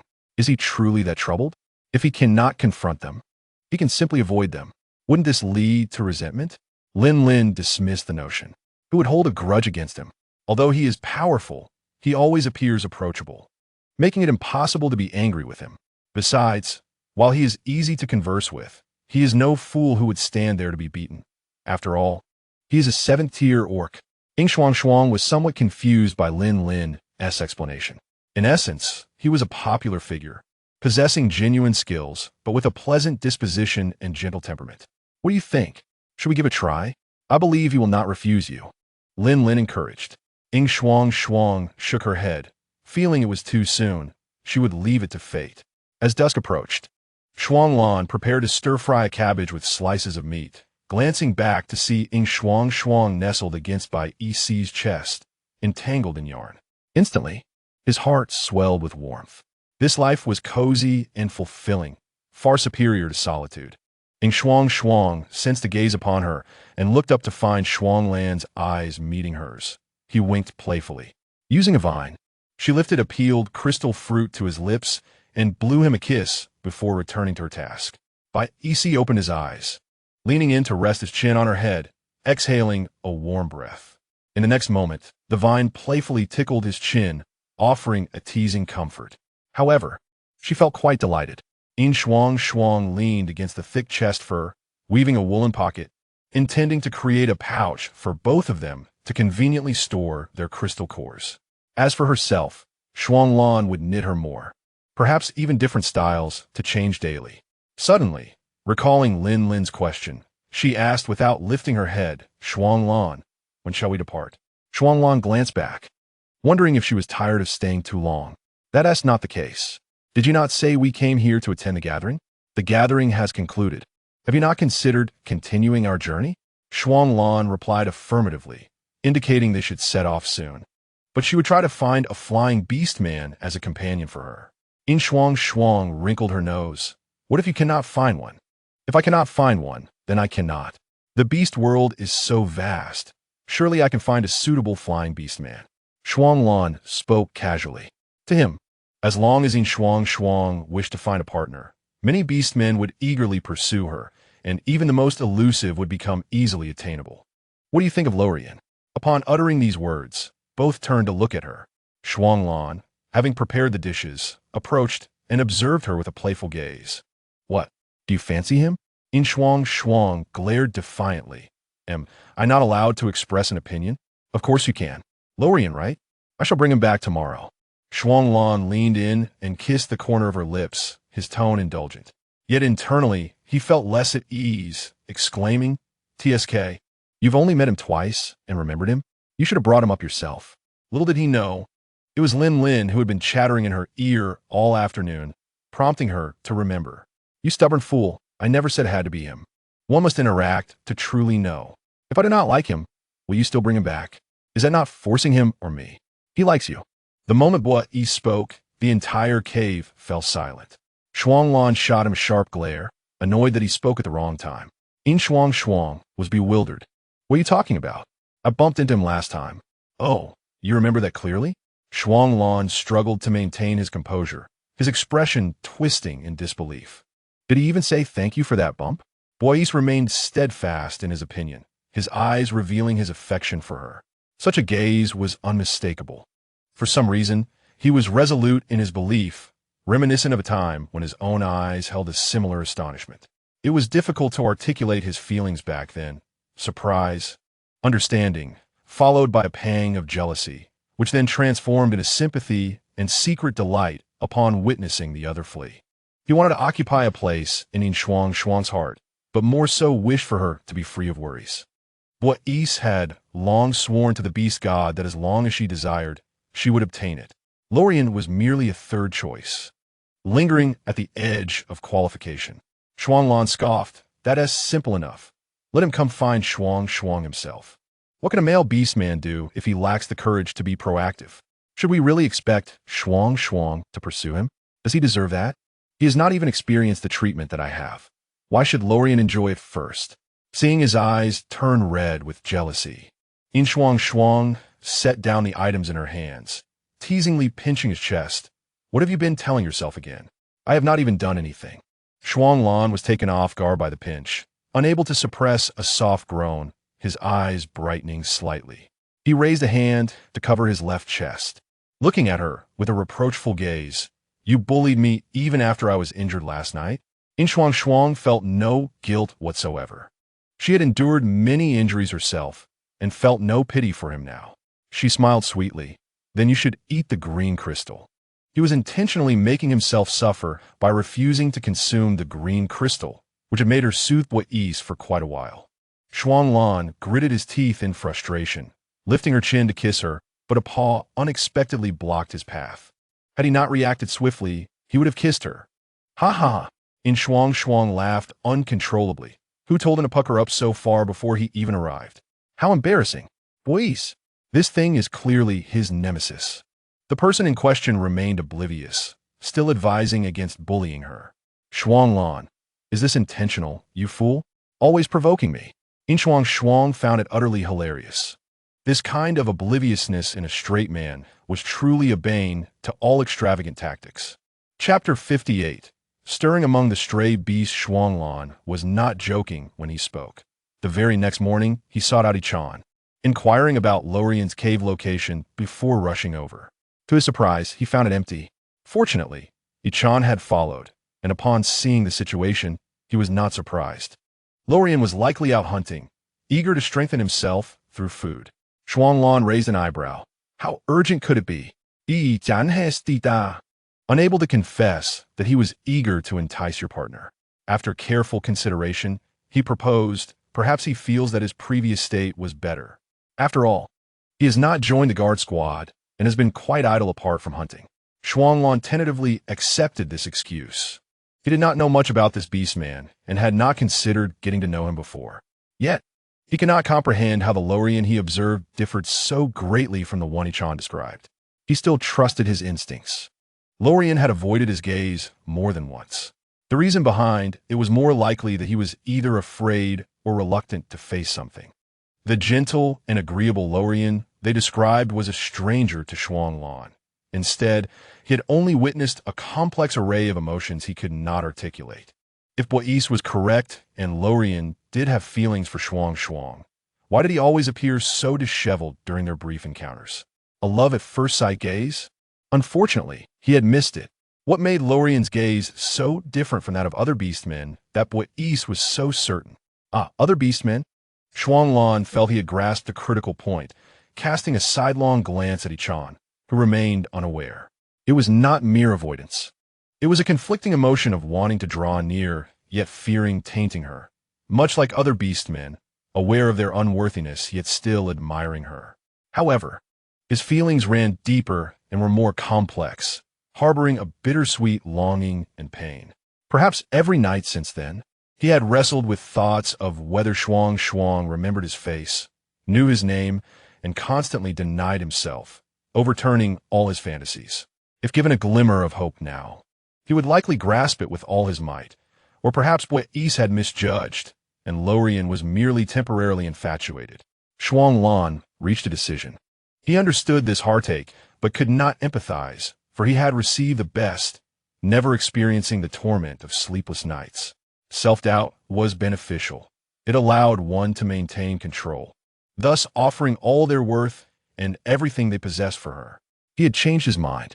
Raising his hand, he patted Ichan's shoulder and instructed, when he returns, "Tell him to meet me by the lake tonight." Ichan nodded, astonished, sensing that the initially fierce aura of Shuanglan had significantly diminished, as if he had come to a realization. What could have transpired in such a short time that he was unaware of? "Aren't you anxious?" Shuanglan shook his head, turning to ask coolly, "Should I be anxious?" Hearing this, Ichan was taken aback. He understood. What I mean is, since you're not staying here long, shouldn't important matters be resolved promptly?" Speechless, he wondered what he was saying.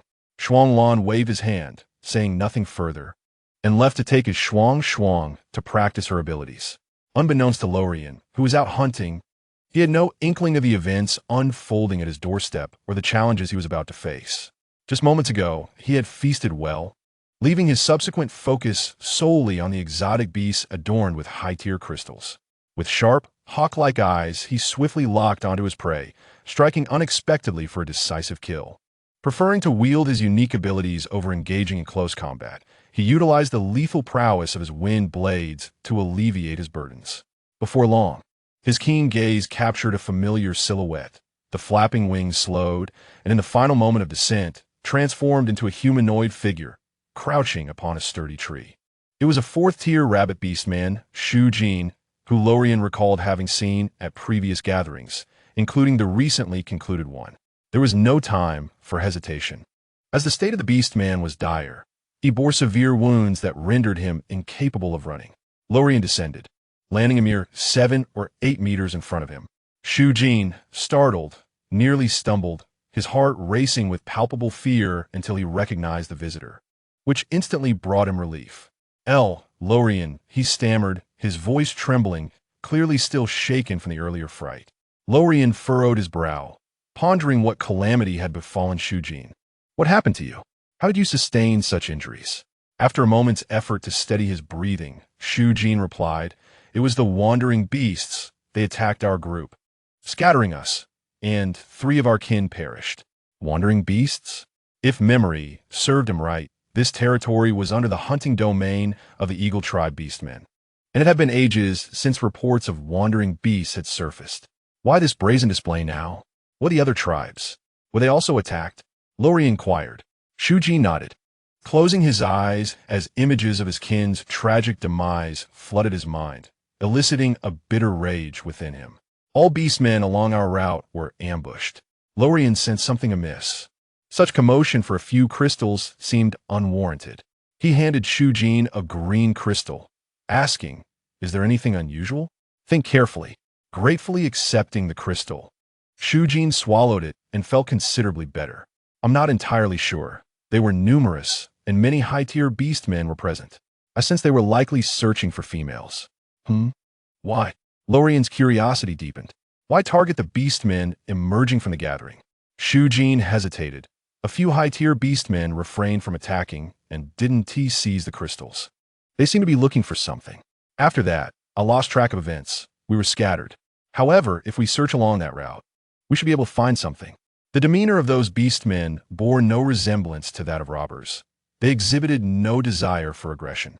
Lorien contemplated the situation, deciding to escort Shujin back to the tribe. I will inform the chieftain about this matter. For now, let us return. All right, thank you. No need for pleasantries.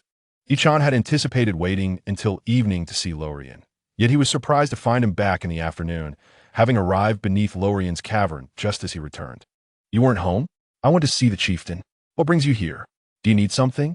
Lorien relaxed his furrowed brow, momentarily diverting his thoughts from the wandering beasts to focus on Ichan. Ichan assumed it was concerning his younger siblings and refrained from asking further, merely stating, "This morning, Shuanglan came looking for you. Unfortunately, you were not present, so she asked me to relay a message." Lorien paused, somewhat bewildered. Shuanglan? Looking for me? For reasons unknown. The mention of her name left him with a parched sensation in his throat. What message? Ichan's expression turned curious. She wants you to meet her by the lake tonight. The mere mention of this evoked memories of their last encounter at the lakeside. Has she figured it out? Is she asserting her claim? Reflecting on Infong, Lorien felt a pang of bitterness.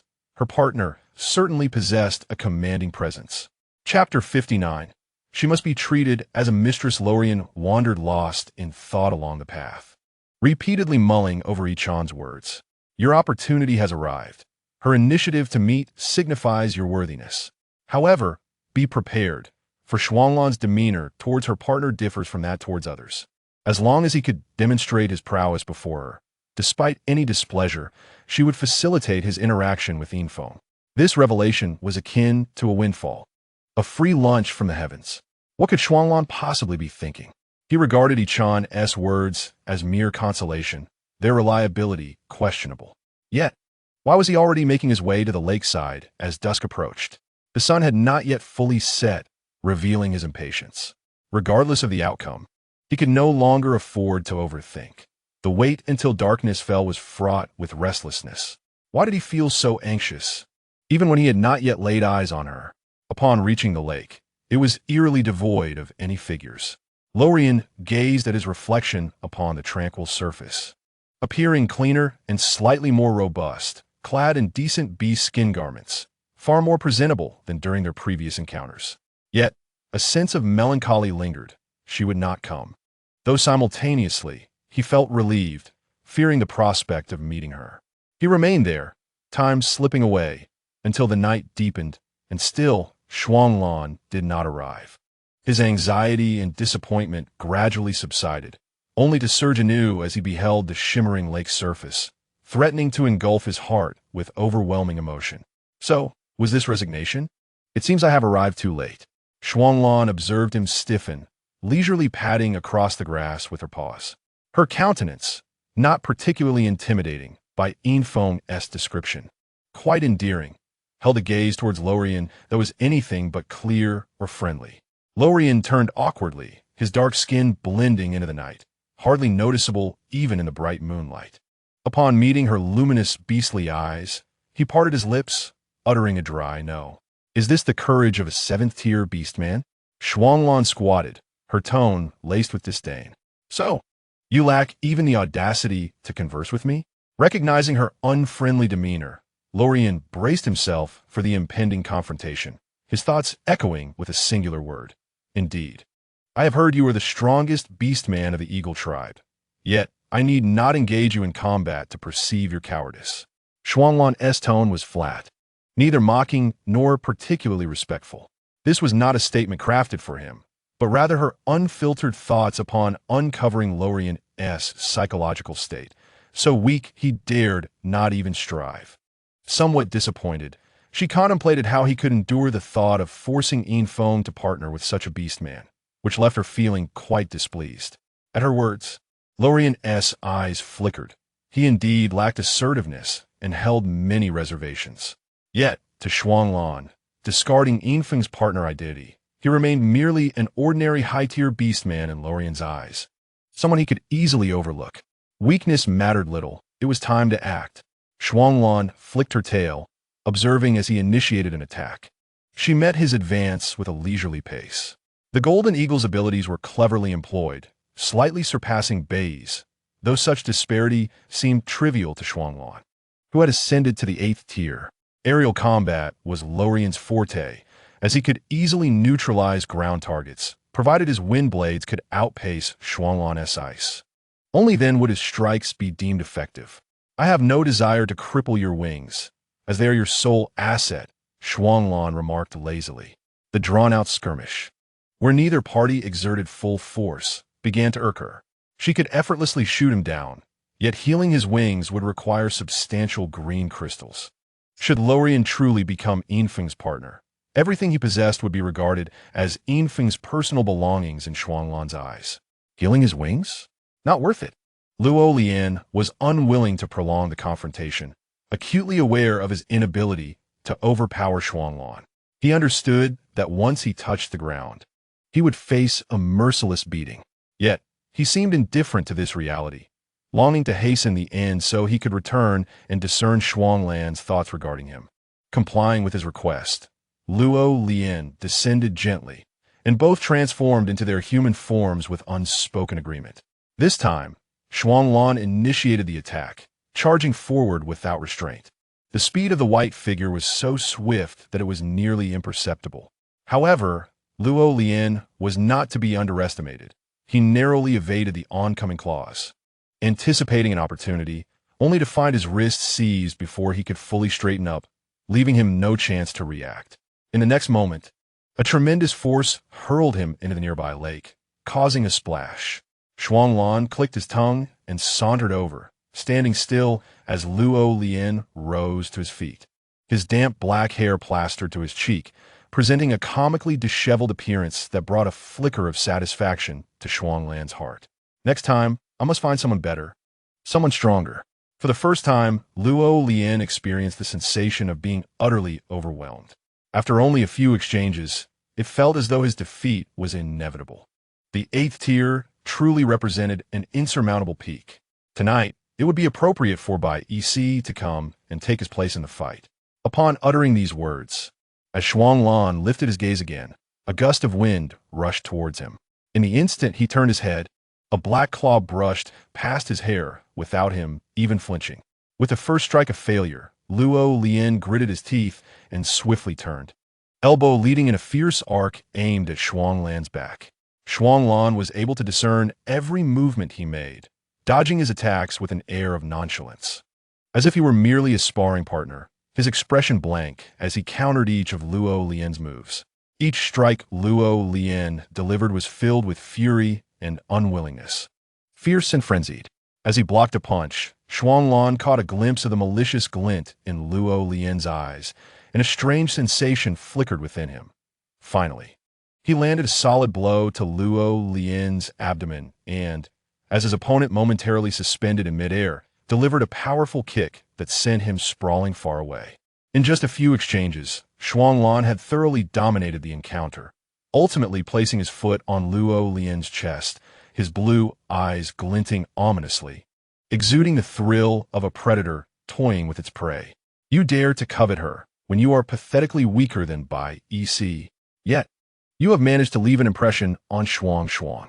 The devilish whisper shattered the last vestige of Luo Lian's defenses, exposing all his thoughts before this snow leopard, leaving no room for concealment.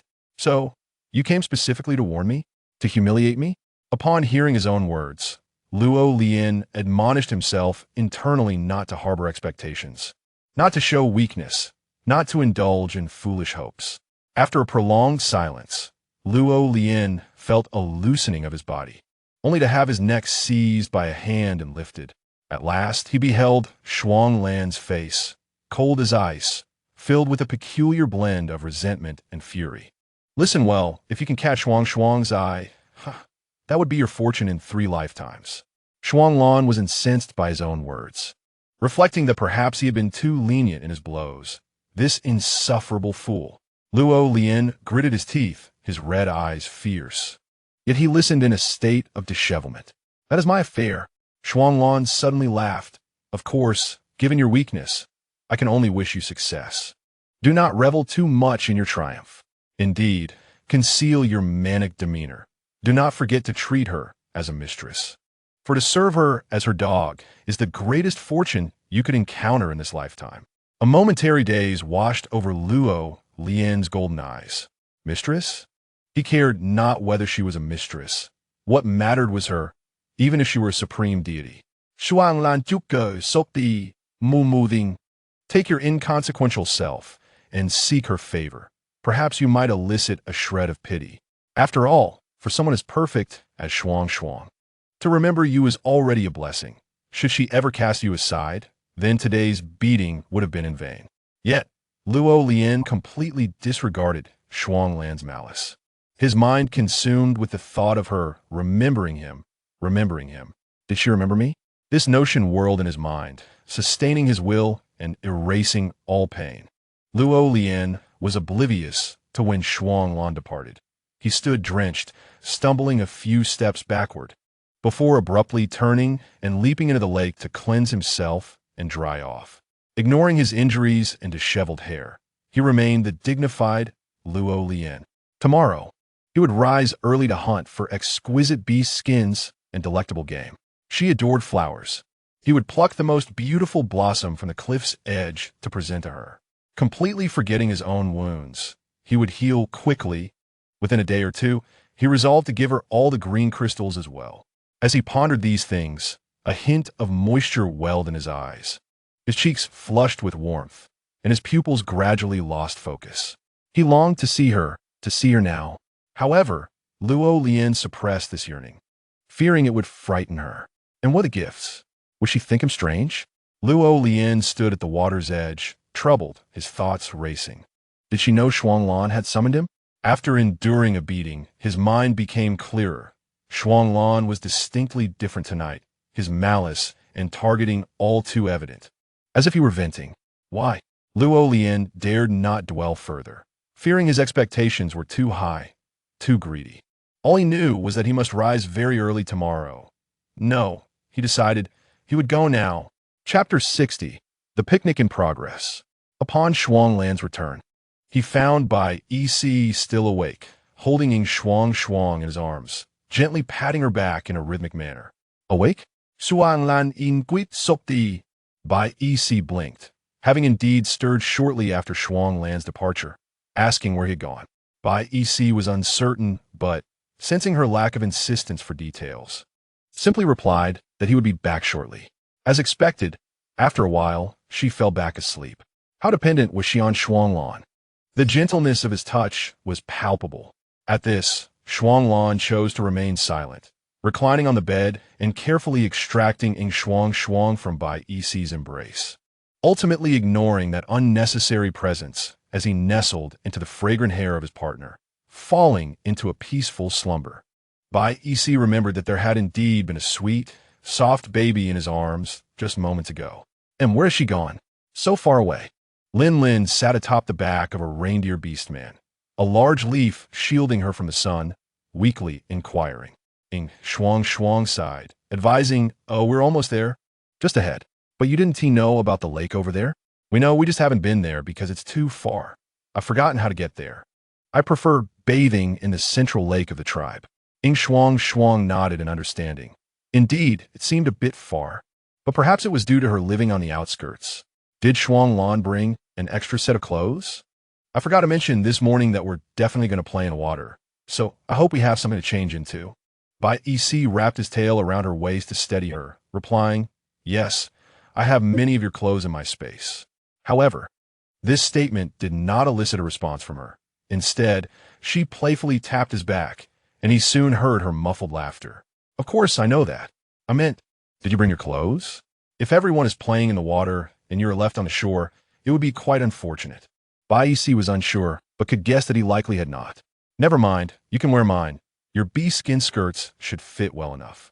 Today, they planned to enjoy a picnic together, with the males from both families taking the items ahead to prepare, while the two of them had slept in late.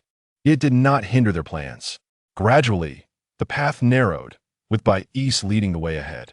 The winding trail brought back memories of her awkward encounter with Luo Lian at this very spot, yet it seemed that she had not seen him since. Was he really that reclusive? She spotted them, realizing they were still unprepared. Yin Shuangshuang lifted her gaze to see two male beastmen squatting nearby, each busy with their own tasks. She saw Shuanglan tossing sweet potatoes into the fire. "Bais, let us hurry. I'm thirsty." The great tiger, upon hearing this, began to jog slowly, soon reaching the fire. Shuanglan reached out to lift her down. "Is it sunny? There are leaves, so it's fine.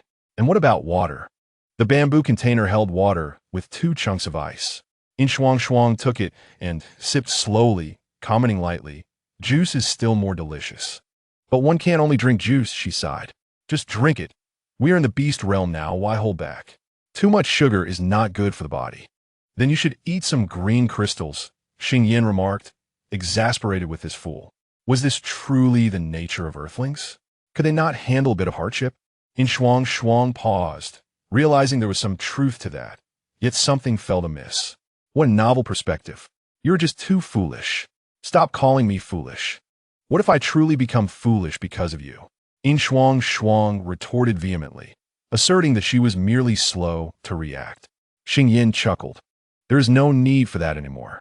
He had long been prepared and handed her the juice. He knew well that Yin Shuangshuang preferred juice, and thankfully he had prepared it in advance. Juice from the crystal fruit, mixed with the sour peach juice she mentioned earlier, diluted with water and honey, and lastly, iced. This flavor had captured her fancy recently. Yan had also arranged things on his end. The ice was borrowed from Shuanglan, who, being fire elemental, could not produce it. Lin Lin had noticed the freshly picked crystal fruit he had gathered, still glistening with moisture. Was this the color of freshly picked fruit? It looked quite appealing. The fresher ones high up in the tree were even better. If she was interested, she could ask Yan to take her to eat them fresh, perhaps even embrace the tree while doing so. Yin Shuangshuang teased with a laugh. Wouldn't that be sweeter? I don't know. The difference should be negligible. Shuanglan busied himself with roasting meat and called Bais over to slice the potatoes into shreds. Lin Lin's elk partner, named Tian Shui, seemed quite spirited, yet he was pulled by Yan to apply sauce. Still have time to be silly? Bring everyone to work. Yin Shuangshuang chatted with her friends not far off, the topics shifting constantly, with no fixed audience. She fondly reminisced about the days spent with her roommate, playing games. This rainy season should not last as long as the previous one. The hot season had already persisted for quite a while, and it was still quite sunny, likely to continue for some time. Yin Shuangshuang was puzzled. Wasn't this supposed to happen at fixed times, like the 4 seasons of a year? So it was determined by the weather? Wouldn't that often catch one off guard? Have you saved enough jerky? Lin Lin inquired. Yin Shuangshuang was taken aback. Save jerky? Before she could respond, Lin Lin suddenly realized, "Oh right, I almost forgot.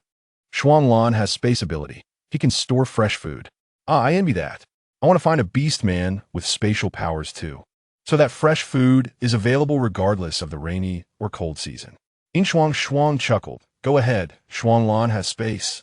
But my home only has 2 male beast men, and they can only hunt one at a time, so they can't store much food." In reality, however, Shuanglan hunted extensively each time he ventured out, storing the bounty in his space, unseen by others. Although Bais lacked spatial abilities, the quality and quantity of his catches were considerable, accumulating over time. Yet, there was no need for her to disclose this to others. It was sufficient for her to know how much she had for peace of mind. Lin Lin chose not to dwell on that matter any longer and turned to tease her. "Then you should hurry and find one. Didn't I hear you say you liked Luo Lian's looks? Why not just take him? At least you can see his face often and feel good about it." She genuinely believed that Luo Lian would be a fine partner for Yin Shuangshuang. Though he paled in comparison to Shuanglan, he was still a 7th-tier beast man. Strong in ability, having him around would be pleasing. Yin Shuangshuang laughed. "Why do you value him so much? Did he give you something to say nice things about him?" Chapter 61. Touching it so big. 4,000 hee, what nonsense. As if I could benefit from him. Yan was thoroughly exasperated. It was only because she was uninterested in Luo Lian's type. Otherwise, with his 7th-tier strength, Lin Lin would have already pursued him. Nevertheless, for Yin Shuangshuang, Luo Lian was quite suitable. His qualifications barely matched hers, and having him as a third partner would be agreeable, allowing her to delegate household chores to him. A gentle and patient beast man would be ideal for such tasks. Yin Shuangshuang nodded. I've discussed it with Shuanglan. I will seek an opportunity to spend time together. Puffed. Shuanglan didn't stir up trouble. How could he inform his first beast husband first? So honest. No. Our family is a bit different. Bai Is actually listens to Shuanglan. If Luo Lian and I were to become a couple, Shuanglan would manage him. And he wouldn't be bypassed. What's it to stir up? Yin Shuangshuang adopted a harem mindset, where an unshakable queen kept everything in order, ensuring no one else could create chaos. And of course, Shuanglan, as the queen, was delighted to maintain his position. Lin Lin was thoroughly impressed. You truly care for Shuanglan. He is truly your treasure. What nonsense. I treat all of them well. The four male beastmen had been listening from a distance. Despite the separation, their ears were still sharp, and they heard everything clearly. The victor of this contest was already evident. Shuanglan's favorite status could easily overshadow any competition. Eon felt a pang of sympathy for Bai Is, a magnificent tiger entangled with Shuanglan as his elder brother. It must not be easy to climb into his partner's bed. Huh? Bai Is looked up to find the three of them observing him, puzzled and frowning. Do I have dirt on my face? Silly. Soon, dinner was served. The roasted sweet potatoes dug out from the fire ended up only partially in her stomach, as the aroma of other dishes had already captured her attention. Why do I feel like both your husbands have a bit of a gluttonous nature? Xingyin mused, observing the two little ones playfully squabbling together. Yin Shuangshuang glanced at Bai Is and Shuanglan. Indeed, they were both enjoying their food. So what? Is it wrong to eat heartily? No wonder you get along so well. She recalled how she had initially encountered Shuanglan, noticing his curious nature and how even small actions revealed his charming essence, which gradually drew her closer to him. At first, I actually considered Shuanglan as just a food companion like a roommate. You are capable of such things, Xingyin remarked without surprise, yet he had to admit, Yin Shuangshuang's capacity for acceptance was truly remarkable, referring to various aspects. Shuangshuang took a bite of the roasted meat wrapped in a leaf of cabbage. Perfectly sized to fill her mouth, yet it was not difficult to chew. The cabbage leaf, having been blanched, was quite tender and refreshing. I now agree with your viewpoint. It was indeed suitable as a meal companion. Right? Lin Lin, you should try this. It's delicious. She turned to recommend it to Lin Lin, although they might not necessarily enjoy vegetables. Bai Is handed her a skewer of roasted meat, the top piece having mysteriously vanished as he tasted it. So tender here. For Shuangshuang. Shuanglan merely watched him, thinking only he would taste it. All right, enough with the silent contest. Bai Is roasted meat is delicious, and I like it. Shuanglan's is also tasty. Next time, why don't you both cook for me? A competition?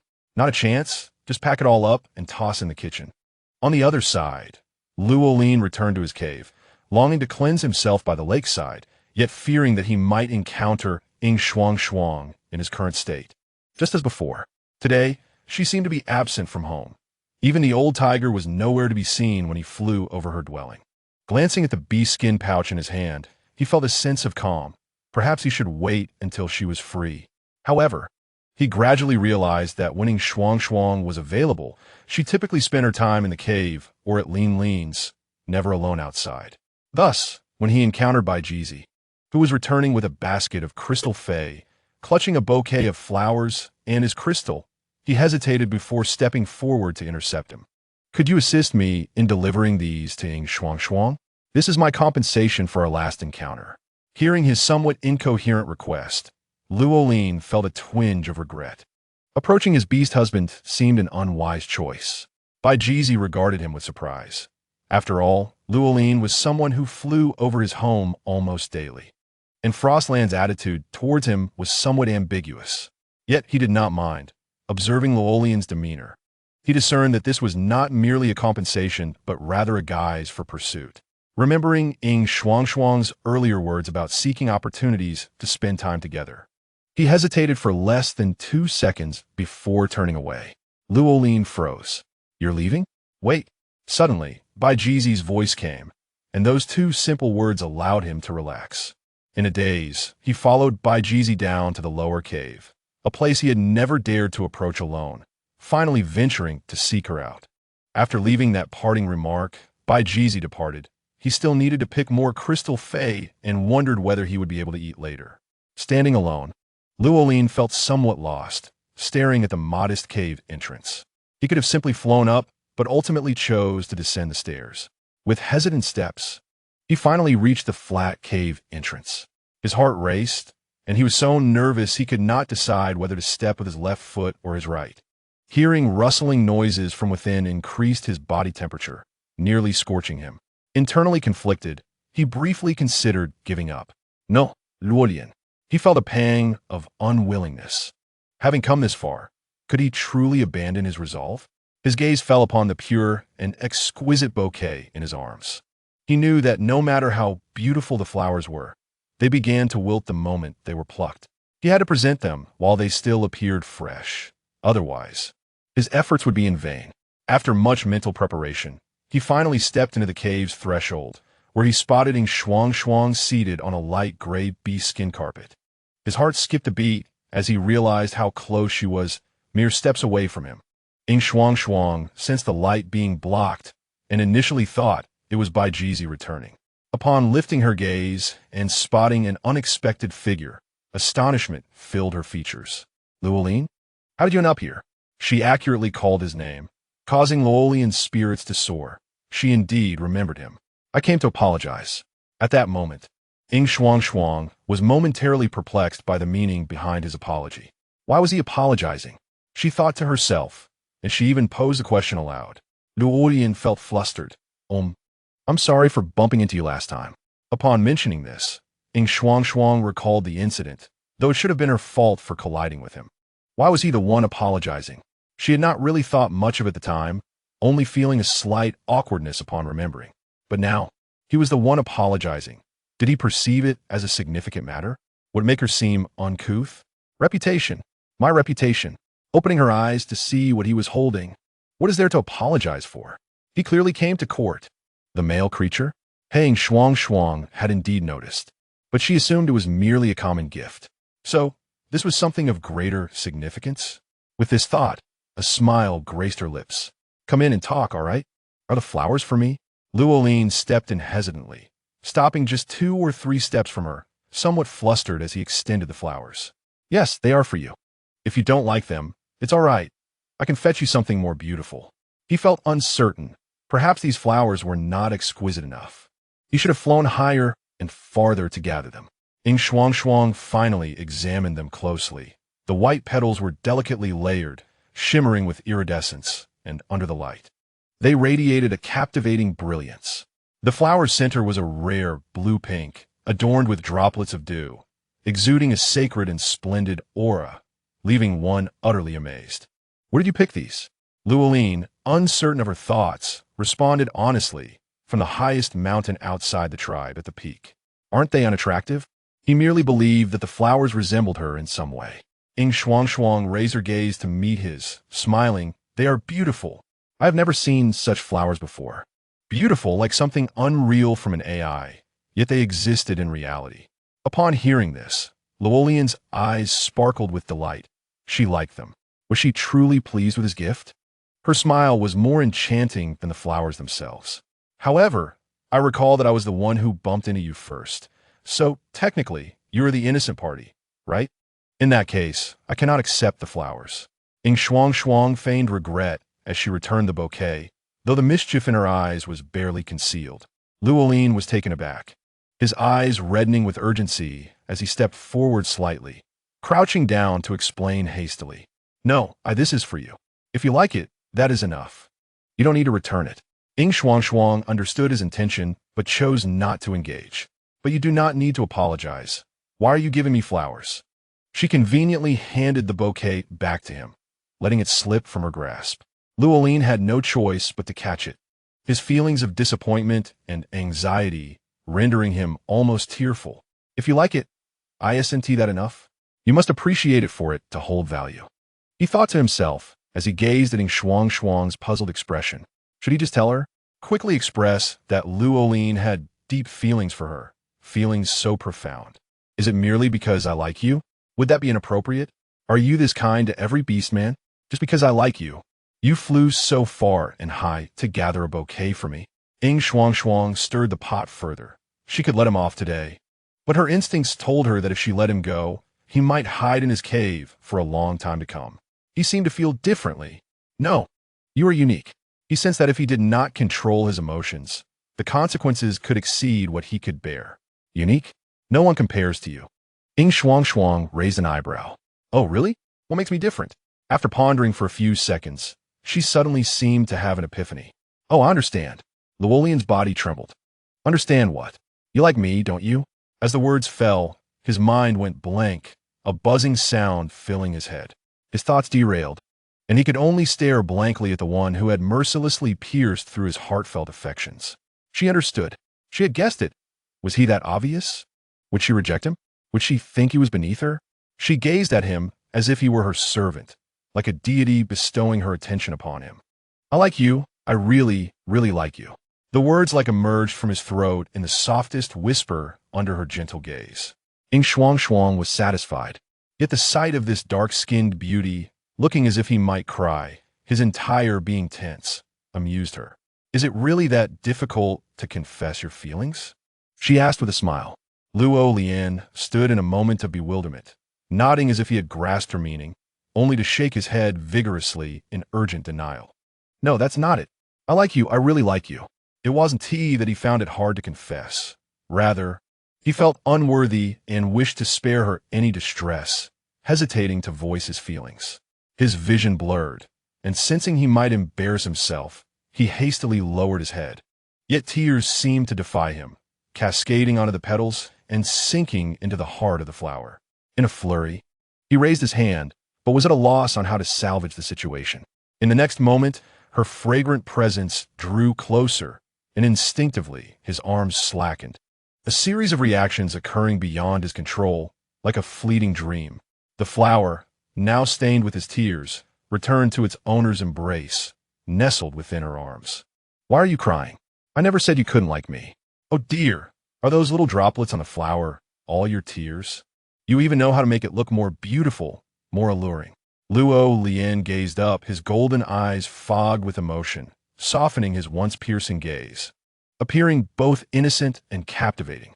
Yin Shuangshuang finally witnessed what true charm was. Fearing she might falter, she hastily diverted her gaze, placing the flower aside and clearing her throat in a feigned calmness.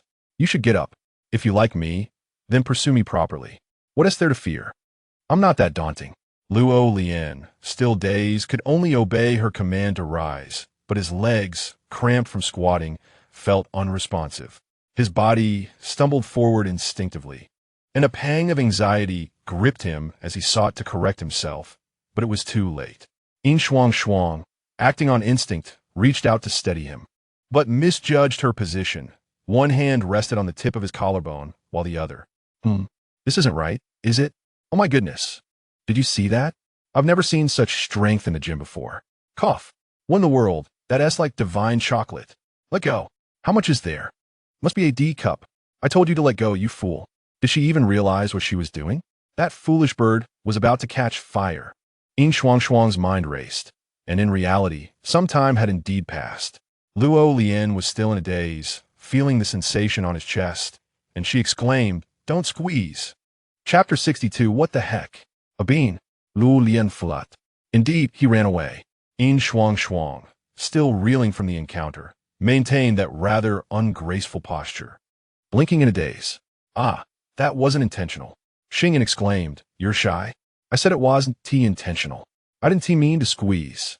Yin Shuangshuang was truly exasperated with this person. How could he misinterpret her words? Xingyan nearly redefined his understanding of this host. Haha. Actually, you were thinking a lot, and what I said is not wrong. Your Highness, you are indeed a bit shy, not even following through. Hey, stop being cryptic. My image is at stake. What of it? If you feel like you bullied him, just keep him close. Let your queen manage him. Whenever you're in a bad mood, just give him a squeeze. It's a great way to relieve stress. He seemed to have relinquished something, his tone imbued with a sense of relief. Forget it. The child has already suffered enough. What is wrong with finding her a few more men? It's not excessive, not out of line, not forced, just a little bit of fun. Yin Shuangshuang reconsidered, finding herself not so caught up in the moment. It's not that exaggerated. Although his chest is quite soft, my hands look good too. All things considered. P.S. the one who benefits here. What benefits? Call your Shuanglan baby over. This woman was simply Yin Shuangshuang. Aren't you connected to the internet? Not wanting to overthink, Yin Shuangshuang was too lazy to continue her little crafts. The commotion provided the perfect excuse to stretch her legs. As she turned, her gaze inadvertently fell upon the bouquet of flowers. Setting aside the people, the flowers were truly beautiful. Yin Shuangshuang considered herself well acquainted with rare and precious blooms. Yet she found herself unable to tear her eyes away from this one. Try using your powers. If you're reluctant, let it bloom a little longer. Powers? She wasn't entirely certain. In her previous understanding, this belonged to a category of life force magic, which should be quite advanced, right? Have you forgotten? This is the beast realm, a world that does not derive from Earth. Here, you can unleash your talents freely. Unleash freely? Yin Shuangshuang pondered, gently reaching for the flower, slowly closing her eyes, feeling the gentle energy merging with every drop of her blood. It was like nurturing magic, flowing through her body, intertwining ever more tightly. She attempted to summon the vibrant green glow. Surprisingly, it responded exceedingly well. It followed her intent, obeying her command, spilling from her body and swirling for a moment before accurately converging upon the flowers in her arms. The iridescent petals, now tinged with vibrant green light, absorbed the energy, becoming even more lively and blooming spectacularly, exuding an enticing fragrance akin to fruit brimming with nutrients. It really works. What?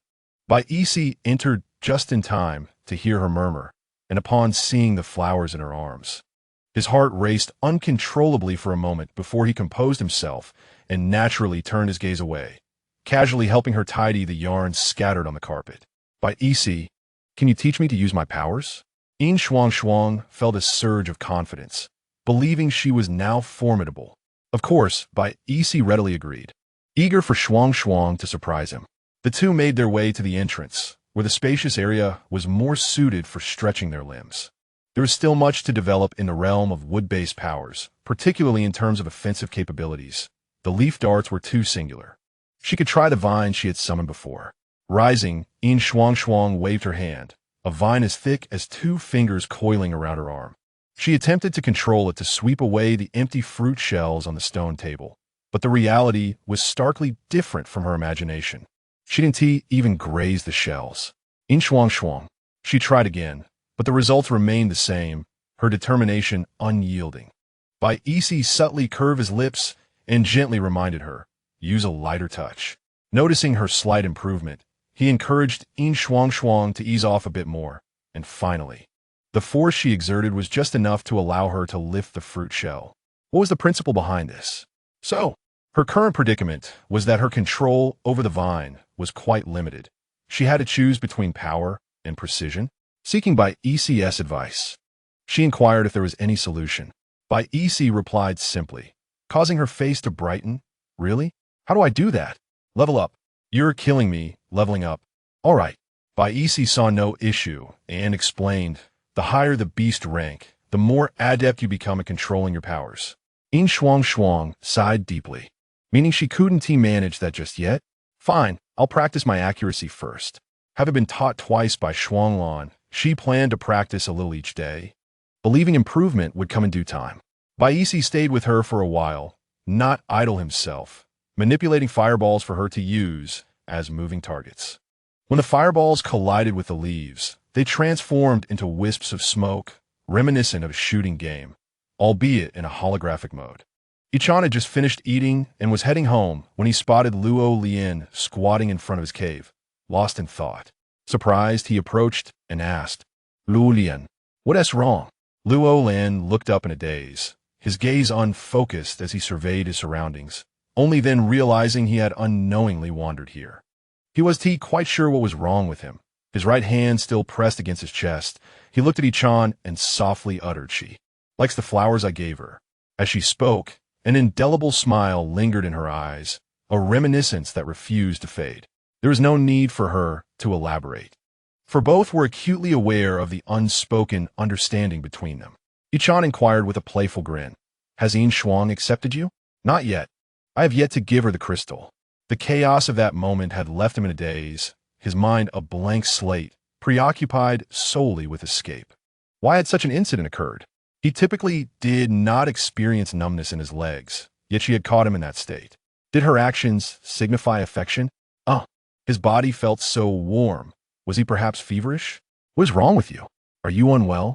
Yichan observed him blushing inexplicably, assuming he was ill, and reached out to touch him, confirming he was indeed quite warm. Luo Lin shook his head, backing away slightly. No, it's nothing. I should head back. With that, he transformed into a golden eagle and soared away. Upon returning home, he lay back on his bed in a state of despair, placing his hand over his heart, which was racing violently. Perhaps there was a hint of affection after all. Although he had lost some weight, his chest remained fuller than that of most male beastmen. Reflecting on this, he squeezed it gently, feeling none of the tremors and weakness that had nearly overwhelmed him earlier. Yet the sensation was soft. Did she enjoy this? Luo Lin pondered as he instinctively buried his head in the crook of his arm, feeling a tinge of embarrassment. Unbeknownst to her, Shuanglan was taken aback upon returning home and seeing the flowers in the bamboo tube, her heart soaring at the sight of Yin Shuang's beauty, only to be suddenly overwhelmed.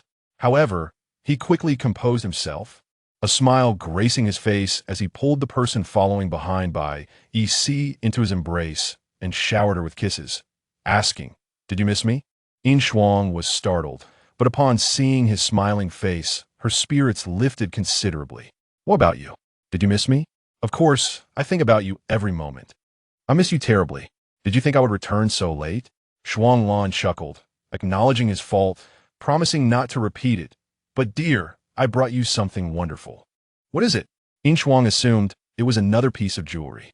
Yes, he tilted his head, not intending to reveal it just yet. It didn't seem like jewelry. Remembering his earlier mention of a dress, she speculated, could it be snake skin? Shuanglan shook his head. "Do you really want snakeskin that badly?" "Then what is it?" she asked, exasperated by his cryptic demeanor. Shuanglan pecked her cheek and guided her to sit on the bed, raising his hand momentarily to reveal a tufted plant. Yin Shuang did not recognize it at first and instinctively reached out to touch it. "What on earth is this?" "It's a bean," Shuanglan replied, a hint of annoyance in his tone. "Bean? Why are you so worked up?" Yin Shuang genuinely believed he was joking, apologizing playfully. "Well, my apologies then. Next time, no more of this." He explained that he had seen wild animals eating it and checked for poison. Inside the pod were plump green beans that looked quite appealing. "It resembles edamame, but wait, isn't that just yellow beans?" "Close enough. This plant is similar to yellow beans, except it has a bit of fuzz and the pods are quite different. Well, my hopes for soy sauce are alive. This would be a historic moment. My beans." Shuanglan sampled one and confidently concluded that they must be cooked before consumption. "Clever. How many did you pick?" "Let me see." Shuanglan's revealing he had gathered a substantial amount, but only brought a handful as the cave would be filled if he took more. "How long will this last?" "If we consume this amount daily, it should last until the rainy season ends." Shuanglan estimated conservatively. Yin Shuang felt relieved. They did not need to eat them every day, merely incorporating them into meals occasionally. "Remember to dig up the rest when we leave, roots and all, and plant them in our new home to see how they grow."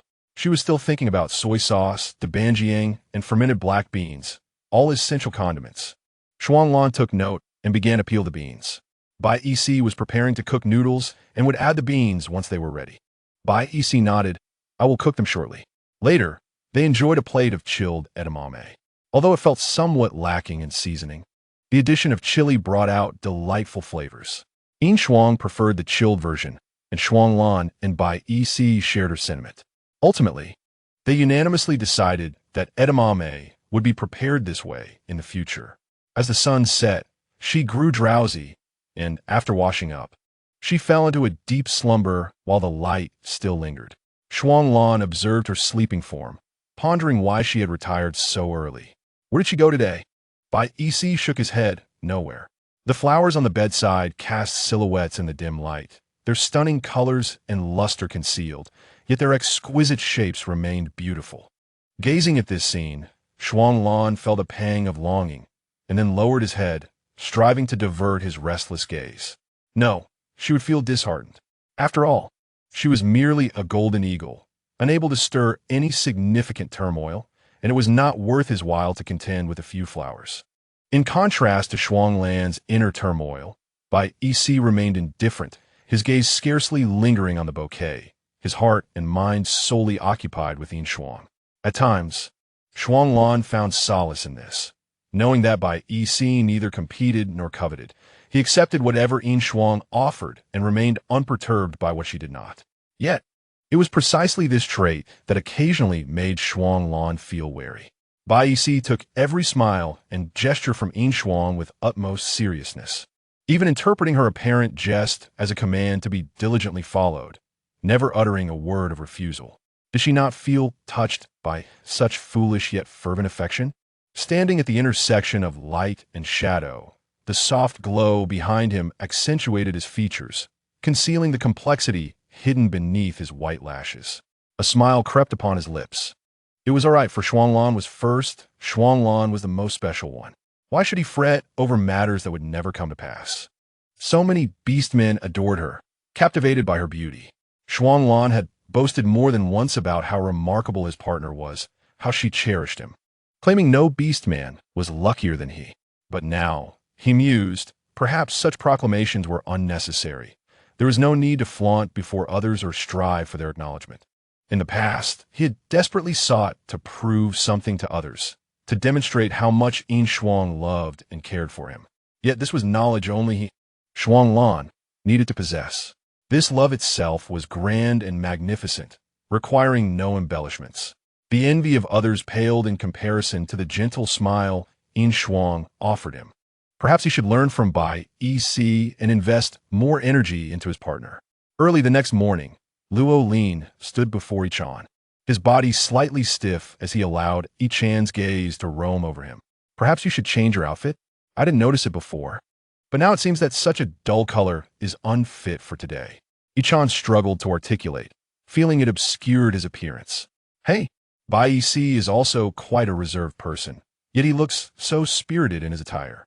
Lu Lian, ading at bisa, returned to change into a garment of a delicate grayish-purple hue, nearly indistinguishable in its tonal nuances. It was a flamboyant beast hide coat he had reserved for special occasions.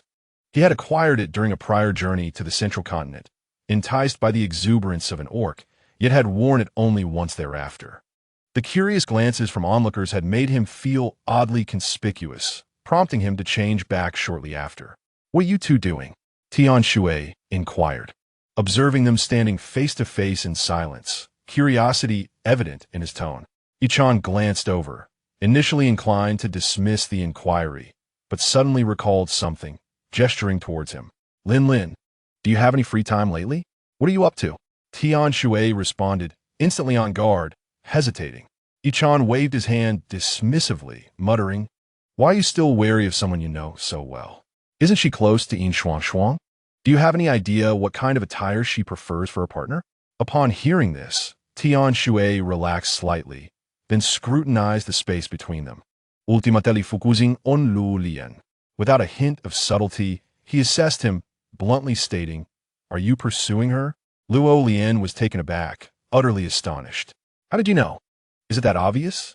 He pondered whether he had concealed his feelings inadequately. Tian Shui smirked mysteriously.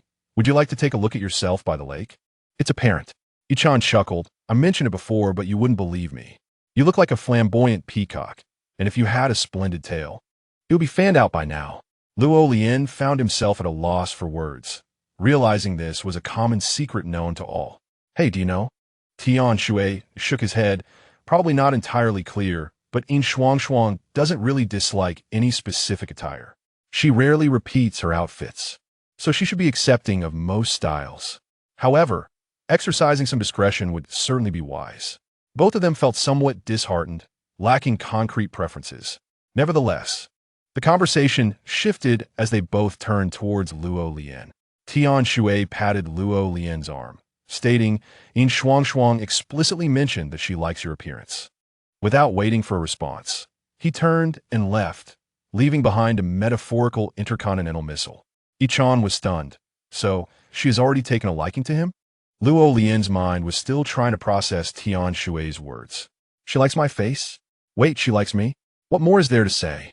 Let's go. She has already noticed you. Be proactive, engage her in conversation, and assist her wherever possible. Ichan brimmed with confidence in him, viewing him as the last glimmer of hope. Luo Lian felt his cheeks flush, recalling yesterday, and wondering if she had been intentional about it. Wait, unfasten that. Ichan pointed at the beast hide adorning Luo Lian's upper body, recalling Tian Shui's caution about exercising discretion. Luo Lian seemed to grasp Ichan's intention, realizing that if he unfastened it, it would inadvertently reveal too much. Chapter 64, Level 7, Wood Element, No Wonder. Regarding the cataloging of plant species, Yin Shuangshuang had discussed plans with Xingyan, intending to stroll by the lake in the morning to see if there were any edible finds. As it was their final official outing for gathering, Shuanglan accompanied her. The morning mist was dense, and the dew was plentiful. She chose to mount by Isi's back. They ventured in a direction previously unexplored, noticing the lush greenery ahead, indicating that few had tread this path. Ahead lies a cliff. Let us search in this area, Shuanglan remarked upon returning, having reached the precipice and found no path forward. Yin Shuangshuang was momentarily taken aback, slowly nodding, finally comprehending the remoteness of her dwelling. She proposed, I will stay with Bai Isi while you search over there. If you find anything, let me know, and do not eat anything indiscriminately. Though still wary of Shuanglan, she recognized that separating for a more efficient search was prudent. Shuanglan scoffed, I'm not foolish. There are many repetitively cataloged plants. Not much space left for you to forage. I'm unsure if I can find anything useful, Yin Shuangshuang mused. She certainly could not catalog every plant in this area, but those that were conspicuous and easily accessible were not too difficult to note. The real concern was that edible plants might be nestled in obscure corners, and encountering such a situation would be quite awkward. No, poisonous, not that. Stop reciting. In the early hours, Luo Lian pondered where he might find Yin Shuangshuang. He searched around but failed to spot her, feeling a moment of panic. Had she left? Then he recalled their belongings were still here, and she would not leave without a word. Relaxing slightly, he thought she must have gone for a stroll. The disappointment of having prepared himself meticulously to see her, only to find her absent, weighed heavily on his heart. Now, should he return or wait for her? Deciding it was unlikely she would return soon, he resolved to visit the chieftain first. With determination, he soared toward the chieftain's cave, arriving to find 2 injured male orcs present. They were not from the eagle tribe, and he could guess what had transpired. Lu Lian, are you all right? Are you hot? Shu Jin looked up to see him with his collar wide open, pressing herbs rather carelessly onto another orc's wound. Ouch! Be gentle. Luo Lian felt a sudden wave of guilt and hastily pulled his collar tighter, awkwardly stating, No, you carry on. I have some matters to discuss with the chieftain. Having said that, he hurriedly departed, feeling as if he were fleeing from a crime, leaving Shu Jin perplexed with a few murmurs. Brother, are you trying to kill me? The wounded orc lamented, wishing he had been more decisive with the green crystal. Oh, I didn't notice, I didn't notice. Realizing, he smiled sheepishly. The injured orc remarked, The chieftain is discussing something with a group of orcs, and upon seeing Luo Lian, his furrowed brow relaxed. Are you familiar with Shuanglan and her family? The chieftain inquired. Luo Lian was taken aback, questioning the relevance of this inquiry. The truth was, he was unsure how to categorize their acquaintance. Ichan, arms crossed, raised a finger to his nose, chuckling, Oh, he knows her very well.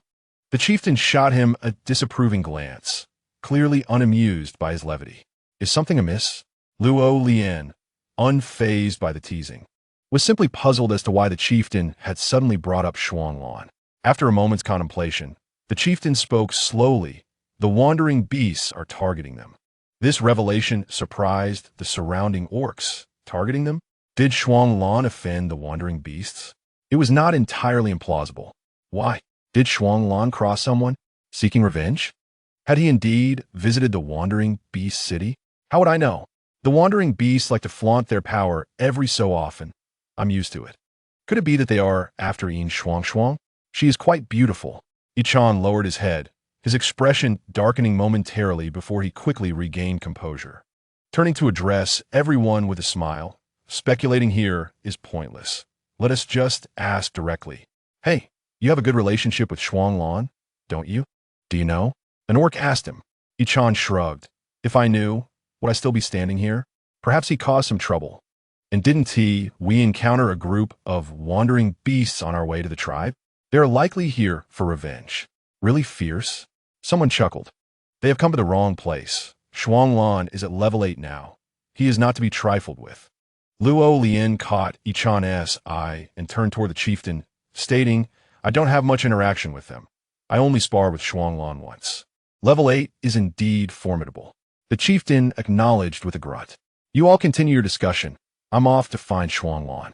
If they're SA fight, I must be included. Ichan sauntered out, followed by a number of orcs, eager to see if they would catch a glimpse of his partner. I have not seen Yin Shuangshuang for quite some time. After a while, the orc who remained noticed the chief and Luo Lien in conversation and wisely chose to depart. Even Shu Jin outside took the wounded with him. Has something occurred? Luo Lien asked anxiously. The chief must have learned of his relationship with Yin Shuangshuang, and regarding Ichan's unusual demeanor. He felt a wave of unease upon witnessing it, leading him to ponder whether there was indeed something he was unaware of. Yin Shuangshuang possesses a fertility level of 7 and has awakened a wood-type ability. The chief's tone was grave and resigned, devoid of any hint of joy. Upon hearing this, Luo Lien's eyes widened in astonishment as he mentally replayed the chief's words, remaining silent for a considerable time before regaining his voice.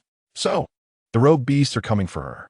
He found himself at a loss for emotions, shock, fear, or perhaps a tangle of confusion. The news originated from the wolf tribe, and the rogue orcs were aware of it long before we were. As for its current whereabouts, I cannot say.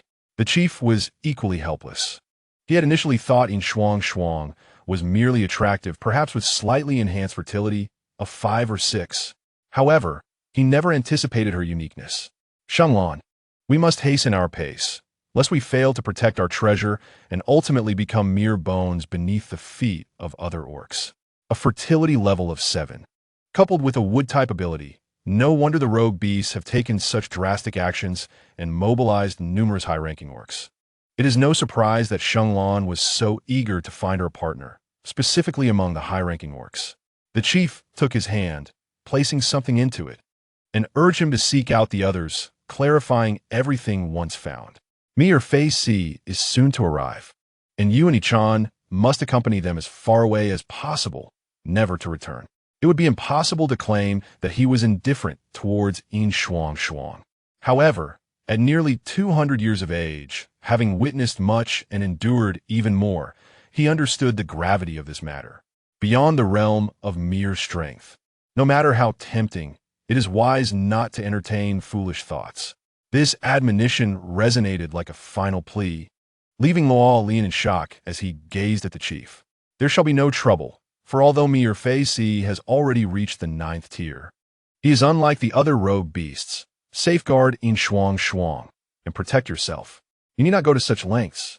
What the Ying tribe? Luo Lien's heart was torn. He was uncertain, unable to conceive a better solution, caught between the female he cherished and the tribe that had sheltered him since childhood. The chief smiled reassuringly, saying, Do not worry, the Ying tribe is well. I only hope she can bear a litter of offspring as exceptional as you. For even if she is no longer within the tribe, she shall still be a source of pride for the Ying orcs. Luo Lien's eyes glistened, and after a long moment, he gradually relaxed his tense body, noticing the golden crystal embedded in his palm. He exhaled heavily, simply uttering a word of agreement before turning to leave. Chapter 65, 9th tier, let us leave now. How did you all find your way here? An orc, who had arrived first, called out loudly upon spotting by Isi and the others from a distance. Yin Shuangshuang paused in her foraging and turned to look, recognizing a stranger among them. Just then, Shuanglan hurried over after hearing the commotion. What happened? I don't know. The orc approached and said, Shuanglan, Ichan has been looking for you everywhere. Ichan? Shuanglan pondered, what could be the matter? Looking for me? The orc scratched his head, saying close enough. We're all looking for you. Shuanglan furrowed his brow. Yichan seldom sought him out unless it was urgent enough to warrant a search party. Sensing something amiss, but the orc provided no further details, Shuanglan relaxed his expression and turned to beckon them.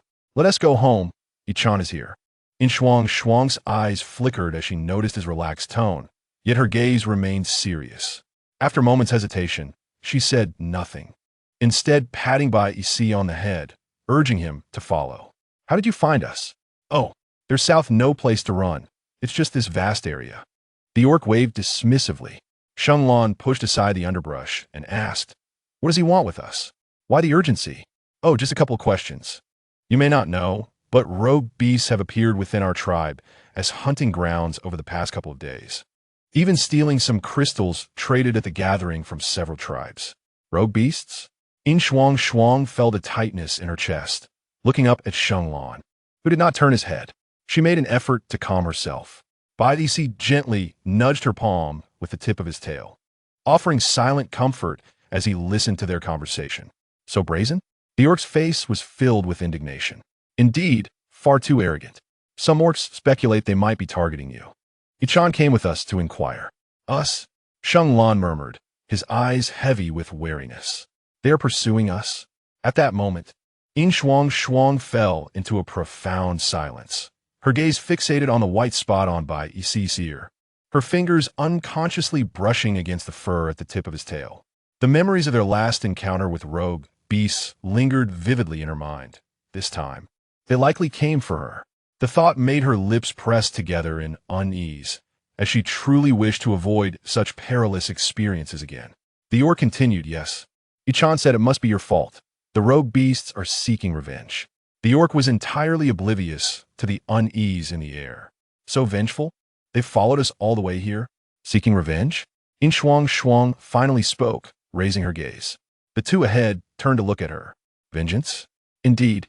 Now that you mention it, Yichan said Shuanglan had a skirmish with a group of rogue beasts on his way here. Perhaps that's the cause. It was Yichan, thank goodness. She sighed in relief. Ah, Yichan? Having hurried along the way, Yichan approached with a smile, teasing. You need not hide in the woods at dawn, just because the rogue beasts have come seeking revenge against the Ying tribe. Shuanglan scoffed lightly. Only just learning of it. Everyone can disperse now. We found you. Yin Shuangshuang, having run after you for so long, must be exhausted. Let us go to your home and eat something. Yichan gestured, wrapping an arm around Shuanglan's neck as if it were his own home. Yin Shuangshuang chuckled. It's so early? We just had a meal. I haven't eaten. I was too busy looking for you. Shuanglan, you ought to treat me to something good. Bai Yi transformed into his human form, cradling her in his arms, and whispered in her ear, don't be afraid. We are here. When the four returned to the cave, Bai Yi promptly drew the fur curtain, plunging the cave into darkness. Everyone, Yichan blinked in exasperation, rubbing his forehead with a laugh, saying, there's no need for such dramatics. In the end, he did not pull the curtain aside. Instead, Bai Yi lit a fire, creating an atmosphere conducive to quiet conversations. Shuanglan held Yin Shuangshuang close, seated on the edge of the bed, and inquired about the pressing matter. What is going on? Yichan's demeanor shifted to seriousness. The rogue beasts have arrived. There are quite a few, including several 6th tier and 2 7th tier, and that is just what we have seen. As for the rest, we can only hope for the best. When did this happen? Shuanglan frowned, having heard no whispers of it.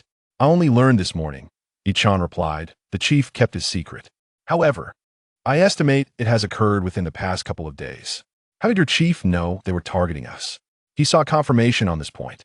Yichan fell silent, his gaze resting on Yin Shuangshuang in his embrace.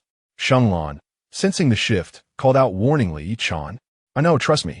I am certainly on your side. The chief is still looking for Luolian to speak. I estimate he will be here shortly.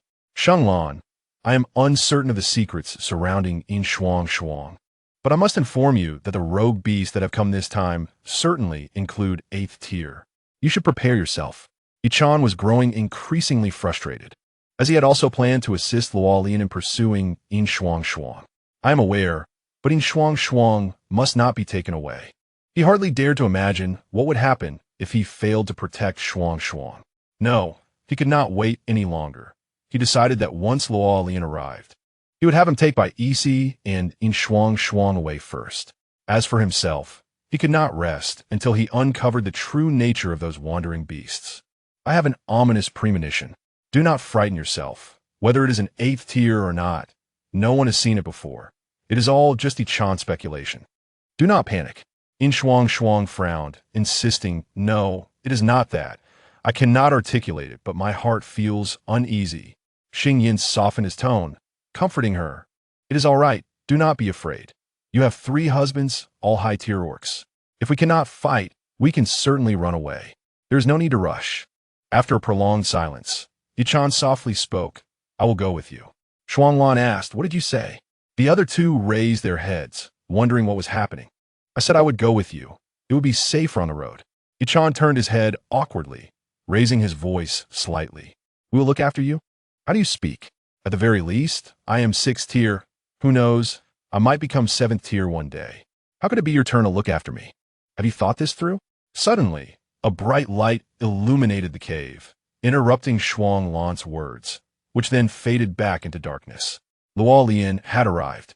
Upon entering, he immediately directed his gaze towards Yin Shuangshuang, then to Shuanglan, his expression one they had never seen before, stern and serious. Prepare yourselves, we must leave at once. So urgent, Ichan exclaimed, recalling that this fellow had just come from the clan leader. Was there some disturbance? Shuanglan's heart raced at his words. Such urgency could only mean that Mi or Fei Si had arrived. The next moment, all the male orcs in the cave lifted their heads, their pupils shaking. Who did you say? Ichan questioned, doubting he had heard correctly, his voice trembling. Emir Fiyesh. Hurry. He will soon step into the territory of the Eagle clan. We do not have much time. Luolian looked at Yin Shuangshuang. His eyes filled with complexity and determination. Then I will go with you. The clan leader ordered you to accompany us. Luolian's words momentarily stunned Ichan, followed by overwhelming joy. There was no fear of impending flight in his eyes, only excitement at the prospect of being able to follow along. I knew it. Farewell. I will rush home to gather my things. With that, he dashed out like the wind, his joy and excitement palpable. Shuanglan rose, swiftly tidying up their belongings, casting a glance at Luolian, confirming, You knew. I know. Luolian watched as he gathered the bouquet and chuckled softly before storing it away, feeling a moment's relief, even though he understood this was merely the other's reluctant compliance. But what did it matter? He could gradually integrate. Yin Shuangshuang was still bewildered and continued to pack, not forgetting to ask, who is Mi or Fei Si? Why does everyone look as though they have seen a ghost? He is a high-tier orc from the Wandering Beast City, 9th tier. TSK, is he out of his mind to join in on this chaos? Shuanglan remained relatively calm. Although he did not know much about Mi or Fei Si, he felt that the fellow would not come along with a bunch of wandering beasts to snatch females, a behavior he had always looked down upon. He should not. Nevertheless, this only strengthened his resolve to swiftly escort Yin Shuangshuang away. After all, no one wished to be entangled with that lunatic. Even if it sounded cowardly, Shuanglan had to admit he could not afford to provoke that madman. A 9th tier? How could a 9th tier orc appear so casually? This is madness. How could they have attracted a 9th tier orc so quickly? You indeed have some remarkable reputation. This is not the time for bickering. Initially, Yin Shuangshuang was anxious and terrified due to the uncertainty of their opponent, but now that she understood the situation, her mood had calmed, almost as if the storm had passed. I wonder if we should struggle a bit more? This is not struggling. Once Shuanglan finishes packing, we will flee directly. Remembering something, she felt a twinge of regret. I did not get to bid farewell to Lean Lean. Chapter 66. Delectable chocolate milk. Do you not need to pack anything? Yin Shuangshuang looked at him, thinking he should not have returned home before coming here, right? Luolian tugged at the corner of his lips. No need. The important things are already with me. Originally intended as a gift for her. Yin Shuangshuang said nothing further. Once Shuanglan finished packing, Ichan returned, his burdens resembling that of someone attempting to carry the entire cave away, which was quite amusing. Everything is packed. The subject of his concern was blissfully unaware of anything else. Whoever owns the items cares about them, thus allowing Shuanglan to store them away. Shuanglan helplessly complied, resolving to pick up less junk in the future. Bai Yixi smiled at Yin Shuangshuang, suddenly finding it quite enjoyable to have Ichan along. At least it brought more joy. I am ready. Luolian glanced around, then transformed into a massive golden eagle, appearing exceedingly majestic. Any thoughts? Shuanglan lifted Yin Shuangshuang into his arms, leaping onto the eagle's back, and, after adjusting their position, spoke in a deep voice. Head towards the western continent. Let us change direction. We should head far away before going to the western continent. Ichan pondered for a moment, concerned that wandering beasts might be tailing them. He then transformed into his beast form, an eagle with antlers, as flamboyant as his human self. Bai Yixi, let us go. I will take you flying. Shuanglan suggested we should also depart. In her previous life, Yin Shuangshuang had taken many flights, but this was her first experience with such an open-air, panoramic flight. The experience was quite novel. The golden eagle's back was broad, and she could even feel the muscles beneath her shifting rhythmically. It was fascinating. As for Bai Yixi, he somewhat regretted climbing onto this fellow's back. For some reason, Ichan seemed to be acting strangely. If he wanted to fly, why not fly properly? What did it mean to circle around them and roll about? After one roll, Bai Yixi clutched at his feathers, feeling as though he might be unceremoniously pulled off. Did he forget there was still a person on him? This scene appeared to Yin Shuangshuang as nothing short of acrobatics. It was quite the spectacle. What was wrong with him? Shuanglan wondered, perplexed and feeling inexplicably amused. Scratching at his back, Ichan, Yin Shuangshuang could no longer contain herself, burying her head in Shuanglan's embrace, nearly laughing herself into a stupor. Sometimes, I truly feel sorry for Ichan. I can hardly bear it. Sometimes I even suspect that Shuanglan is joking with a serious face. Xing Yin remarked, why does he keep making that noise as if he were a cat at the same table? What is so funny? Shuanglan ruffled her hair at the back of her neck, his tone faintly fierce yet filled with tenderness, his heart softening, as long as she could laugh. It was fine. Yin Shuangshuang playfully bit him lightly, choosing to be stubborn. I am not laughing. How could he say that out loud without feeling embarrassed? My dignity. Seeing her slight embarrassment, Shuanglan tactfully changed the subject, recalling another matter. Luolian, since things have come to this point, there is no need for hesitation. His feelings are no longer important. What truly matters is Shuangshuang. Her safety is paramount. Shuangshuang. Yin Shuangshuang finally raised her head slowly.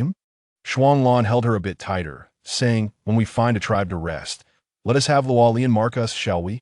Upon hearing this, she paused, clearly sensing Luolian's muscles tense slightly.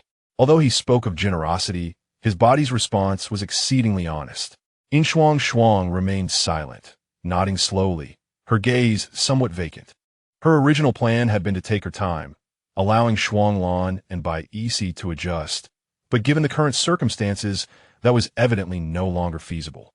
Only after forming a bond can the connection between her and Luolian be strengthened. This is undoubtedly the most prudent course of action. Shuanglan's words were evidently understated, rephrased. It meant that time must be taken to bond with Luolian. He truly possessed a sense of propriety.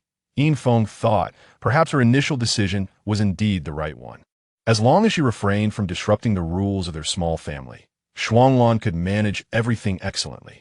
For a fleeting moment, she felt a profound guilt toward Shuanglan. But this sentiment was quickly suppressed. The societal rule of monogamy constrained her thoughts. The world had changed. And her current priority should be to maximize her own benefits rather than indulge in romantic fantasies. Let us await our descent, Luolian. Do you have any objections? She inquired. Their voices were not hushed, and Luolian listened intently throughout.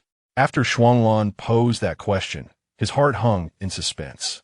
Perhaps he had not anticipated this snow leopard would be so proactive, or perhaps he was not adequately prepared. In any case, upon hearing Yinfeng's affirmative response, he felt an impulse to weep. No, I will follow your lead, he replied. The small group had journeyed for a day and a night, subsisting only on jerky and fruits during their travels. They had flown far from the Eagle Clan's territory. Now, upon landing, it would be prudent to take a detour to the western continent after a brief respite.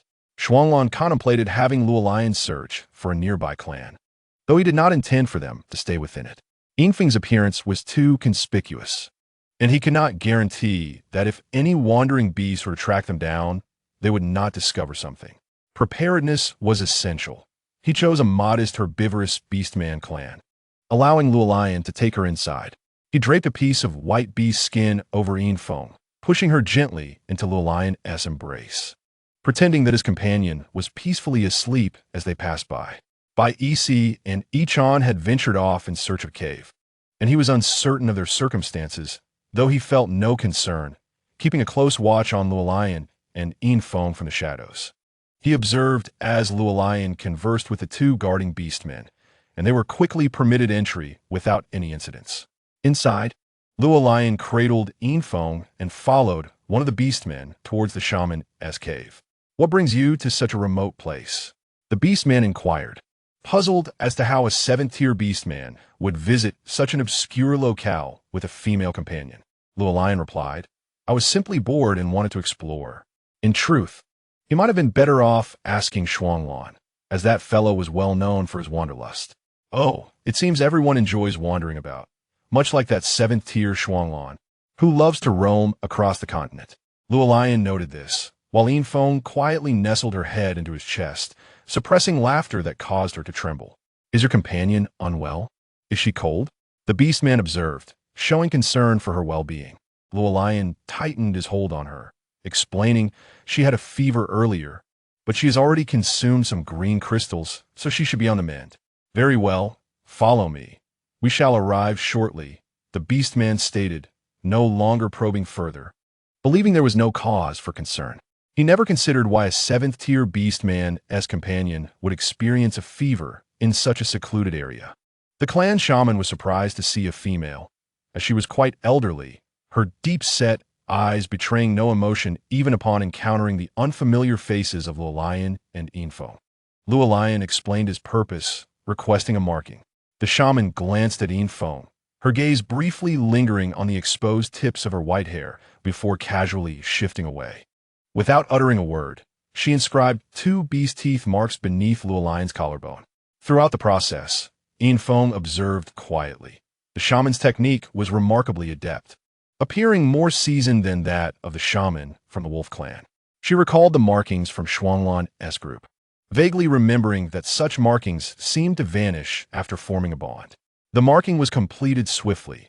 Afterward, Luolian stood and adjusted the beast skin for Infong, placing 2 green crystals on the stone table and murmuring his thanks. He then embraced Infong, leaving without looking back. The shaman watched their retreating figures, swiftly gathering the green crystals into her beast skin pouch before returning to her task of collecting herbs. This is the first time I've seen a female beastman as a shaman.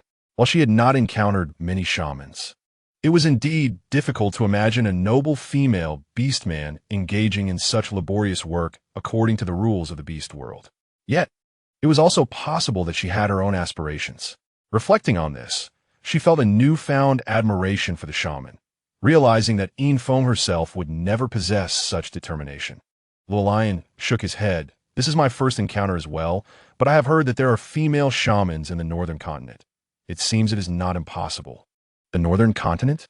This was a place Shuanglan had previously traveled to. Perhaps he could share tales of it with her. Her gaze fell upon the marking beneath Luolian's collarbone, unable to resist reaching out to touch it. The dried mark could not be erased. Even as she scratched at it with her nails, it showed no sign of changing. "Shuangshuang, not now," Luolian urged, quickening his pace with a restrained tone of refusal. Infong responded, "What do you mean, not now?" After a moment's realization, she exclaimed, "Oh." Noticing that there were no onlookers nearby, she tugged at the beast's skin to cover his chest. Luolian was still on the move, and soon a tingling sensation spread across his chest, causing the hairs on his body to stand on end. "She is." Infong took a breath, leaning against him, her ear catching the rapid thump of his heart, and playfully pinched him with a gentle touch. The darkness beneath the beast's skin obscured her view, but she could imagine that it had turned red and swollen. How unfortunate! Enduring this sweet yet humiliating torment, Luolian maintained a stoic expression until they exited the clan. Upon seeing Shuanglan and the others, he gently squeezed her waist, indicating they had emerged. Shuanglan reached out to take her, peeling back the beast's skin to stow it away. Is it stifling? He inquired. Somewhat, but it's bearable. It's only for a while, she replied, her gaze uncontrollably drawn toward the lion. Noticing him standing sideways, arms crossed and slightly bowed, she smiled softly. Ichan, standing beside him, noticed a damp patch above his arm and couldn't help but wonder. Did you really sweat in such a short time? Chapter 67. Temperature and Heartbeat by Isi busied himself alone in the cave, working diligently like a little bee rather than a tiger. Upon entering, Infeng saw him chopping vegetables while simultaneously tending to the meat stew. She was momentarily enchanted, gazing at the dedicated chef with a serious expression, embodying the image of a diligent cook, which made him irresistibly adorable. Without hesitation, she rushed over and planted several affectionate kisses on him. Bai Isi, momentarily dazed, held her with one hand while continuing to chop with the other. Are you cooking for me? She asked playfully. Yes, he replied, setting down the bone knife. Infeng smiled and continued, then, can I have whatever I wish? Bai Isi nodded. A bit dazed, yes. And can I have tiger-themed cupcakes as well? Infeng tilted her head, not waiting for his approval, kissing him on the left cheek, right cheek, forehead, and chin. Her enthusiasm was unlike her usual demeanor. Yes, you can have tiger-themed cupcakes, Bai Isi mumbled, his expression blank while he stared at her lips, utterly smitten. Don't disturb him while he cooks. Come here and kiss me. Shuanglan entered to see his partner eagerly showering affection on the tiger, playfully asking for tiger-themed cupcakes. Surely he didn't think himself adorable? There was no trace of masculine dignity, merely the softness of a delicate dessert. Infeng was swept away into another embrace, wrapping her arms around the new figure, defiantly stating, I am not disturbing him while he cooks. Shuanglan chuckled softly twice, cradling her in his arms as he made his way to the innermost part of the cave, settling onto a straw bed covered with a pile of animal skins. He rested his chin upon her collarbone, playfully asking, Kiss me.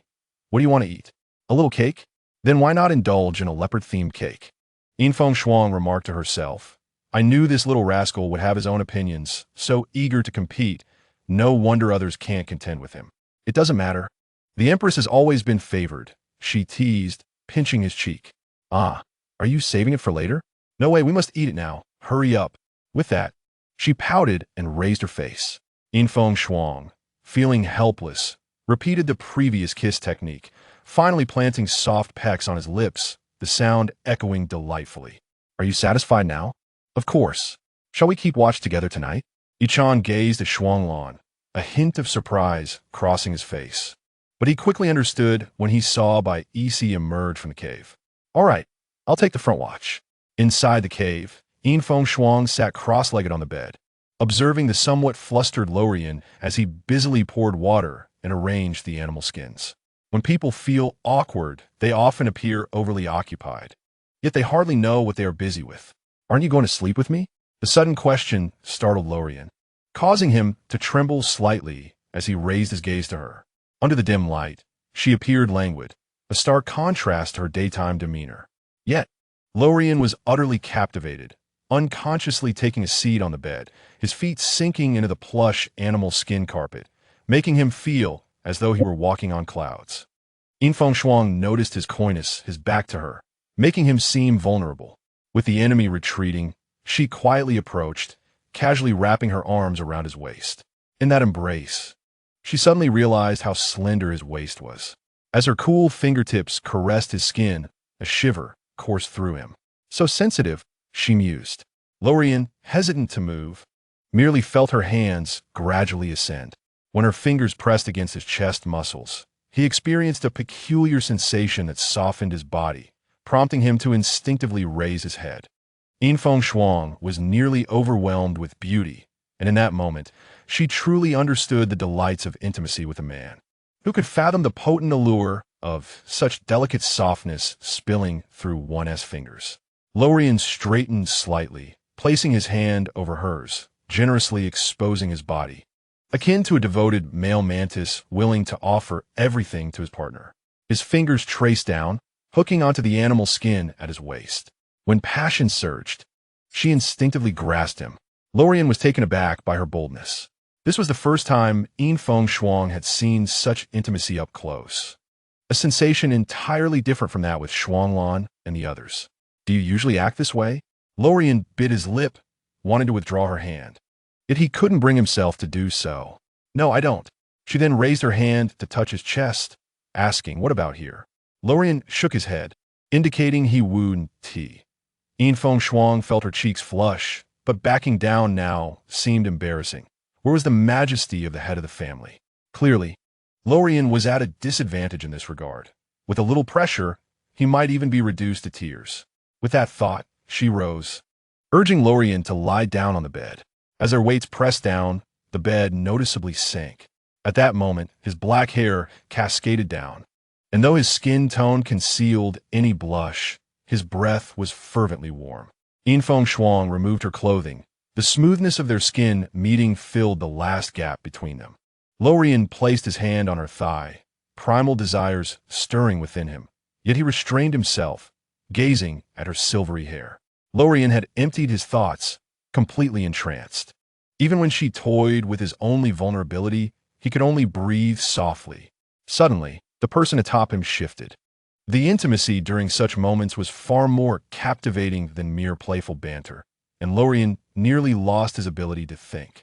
Yin Shuang, with a piece of green crystal in her mouth, tilted her head back and swallowed. After a moment, she thought to herself that this time had gone surprisingly smoothly. She felt the green crystal was not worth wasting. Lorian's body felt feverish, his eyes glistening with moisture, discomfort clouding his golden irises. It was unbearable, yet as long as his partner remained silent, he wouldn't dare to move. Perhaps he could indulge a little, secretly bending his knees. He feigned a desire to relax from holding a position too long. Yin Shuang was unprepared, suddenly tumbling onto him. The sound was so inviting, it seemed to trigger some mechanism, igniting the atmosphere. Before long, Yin Shuang proved her lack of skill in this area. Though her heart was wild, her body would not comply, and she ceased to struggle, burying her face against his chest like a lifeless fish. The once fresh air of the cave now felt transformed, suffused with an intimate ambience. At last, Lorian let out a muffled groan, both feeling somewhat unquenched. Yin Shuang huffed playfully, pressing her hand against his chest, forbidding him to leave. Lorian was taken aback, tightening his embrace around her arms. Was this an invitation? A second invitation? Yet he dared not overstep. Acutely aware of the disparity between them, the sensation of his heart swelling with satisfaction made him feel as if his incomplete soul was being fulfilled, nourished enough to achieve a qualitative transformation. Whenever she felt discomfort, Lorian would attend to her, resulting in a drawn-out encounter that was not entirely fulfilling yet sufficient to erode his will, leaving his spirit languid. How suffocating, Yin Shuang murmured softly. Was this the dilemma of two equally formidable partners? The swirling sensations excited both, yet they simultaneously relished this torment. Lorian, hesitant to place his hands indiscriminately, suddenly felt inadequate, his voice even louder than hers. Yin Shuang remained oblivious to his thoughts, simply savoring the moment, embodying a nurturing spirit. Truly effective, she took his hand, guiding him to feel her racing heartbeat, exclaiming, "See how fast it beats." Lorian's eyes widened, the stark contrast dazzling him. His mind went blank, but the tangible sensation confirmed it was no mere illusion. Yin Shuang was slightly startled by his sudden movement, furrowing her brow and playfully stepping on him. She then smiled, unable to resist stepping on him a few more times.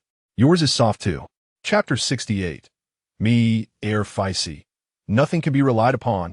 The following day, Lorian opened his eyes, his drowsy mind momentarily dazed. His gaze fell upon the animal skin curtain at the cave entrance, where the light filtering through was still faint. Dawn had not yet arrived. The soft warmth of the body in his arms reminded him of everything that transpired the night before. Reflecting on this, a smile crept onto his lips as he tightened his embrace, wishing to draw her even closer. He had truly become her partner, marked by the animal patterns on his back that she had bestowed. This scene felt oddly familiar, as if he had dreamt of it before. Or perhaps it was merely a fleeting fantasy born from moments of longing for her. Yet everything would ultimately converge like a dreamlike bloom, cradled in her warm and soft embrace, enveloped by her affectionate emotions, becoming the singular focus of her gaze in that moment. I love you so deeply. Have you found it? A beast man, kneeling on the mottled dirt path, lowered his head. Upon hearing the words, the muscles in his jaw tightened, and after a moment of hesitation, he finally found his trembling voice. No, I haven't tea. Not all. The masculine beast man sat atop a fallen tree, idly swaying a tuft of furry grass in his hand. In response to his subordinate's reply, he merely raised an eyebrow, then spoke with a tone laced with mockery. Then why have you returned? Mierfizi appeared to remain unperturbed, his eyes devoid of any murderous intent, instead filled with disdain and mockery for his incompetent subordinates. A seventh-tier beastman. How utterly useless. Such a humiliating remark received no response. Was it out of fear or something else? Perhaps the truth was indeed as it seemed. He furrowed his brow in irritation, brushing back his gray hair, yet his annoyance was not directed at his underlings' failure to accomplish their assigned tasks. Mierfizi had never expected them to locate anyone so swiftly. He was merely grappling with the dilemma of whether to continue the search. When he first heard the name Yin Shuangshuang from that foolish canine beast king, he had been idly hanging from a tree, not giving it much thought. Later, he learned that Yin Shuangshuang was a female with a reproductive capacity of level 7 and possessed unique abilities. This piqued his interest. Of course, he was indifferent to the triviality of reproductive prowess. What intrigued him was how Yin Shuangshuang could simultaneously embody two blessings from the beast god. What made her so exceptional? Such a phenomenon was unheard of in his extensive experience with beastmen. Mierfizi had lived for a considerable time, encountering many beastmen of all ranks, high tier, low tier, attractive, and unsightly. Yet, among them, he found no semblance of kinship. They were feeble and savage, lacking any qualities worthy of his companionship. From the moment he awakened, he knew his name, but was oblivious to his origins, aware of his gender, yet ignorant of his beast form. In this world, there were no kindred souls, no parents who had given him life, nor any intimate friends, only a group of foolish beastmen inexplicably serving as his lackeys. Alongside that incessantly bothersome voice in his head that nagged him daily, questioning whether he realized how unpleasant his voice was and how loud. Mierfizi said in frustration, raising a hand to rub his temples. He should not have thought of that voice, yet he could only hear its incessant shouting in his mind. Who cared? They should just leave him alone. Ultimately, he uttered a parting remark, vexed, and departed. A pack of useless fools. They were not even tasked with pillaging or slaughtering, merely inquiring after a person, and they could not manage even that. After stewing in anger for some time, Mierfizi resigned himself to the reality that not every beastman possessed a functioning brain, nor were they all as astute as he. They had fallen to the point of relying on others for survival. What more could he expect? As long as they did not incessantly bother him or drag him to trouble, he could manage. Relying on others was inferior to relying on oneself. He resolved to seek out the answers himself. Once the sun rose, Shuanglan and the others finally returned, bringing with them roasted meat. Upon their arrival, they found Boy's eyes glazed over, seemingly lost in thought. Had he not awakened? Ichan waved a hand in front of him. At that moment, Lorian emerged from behind the beast hide curtain, a potent scent of male arousal wafting through the air. The three instinctively stepped back, noticing the loose beast hide draped over him, revealing unmistakable bite and kiss marks. Shuanglan's gaze fixated on the bite mark on his chest, and he felt a surge of provocation, his teeth nearly grinding in frustration. Ichan was taken aback. Was this fellow actually capable of being so extroverted? Did something truly occur by the lakeside that night? Judging by Boy's demeanor, he seemed unaware, which meant only Shuanglan was in the know. Ichan realized the implications. Did even Yin Shuangshuang remain oblivious to the events by the lake? Lorian tightened his clothing, as the swollen areas from the previous night had yet to subside, and rubbing against the beast hide would be uncomfortable. Thus, he merely wished to avoid irritation. With no ulterior motives. Shuanglan smirked. Was he not able to procure a green crystal? He had plenty to spare. Lorian hesitated momentarily while fastening his belt, comprehending Shuanglan's meaning.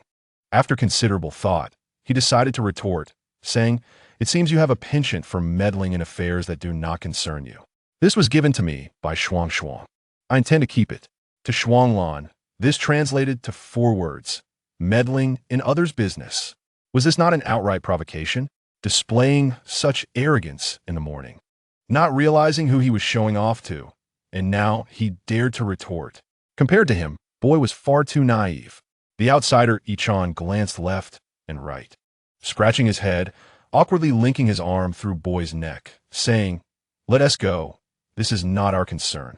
At that moment, he felt that Shuanglan might not be as formidable as Yin Shuangshuang, for he was the true king.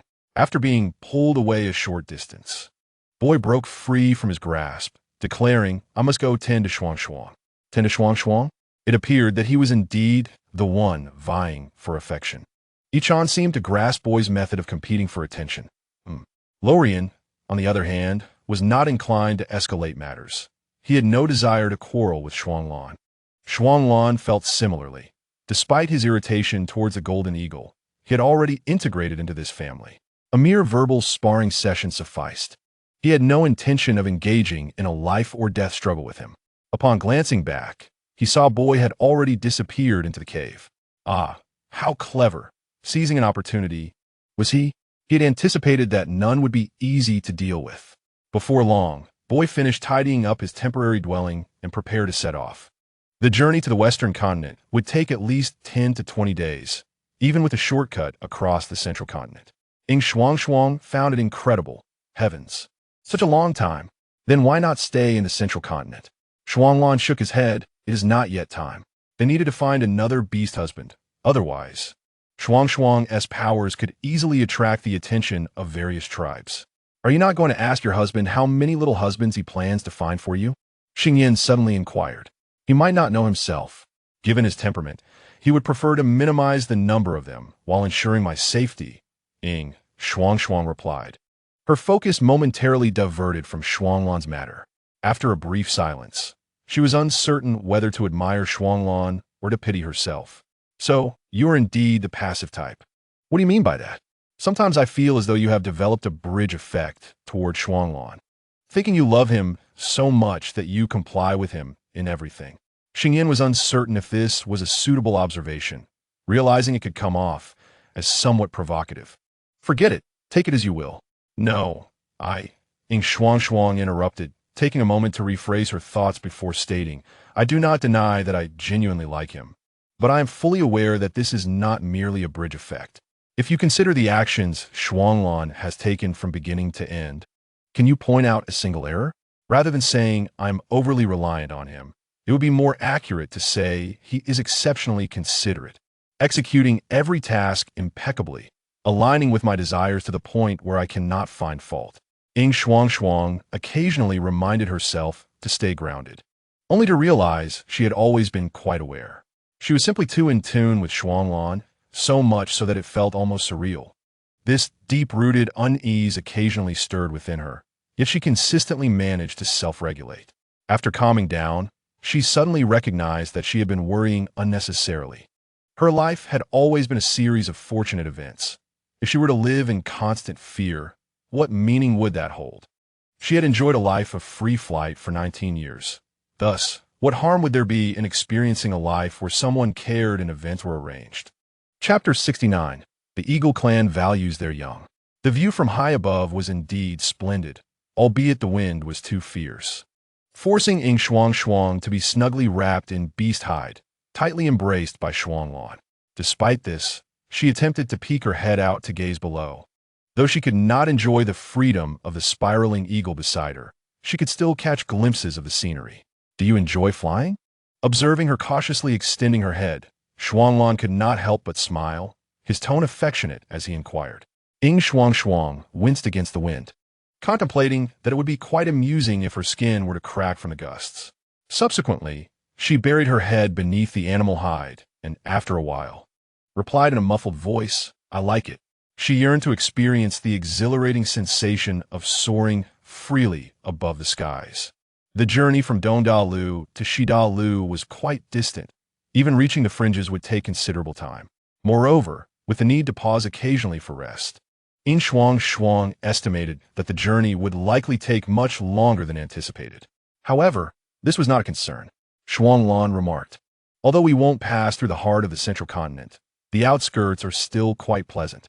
Consider it a leisurely outing with you." Is every place in the central continent bustling? Not really. It's just that there are many beastmen. The true hub of prosperity is in Wanshocheng. Yin Shuangshuang imagined a city for stray beasts and then a grand city in the central continent. Did that mean it housed many high-ranking beastmen? Upon hearing this, Shuanglan chuckled. "When I left, there were indeed 2 8th tier and quite a few 7th tier. I suspect not much has changed." "When you left, how long has it been? Isn't it exceedingly difficult for 8th tier to ascend further?" Shuanglan nodded, stating that to break through to 9th tier, one must possess exceptional talent and relentless effort. Ordinary beastmen, no matter how hard they tried, might only reach 4th tier, which would be their utmost achievement. Beyond that, innate talent becomes paramount. The higher the tier, the more it relies on natural gifts. Yin Shuangshuang listened astonished. Was fate involved in this? Or the 9th tier beastmen? She wanted to see who the titans of the beast world were. Shuanglan enumerated the Lord of Wanshocheng, the Golden Lion Beastman Lin Shi, the former Wolf King Shanti, the Lord of the Stray Beast City, the Black Panther Beastman Tan Xie, and one more, Mir Fei Si. As she counted, they arrived at the name that made them shudder in fear. Yin Shuangshuang nodded thoughtfully. "For then who exactly is Mir Fei Si? What kind of beastman is he? Isn't he a stray beast? I thought he was the Beast King." Shuanglan recounted what little he knew, explaining that he was quite mysterious. By the time his name spread, he was already 9th tier, and prior to that, no one seemed to know of him. Those who had seen his beast form were killed, and no one knew what he looked like, only that he was a flying beast man. As for why he wasn't a city lord, it seemed he simply could not get along with the current one. He likely did not wish to share the same air with someone he found disagreeable, making collaboration impossible. Such was his sentiment. "He can fly. He won't catch up to us too quickly, will he?" Yin Shuangshuang's eyes widened. Even if he started late, could a 9th tier beastman not outpace a 7th tier like Luolian? Unless he had completely lost their trail. It was only a matter of time before me or Fei Si caught up. We merely needed to reach the Shida Lu, and once we landed, we would be safe. That region was vast, with fewer beastmen on the outskirts. Shuanglan seemed to perceive her thoughts and gently patted her shoulder in comfort. "He is a 9th tier beastman. Initially, it was manageable, but now I sense you are not anxious at all." Yin Shuangshuang felt they had grown complacent. Shuanglan found this amusing and playfully pinched her cheek, saying, "How can you say that? Look at you, acting as if nothing is amiss. We are far more anxious than you. But you are here with me," Yin Shuangshuang replied nonchalantly. Her anxiety was of no consequence since she would still be carried along. She then responded to Xingyan. "This is called remaining calm under pressure. You understand? He hasn't chased us yet, and here I am, scaring myself to death. Am I supposed to amuse me or Fei Si? TSK, why is the name so long? You're about to make me laugh to death." Regardless, Mir Fei Si truly seemed destined to be amused. He had brought a group of useless individuals to find someone, and those inept companions were utterly unreliable. Ultimately, he sought to rely on himself and discovered he was also unreliable. This damned elder of the Eagle tribe. What had he consumed to become so tight-lipped? The old chieftain was bewildered as to how Mir Fei Si had intruded without alerting the tribe's perimeter guards or being detected by any beastman, boldly entering his cave deep in the night. "I told you." They did not disclose their whereabouts to anyone, he repeated with a sense of resignation. Although Mir Fei Si's sudden intrusion was alarming, it was ultimately a good thing. At least he did not come with murderous intent, and likely would not leave in such a manner either. "Humph, do you think I am unaware? That little golden eagle is a 7th tier beastman of your eagle tribe. He even left with Yin Shuangshuang. How could you not know? He had been watching that little bird for several days, and when he saw him hiding in a corner and crying, he thought it was embarrassing." The chieftain fell silent for a moment, realizing that Mir Fei Si seemed devoid of murderous intent, although his relaxed demeanor contradicted the external rumors. He still dared not let his guard down. He was no longer a member of the Eagle tribe, since he left without any lingering attachments. It would be best not to return. What significance did his inquiries hold now? He sighed, as if he no longer wished to continue the conversation. Mir Fei crossed his arms, feeling somewhat exasperated. Why was he still hiding this? He did not intend to kill, merely to satisfy his curiosity and see for himself. Then tell me when they left, and I will seek them out myself. The chieftain, he was unaware. Mir Fei smirked, suddenly suppressing his earlier urge to employ force against the old bird. His curiosity piqued. Are you quite close to Yin Shuangshuang? No response. Mir Fei suddenly smirked mischievously. The eagle tribe truly values their young, don't they? The chieftain abruptly looked up, but where was his shadow in the cave? Just as he hurriedly rose and took a few steps, Mir Fei reappeared at the cave entrance, cradling a nest of sleeping chicks. The chieftain recognized them. They were Luo Lian's siblings. He met Mir Fei's gaze directly and coldly asked, "What exactly do you intend to do?" Mir Fei lightly poked the back of a little eagle, and a small nest was formed in the fluffy feathers. "Since you refuse to converse with me amicably today, I shall have to resort to some stray beast tactics." With that, he selected the plumpest one and extracted it. The little eagle remained blissfully unaware of the danger, still asleep. The questions you seek answers to are bound to remain unanswered. 3 high-tier beastmen in a small eagle tribe. How could they conceal even a hint of information? The chieftain's gaze revealed no signs of evasion. Yet, a flicker of crimson flashed in Mir Fei's violet-gray eyes. Effortlessly discerning the truth, he mocked, "Lies. But it matters not. You certainly have your convictions. I am feeling rather agreeable today. Before nightfall tomorrow, I expect a black animal hide to be hung on the cliff. As for this, I shall take it with me for now." With that, he placed the nest into the chieftain's arms and vanished with the plumpest little eagle. Chapter 70.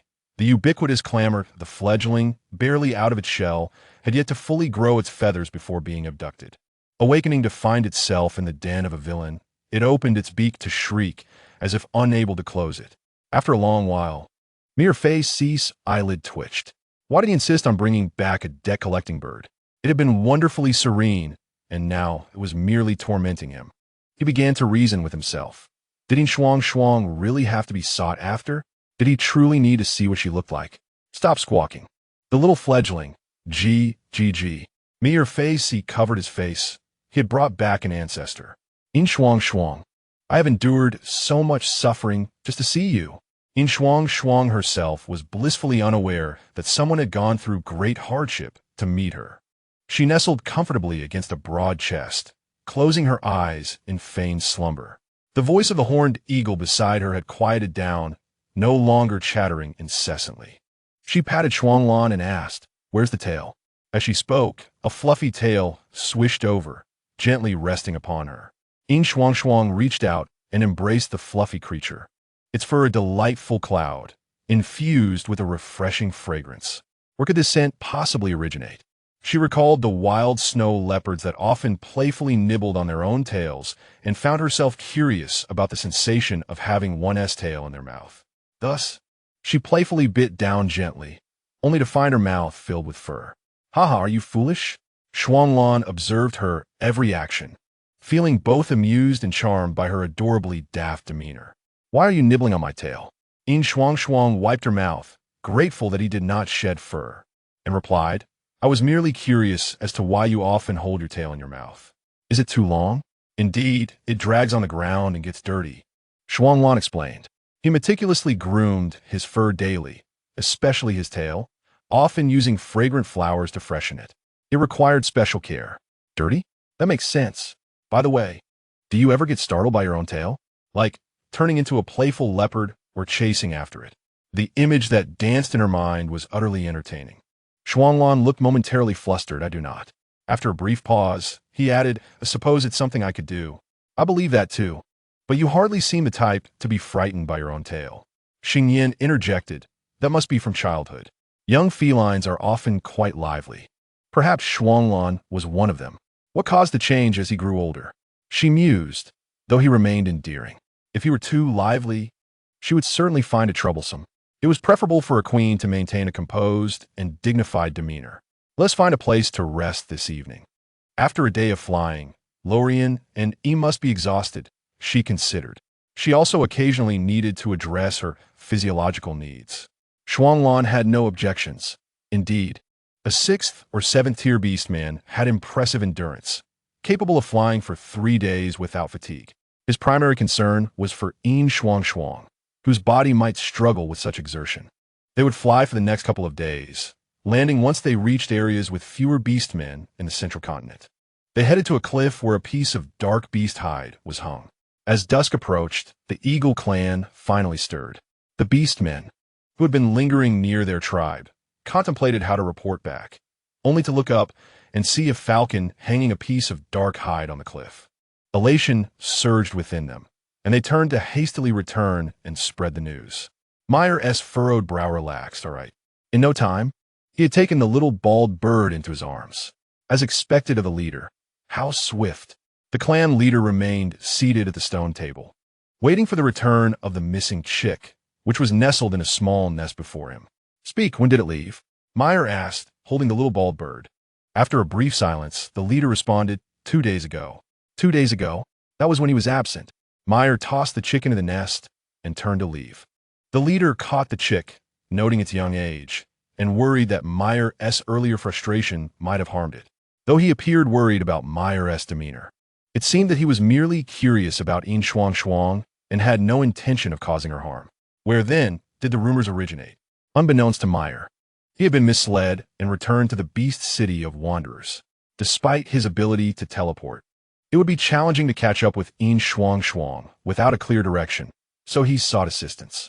Tanxie returned, reeking of blood, and his already poor mood worsened upon discovering an unwelcome beastman lounging on his throne. Enraged, he unleashed a barrage of toxic wooden spikes toward the lazily poised Meyer, only for them to disintegrate into ash a mere arm's length away.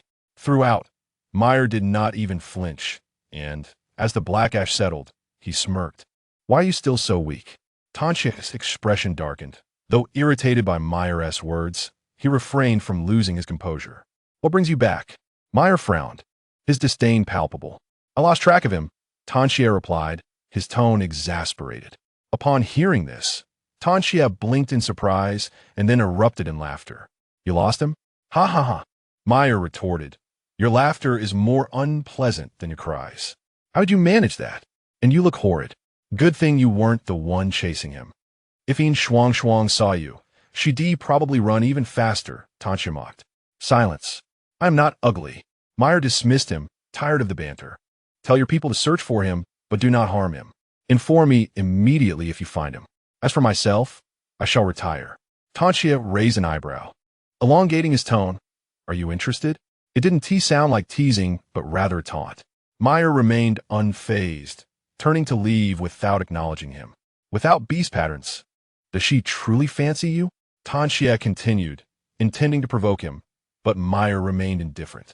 Meyer halted, but did not turn around, simply stating, I'm not like you all, perpetually in the throes of desire. Do not provoke me. Or else he couldn't fathom the thought processes of these individuals. Whenever a male and female were in proximity, their minds only entertained notions of mating and procreation. Was there nothing more to their world? Could they not possess their own thoughts and aspirations? After a moment of internal lament, he aimed to retreat to his gem-laden, splendid bed, but that insufferable voice resurfaced in his mind. Ugh, be quiet. I wish I could extract you from my head and reduce you to ashes. Meyer pressed his temples, feeling the last remnants of sleep slip away. Chapter 71. The mindless fish monster. By the time the group landed, dusk had settled in. The chosen location was rather intriguing, with only a few scattered trees and flat terrain. Yin Shuangshuang had spotted a slow-moving river ahead while in the sky, and on a whim, desired to catch some fish. By easy, let us go fishing. Tigers can swim, right? I've seen it several times at the zoo. Bai Isi gently touched her cheek, a slight smile curving his lips. Wait here for me. With that, he transformed into a large tiger and strolled to the riverbank, bending down to observe. However, an unexpected turn of events occurred. From a distance, Yin Shuangshuang witnessed a monstrous creature with a gaping maw leaping from the water, its sharp teeth glinting ominously as it charged toward Bai Isi. Her expression morphed in terror, and she could only shout, "Be careful." Isi had anticipated this. Stepping aside slightly, he raised his paw and struck. In an instant, the grotesque head was smashed beneath his powerful paw, feeling the sticky sensation on his claws. Isi grimaced, glaring at his now filthy paw. He pushed the remains into the water and dipped his paw into the river, rinsing it clean. Soon, it regained its fluffy appearance. Yet, he felt a twinge of disappointment as there were no edible fish to be found. He turned to return to his partner, nudging her affectionately, that one ISNT for eating. Yin Shuangshuang, startled, slowly regained her composure after his nuzzle. She wrapped her arms around his neck, burying her face into his fur, her voice muffled. "You scared me to death." The scene evoked memories of her initial arrival in the beast world, instantly rekindling her fears. Isi noticed her slight tremors and felt a surge of guilt, feeling somewhat helpless as he tried to comfort her. However, due to their size difference, he inadvertently pressed her down, finally catching sight of her reddening eyes, as if she were on the verge of tears. The large tiger gently pinned his beloved partner beneath him, occasionally rubbing against her to provide her with an increasing sense of safety. "Shuangshuang, are you listening?" Xingyan had already spoken to her several times, yet it seemed she was oblivious to his presence, ignoring him completely. When he was bound to Yinxiang, she had already been in the beast realm for over half a month, thus he was not well acquainted with the events that transpired prior to their meeting. He only gleaned snippets of her past thoughts, realizing she had narrowly escaped being devoured by a terrifying creature. Her recent emotional state was quite unsettling, and Xingyan, aware of her fear, endeavored to comfort her. Gradually, Yinxiang began to recover, recalling the moment when the water monster was effortlessly dispatched by Isi. Although the scene was gruesome, it brought her an immense sense of relief. It dawned upon her that the fearsome creature she had dreaded could be easily vanquished by her partner with a mere slap. Yinxiang exhaled deeply, closing her eyes to regulate her emotions, and only then did she notice that Xingyan had been speaking all along. Hearing his soothing words, she had initially managed to calm herself, but an unexpected wave of sorrow surged within her, causing tears to flow unbidden. "If only you had come sooner," she lamented silently, reflecting on her ignorance at the time, when she had almost been consumed. Xingyan, filled with remorse, gently reassured her, "It is all my fault. Had I been more attentive, you would not have suffered so much. Please do not cry." Yinxiang, her voice muffled, acknowledged him with a nod and wiped her tears on Isi, patting him as she rose. Isi stood up slowly, his heart aching as he noticed her lashes were damp and clumped together. Clumsily, he attempted to console her, saying, "Do not weep, it is dead now. Shall we go upstream to catch some fish?" Yinxiang dabbed at the corners of her eyes, nodding, feeling a hint of embarrassment at being treated like a child. Along the way, she took the initiative to inquire about the fish monster, asking, "What is that creature?" "A serrated fish monster. We all despise such beings. They bite painfully and possess no sense, lunging at anything that moves," he replied. Yinxiang found the name quite fitting, recalling how she had nearly fallen prey to it at the riverbank before being rescued by Shuanglan. Isi was taken aback. "You're almost eaten." However, she reassured him that she had not ventured too close to the river, having fled quickly enough to avoid its bite. Yinxiang speculated that the water on her at the time might have been from her fall into the river, and had she indeed plunged into those depths, the outcome would have been dire. Isi did not need to inquire whether she had been frightened. It was evident that she must have been in a state of panic, which explained her tears upon seeing another fish monster of the same kind. "You need not fear anymore. We shall protect you well," he vowed. Although he was unaware of her past, he recognized her as a fragile yet vibrant flower in need of tender care from the moment they met. Observing her persistent practice of throwing leaf darts and her relentless pursuit of new experiences, she expressed her love for wondrous adventures across the world. To Isi, she resembled the frost that clings to grass blades just before the winter season. Proud, she refused to linger for the sake of transient warmth, yet resilient. She would bloom even more splendidly when the cold nights arrived. Occasionally, she required a bit of support before rising to face the world anew. Every instance of love at first sight demands more surprises and enduring appreciation to sustain its fiery passion. Bai Yizi had long anticipated his own infatuation. Was Shuanglan not the same? And what of Lorien? They all exerted their utmost efforts to chase after the enchanting allure that first captivated them. The pursuit of an extravagant yet elusive love requires a lifetime of dedication, and indeed, it has been proven that the value of such love is justified. The sacrifices made by the three of them had already multiplied, returning to their coffers. As Bai Yizi tightened his grip around her, offering comfort and security, he also found nourishment in her presence. The tiger moved slowly, its body swaying gently in a rhythmic motion, covering the short distance to the upstream. Despite this, Yin Shuangshuang succumbed to her fatigue and fell asleep just before they arrived. Bai Yizi hesitated to set her down, opting instead to turn around and walk slowly back to the cave. Inside, Shuanglan was roasting meat, while Yichan and Lorien were tidying up. Upon their return, the trio looked over, immediately spotting the slumbering Yin Shuangshuang. Shuanglan furrowed his brow momentarily, but sensing no unusual odors in the air and noting the brevity of their absence, his expression softened as he signaled Lorien to carry her down. Lorien maneuvered carefully, or perhaps Yin Shuangshuang was simply in a deep slumber, for he effortlessly placed her onto the bed. The bed contained a layer of ice, albeit minimal, providing a cool sensation, and he covered Yin Shuangshuang with a thin layer of beast hide. Once satisfied with her arrangement, Bai Yizi turned to leave, but Shuanglan called out softly, a myriad of questions swirling in his mind, yet unvoiced. "Where are you going?" "Shuangshuang wants to eat fish. I promised her I would bring some back," Bai Yizi replied. At this, Shuanglan waved his hand, urging, "Go quickly and return soon." After Bai Yizi left, Yichan could no longer contain his curiosity, asking, "Did she cry?" "Yes," was the succinct response. Lorien, somewhat puzzled by the situation, noted the faint redness beneath her eyes. He could not quite piece it together, but it seemed unlikely that Bai Yizi was the cause. Otherwise, Shuanglan would have reprimanded him already. Chapter 72. Journey to the southern continent. Yin Shuangshuang was roused by the enticing aroma of roasted fish, rubbing her eyes as she momentarily struggled to comprehend her surroundings. "Awake now?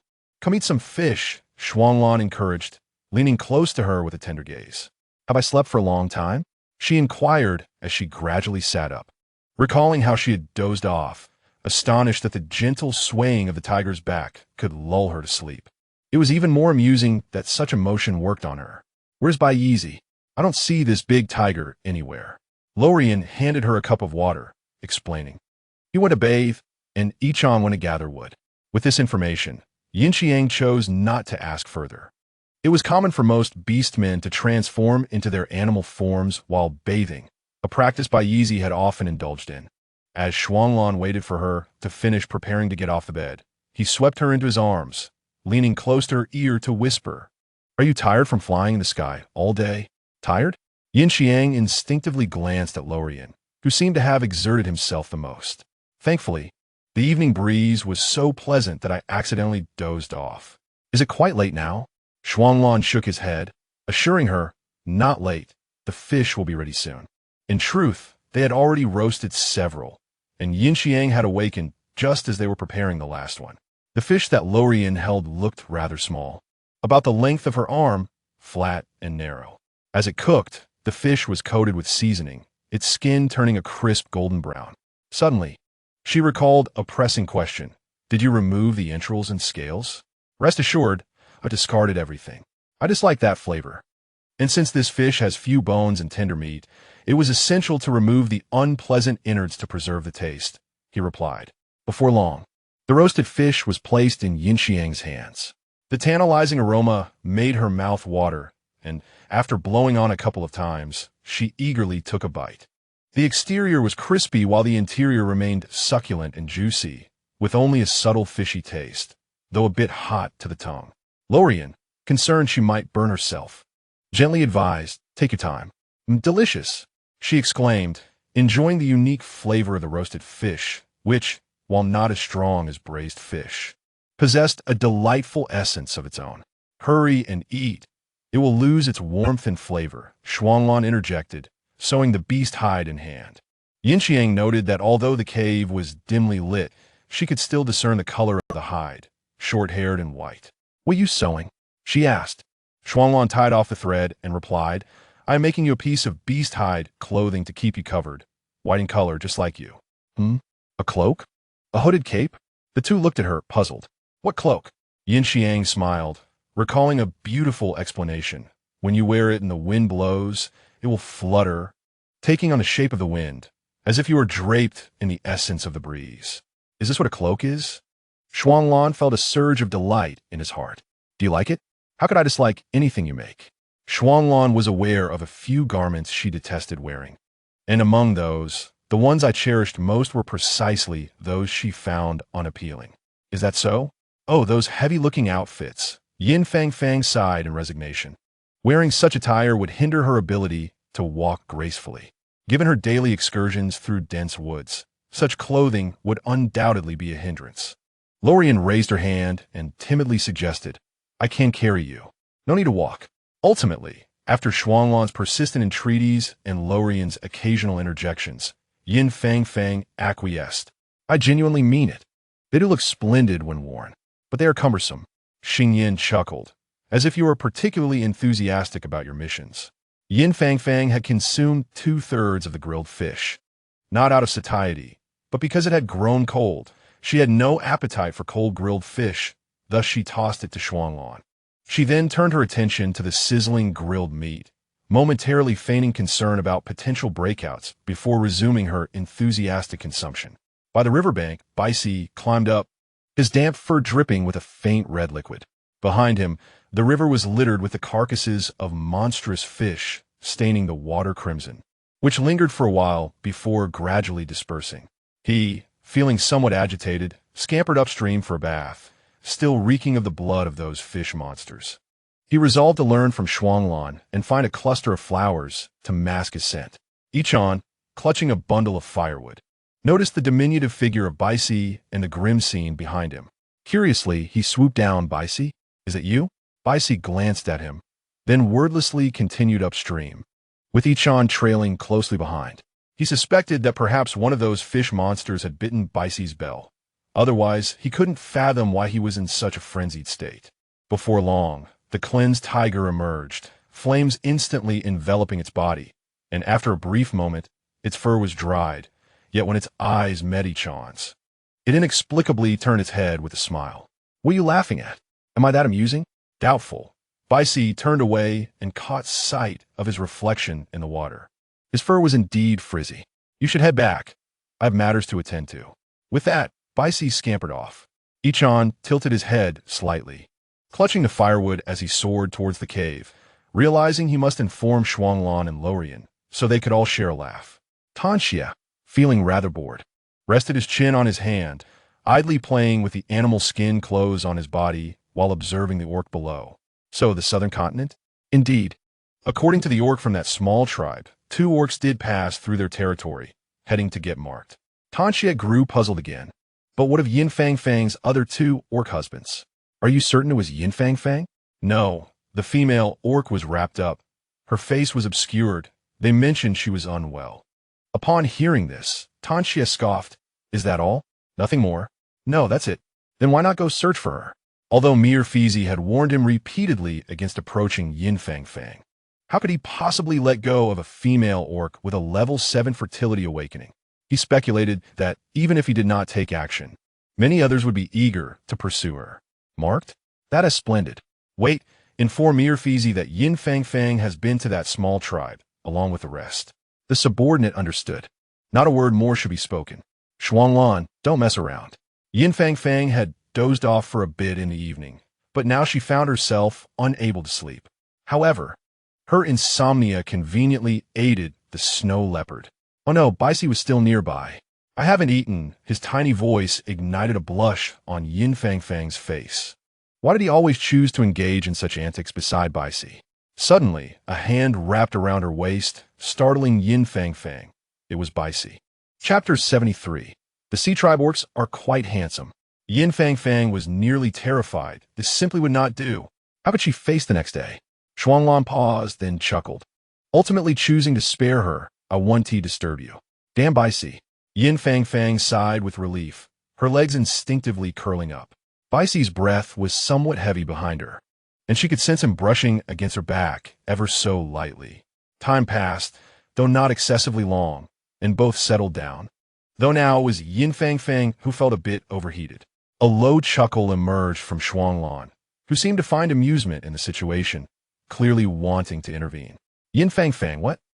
This time, Baisi had become clever. He directly offered, "Let me assist you." His words earned him a kick, yet fortuitously allowed him closer. No. Yin Fangfang buried her face in Shuanglan's embrace. Well, a few more ice cubes would suffice. There's no need to be so helpful. The sticky sounds were muffled beneath their breaths until Baisi lifted her from the bed to clean up. This is quite embarrassing. Mir Fizi rushed to the small tribe upon receiving news. Upon witnessing the somewhat dilapidated settlement, a flicker of indignation ignited within him. Indeed, these wandering beasts were a bunch of mindless fools. Upon observing the orcs, the tribe's guards instinctively grew alert, believing them to be those same vagabonds. Each one startled and defensive. Mir Fizi made no move, only fixing his gaze on the orc who seemed to lead. "I wish to see your shaman." "Not a chance. We will never relinquish our shaman." "Yes, wandering beasts, return to your lair." The orcs were incredibly agitated. Mir Fizi was unwilling to waste time here. In a flash, he vanished from their sight. Where did he go? So fast, they couldn't even fathom his rank. Thus, Mir Fizi continued to teleport, and by sheer luck, he located the shaman's cave on the left side of the tribe. He swaggered in, surveying the area, already appreciating the shaman's taste before even laying eyes on her. It was indeed a tranquil and comfortable space. Inside, a female orc was tending to herbs. "Is this the shaman?" Mir Fizi raised an eyebrow in surprise. "Are you the shaman here?" The shaman said nothing, merely glancing at him with indifference before returning to her task. Mir Fizi was unfazed. He found her to have ambition and a sense of self, inevitably possessing her own temperament and pride, dismissing him as unworthy of conversation. "Very well. I do not wish to intrude. I merely wish to know where that young female has gone." The shaman remained silent, not even sparing him a glance, as if he were merely air. Mir Fizi stroked his chin. "You don't think I am affiliated with those wandering beasts, do you?" At that moment, he paused, realizing that indeed, he had sent those fools to search for her, but he had explicitly instructed them not to kill. Mir Fizi sighed wearily, rubbing his forehead, then produced a leather pouch filled with emerald crystals from his space. Only then did the shaman cast him a glance. "Mir Fizi. You know me?" Mir Fizi was taken aback. He did not recall visiting this remote location before. The shaman simply took the pouch, then remarked, "She has white hair." Mir Fizi nodded. "So you have seen her?" "The male orc who brought her be marked. Is he of dark skin?" "Black." "Yes." The shaman responded matter-of-factly. "Where did they go?" Mir Fizi inquired further. The shaman fell silent once more. How frustrating. He pulled out another pouch of emerald crystals. "You truly are." Before he could finish, the shaman took the pouch and revealed the answer, then stood and walked deeper into the cave. Mir Fizi hesitated, casting a glance at the shaman before relaxing his furrowed brow and turning to leave.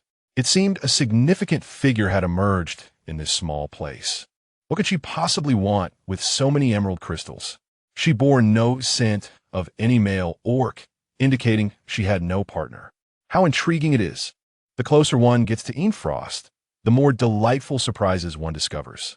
The following day, Enfrost chose to ride upon Shuanglan's back for their journey, as soaring through the skies for too long proved somewhat taxing. Fortunately, there were scarce orcs in the vicinity, and her white cloak afforded her considerable convenience, leading the occasional orc to believe she was merely seeking shade. Thus, they meandered for 3 or 4 days, eventually encountering a tribe predominantly inhabited by the rabbit clan of orcs. Enfrost recalled that the rabbit clan might possess knowledge of numerous edible vegetables. After sending Ida trade for some, it was indeed true. Although herbivorous orcs in the beast realm might consume meat, they preferred vegetables. He managed to exchange for 2 large baskets of goods. To Yenfrost's surprise, she discovered something akin to lettuce among them. The previous meal she had was wrapped in cabbage leaves. This time, she thought to try using lettuce to wrap the roasted meat, which would surely be delectable. However, she remained somewhat concerned about any dirt on the leaves, so she decided to blanch them in boiling water first. You must be an herbivorous orc, Shuanglan teased. As Yin Frost seemed disinterested in certain meats, favoring grass and leaves instead. She even enjoyed bestowing whimsical names upon these items. Perhaps she is omnivorous? Yin Frost chuckled, why not? You must try it. It is truly delicious. The two newcomers appeared somewhat unaccustomed to such a way of eating, yet Yin Frost ardently recommended it. You must be conquered by the roasted meat wrapped in lettuce. I feel like you should enjoy vegetarian meals for a few days, came the remark. All right. I will send Bo, EC, and the others to find more. We should stock up, lest we struggle to find such vegetables later, she declared, as was her way. Hoarding things she cherished, such as crystal fruit and sweet potatoes. Xing Yin chuckled, but we still need to find some seasonings. Perhaps we could explore the seaside to make salt. Is there any difference between sea salt and salt fruit? Yin Frost shook her head. They're all salty, though sea salt is likely to be saltier. She then turned to Shuanglan. Once we have explored the western continent, let us venture to the southern continent. I wish to play by the sea. Sounds good. I have never been there. The seaside? He has the authority to speak on this matter. I have been there, and the Jiaran silk is quite beautiful. Let Shuanglan and the others purchase some for you. It would make a splendid skirt. I already have some. It is sold in the central continent. Shuanglan had previously shown Yin Frost. He smiled. That is not the most interesting part. Let me tell you, the sea-dwelling orcs are exceedingly handsome. Shuanglan, weren't you considering selecting a beastly partner for her? The orcs over there are quite remarkable. Chapter 74. Bamboo shoots? Shuanglan, not tasty. It gets stuck in the mouth. The atmosphere abruptly fell into silence, the only sound being the crackling of the campfire. Yin Frost swallowed her roasted meat, glancing around. What on earth is with this fellow's emotional intelligence fluctuating like this? I do not know, he replied, feeling the weight of 3 gazes upon him. He stood up, saying, I will go gather some dry wood. With that, he transformed into a horned eagle and swiftly took flight. Shuanglan redirected his attention back to Yin Frost with a smile. What about you, Shuangshuang? Do you fancy sea-dwelling orcs? Yin Frost was momentarily taken aback, her cheeks stuffed with food, and she stammered, Huh? I have not seen them. Even if they were handsome, it had nothing to do with her. They were not her figurines. Lorien smiled slightly. Let's discuss it when we get there. Isn't it a bit premature to talk about this now? Exploring the western continent is not a task that can be accomplished in a day or two. Shuanglan cast him a glance, remaining silent, which was tacit approval. Perhaps by the time they finished exploring the western continent, he would take Shuangshuang to the southern road. High-ranking orcs are indeed rare resources in the beast realm. If you do not seize the opportunity, others will. Shuanglan was determined to act first. Of course, Shuangshuang's partner must be chosen with care. The rest, well, if Shuangshuang finds someone she likes, she may have her fun. For even Shuanglan's selection may not be to her utmost preference. Just remember to return. Yin Frost gazed at the flickering flames, inching closer to Shuanglan, sensing his jealousy. Let's rest early. We need to be on the road tomorrow. Bo EC went to prepare water for Yin Frost's bath. We must hasten. I have an uneasy feeling. Shuanglan could not quite articulate this sensation, perhaps influenced by Yi's words. Yin Frost expressed no objections. She merely wished to find a stable place to rest for a while. The bothersome wandering beasts always insist on engaging in tiresome antics. They were currently on the outskirts of the central continent, moving along their path and gradually emerging from the tribe. However, the area remained perilous, as some orcs, not wandering beasts but those expelled from orc cities or tribes, roamed about. Yin Frost steeled herself, tightening her cloak around her, opting to sit upon Lorien's back. The wind might be stronger, but safety was paramount. This time, Bo EC took on the role of protector, while Shuanglan led the way. There won't be any high-ranking orcs, will there? Bo EC shook his head, no. Just a bunch of weaklings who are rather unpleasant. Worry not. Shuanglan can handle a group without batting an eye. If there were a high-ranking orc, those rascals would have established their own orc city by now, he said lightly. This chaotic gathering was neither large nor small. Some were too undesirable even for the wandering beast city, while others lacked the courage to venture forth. How much trouble could this ragtag group possibly cause? Yin Frost felt reassured. From her perspective, she could not see the situation below and thus could not spot Shuanglan. Fear not. We shall soon be out of here. They did not fly particularly high, but there was some distance between them and Shuanglan, occasionally deviating from their path or taking a detour before aligning again. Ahead lay a river. He could dove down first, landing by the riverbank. Shuanglan exerted force in his hind legs and leaped onto Yi's back, transforming mid-air to avoid weighing down the horned eagle. No, orcs blocking your path. Shuanglan panted. None. They fled at the sight of me. Well, one glance at you, and it's clear you are not to be trifled with. Where now? Let's find a valley first. In a few days, we can seek a higher place to weather the rainy season. The weather has cooled considerably, but I fear the rainy season may arrive early, Shuanglan replied. The three behind them caught up. They had now exited the central continent, and their next step was to find a place to rest. Lorien and Yi flew higher, scanning the terrain for a suitable location. Over there, Lorien pointed out, descending. He had spotted a place nestled between three mountains, densely vegetated. As they approached, Frost squinted her eyes and only opened them upon landing, exclaiming, "We have finally arrived. Boy, congratulations, you have found bamboo." Huh? Only then did she take note of her surroundings, her eyes widening as she gazed up at the towering bamboo. Shuanglan approached and gently supported the back of her head, chuckling, "Be careful not to fall." Bamboo? Might there be bamboo shoots? Frost walked over and embraced one, noting its impressive girth, thicker than her own body. The others watched her peculiar behavior. Lorien worried she might faint and felt guilty as he went to embrace her. "I am sorry.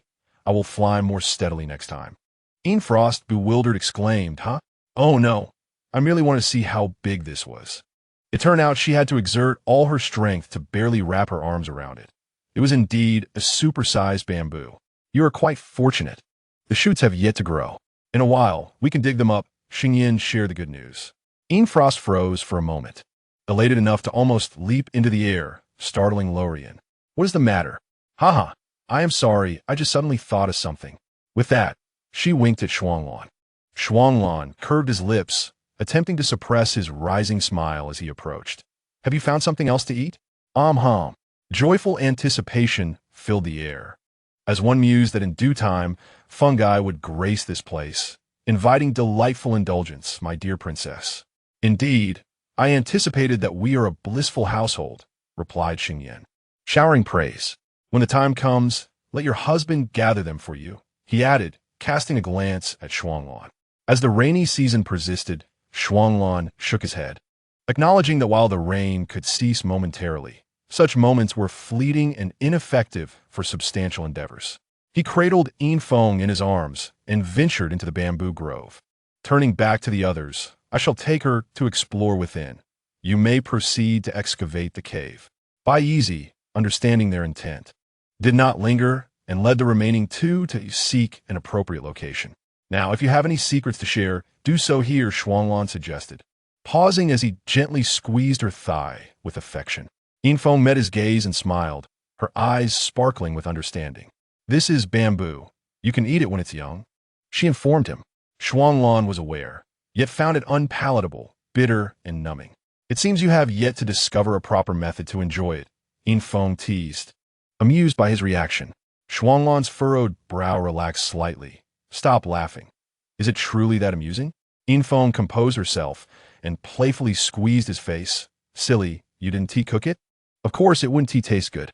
I did cook it. It smelled quite fragrant, so I fished it out. It was still bitter," he replied, a look of helplessness on his face. "It was tea cooked properly," she laughed. "How adorable. How can you be so foolish?" As the bamboo shoots burgeoned, Feng expressed her desire to accompany him to gather them. "We should wait, as the torrential rains and fierce winds will soon follow, and then the snow will come," she reasoned. Shuanglan readily agreed, recognizing her rare enthusiasm for something, and he could not bear to let her wishes go unfulfilled. "You must also gather that delicious treat for me," he urged. "Tell me what it is, and I shall fetch it for you immediately," he said, leaning in affectionately, wishing she would always speak to him in that sweet, soft voice. Feng shook her head, gently shaking his hand, and playfully protested, "Not yet. It hasn't grown yet. We must wait for the rainy season for it to sprout, and then we can gather it together, all right?" "All right," he replied, playfully exasperated by her charm. Meanwhile, Lorien observed the cave they had nearly excavated. They focused on preparing Yinfeng's separate chamber, ensuring the bedding was soft, draping the entrance with animal skins, and lighting a gentle pink flame for illumination. Beyond the curtain lay a larger area for daily activities, covered with thick animal skins, where Yinfeng enjoyed grooming by Yeezy and crafting little trinkets. Ichan tidied his own nook and rushed over, exclaiming, "Wow, this is exquisite." He had expected a simple arrangement for a few days, but he was astonished by how beautifully the cave had been prepared without a word from either of them.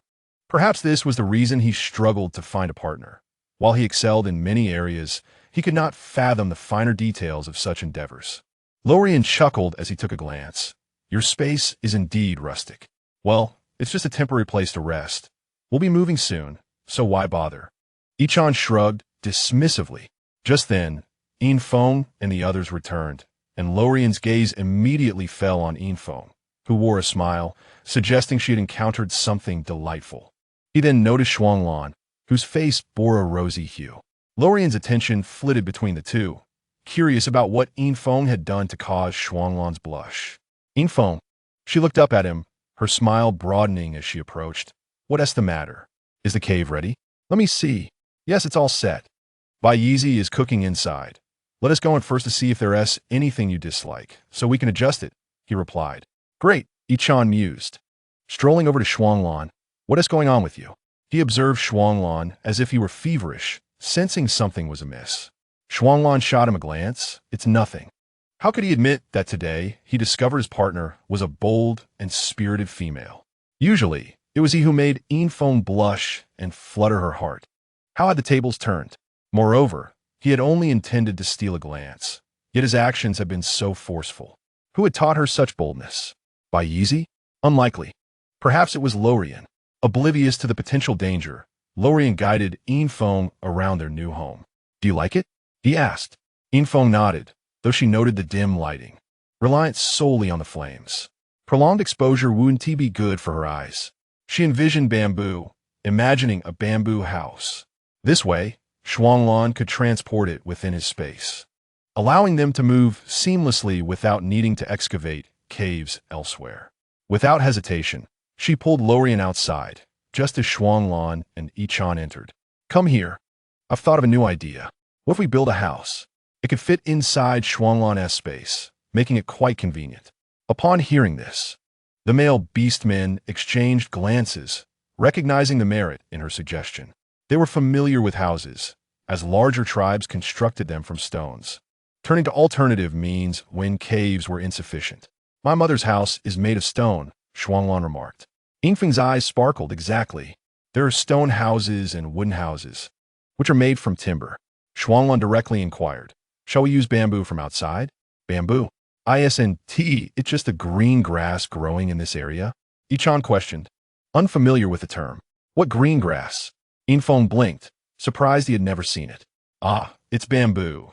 The beast folk simply refer to it as green segmented grass." Xingyan clarified. Yinfeng suddenly understood. Green segmented grass. How fitting. The naming skills certainly rival mine. Shuanglan defended. "It's merely a name. I worry Yinfeng might forget and accidentally slip up. After all, his lineage was indisputable. Speaking of which, how do we work with that bamboo? Do you have a plan?" She turned to Yinfeng, recognizing that she had initially proposed the idea and surely had thoughts on it. Indeed, Yinfeng had a notion but needed refinement. "For now, gather a batch of bamboo tomorrow, and I will contemplate the details tonight." She contemplated how to secure the bamboo. Perhaps a mortise and tenon structure? She wasn't entirely versed, yet she could manage minor details. The main framework could incorporate vines, using her powers to encourage the thick vines to naturally grow around the designated areas.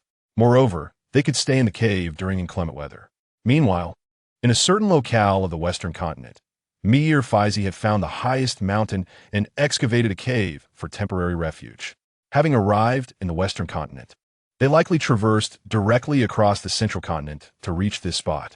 With the rainy season approaching, he was confident that Yinfeng and her companions would seek higher ground to avoid flooding. Residing here, he awaited their inevitable arrival. Sighing heavily, he removed his black leather garment, allowing his long, gray hair bound by vines to cascade down. He lazily squinted his eyes, reflecting that this tranquility was an opportune moment to relish in leisure. Yet the incessant chatter of that bothersome voice in his head disrupted his peace. Mir Faizi closed his eyes, lying atop the pile of gems, attempting to drift into slumber. Gradually, the irritating voice began to fade, no longer disturbing him. In a moment of relaxation, he could not resist letting his tail unfurl, swaying it atop the gemstone mound. The melodious sound of gemstones chiming brings an unparalleled sense of relaxation, while the sensation of the tail entwined with the gems is equally comforting and satisfying. In this delightful state, Mir Fei succumbed to her first decent slumber in several days. Chapter 76. Constructing the bamboo house, the clattering noise roused Yin Shuangshuang from her dreams. Groggily, she reached out to touch the animal hide beside her, only to find it had grown cold. Just then, the clattering resumed from outside. She paused, her brain coming online after a few seconds, and finally recalled that they had discussed building a bamboo house yesterday. Rubbing her eyes, Yin Shuangshuang swiftly dressed and got out of bed. As she lifted the animal hide curtain, sunlight streamed in, prompting her to turn her head slightly to shield her eyes. At that moment, Bai Isi approached, concern etched on his face as he inquired, "Did I wake you?" "No, it must be nearly noon by now. It's time to wake up," she replied, recalling that she was to teach Shuanglan and the others how to construct the bamboo house. The commotion outside continued, and Yin Shuangshuang leisurely brushed her teeth and washed her face, feeling a sense of pastoral tranquility. Life was easygoing, with occasional labor, morning bird songs in the mountains, and the evening chorus of cicadas. "How much bamboo have you gathered? A few thousand stalks?" "About that," Luo Lin responded, explaining how he felled bamboo in large swathes with a swift blade and then transported them alongside Shuanglan and the others. "A few thousand. Is that enough? How large will this be? Are we building a castle? This is a Minecraft where you can construct freely." However, considering the prospect of new members joining in the future, she reassured herself that the quantity of rooms didn't matter. Having more space was ultimately beneficial. "Hand me a piece of firewood," she instructed, finding a clear spot at the door and drawing lines in the dirt with a still smoldering stick. Bai Isi watched beside her, occasionally tilting his ears, his expression reflecting a mix of curiosity and realization. Yin Shuangshuang sketched 3 diagrams, one for processing the raw materials, another for the framework of the bamboo house, and the last for the foundation. She made the sketches larger, planning to construct a single-story structure first, with the possibility of adding a small second floor later if the support allowed. Finally, she illustrated the method of securing the bamboo and bamboo slices. "Come over," she called to Bai Isi, who, upon hearing her, transformed into a large tiger and jumped forward. "Kurieskat," she mused, a smile gracing her lips. Indeed, he resembled one. "I already mentioned, don't forget to add a few windows," she reminded him. "How could I forget?" she exclaimed, "Natural light. I don't want to live like Dracula." She hastily added several windows to her design, making sure they were the kind that could be opened. "Finished?" Shuanglan, a bit sweaty, hesitated to approach her. He knew her artistic skills were impressive, and every time he saw her draw, it brought him joy. "How many did you cut?" she asked, indicating that they should split each bamboo stalk into narrow, flat pieces, removing the inner partitions. "Should we secure the roof? Won't the bamboo slices slip off?" Ichan asked, pointing to the roof. "If you're truly concerned, you can split the finer ends into halves to lighten them. And we can place 2 rows of small teeth on the corridor above for support," Luo Lin suggested. "Let's prepare all the bamboo pieces today." "Wait un moment, Liulia," Yin Shuangshuang called out. "Please go further afield and see if you can find any sturdy yet not overly thick vines. Bring some back. I intend to use them to reinforce the framework. Be prepared. This will consume energy and your abilities might deplete quickly," she warned. "So serious?" Yin Shuangshuang frowned, suddenly feeling a strong desire to advance her abilities. "You're still at the first level," Xing Yan replied helplessly. 2 months had passed, and there were no signs of her leveling up, though he felt it should be imminent. "Is it normal not to level up in 2 months?" she inquired.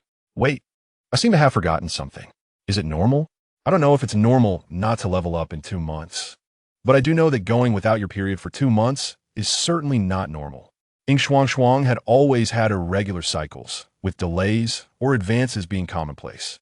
Initially, she thought her body had healed and her cycle would stabilize, but she didn't expect it to be delayed for so long. She couldn't help but wonder, could I be pregnant? Whose child would it be? Shuanglan's? Baixi's? Aren't you joking? Pregnant? Liu Liang's? Is that for real? She exclaimed, though it wasn't entirely impossible. Hey, I meant to say you're not pregnant. I know that better than you do. I already told you your body is slowly adapting to this world, and that's perfectly normal. Are you happy? Soon enough.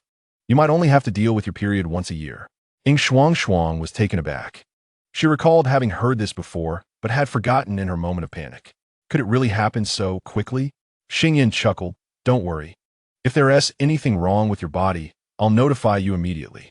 As her sole host, he was certainly attentive to her well-being. Ah, Xingyin, you're the best, she exclaimed, grateful for her advanced health monitoring system. Xingyin, you can hear me, right? Indeed, he could hear everything, wishing only that she hadn't added that last part.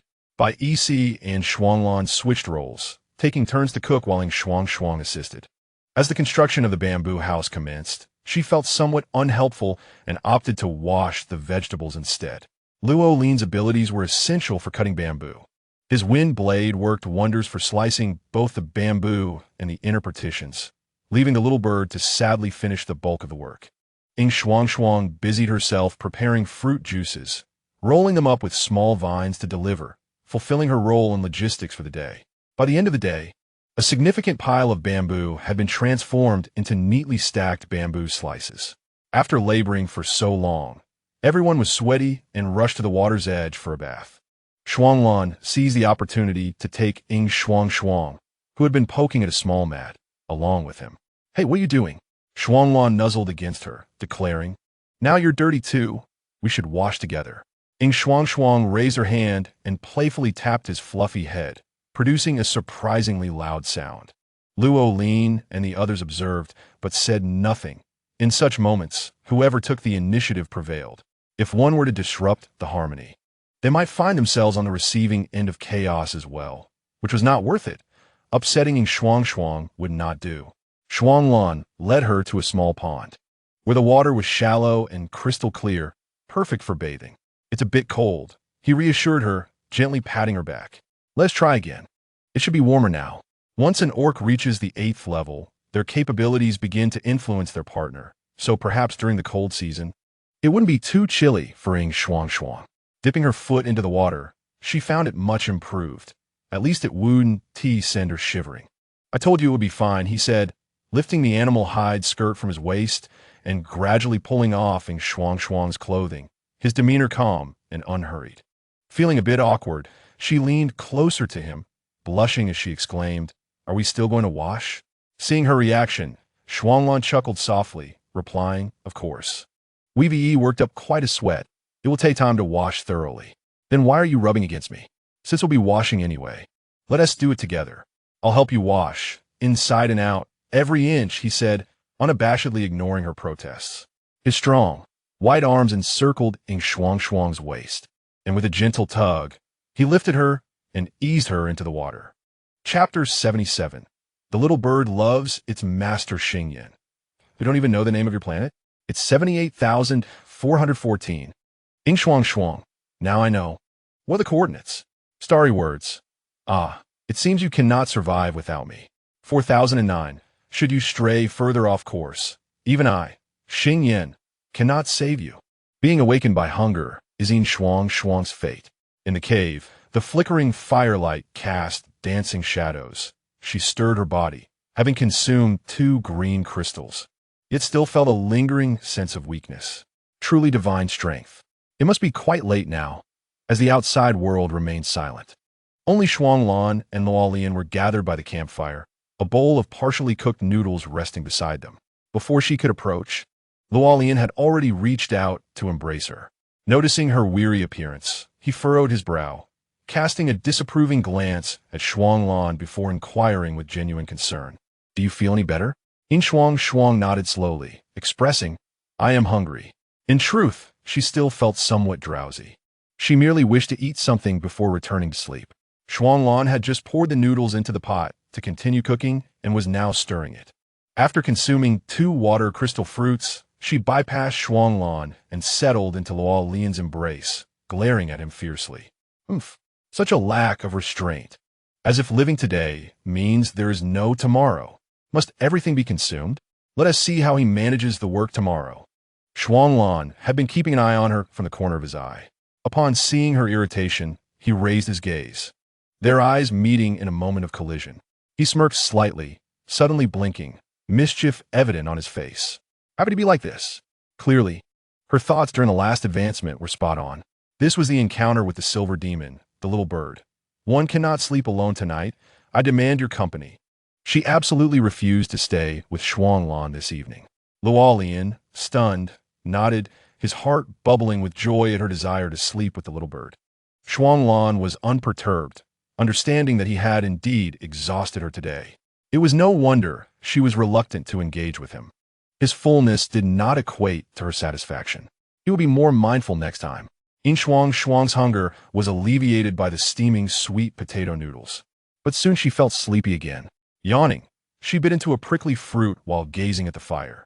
In a moment of distraction, she noticed the flames flicker with a hint of purple, which then transformed entirely into a deep violet. Was this the fire of Baisi? Shuanglan raised an eyebrow, pondering how this phenomenon mirrored its master, emanating a seductive allure. Yin Shuangshuang chuckled, quickly rinsed her mouth, and pulled Luo Lian towards her, ready to sleep. Tomorrow promised significant endeavors. Thus, a good rest was imperative. Fortunately, Luo Lian was obedient, far more compliant than Shuanglan. When instructed to remain still, he did so, becoming a soft pillow, exceedingly useful.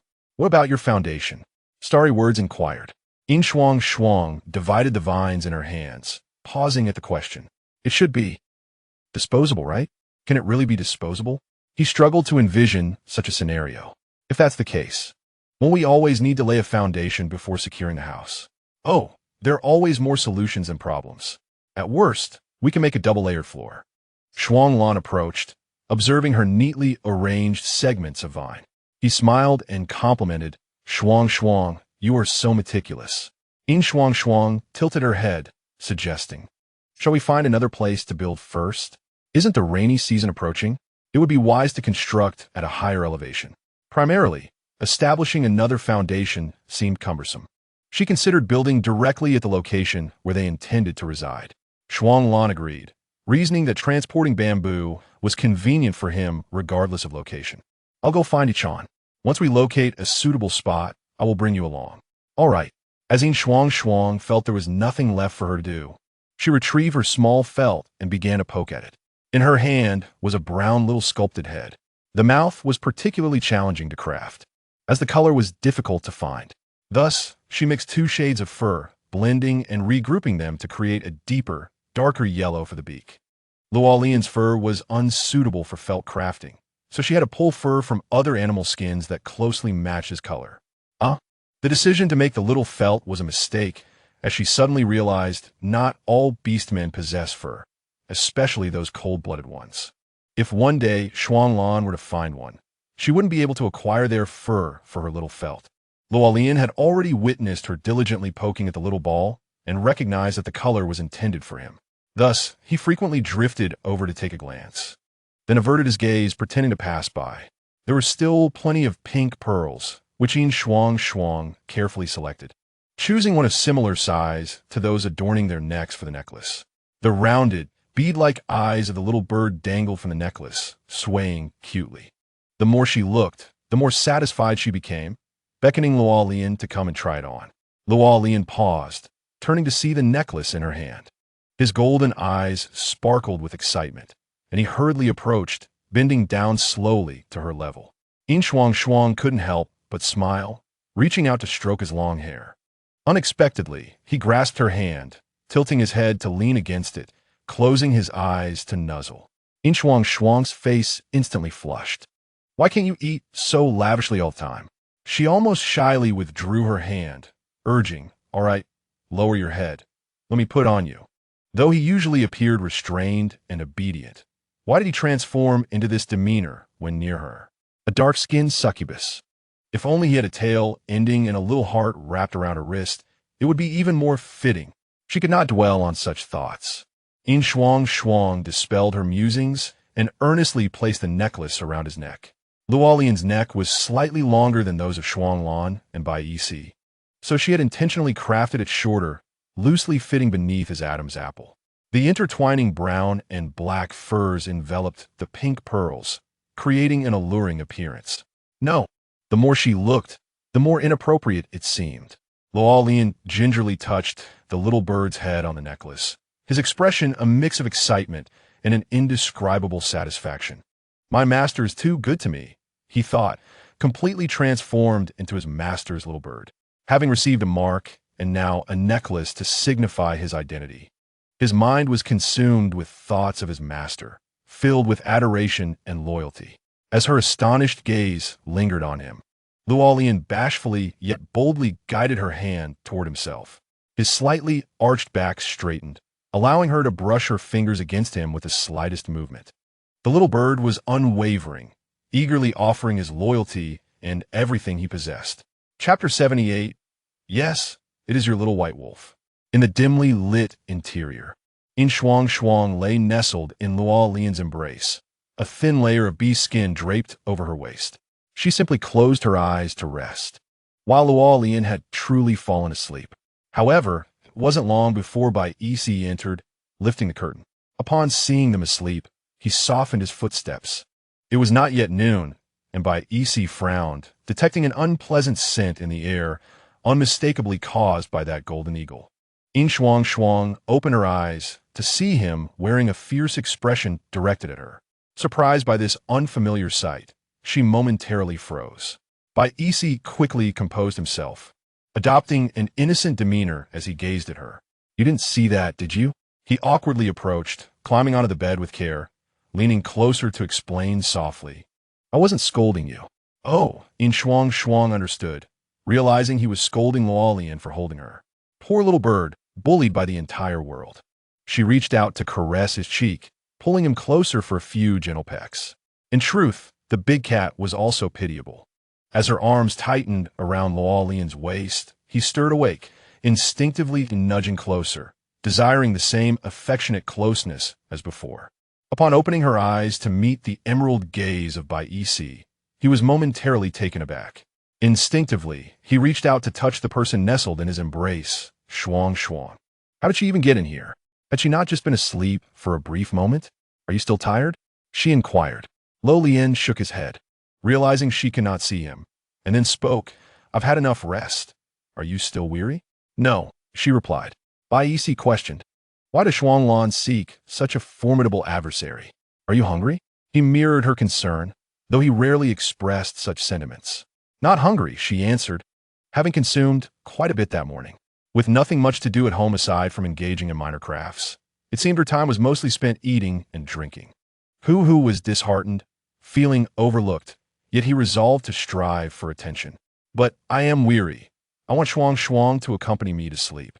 At this declaration, Luolian's gaze shifted, as Bai Yi seldom uttered such words, perhaps only once or twice before. If you're tired, come lie down. There's plenty of space on the bed. Luolian patted the vacant spot beside her, inviting him over. She suddenly realized that every time these few prepared her bed, they always laid it out generously. Enough for 4 or 5 people, with a bed nearly occupying half the room. Bai Yi hummed in acknowledgement, carefully removing his shoes and placing them in the corner before cautiously climbing onto the bed. Luolian found it amusing. Previously, while teaching them to weave, Shuanglan had learned quickly and had even innovated, creating many items, including shoes, which bore a resemblance to her strappy sandals. Such exquisite craftsmanship. A family that approaches life with positivity must surely possess a delightful atmosphere. At the very least, Luolian felt that their household ambience was quite pleasant, evolving towards an ever brighter future. Bai Yi inched closer to Luolian, burying his head in her embrace. However, her arm around his waist was a slight hindrance. If only Luolian were not there, he could snuggle even closer to his Shuangshuang. Close your eyes. You'll soon drift off, she cooed, gently patting his back in a soothing rhythm, allowing her own eyelids to grow heavy. Napping in the cool bamboo grove was blissful. Even with by ECS furnace-like warmth beside her, it was not uncomfortable. Initially devoid of sleepiness, by EC gradually succumbed to slumber under her rhythmic patting, and soon her eyelids felt increasingly weighted. Even Lo Lian, who had just claimed to be well-rested, began to breathe evenly as sleep overtook him. Thus, when Shuanglan returned, she was greeted by the sight of her home in slumber. Upon lifting the curtain, she exclaimed in disbelief, "Goodness, they are all asleep. The dishes remain unwashed, and no meal has been prepared. All of it falls to me." Ichan, dragging 2 branches laden with fruit, looked over in confusion. "What is the matter?" Shuanglan gestured for him to lower his voice, instructing him to prepare food. "Huh? Aren't they at home? They're sleeping. All right then." However, Shuanglan was apprehensive about Ichan's cooking skills, so she resolved to oversee the meal herself, with Ichan assisting her. Bai Isi and Lo Lian awoke simultaneously upon Shuanglan's arrival. They exchanged a glance, which birthed an unprecedented understanding between them. Yes, they both closed their eyes at the same time. In a matter of causing trouble for Shuanglan, they found themselves in remarkable agreement. As evening approached, Lo Lian stirred awake, roused by hunger, surprised at how long she had slept. Was it due to Shuanglan and Lo Lian's overwhelming energy? Rubbing her head, Lo Lian admitted that this was beyond her comprehension. Remember, love is restraint. I don't know. I am unaware, she feigned ignorance. Xingyin sometimes felt pity for her. Musing, Shuanglan rubbed her temples, gradually coming to terms with the reality that none in her household were reliable. "Come, darling, it's time to eat. Wouldn't a good rest help you feel better after such fatigue? You two, go outside and collect bamboo leaves. You lazybones do not deserve a meal." Upon hearing this, Lo Lian chuckled, noting that the snow leopard remained consistently biased. "What can I do? If I don't support my wife, how can I expect to sleep beside her?" Such words were harsh. "What do you mean, little white wolf? What is wrong with me wanting to sleep a little longer?" Xingyin was momentarily taken aback. "What little white wolf?"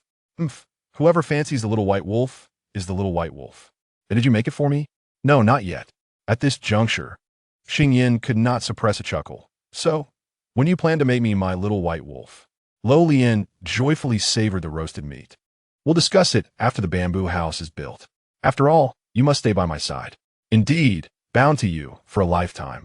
I've been with you since the very beginning, and you won't even make me a little white wolf. What a heartless woman." Lo Lian strategically paused her chewing, retorting, "Stop it, then make it for me."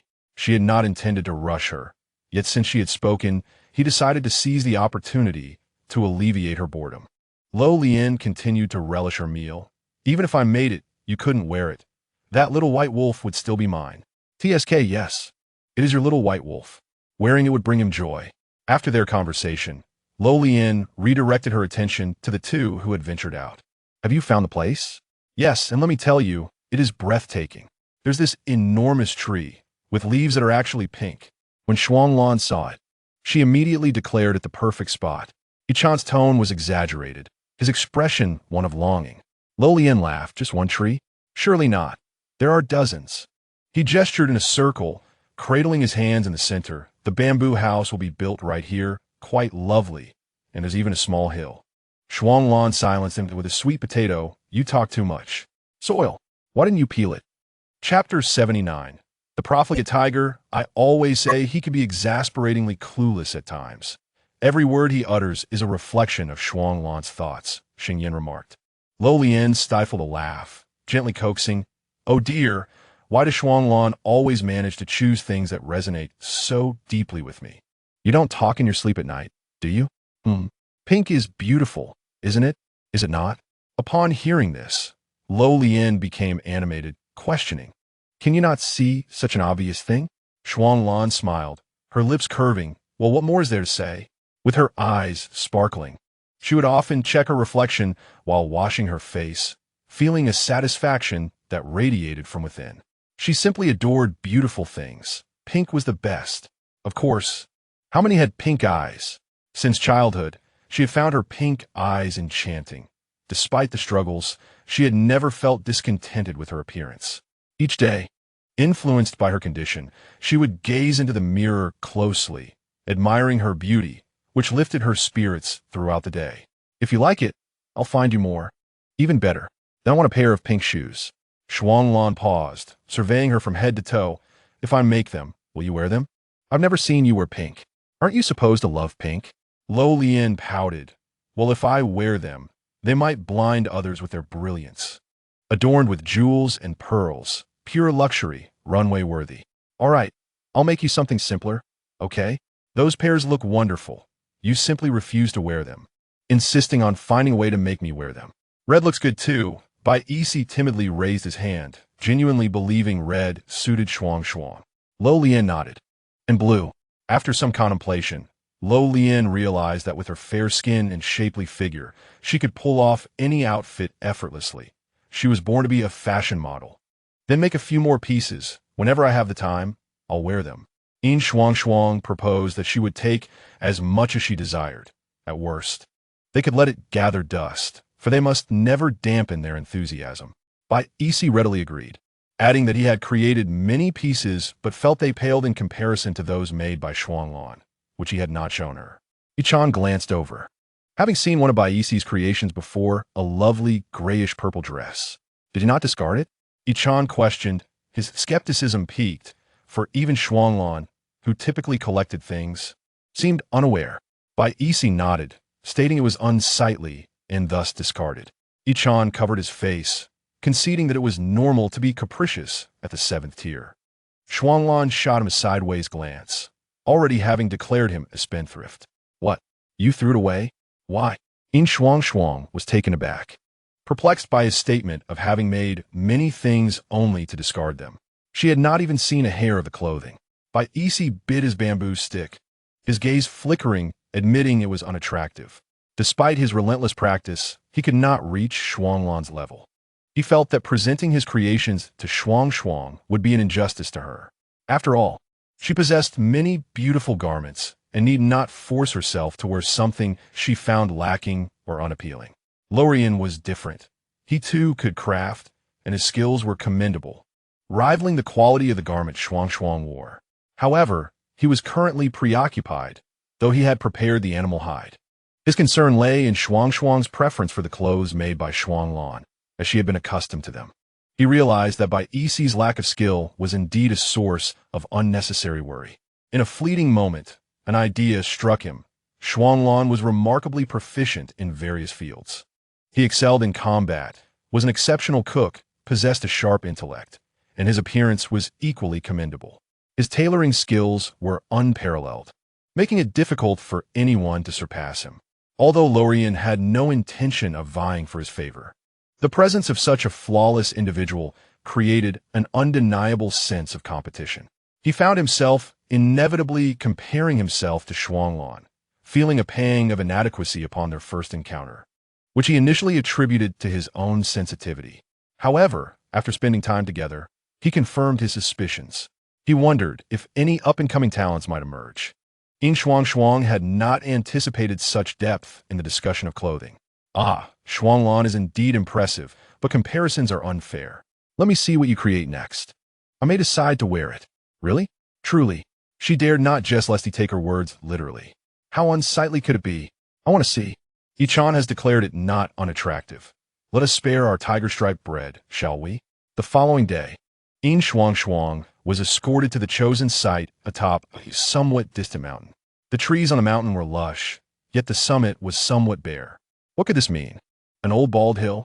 A few striking pink trees grew awkwardly from its peak, with plans to build on the central mound. How peculiar! Why was the mountaintop so barren?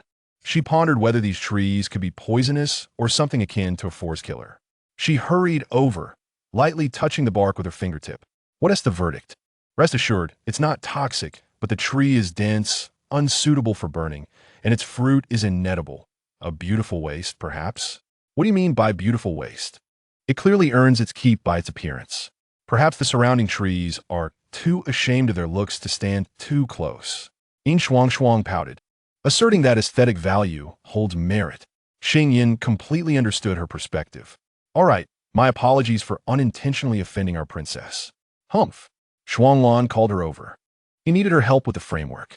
Yin Shuangshuang approached, selecting a vine to place between two intersecting bamboo poles, channeling her abilities into the vine. The sturdy tendril grew rapidly, entwining the bamboo according to her intent, slowly wrapping around the intersecting structure. Once secured, Shuanglan tested it and found it satisfactory, neither intentionally damaged nor loosened. Is it all right? Indeed, how impressive. You've only recently awakened your abilities and can achieve such feats. Shuanglan generously praised her, affectionately brushing her hair with the back of his hand. Yin Shuangshuang tilted her head up. Do not underestimate me. The thrill of initial success was akin to the joy of a New Year's celebration. Such accomplishments required encouragement. After a few successful anchor points, 3 males surrounded her with compliments, each voicing their admiration. Ichan approached with a bamboo pole, and upon witnessing the scene, his expression soured, igniting a desire to scold someone. Chapter 80. He admires Pink. While the construction of the bamboo house proceeded smoothly, meet Earfizy, who had finally dozed off, was abruptly awakened. Who was it that disturbed his slumber? As he rubbed his head and sat up, the noise seemed to dissipate momentarily, only to surge back again. Thus, with a frown, meet Earfizy strode to the cave entrance, his tail irritably swishing behind him, shattering several rocks. A flash of red light darted through the dense forest, occasionally obscured by branches, revealing only glimpses of color. The crisp sounds of clattering and collisions grew louder, accompanied by laughter. Who could laugh so merrily while disturbing his sleep? As pink hues emerged in his line of sight, Earfizy discerned he had reached the mountaintop, promptly concealing himself among the thick foliage, his white shark silk blending seamlessly. Curious about the audacious individual intruding upon his dreams, he caught a glimpse of a familiar figure with black hair, smiling brightly. How oddly familiar! Earfizy furrowed his brow slightly, recalling a past encounter but deeming it unimportant. I am utterly amused. Ichan's beast form appears quite formidable from the side, yet why does he look so different head-on? Yin Shuangshuang laughed, leaning against Lorian, marveling at the contrast. Golden Eagle, please capture my stunning profile and photographs henceforth. Thank you. Lorian, while gently comforting her, merely smiled faintly, as Ichan had already hidden away. She merely doesn't photograph well. What mirror? The lens of life? There was no intention to mock. However, the feathers protruding from the back of his head made it resemble a round blueberry, lending a certain charm. She had never looked closely before, realizing there could be amusement to be found in such observations. In truth, the hunting prowess of the golden eagle is remarkable. Ichan must possess considerable talent. Wouldn't you agree? How old is he? Yin Shuangshuang suddenly inquired. 19. 19. Wow, I would not have guessed. He has a somewhat familiar air about him. This was not to imply he appeared aged, but rather shared a roguish quality akin to his character. Show me your beast form. Can you transform into a smaller size? Lorian nodded, demonstrating that he could shrink down considerably, gesturing to indicate a wingspan of about 2 meters. ISNT that's similar in size to an ordinary golden eagle? Just as the comparison was made, the nearby beast man suddenly vanished, the sound of flapping wings lingering in the air. Yin Shuangshuang beheld a magnificent golden eagle perched beside her, astonishingly taller than her while seated. The bird tilted its head, meeting her gaze. Was she too diminutive? No. Curiously, she reached out to stroke the eagle's feathers, which were exceedingly smooth and lustrous, soft to the touch. The down on its head was equally plush, and its beak, oh so sharp. Its chest was surprisingly robust. She had heard that birds developed well-defined chest muscles due to their wings, which explained its impressive stature. Lorian assumed she intended to lean closer, and without hesitation, he spread his wings, enveloping her back in a protective embrace. Yin Shuangshuang, what have you adjusted? She had not made any adjustments. Everything was open, so she felt no need to be polite. She was well-versed in avian studies, eager to explore further. It was said that golden eagles had long legs, which were essential for hunting. Otherwise, they might inadvertently entrap themselves. Thus, her inquisitive hands began to explore the eagle's fluffy chest, initially believing it to be standing. only to discover it was crouched with bent legs. "Stand up. Let me see," she commanded, gently tapping its chest. Lorien, uncertain of her intentions, complied, which required him to slightly spread his wings for balance. Finally, Yin Shuangshuang beheld his long, sturdy legs, indeed impressive. Within, it radiated warmth, and the down was fine and soft. No wonder he was skilled at incubating eggs. "Stop!" Lorien's unspoken warning lingered in the air, but he knew she understood. Any further exploration could lead to a loss of control. Yin Shuangshuang withdrew her hand, recognizing that continuing would be impolite. She felt a surge of excitement. Golden eagles. Such fierce raptors were rare. A friend of hers had one, but it had been tamed by a beast tamer, losing much of its predatory ferocity. Now, she possessed her very own golden eagle. In the shadows, Mi-Er-Fei-Si observed this scene with clarity. Ever since he laid eyes on that dark-skinned, avian humanoid, he had recognized the identities of this peculiar group. He had intended to sleep through it all, but the commotion had roused him. Initially angered and ready to confront whoever was responsible, he was taken aback to find Yin Shuangshuang instead. She was indeed, as the rumor suggested, her entire being radiated a striking whiteness, almost ethereal. What was that shimmering adornment atop her head? It was quite enchanting. Her attire, unlike that of other beastmen, appeared immaculate, and simply observing her hinted at a fragrant allure. Her smile outshone glittering gems, and her eyes were a delightful shade of pink. He adored pink. White was equally beautiful. In essence, she was breathtaking. Under the sunlight, she seemed to emit a soft glow, and he yearned to take her back to his cave as a cherished treasure. Why was she touching that drab golden eagle? Ah, it was her beast husband. Yet, venturing further downward felt inappropriate. Such fair and delicate hands were meant for this? Mi-Er-Fei-Si had completely forgotten his purpose for being there. Regardless, he had seen Yin Shuangshuang. If they sought him, it was likely due to his peculiar sleeping position yesterday, exacerbated by a prolonged argument with that figure in his mind, which had caused him a headache. What were they doing? Mi-Er-Fei-Si was curious, planning to observe from the shadows. Unbeknownst to her, Yin Shuangshuang felt an odd sensation as she glanced around, finding nothing amiss. It must have been an illusion, right? What's wrong?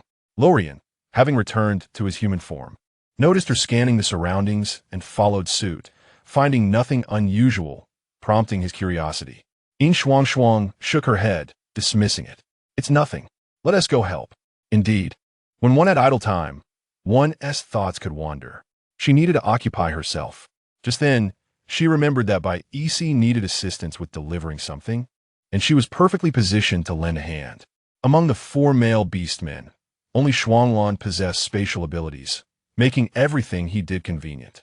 Yin Shuangshuang had gradually adapted to this heightened efficiency, which rendered her somewhat unaccustomed to the pace of others.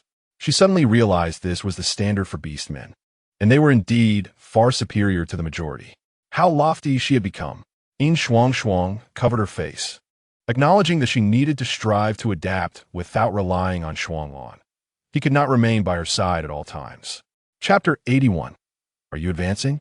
For today, let us conclude here. Return early. Shuangshuang needs rest, Shuanglan instructed as he set down the just-finished part, calling to the others. As dusk enveloped the area, the breeze felt delightful against Yin Shuangshuang's skin, lulling her into a near-sleep state. Yet, she held on until Shuanglan lifted her onto Lorien's back, where she peacefully dozed off. Uncertain of how long she slept, perhaps just a fleeting moment, she was awakened by Shuanglan's gentle shaking, groggily emitting a few syllables. "Can we eat before sleeping? The night is long, and if I don't eat, I might awaken hungry." Struggling to maintain her consciousness, Yin Shuangshuang accepted the bowl filled with mashed edamame mixed with honey and milk. A small dessert, she hastily consumed it without savoring the flavor, feeling overwhelmingly sleepy. Why were the days here so long? All she desired was to tidy herself and roll in a bed. However, the warm bath was so soothing that she unexpectedly fell asleep in the wooden tub. Bai Isi let out a soft sigh, meticulously cleaning her and carrying her back to bed. The sequence of events had not disturbed her slumber, illustrating just how fatigued she truly was. Shuanglan and Lorian, having sensed her need for rest, refrained from entering. They had indulged sufficiently in the past few days, allowing by EC this night. Simultaneously, Shuanglan pondered a concern. She had grown weary unusually quickly today, suggesting significant energy expenditure. It was imperative to assist her in advancing swiftly, as this would enhance her physical constitution considerably. Over the past few days, Yin Shuangshuang had frequently experienced such fatigue, most likely due to rapid energy consumption. Although she did not exhibit severe symptoms, those closely observing her, particularly the male beastmen, found her condition noticeably abnormal. "We can handle this. You need not concern yourself so much for us," Shuanglan gently brushed her hair, his tone betraying an unmistakable tenderness. Yin Shuangshuang, facing away, observed the bamboo house taking shape before her, huffing, "I'm not doing this for you. Stop inflating your own significance." The male beastmen often played rough, and should one of them accidentally demolish her bamboo house, what a disaster that would be. "Shuanglan, you're nearly hibernating like a bear." Yin Shuangshuang, "The fluctuations in energy levels have been somewhat irregular. Shall we discuss? Why are you only bringing this up now?" Initially, due to energy depletion, fluctuations were within normal ranges. Only today did abnormalities arise. Yin Shuangshuang was perplexed. What did this mean? What SMS? Xing Yin recounted the data from a chart. "Overall, your energy storage capacity has expanded by half. This is a positive development, so no need for concern." She hesitated for a moment. Did this imply she had made progress? "Have I advanced?" Xing Yin refuted, "Not quite. You may still require a bit more training." "Is this insufficient?" She felt as if she might hibernate like a bear. Persistence leads to victory. It's close. It's close. Once your little bamboo house is complete, you shall surely advance. Xing Yin reassured her. He added, "If possible, your energy expenditure has been too minimal, which is why you haven't seen much progress." Minimal expenditure? Yet she practiced her leaf darts daily. Did it truly require so little energy to condense the leaves? Was that merely a beginner's level 0 attack? Very well then, she could attempt growing vegetables. Her wood abilities were exceptional for hastening growth. What was she thinking? Was she sleepy again? Shuanglan prodded her forehead with a fingertip, testing if she would topple backward as before, but this time she did not, and instead she received a light slap. "I think I might be on the verge of advancing." Yin Shuangshuang cast aside this news, a smile gracing her lips as she dashed away, leaving Shuanglan in a state of bewilderment amidst the wind. Shuangshuang, wait a moment." Without a second thought, he pursued her. "Advancement? Don't run away. Come back and clarify." "Advancement?" After catching up with her, Shuanglan gently grasped her small face, bestowing a couple of playful pecks on her moist lips. "No kissing. You foul snow leopard," Yin Shuangshuang exclaimed, pushing his face away. "Foul!" Shuanglan was incredulous, lowering his head to nuzzle against her, declaring, "Now you're foul too. Ha ha! Get away. Your fur tickles." She squirmed uncontrollably. "I won't. I insist on nuzzling you." The two quickly devolved into playful chaos. But one individual remained fixated on her mention of advancement. In the dimly lit cave, Mir Faizi sifted through a pile of gemstones, extracting one golden crystal after another. He found a pink bee skin bag and began to fill it vigorously. "Here, and over there is another one." "No, the wandering bee city has some as well." "Should I rush back now?" "No. What if she's already advanced by the time I return?" "A gift must be given from the heart. She needs these golden crystals now. But how to present them to her?" He stared at the beast skin bag overflowing with golden crystals, along with a small heap still to be packed, feeling somewhat troubled. He paused, pondering whether he was being overly eager. Yin Shuangshuang had not even seen him, yet he was already contemplating how to present her with golden crystals. Was he being too hasty? Moreover, what was their relationship?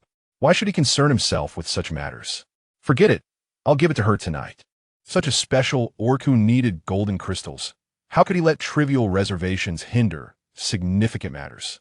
As night fell, Yin Shuangshuang busied herself with vines, weaving bamboo together, and handed it to Ichan. "Just like that, open the bottom and place on the ground, one on each side, then put this on top." She then offered him a slender bamboo pole. It wasn't difficult. "That's not what I meant," he clarified, gesturing for the type Shuanglan had shown him. Huh? The kind that branches out at the bottom. He demonstrated again. Finally, Yin Shuangshuang understood. It was a clothes rack. She simply tied several together for him. You're not a wooden ability user. He decided he might as well ask boys for help instead, even if it meant getting chapped lips from speaking too much. Yin Shuangshuang shrugged, just follow this and that, and then do that, and finally do this, and it will all work out. She cradled a small pot of crystal fei and walked under a pink tree, eager to see if she could coax it into sprouting. Using the small bamboo shovel made by Lorien, she carefully dug a small hole, planted a crystal fei, and covered it with soil, nervously patting it down. A green halo illuminated her hand, but after a minute or two, nothing emerged. Let's dig and see. Just as she was about to start digging, a loud bang startled her, causing her to jump. Looking in the direction of the sound, she spotted a pink bee-skin bag that had just fallen beside her leg, so close it nearly struck her. What is this? Yin Shuangshuang used her small shovel to uncover it. To her astonishment, the sight nearly blinded her. Golden crystals? Oh, so this is a test for me? Chapter 82. Undignified matters. An inexplicable bee-skin bag filled with golden crystals fell from the sky, akin to a bank vault left wide open. Yin Shuangshuang stood in shock for a moment, her rational mind insisting it was impossible, yet the reality before her stirred her heart. Oh no, my thoughts. Just pick it up and see, a voice urged. Touching it won't cost you a piece of flesh, coward. Yin Shuangshuang instinctively followed his words, feeling as if this bag of golden crystals was heavier than others, perhaps a mere psychological effect. Mir Faizi perched in a tree, observing her every movement, a smile creeping onto his lips. Such a timid soul? He suddenly regretted his earlier actions, wondering if he had been too obvious. Whose is this? Xingyin chuckled. Asking me won't help. Just wait here for the owner to come looking. If they don't appear in a minute, you'll have to accept it with tears. I'll time it 59. 58. Yin Shuangshuang, teased by him, regained her composure and looked up. Behind the layers of leaves sat a figure clad in white. Was that fish scale fabric? He wore elegant white, the lower half concealed, ensuring no accidental glimpse of privacy from her angle. He was strikingly handsome, distinct from Shuanglan and boys. This one possessed a rugged allure that didn't require excessive attention, akin to Lorien. However, while Lorien had a vibrant charm, this individual exuded an air of mischief. When he caught her gaze, a teasing smile played on his lips, evoking a sense of being completely ensnared by his eyes. Yin Shuangshuang took a moment to register that the bag of golden crystals in her possession might belong to him. Is this yours? She inquired. Mir Faizi felt an odd sensation. She could see him, yet he had been invisible. Upon hearing her voice, he instinctively glanced around, realizing that apart from her, he was alone. His expression faltered. What do you mean? You can see me? Yin Shuangshuang paused. What do you mean, can I see you? You were hiding well, weren't you? Not really. Xingyin stifled a laugh. Perhaps his host was a candid little creature. You can see me, right? Mir Faizi blinked. I accidentally dropped it while sleeping. In a pinch, he hastily concocted a somewhat clumsy excuse.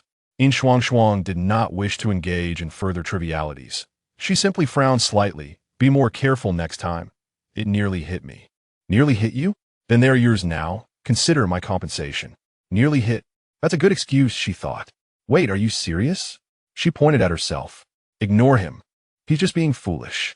Why do I feel like he did that on purpose? Yin Shuangshuang shook her head. It's unnecessary. You're being too dramatic. Unless he is extraordinarily wealthy. Casually gifting someone a bag of golden crystals as compensation sounds like a scam. Mir Faizi grew anxious. Just take it. I have plenty more. This little bit is nothing. Thank you for your kindness, but no. With that, she set down the bag and stood to leave, leaving Mir Faizi in shock atop the tree, rejected. He pondered. Why wouldn't she accept it? He hadn't asked her for anything, had no ulterior motives. Why refuse his offering? Did she not like it? But she was on the verge of advancement. Surely she could use it. Mir Faizi jumped down and sat in the spot she had just vacated, suddenly noticing the fruits she had left behind. She had even buried one in the ground to plant. Clearly, she had a fondness for them. I must find her. Meanwhile, halfway down the path, Yin Shuangshuang halted, realizing she had forgotten something. She slapped her forehead. I told you not to call me foolish. Now look. I've truly become foolish. You were never particularly clever. Just I'm sorry. I was just thinking how to apologize. Have you thought of a way now? As Shuanglan observed her approach, he inquired. Yin Shuangshuang shook her head, stating that she had merely sat under the tree for a while and even encountered an orc. An orc? Shuanglan was taken aback. How could there be an orc when he had not sensed any other orc presence nearby? A male orc, and I found an entire bag of his beast crystals, all shimmering gold. Wealthy indeed. Yin Shuang gestured to indicate the size, her astonishment evident, as for a moment she thought she was boasting about riches. Upon hearing this, Shuanglan felt a sense of relief. Perhaps it was an illusion, as some orc abilities could create mirages. In his understanding, something like a golden crystal could not be casually produced, let alone in such quantities. It felt too unreal. What? Was it really an illusion? Yin Shuang expressed her surprise. Yet the experience felt remarkably genuine to her. I couldn't discern any energy fluctuations apart from Yin Shuang, he replied. Shuanglan smiled reassuringly, saying, Do not fear. I shall accompany Chan to patrol the area. If an orc is indeed using illusion magic, we will surely uncover him.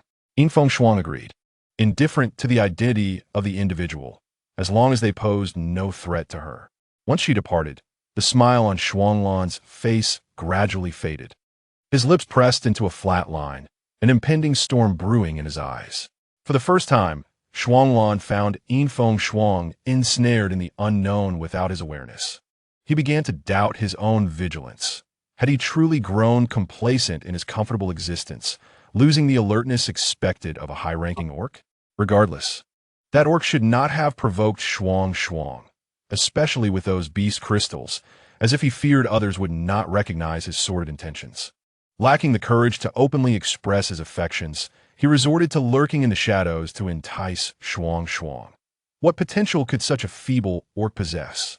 It was indeed bothersome. Such unruly beings were even more detestable than that Lorian fellow, eliciting both disgust and loathing.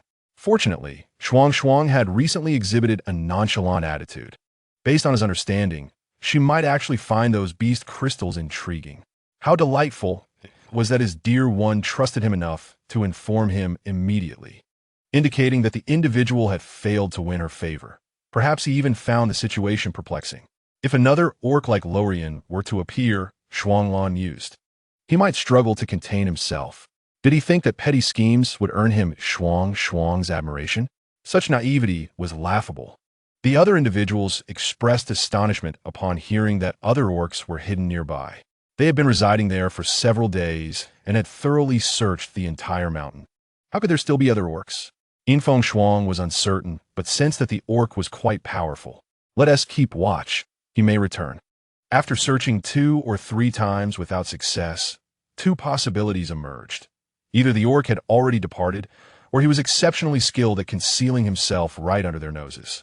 My crystal vessel was taken by him, Yin Shuang lamented, and my little wooden shovel too. How unfair. Does he not possess his own? Yichan chuckled, patting Lorian on the shoulder. Did you not hear? Go make her some more. Shuanglan could not help but smile. Indeed, it seems he is a wicked orc, daring to steal your possessions. Yin Shuang hesitated, pondering if this was indeed the definition of a wicked orc. Oh well, regardless, my little shovel. Mirfaizi was completely oblivious to the fact that he might have inadvertently taken someone else's belongings in his excitement.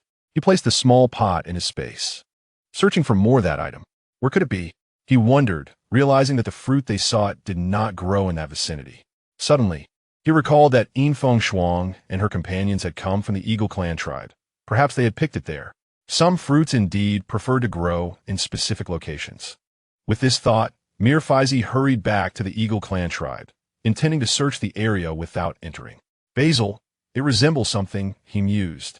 Is that true? It looks nothing alike, Yin Shuang replied, eyeing the 5-petal grass with skepticism. Xingyan confirmed, there are definitely differences. I'm referring to the flavor and components, not the appearance. If it looked exactly the same, you would have recognized it already. Yin Shuang merely made a jest, but upon hearing this, she smiled. As long as I find it. That's what matters. It seems rather uncommon. I still want to locate some cumin or Sichuan pepper. She called over by Jeezy. who frequently accompanied her and was accustomed to her discovering various peculiar herbs and fruits. Yin Shuangshuang helped to gather some, then wandered around to collect more. New places often yield delightful surprises. Not venturing too far, she finally stumbled upon something useful. The leaves she held were substantial and broad.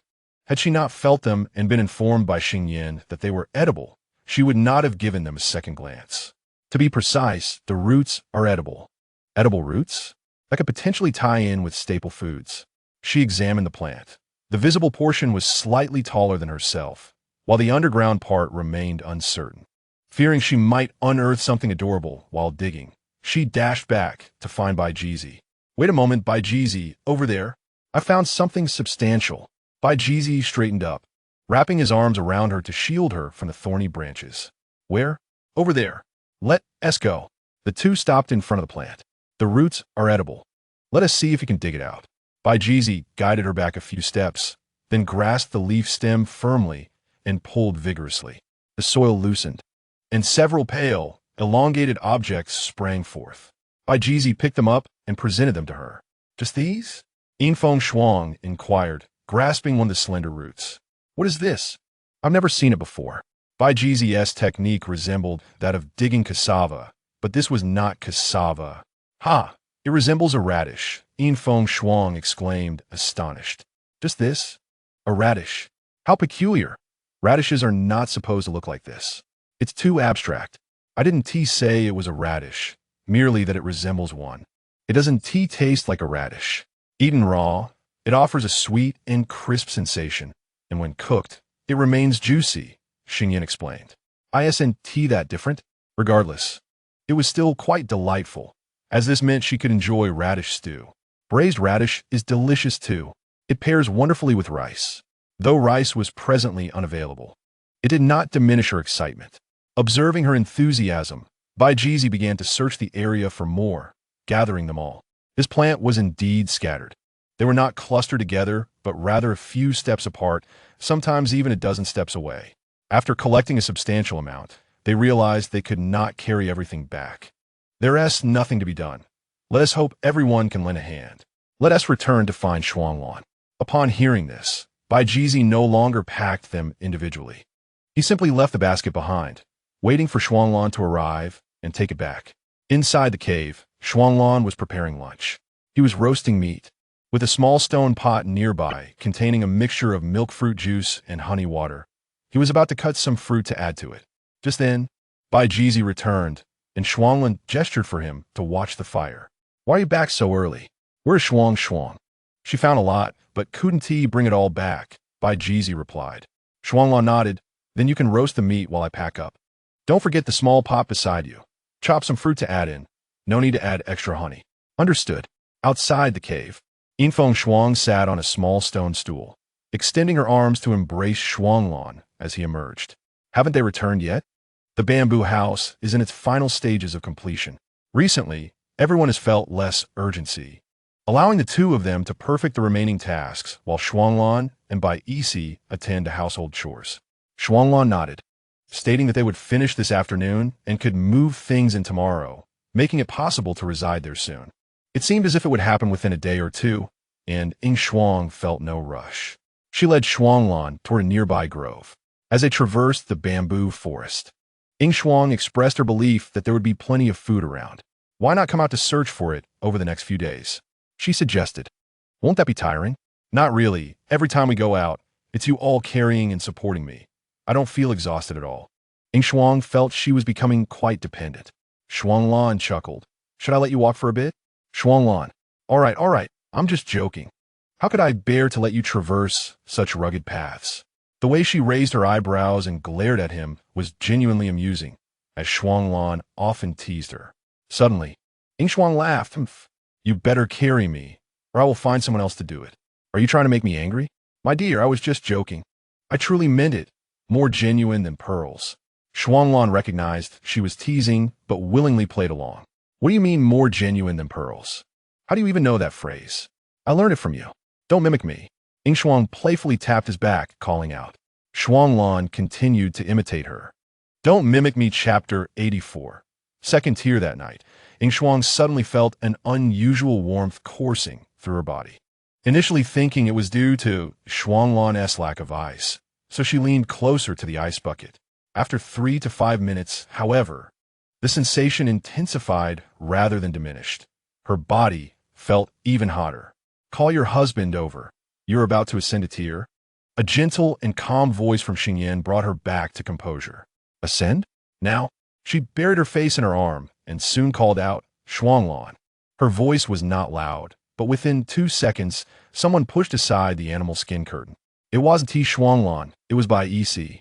He immediately sensed something was amiss upon entering, easily detecting the overwhelming energy radiating from her.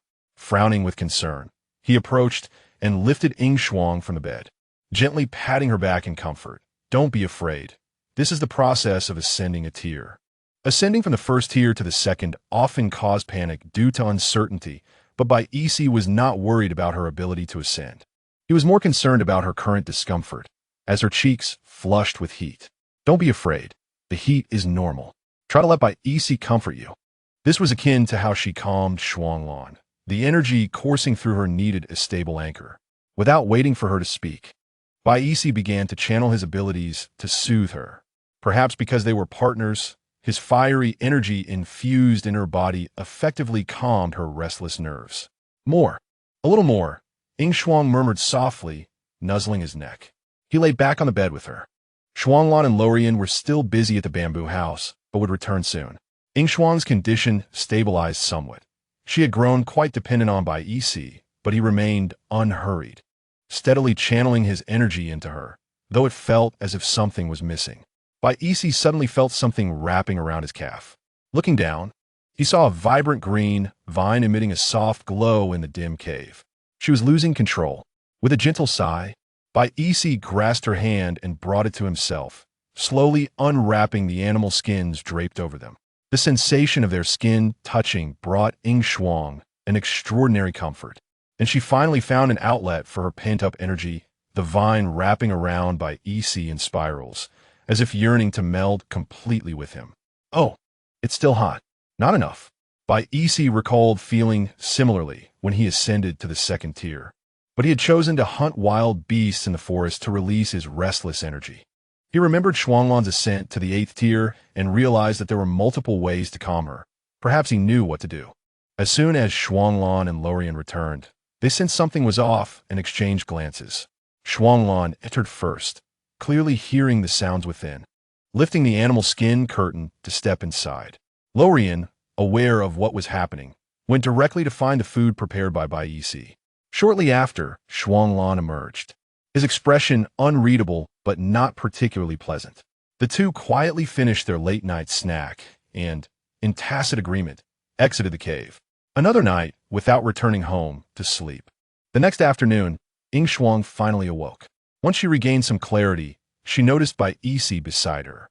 "Bai Yi?" As she spoke, she realized her voice was hoarse. Bai Yi opened his eyes, murmuring as he pulled her closer, tightening their embrace. "Let us sleep a little longer."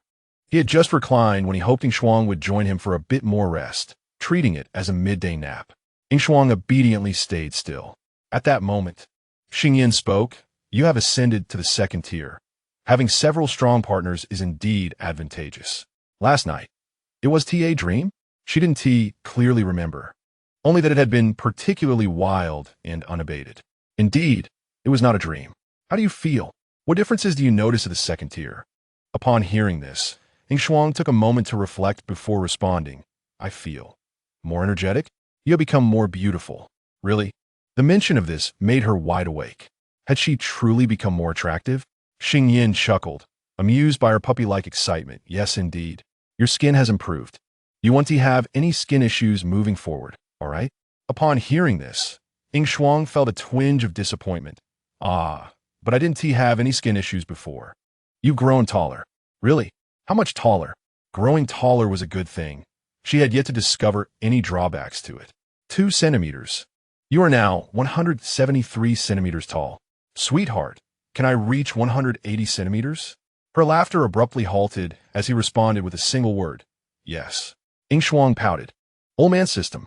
Yet, The prospect of reaching 180 centimeters still delighted her. Who didn't appreciate long legs? By EC turned and gently pressed her down, murmuring, "Are you still sore?"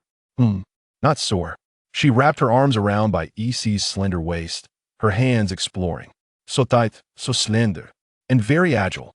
The lazy tiger found her touch quite enjoyable, shifting lower as he rested his head against her collarbone, nuzzling affectionately. Her hands gradually moved to his back, sensing his fatigue. Yin Shuang used her usual method to lull him to sleep. Though he felt heavy, she believed she could endure it. Is this the benefit of ascending? Gradually, Bai Yixi fell asleep, and after her initial excitement subsided, a wave of drowsiness washed over her. Before long, their breaths intertwined in a soft harmony. Lorian gently lifted the animal's skin curtain to peek inside, sighed softly, and returned to sleep. It was merely a midday nap. They would awaken soon. With this thought, he turned to prepare the ingredients. Shuanglan and Yichan went to arrange the bamboo house. Many items had already been moved over, so they couldn't be too meticulous. Fortunately, it was just to satisfy their hunger. They would let Bai Yixi and Shuanglan cook a good meal for dinner. Mirfaizi had scoured the surrounding area of the eagle tribe and finally located a few trees bearing those fruits. However, due to the passage of time, most of the fruits had fallen. What to do now? A sudden inspiration struck Mirfaizi. He could seek out other sources, having tasted even more delicious fruits before, albeit some distance away in the southern continent. However, this is not a problem. It is merely time to check whether the fruits have ripened. It should be around this time, as usual, right? Having made up his mind, in the next instant, Mirfaizi transformed into a fleeting shadow, vanishing from sight. The wind howled past his ears, yet he felt no sensation. Suddenly, he caught sight of something and halted. The Tanxia people. How did they arrive here? Chapter 85. The mouth of Bebe is also a Bebe. Alan, come quickly and see if I've changed. Yin Shuangshuang twirled excitedly before Shuanglan, her eyes gleaming with anticipation. Shuanglan, gently brushing back his hair, smiled affectionately and remarked, "You have grown taller. A mere fraction of a finger's height, not obvious." But the keen eyesight of the beast men easily discerned it. Yin Shuangshuang beamed and leaned in to plant a kiss on his cheek. Undeterred by the slight sheen of sweat on his skin, and raised her hand to tie his hair back. The curved wooden vine served as an excellent hair tie, simply needing to be wrapped around the hair and hooked at one end. Yichan, still drowsy, emerged, stretching his arms lazily. The clean and tidy bamboo house is indeed comfortable. After a beautiful afternoon's slumber, he finally felt justified for the relentless toil of recent days. Upon hearing this, Yin Shuangshuang nudged Shuanglan, urging him to take her to her room. It must surely be the largest. As expected, her room occupied half of the second floor, with a staircase running straight against the wall. A shoe rack was placed beside the wall, and a few steps further was the bathroom. Next door was Yin Shuangshuang's room. Upon opening the door, a large bed greeted her, reaching to the middle of her thighs. Sitting on it would cause one to sink down, ensuring a comfortable sleep. It was adorned with soft beast pelts in her favorite shade of pink. She wondered where they had hunted such a large piece. On either side were small tables, one holding flowers, the other empty, both equipped with ice buckets beneath. There was also a wardrobe crafted according to her desires, spanning an entire wall, divided into 3 compartments filled to the brim with her clothes, with some that could not fit stacked neatly below. Opposite the bed stood a vanity displaying beautiful jewelry, with 2 small wooden boxes containing gems and pearls. Near the window was a wooden round table accompanied by 3 simple bamboo chairs. A door nearby could be pushed open, leading to a corridor adorned with beautiful chairs, just like the one below. How lovely! Shuanglan felt relieved. As long as she was happy, should they venture downstairs? 5 rooms had been temporarily prepared, one reserved for Yichan, with the rest allocated to each of them, and another room held in reserve for potential future occupants. Yin Shuangshuang examined each room, each reflecting its owner's unique style. Shuanglan favored white, with decorations to match, his bed being quite low and soft. He too had a wardrobe, and a table presumably for crafting small trinkets. Flowers adorned the windowsill, and the room was infused with his fragrance and a crisp floral scent, perfectly embodying his character. Then there was Bo EC, whose room epitomized minimalism. Apart from a bed and a small table, it contained nothing else. Had it not been for the need for sunlight, he likely would not have even opened the window, a true reflection of his personality. Lorian's room was much cozier, decorated with adornments on the walls, and the round bed resembled a nest, surely providing a sense of safety within. Lastly, there was Ichan goodness. His room was even smaller, yet it was the most inviting, a testament to his lifestyle. What do you think of my nest? Ichan boasted. Shuanglan chuckled softly. No matter how splendid the room, it would be in vain for him. Lacking taste, this is called being substantial. Doesn't that empty expanse make for a chilly night? Shuanglan shot him a sidelong glance, cold indeed. Look, you could sleep with Shuangshuang. Did you think the bed was made so large for nothing? Yin Shuangshuang paused, playfully thumping his muscular chest in feigned annoyance before turning to find Lorian. Hoo-hoo and the little bird were in the kitchen preparing a meal, inspired by her stone pot. They had dug shallow stone basins to place on the ground, isolating them from the fire pit. Yin Shuangshuang remarked that it resembled the fire basin from her previous life and inquired, who came up with this idea? Boise. He had just helped Yin Shuangshuang advance the day before, with hardly enough time for sleep before Shuanglan summoned him, specifically for this purpose. His ability to think critically is impressive. This way, there is no need to go out to cook over an open flame. Additionally, there is a ventilated window beside the bathing area. Your life is certainly improving, Yin Shuangshuang declared proudly. Naturally, it seems quite comprehensive at present. The only difficulty lies with the toilet. We had to abandon it when we left.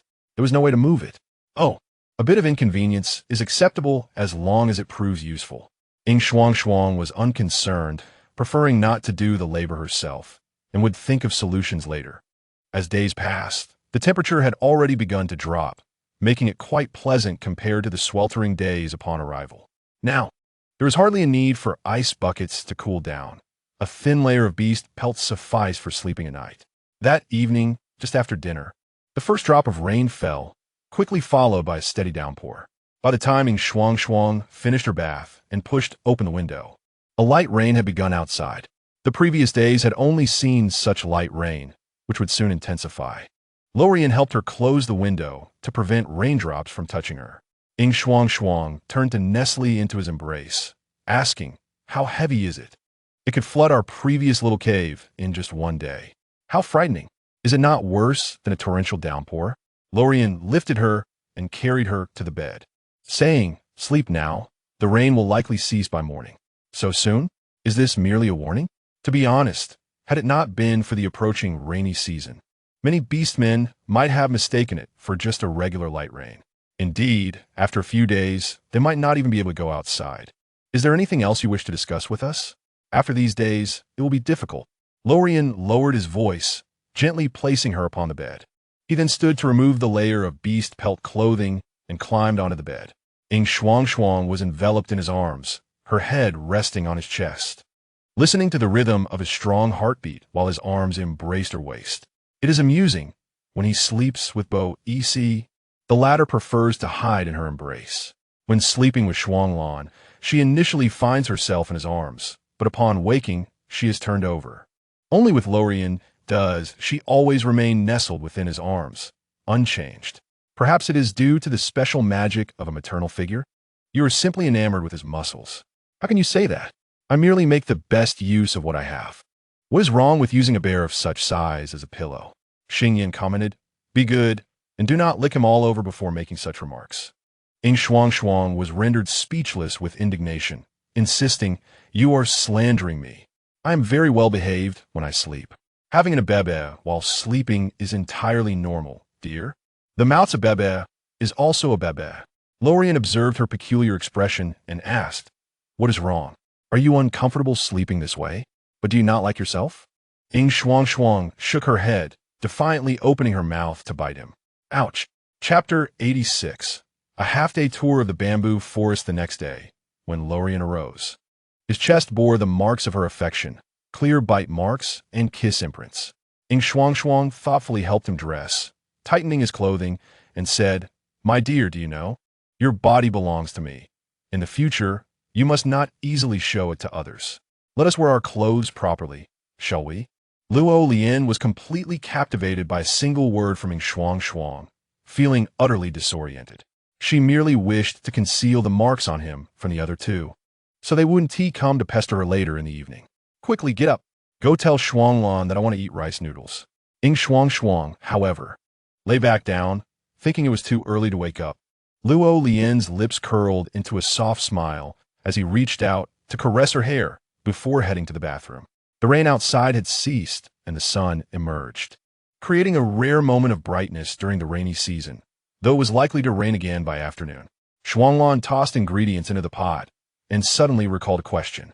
Had Shuangshuang asked him to take her out to pick something during the rainy season? With this thought, he called out to Bai Isi, instructing him to find Ichan, and then together, they should explore the bamboo grove for any young bamboo shoots poking through the soil. Bai Isi acknowledged and set down his bone knife to wash his hands before departing. Did you feel cold upstairs last night? Shuanglan inquired of Luo Lian. Luo Lian was taken aback and asked why he was asking that. No, he replied. Shuanglan felt relieved. As long as it wasn't cold, he wouldn't have to cover the walls of Shuangshuang's room with animal skins. Before long, the sound of footsteps echoed from the staircase as Yin Shuangshuang descended while fixing her hair. Good morning. Shuanglan raised an eyebrow. Come here, I'll braid your hair. Seeing her dazed expression, Luo Lian took over the boiling pot, curious about how Shuanglan would style her hair. Where are they? Aren't they always hanging around the kitchen? Why can't I see them now? Shuanglan pulled her hand and offered her a small stool, explaining, unfortunately, they just left. You mentioned wanting to eat bamboo shoots, so I sent them to see if any have sprouted. Is that true? They sprouted overnight? Ah, it's just that the rain made them grow a bit faster. Not that they just appeared out of nowhere, Xing Yin remarked, admiring her thought process. Yin Shuangshuang found herself amused, her thoughts wandering. The foolish boy didn't explain, merely laughed, continuing with his task. Before she could feel embarrassed, he withdrew his hands, declaring, all right, go play. That was quick. Though it was merely a half-updo adorned with a few braids, his speed was astonishing. She reached up to touch it, and indeed, it looked quite charming. Luo Lian glanced at Shuanglan, pondering what else he might not be capable of. After breakfast, Ichan and Bai Isi arrived, instantly greeted by an enticing aroma. Although Ichan had already had breakfast, he felt tempted. Is there any left? Luo Lian pointed to the pot, suggesting he take care of the leftovers. Is there any? Bai Isi nodded, confirming there was some, but not much. There were only a few shoots peeking through, and Yin Shuangshuang's eyes lit up. Having even a few was sufficient. Many remained hidden beneath the soil, and with careful searching, they could be found. Shuanglan lifted Yin Shuangshuang into his arms, saying to Luo Lian, we're off. You two stay here. He hadn't forgotten about the orc that Yin Shuangshuang mentioned, with its hallucinogenic abilities. Initially disregarded, the fact that it hadn't been found after several days piqued his interest. Shuanglan felt a hint of trouble brewing, hoping it wouldn't cause any mischief during the rainy season. Luo Lian led them back to the vicinity of the cave, where the bamboo grove had been refreshed by the gentle rain, appearing even more vibrant. Should we go in now? Yin Shuangshuang nodded. Let us go take a look. It's a good time. We can harvest a batch of bamboo shoots now, but be sure to check for bamboo fungus as well, since it's also the right time to gather that, Xing Yin reminded. Yin Shuangshuang queried, do these two things grow together? Does it matter? They are different varieties. As long as they grow, it's fine, he replied. Not long after, Shuanglan stood atop a small mound and spotted a shoot about 3 or 4 centimeters long. Let us dig it out. This is the first time I've seen bamboo shoots growing in the ground, she remarked. Not just you. Many have never seen it. Xing Yin added. Lacking suitable tools, Shuanglan transformed into a snow leopard and utilized his claws. She felt content with Shuanglan's presence and turned to look for bamboo fungus with Luo Lian. What else is there? Luo Lianaska. Having spotted a bamboo shoot he was about to dig up. Yes, let Shuanglan dig up the bamboo shoots. It's not convenient for us. We'll look for something else. After searching the area without spotting any gray-green bamboo eggs, they ventured deeper and finally found some. Once their eyes were set on one, the bamboo fungus hidden in other spots became easily visible, especially for Luo Lian, who had not known what to search for until now. Once he understood, He quickly spotted several locations. Pick as many as you can. We need to peel off this outer layer, she demonstrated, handing it to Luo Lian. They gathered together, collecting one after another, and before long, they encountered Shuanglan. His paws were caked with mud, indicating he had dug quite a bit. Shuanglan, come here. She wanted to search for those buried shoots that weren't visible. I can sense the location of the shoots, he assured. Okay. With that, she approached a bamboo stalk, felt no reaction, and switched to another. Right by your right foot, he guided. Yin Shuangshuang accurately located it, calling for the snow leopard to dig here. Shuanglan, puzzled, walked over and began to dig. After a couple of strokes, he indeed uncovered the buried shoot. That's impressive. How did you know? With my abilities, I can sense it, he explained. Actually, you're right, she conceded, surprised by her own intuition. Huh? She responded. Haven't been merely guessing. Xing Yin chuckled helplessly. You've reached the second tier. Try to sense it, and perhaps it aligns with what you just said. Is it really so magical? Yin Shuangshuang attempted to focus, and, to her astonishment, found it indeed effective. The bamboo she touched was a mature stalk, and she could sense the lateral buds at its base, which were the bamboo shoots. This is quite useful. It doesn't feel laborious at all. Indeed. Shuanglan followed closely behind her, digging wherever Yin Shuangshuang pointed. Their speed increased significantly. They aimed to return before the rain began again, likely around noon. Yin Shuangshuang gazed at the expanse of the bamboo forest, sighing, wondering if there would be more sunny days like this in the future. Yes, there will be a few more days. If you want, you can invite them to join the next time you go digging. Luo Lian had collected quite a bit that morning, his large basket nearly full. Be careful with the harvest, he advised, turning to leave when his arm brushed against a cluster of plants. Wait a moment. Chapter 87. It was obvious that this was a weapon brought by Shuanglan. Xing Yin called out to Yin Shuangshuang, startling her. What's wrong? What happened? Xing Yin coughed awkwardly, realizing he had overreacted moments prior. I found wild ginger, from where your arm brushed past just now. Upon hearing this, Yin Shuangshuang gasped, followed by overwhelming joy. Ginger? Shuangshuang? Noticing her silence, Shuanglan grasped her arm, scrutinizing her. Luo Lian, perceptive as always, reached for the plant. Is there an issue with this? Yin Shuangshuang nodded. No, it's just a new seasoning I found. She was clearly referring to what Luo Lian held. The leaves? Shuanglan grasped the stem and yanked it out forcefully, roots and all, but it snapped. Suddenly, he sniffed. The sharp, pungent aroma immediately led him to identify the broken root and understand what she was after. Without further ado, he began to dig. Later, take the mother plant home to cultivate. Although this prefers shade and moisture, you can hasten its growth with your abilities, so those factors won't matter. All right. When they returned to the bamboo house, the sky remained bright, but within a minute of sitting down, the rain began to pour outside. Raindrops fell in rapid succession, transforming in mere moments into a torrential downpour. Your predictions were remarkably accurate. With such talent, you ought to work at the meteorological station, far surpassing the forecasts on her mobile device. Shuanglan encircled her waist, ensuring that she would not be drenched in the rain. Darling. Yin Shuangshuang imitated him, nuzzling against his arm. Surely I cannot allow you to get wet, my dear. Bo Isi approached, swiftly whisking her away, instructing me on how to manage the situation. These unfamiliar ingredients were beyond his expertise. Ah, very well. I shall teach you. Shuanglan's expression gradually darkened. How daring of that tiger. Upon witnessing this, Yichan and Lorian, who had just entered, turned to leave. Yichan remarked, Ah, you have indeed made significant progress lately. He seems less eager for immediate results. Lorian added, It's wise to know when to withdraw. There will be plenty of opportunities to get close to Shuangshuang later. No need to provoke that mad snow leopard. One must learn to assess the situation. This is called bamboo fungus. You should peel off the umbrella skirt, clean the base. And don't forget the little white ring here. After preparing it, let it soak for a while. Ah, allow me to assist you. Shuanglan frowned, casting a glance at Bo Isi, TSK. How clumsy he is. He needs Shuangshuang to personally handle the cooking. No need, darling, just guide me from the side. And I shall take care of it. After a moment's thought, Yin Shuangshuang agreed, as she wasn't particularly keen on getting her hands dirty. Bo Isi exclaimed, Heaven knows, he hasn't mentioned anything. He called for Lorian to come in and learn to cook. Shuanglan contemplated the idea of delegating all household chores to him. He could hunt with Bo Isi while Lorian tended to Shuangshuang at home. It seemed a bit unfair to that lad. Then let him serve the family. Yin Shuangshuang stifled a laugh. Unable to contain herself, do not bully Lorian. He went with Ichan to peel bamboo shoots, all right? So what?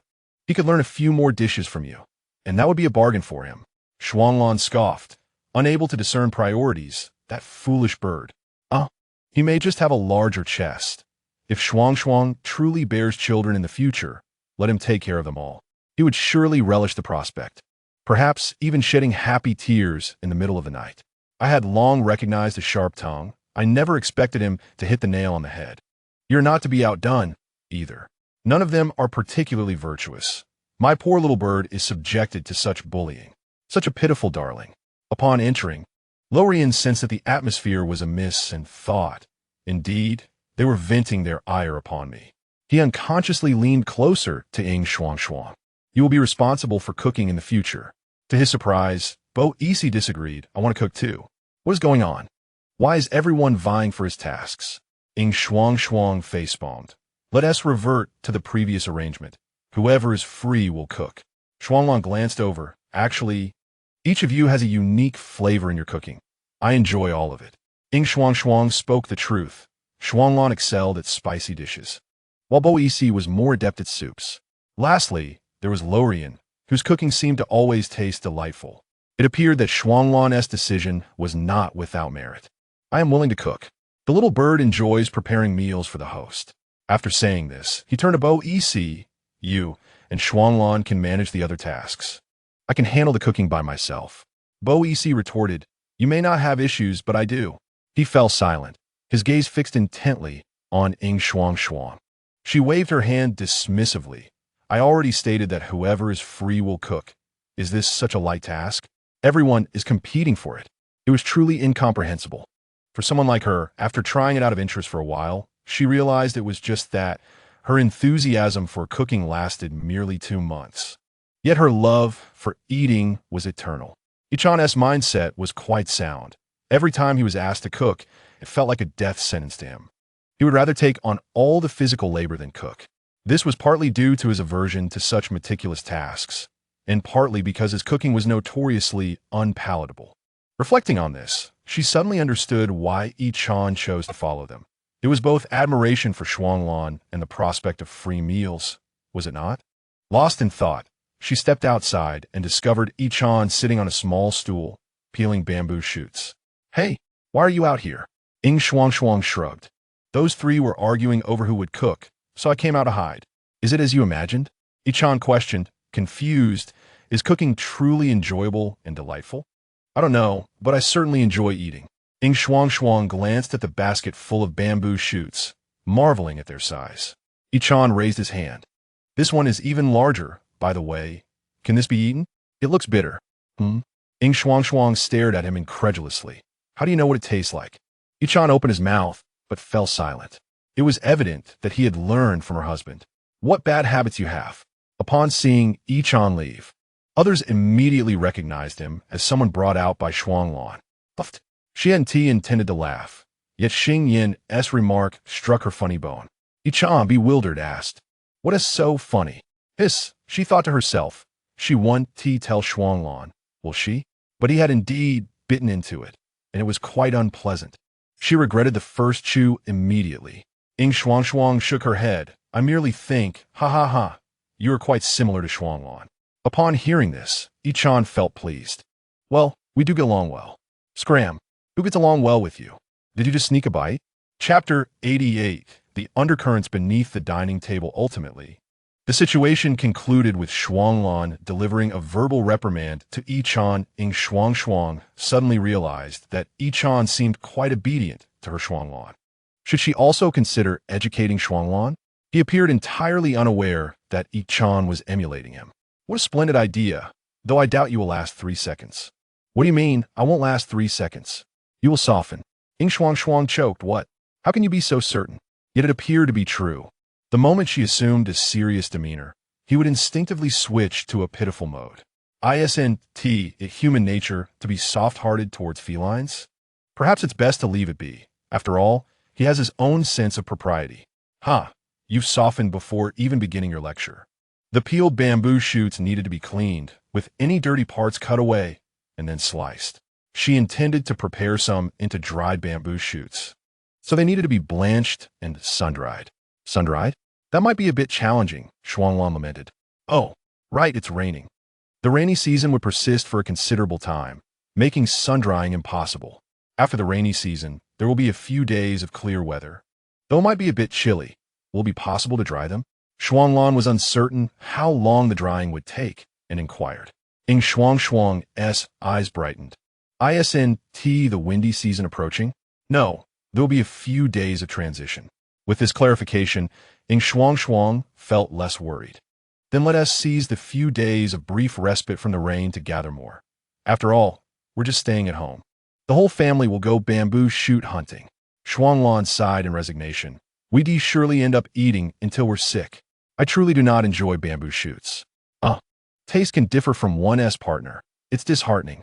Yin Shuangshuang snapped her fingers, but no sound followed. Shuanglan chuckled softly, only to cover her mouth. No laughing. I was just contemplating. Her mind raced through various cooking methods before ultimately deciding to have Bo Isi make soup, or perhaps stir-fried, shredded bamboo shoots. However, it would be best enjoyed with pickled vegetables. Shuanglan encircled her waist, lifting her up, and playfully squeezed her hand. Have you thought of anything? To be honest, he was quite curious just how delectable this could be to inspire such dedication from Yin Shuangshuang. She shared her ideas with the others, eagerly awaiting the meal. Ichan wore a bewildered expression. What does that make my raw chewing? Who can help me make a larger bamboo jar? I can. The three individuals, each absorbed in their own tasks, simultaneously raised their hands. Subsequently, Shuanglan cast sharp glances at the other two. They seemed to contend over every little thing, each one questioning if they could indeed surpass him. Lorian was the first to lower his hand, though he wished to assist Shuangshuang. He believed Shuanglan would be more than willing to help. Baisi remarked, Shuangshuang said the things I made are quite useful. Master who treated such matters as part of his responsibility, crafting a few trinkets as though it were nothing. Baisi couldn't comprehend. Shouldn't this be his duty? All right. You all make a few. Shuangshuang decided to fetch water, reasoning that pickling vegetables wouldn't be hindered by having too many jars. Extra jars might even serve other purposes. The trio fell into a moment of silence before nodding in agreement. Shuangshuang desired tightly sealed jars. Perhaps wrapping another layer of beast hide around them would suffice. Should she simply opt for those that could be twisted open? I believe the difficulty is considerable. I shall leave it for them to explore later, as I am in haste. There were still plenty of cabbages. She wished to save some to see if they could sprout seeds. Unfortunately, the optimal planting season had passed. The upcoming months would either bring winds or snow, making it unsuitable for planting anything. Next year, she planned to set aside a small plot of land on the second floor for vegetables and flowers. The following day, when Shuangshuang awoke, light rain was falling outside, barely more than a mist, and Shuanglan had already gone out. Lorian remained at home to keep her company. Upon seeing her descend, he served up the broth simmering in the pot. It was a meat broth enriched with slices of ginger and accompanied by 2 boiled eggs. Would you like some vermicelli? Shuangshuang shook her head, feeling that the bowl was sufficient, and the addition of the eggs was merely a delightful enhancement. Let us eat together. Knowing Lorian well, she surmised that this silly bird had likely skipped breakfast in his eagerness to prepare food for her. Lorian did not refuse, though he ate sparingly, his gaze lingering on her. Is there something on my face? Lorian snapped back to reality, sheepishly averting his eyes, muttering, no. Amen. Lorian's true nature remains to be discovered. Beneath the table, her legs swayed with an air of feigned joy, secretly inching closer to him, making it more convenient for her mischief. As Lorian spooned the broth into his mouth, a sudden itch coursed through his calf, causing him to pause momentarily. Stealing a glance at her, he noticed her countenance was unperturbed as she ladled meat into her mouth. Was it an accident? Lorian resolved to ignore it and continued sipping his broth. Yet not long after, another wave of warmth brushed against his leg, intensifying the ticklish sensation. This time, He truly could not discern what was happening, for Shuangshuang exhibited no signs of wrongdoing, leaving him to wait for the next surprise. However, as he neared the end of his soup, the table remained still. Disappointment clouded Lorian's features. Could it truly have been an accident? Just as he relaxed his guard, a clear sensation grazed his ankle, yet Shuangshuang's expression remained calm. Realization dawned upon him. He had been teased by her. He felt her playful provocation, and his lack of resistance only emboldened her actions. At that moment, a shiny object slid up his leg, accompanied by an irresistible tug. It was her vine. Lorian stared at her in disbelief, rendered speechless. Was she truly up to something? Shuangshuang? What do you intend to do? Shuangshuang finally met his gaze. Feigning ignorance as she asked, "What's wrong? Have you finished?" She then ladled another bowl of soup for Lorian, nudging it towards him. "Stay with me a little longer." Lorian mumbled in agreement. His head bowed low as he mechanically scooped the soup. The beast hide, draped over him, began to roll upward. And despite a mix of anticipation and embarrassment, his body instinctively moved forward. With this shift, Shuangshuang's foot lost its support, causing her to slip slightly. Lorian bit down on his spoon, pondering whether his body had made contact with her foot. Why were they engaging in such antics during breakfast? Lorian was perplexed, yet he accepted the situation wholeheartedly. Chapter 89. An unexpected encounter. He may possess more than one ability. Their breakfast stretched nearly an hour. Perhaps the exquisite flavors were to blame. Next time, remember to avoid the crowd. The system did not classify this as an invasion of privacy, so no blurring occurred. Xingyin could claim to have witnessed an entire live broadcast, and in high definition, no less. Shuangshuang was momentarily taken aback, realizing, actually, you could choose to remain silent. Awkwardness washed over her, though the individual causing the embarrassment had already retreated to the bathroom for over 10 minutes, likely remaining there for a while longer. As she felt an uncomfortable sensation beneath her foot, Shuangshuang mused about what would happen if she called out to Lorian at that moment. "Are you in a good mood? You seem quite cheerful." A voice suddenly chimed from beside her. Instinctively, she replied, "Yes, yes." To her surprise, she turned sharply to see a stranger, a beast man, sitting on the corridor outside the window. Perhaps not entirely strange, as she recognized him. The beast man who had previously taken her crystal and small shovel, though she still did not know his name. "What are you doing here? Aren't you afraid Lorian will notice you?" Mirfaizi observed her actions keenly, speculating that she enjoyed the thrill of secrecy. Shuangshuang considered standing up but thought better of it. "Why are you here? I wanted to see you. You've seen me. Can you leave now? You are not welcome here." Shuangshuang had no intention of engaging with him. Speaking of which, why had Tishuanglan noticed him yet after all this time? Mirfaizi's expression faltered. Was he truly unwelcome? But he hadn't entered. He merely sat in the corridor. Realizing that the corridor was part of her home, Mirfaizi climbed over the railing, standing under the drizzling sky. Shuangshuang thought, this individual's comprehension skills might be beneath that of a mere firewood stick in your home. "Say something I don't know." Mirfaizi insisted. "I mean no harm. I merely wish to see you." That is indeed peculiar. His mere presence carries significant malice. Xingyin commented throughout, offering not a shred of courtesy. Mirfaizi felt anxious, wanting to let his tail sway, but at the last moment, he restrained himself. What frightened her? Or perhaps, "You have offended me. If you truly mean no harm, please do not appear before me again." Upon uttering this, Shuangshuang stood and hopped over. Mirfaizi instinctively stepped closer, resting his hands on the railing. The next moment, she slammed the window shut. Mirfaizi heard the sound of something shattering. He had only spoken 2 sentences.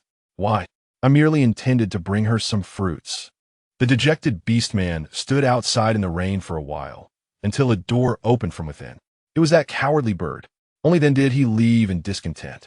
As Lorian emerged, he found Shuangshuang balancing on one foot beside the table.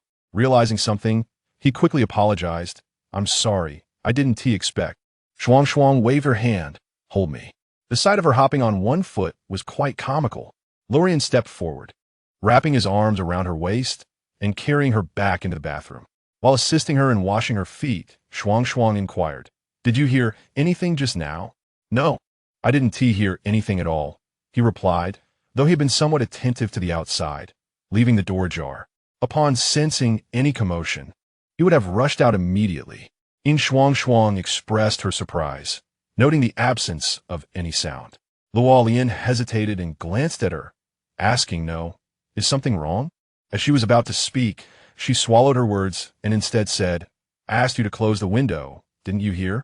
Luo Lian replied, "The window seems to be closed." Was the sound really that faint? Despite having called out to him, he truly had not heard the slightest noise from outside. However, she thought to herself that if she had called, then it must have been too quiet, and he should pay more attention next time. "I apologize. I will certainly be more attentive next time," he pondered, contemplating whether he should take her into the bathroom for cleaning together in the future. Yin Shuangshuang nodded, suddenly realizing a critical issue, that the beast man might possess more than a single extraordinary ability. Could it be illusion? Was that the implication of the term? Yet the window was undeniably shut. He may possess multiple unique abilities, all of which are extraordinary. This was Xing Yin's conjecture, which he believed to be highly plausible. Soundproofing? It is not impossible, considering Luo Lian did not even hear the sound of the window closing. Is it the only one? Concealment. Yin Shuangshuang suddenly recalled their first encounter when the other party had asked, "Can you see me?" Thus, in light of Xing Yin's speculation, that question was not merely an expression of blind confidence, nor was it the cold humor she had imagined. Rather, it was a genuine astonishment and surprise from the heart. So, at that moment, he must have concealed himself, likely rendering himself invisible. This would explain the somewhat ludicrous question he posed. Yin Shuangshuang felt as though a mystery was gradually being unraveled. Xing Yin replied affirmatively. Though this is merely speculation, the likelihood is quite substantial. Then his sudden visit today was indeed due to my ability to see him, which piqued his curiosity about me. It appears so, Xing Yin responded, though not with complete certainty, as he believed there were still matters requiring further investigation. Inform Shuanglan. I understand. What about Luo Lian? If he were to find out, he would undoubtedly feel immense guilt. She needed to devise a solution that would satisfy both parties. However, if that beast man truly possessed a concealing ability, then it was not Luo Lian's fault, but rather an unforeseen circumstance. She ultimately decided to inform Luo Lian first. While diligently helping her partner clean his feet, Luo Lian suddenly felt a gentle touch on his head. He looked up blankly, asking, "What is it?" Yin Shuangshuang leaned in and softly kissed the corner of his lips, a gesture she often used to soothe him. Luo Lian lifted her up, carried her into his room, and gently placed her on the bed. "Is there something you wish to discuss with me?" He knelt before Yin Shuangshuang, gazing at her tenderly, ready to hear all her requests. She queried, "Have any beastmen awakened particularly unique abilities, such as those related to space or teleportation?" "Yes, but they are quite rare," Luo Lian replied candidly. "Abilities like space manipulation, teleportation, poison, and light and shadow. Beastmen who awaken such powers are few, comprising only a small fraction of all beastmen in the beast realm." Yin Shuangshuang was taken aback by the existence of so many extraordinary abilities and inquired further, "What about concealment?" Luo Lian frowned. Concealment? It refers to hiding one's form, aura, and all traces from other beastmen. Indiscriminate concealment. She thought perhaps soundproofing was also a form of concealment, but could he truly be above the 8th rank? The probability was minuscule.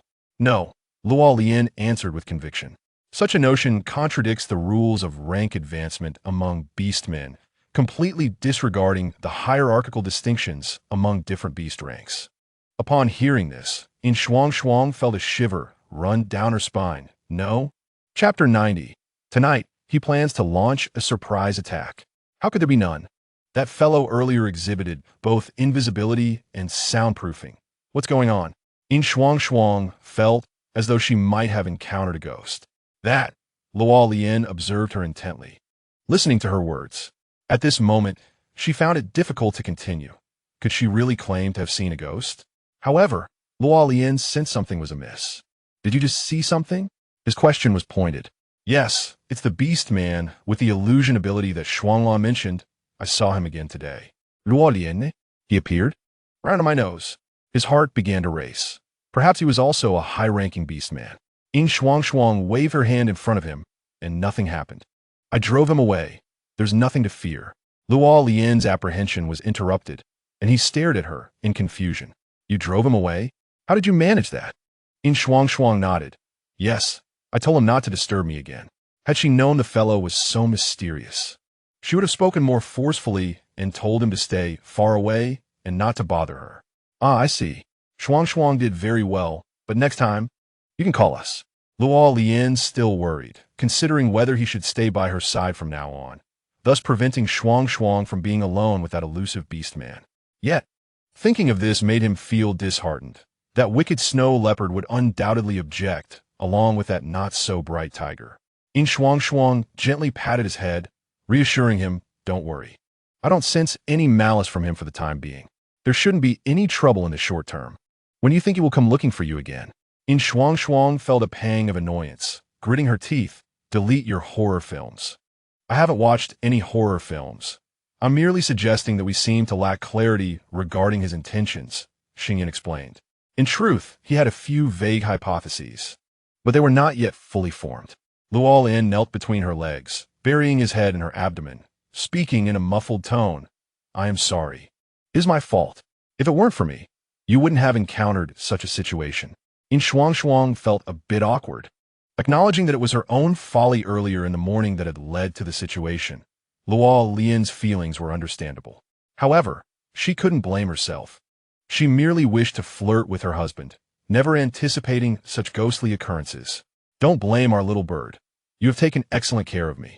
There are some matters that no one could foresee, right? So, shouldn't we hold the one who caused the unexpected accountable instead? Why do you have to apologize to me?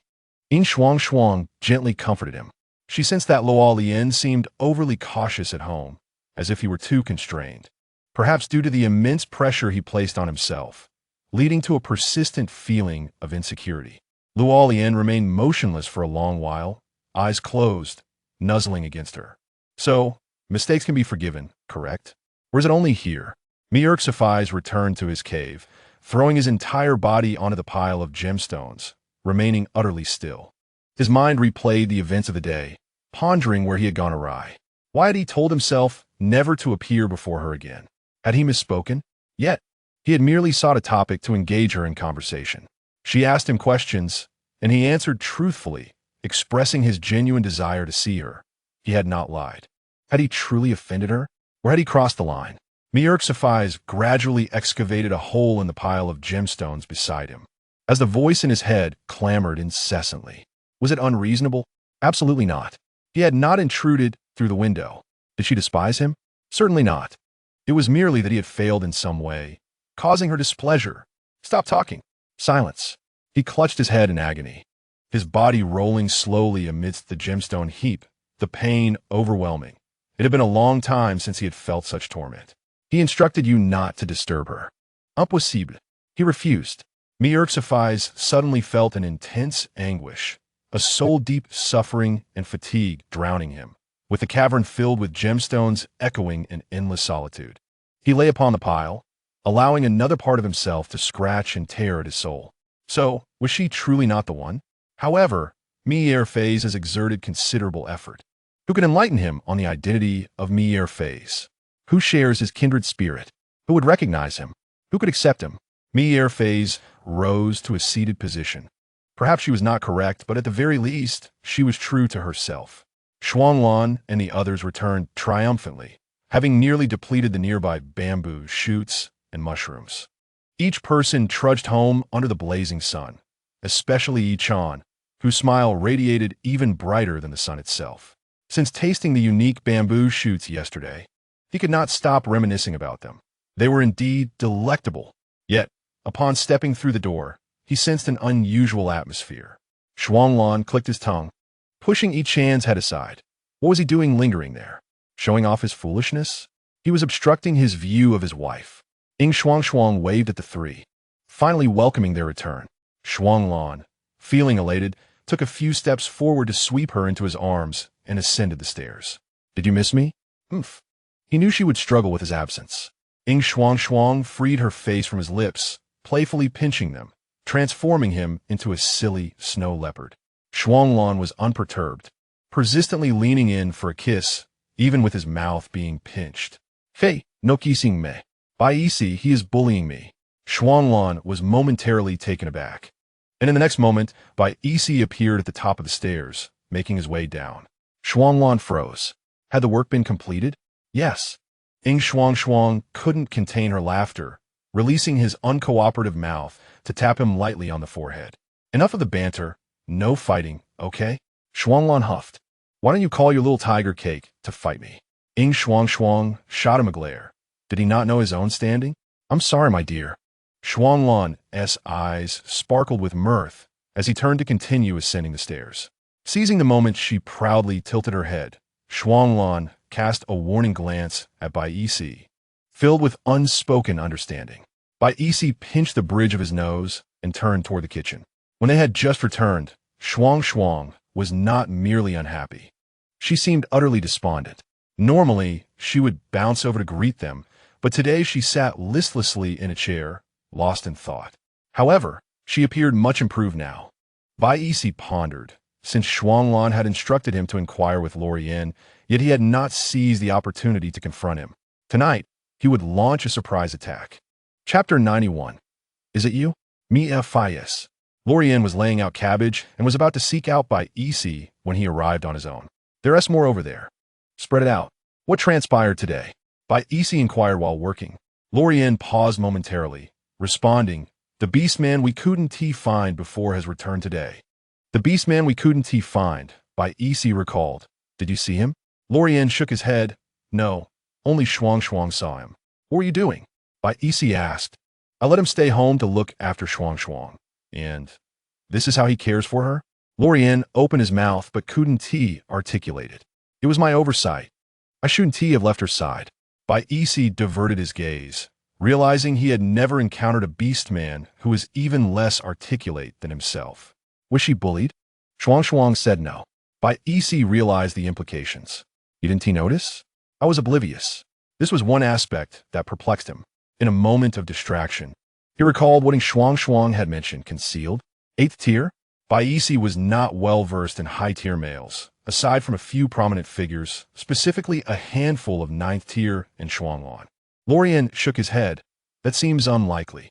Shuanglan is also 8th tier, yet I didn't detect that individual as presence, so it's probably not very plausible, but certainly more so than another possibility. They could only entertain such thoughts. Upstairs, Yin Shuangshuang sat in a beautiful chair, observing the two below as they laid out cabbage and radishes. The cats and birds were having a conference, engaging in a lively exchange of meows and chirps. What are they discussing? Shuanglan sat beside her, resting his elbow on the railing, propping his chin on his hand, his gaze fixed on her. What do you see that makes you smile so broadly? A fluffy tail stretched up from below, playfully brushing against her extended leg. Yin Shuangshuang was jolted back to reality by the ticklish sensation and glanced over.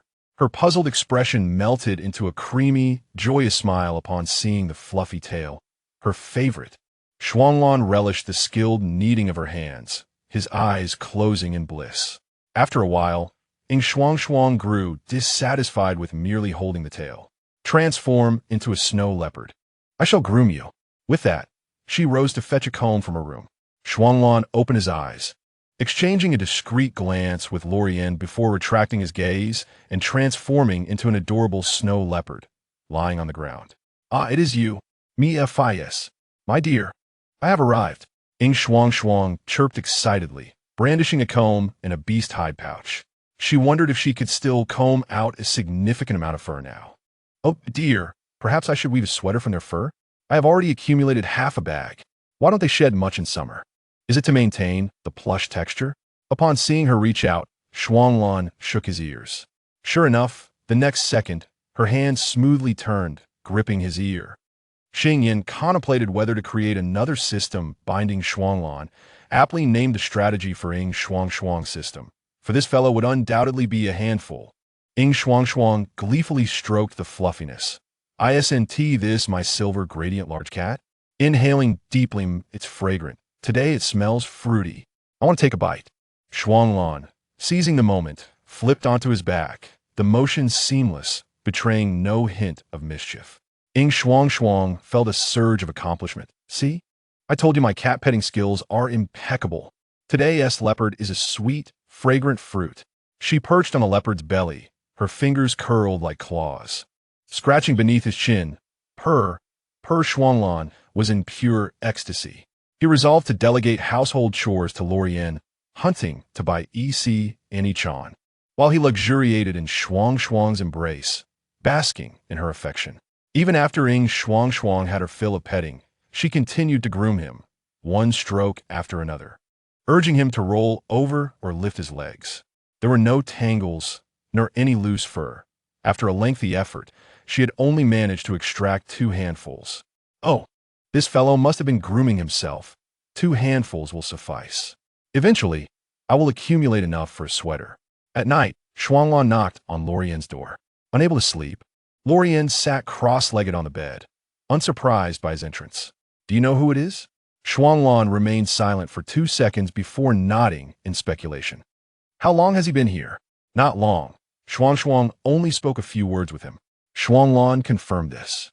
Yet he was still puzzled. Mier Fei's should belong to the wandering beast faction, but he did not exude a sense of danger. Their escape from the Eagle Clan tribe to the Western continent was merely a precaution against uncalculated risks. However, they had scarcely arrived in the West when he pursued them. Showing no signs of aggression, it became evident that Mier Fei was unconcerned about how far they fled, for no matter the distance, he could easily catch up. Shuanglan could not help but speculate about his extraordinary ability. Space, teleportation? Who? Shuanglan glanced at him, turning to leave, pausing momentarily at the door. A mysterious smile gracing his face as he softly replied, Mier Fei. The sound of rain pattered gently, mingled with the damp breeze flowing through the window, left ajar, sending a chill through Lorian. He slowly rose, closing the window, and gently shut the door. Mia Fais. How could it possibly be Mier Fei? After a few days, Yin Shuangshuang gradually forgot about that day amidst the furry advances of 3 male beastmen at home. She found herself yearning to knit a sweater. The rainy season had slowly arrived, with persistent downpours that kept her confined indoors. Thus, Yin Shuangshuang nestled by the fire, honing her extraordinary abilities. She had previously coaxed some wild ginger to sprout and decided to water it using hydroponics. Later, she discovered that she could also infuse her wood-based powers into the water to nourish the wild ginger. So she sent Bicey to collect a pot of soil, infused it with her abilities, and buried the wild ginger within. To her delight, it grew rapidly. With a daily dose of fertilization, she was certain that within 4 days, it would bear fruit. As it turned out, the yanghe she prepared for stir-frying was quite delicious. Indeed, the culinary wonders of China had not deceived her. There were also those little cabbages which slowly began to yield seeds, round and nestled between the stems and leaves, about the size of mung beans. She planned to collect them to see if she could extract oil. Shuanglan brought a plate of crystal fei to her and asked if she was bored. Yin Shuangshuang shook her head, declaring she was engaged in significant endeavors. She then took one, played with it in her hand, and soon after peeled it to consume. Recalling her previous unsuccessful attempt at growing crystal fei, she pondered, was it possible that the seeds were not contained within a fruit? Why had no one mentioned it sooner? Why not wait until she had perished before revealing such information? Chapter 92. The Tale of Thievery. The seeds were hidden beneath the leaves, 2 centimeters long, tightly adhering to the veins of the leaves.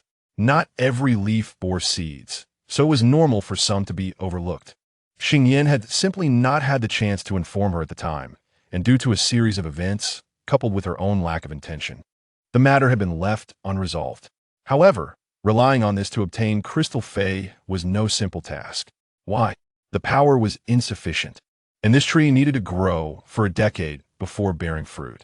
Reflecting on this, she questioned whether her abilities were adequate. Yin Shuangshuang decisively decided to postpone her attempt until after reaching the 4th tier. For now, she would focus on cultivating her vegetables.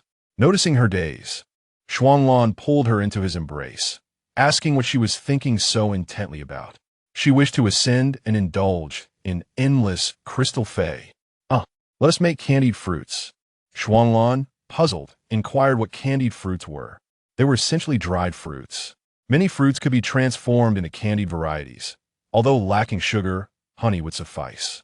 She selected a fruit with a texture somewhat akin to a peach, which she referred to as shanli, with a flavor balance of 2 parts sour to 8 parts sweet. It was quite suitable.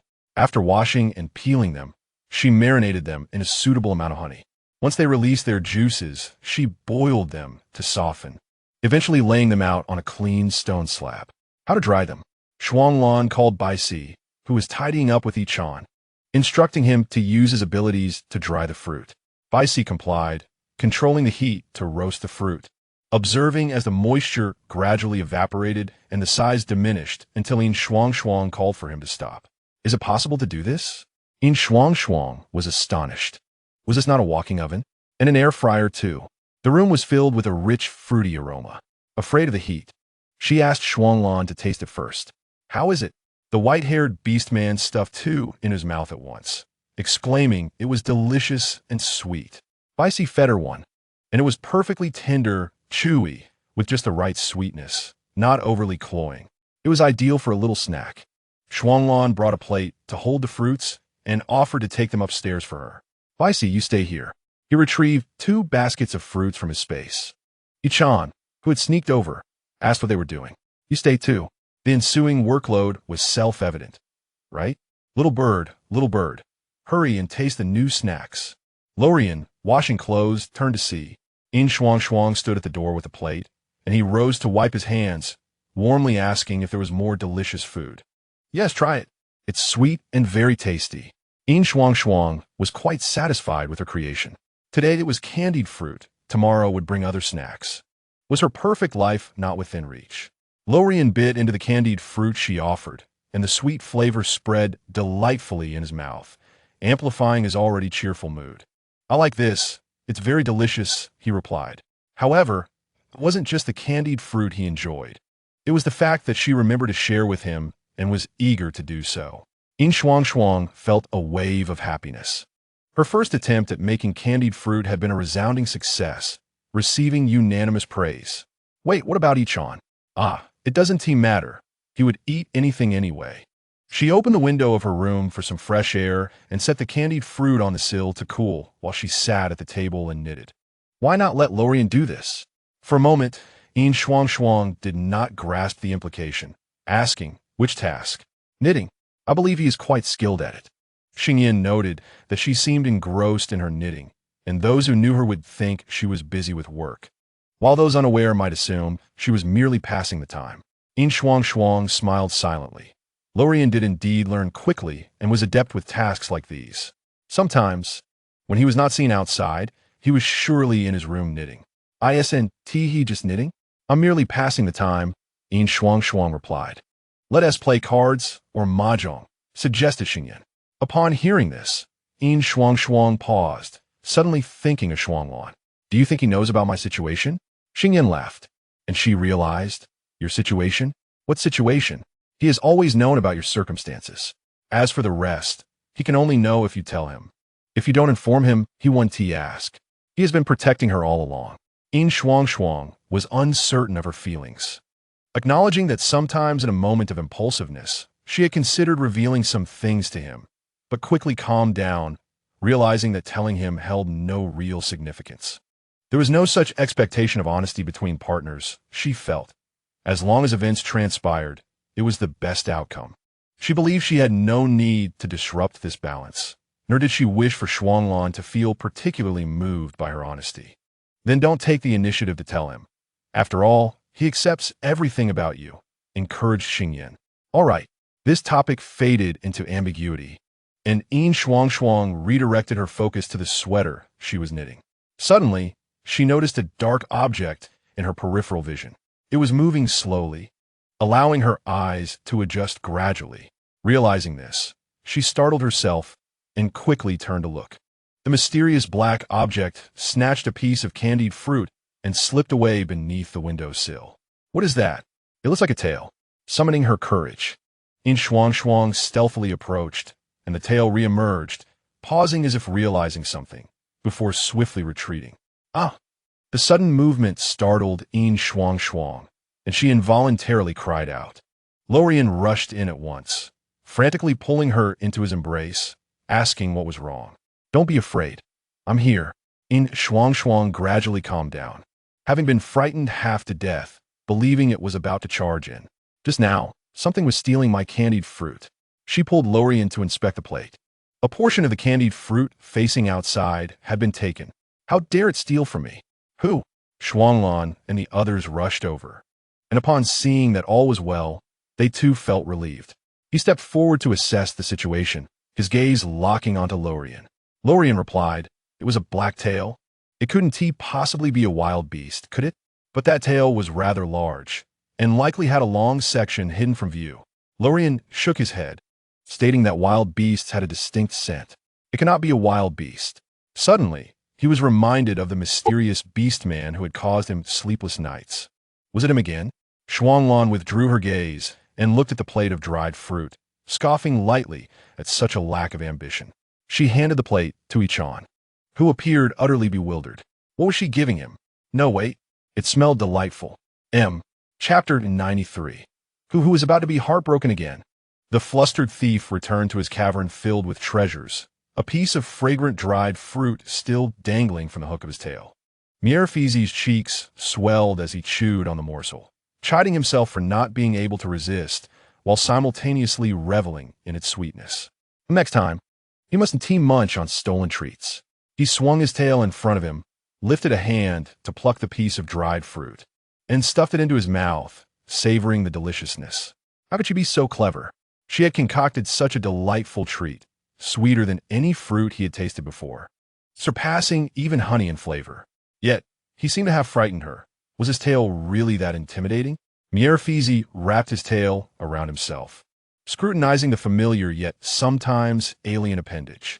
Long and covered in black scales, with sharp barbs at the tip, its formidable appearance was indeed not endearing.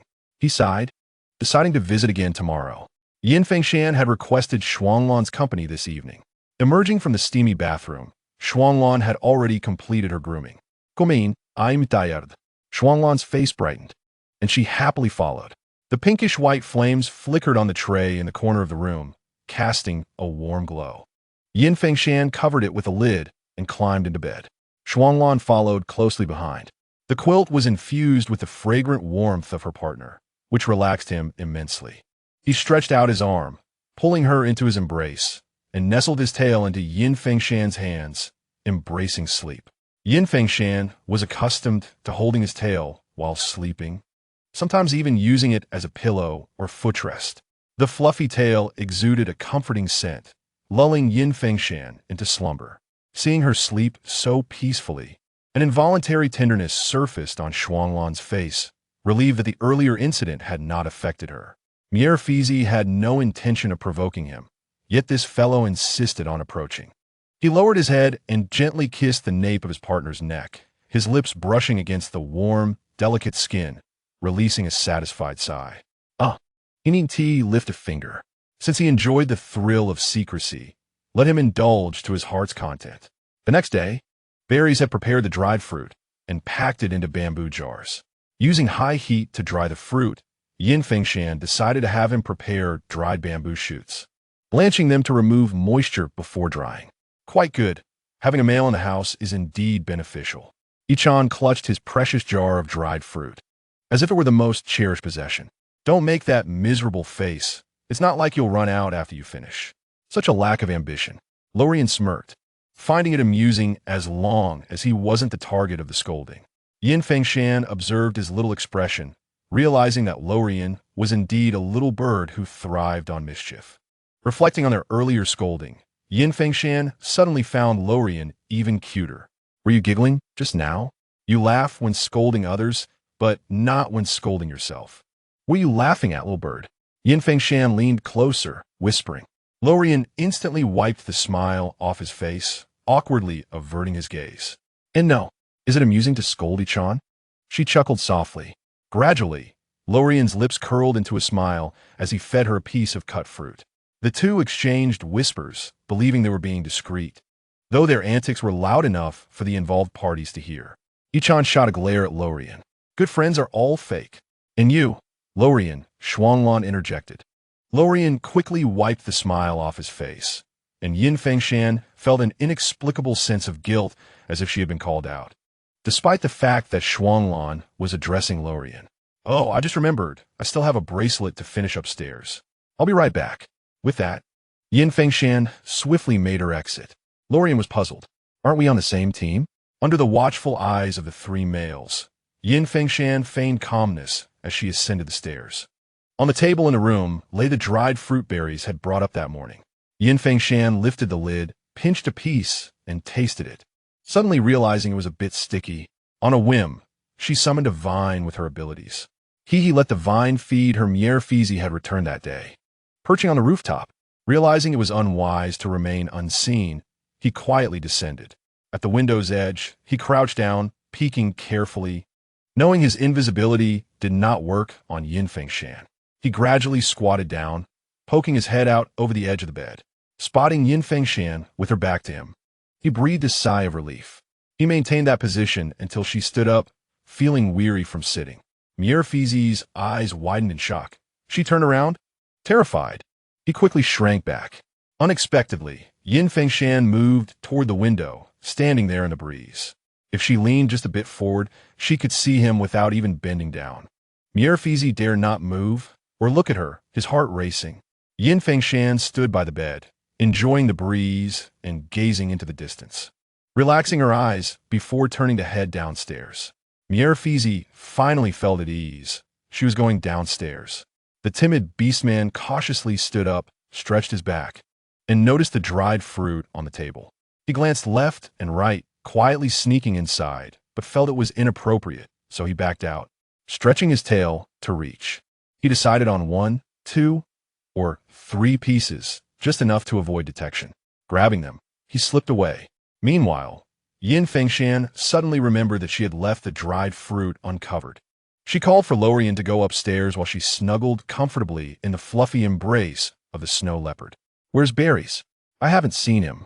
Shuanglan narrowed her eyes and casually replied. He went to check the surroundings. What situation? She was still processing this.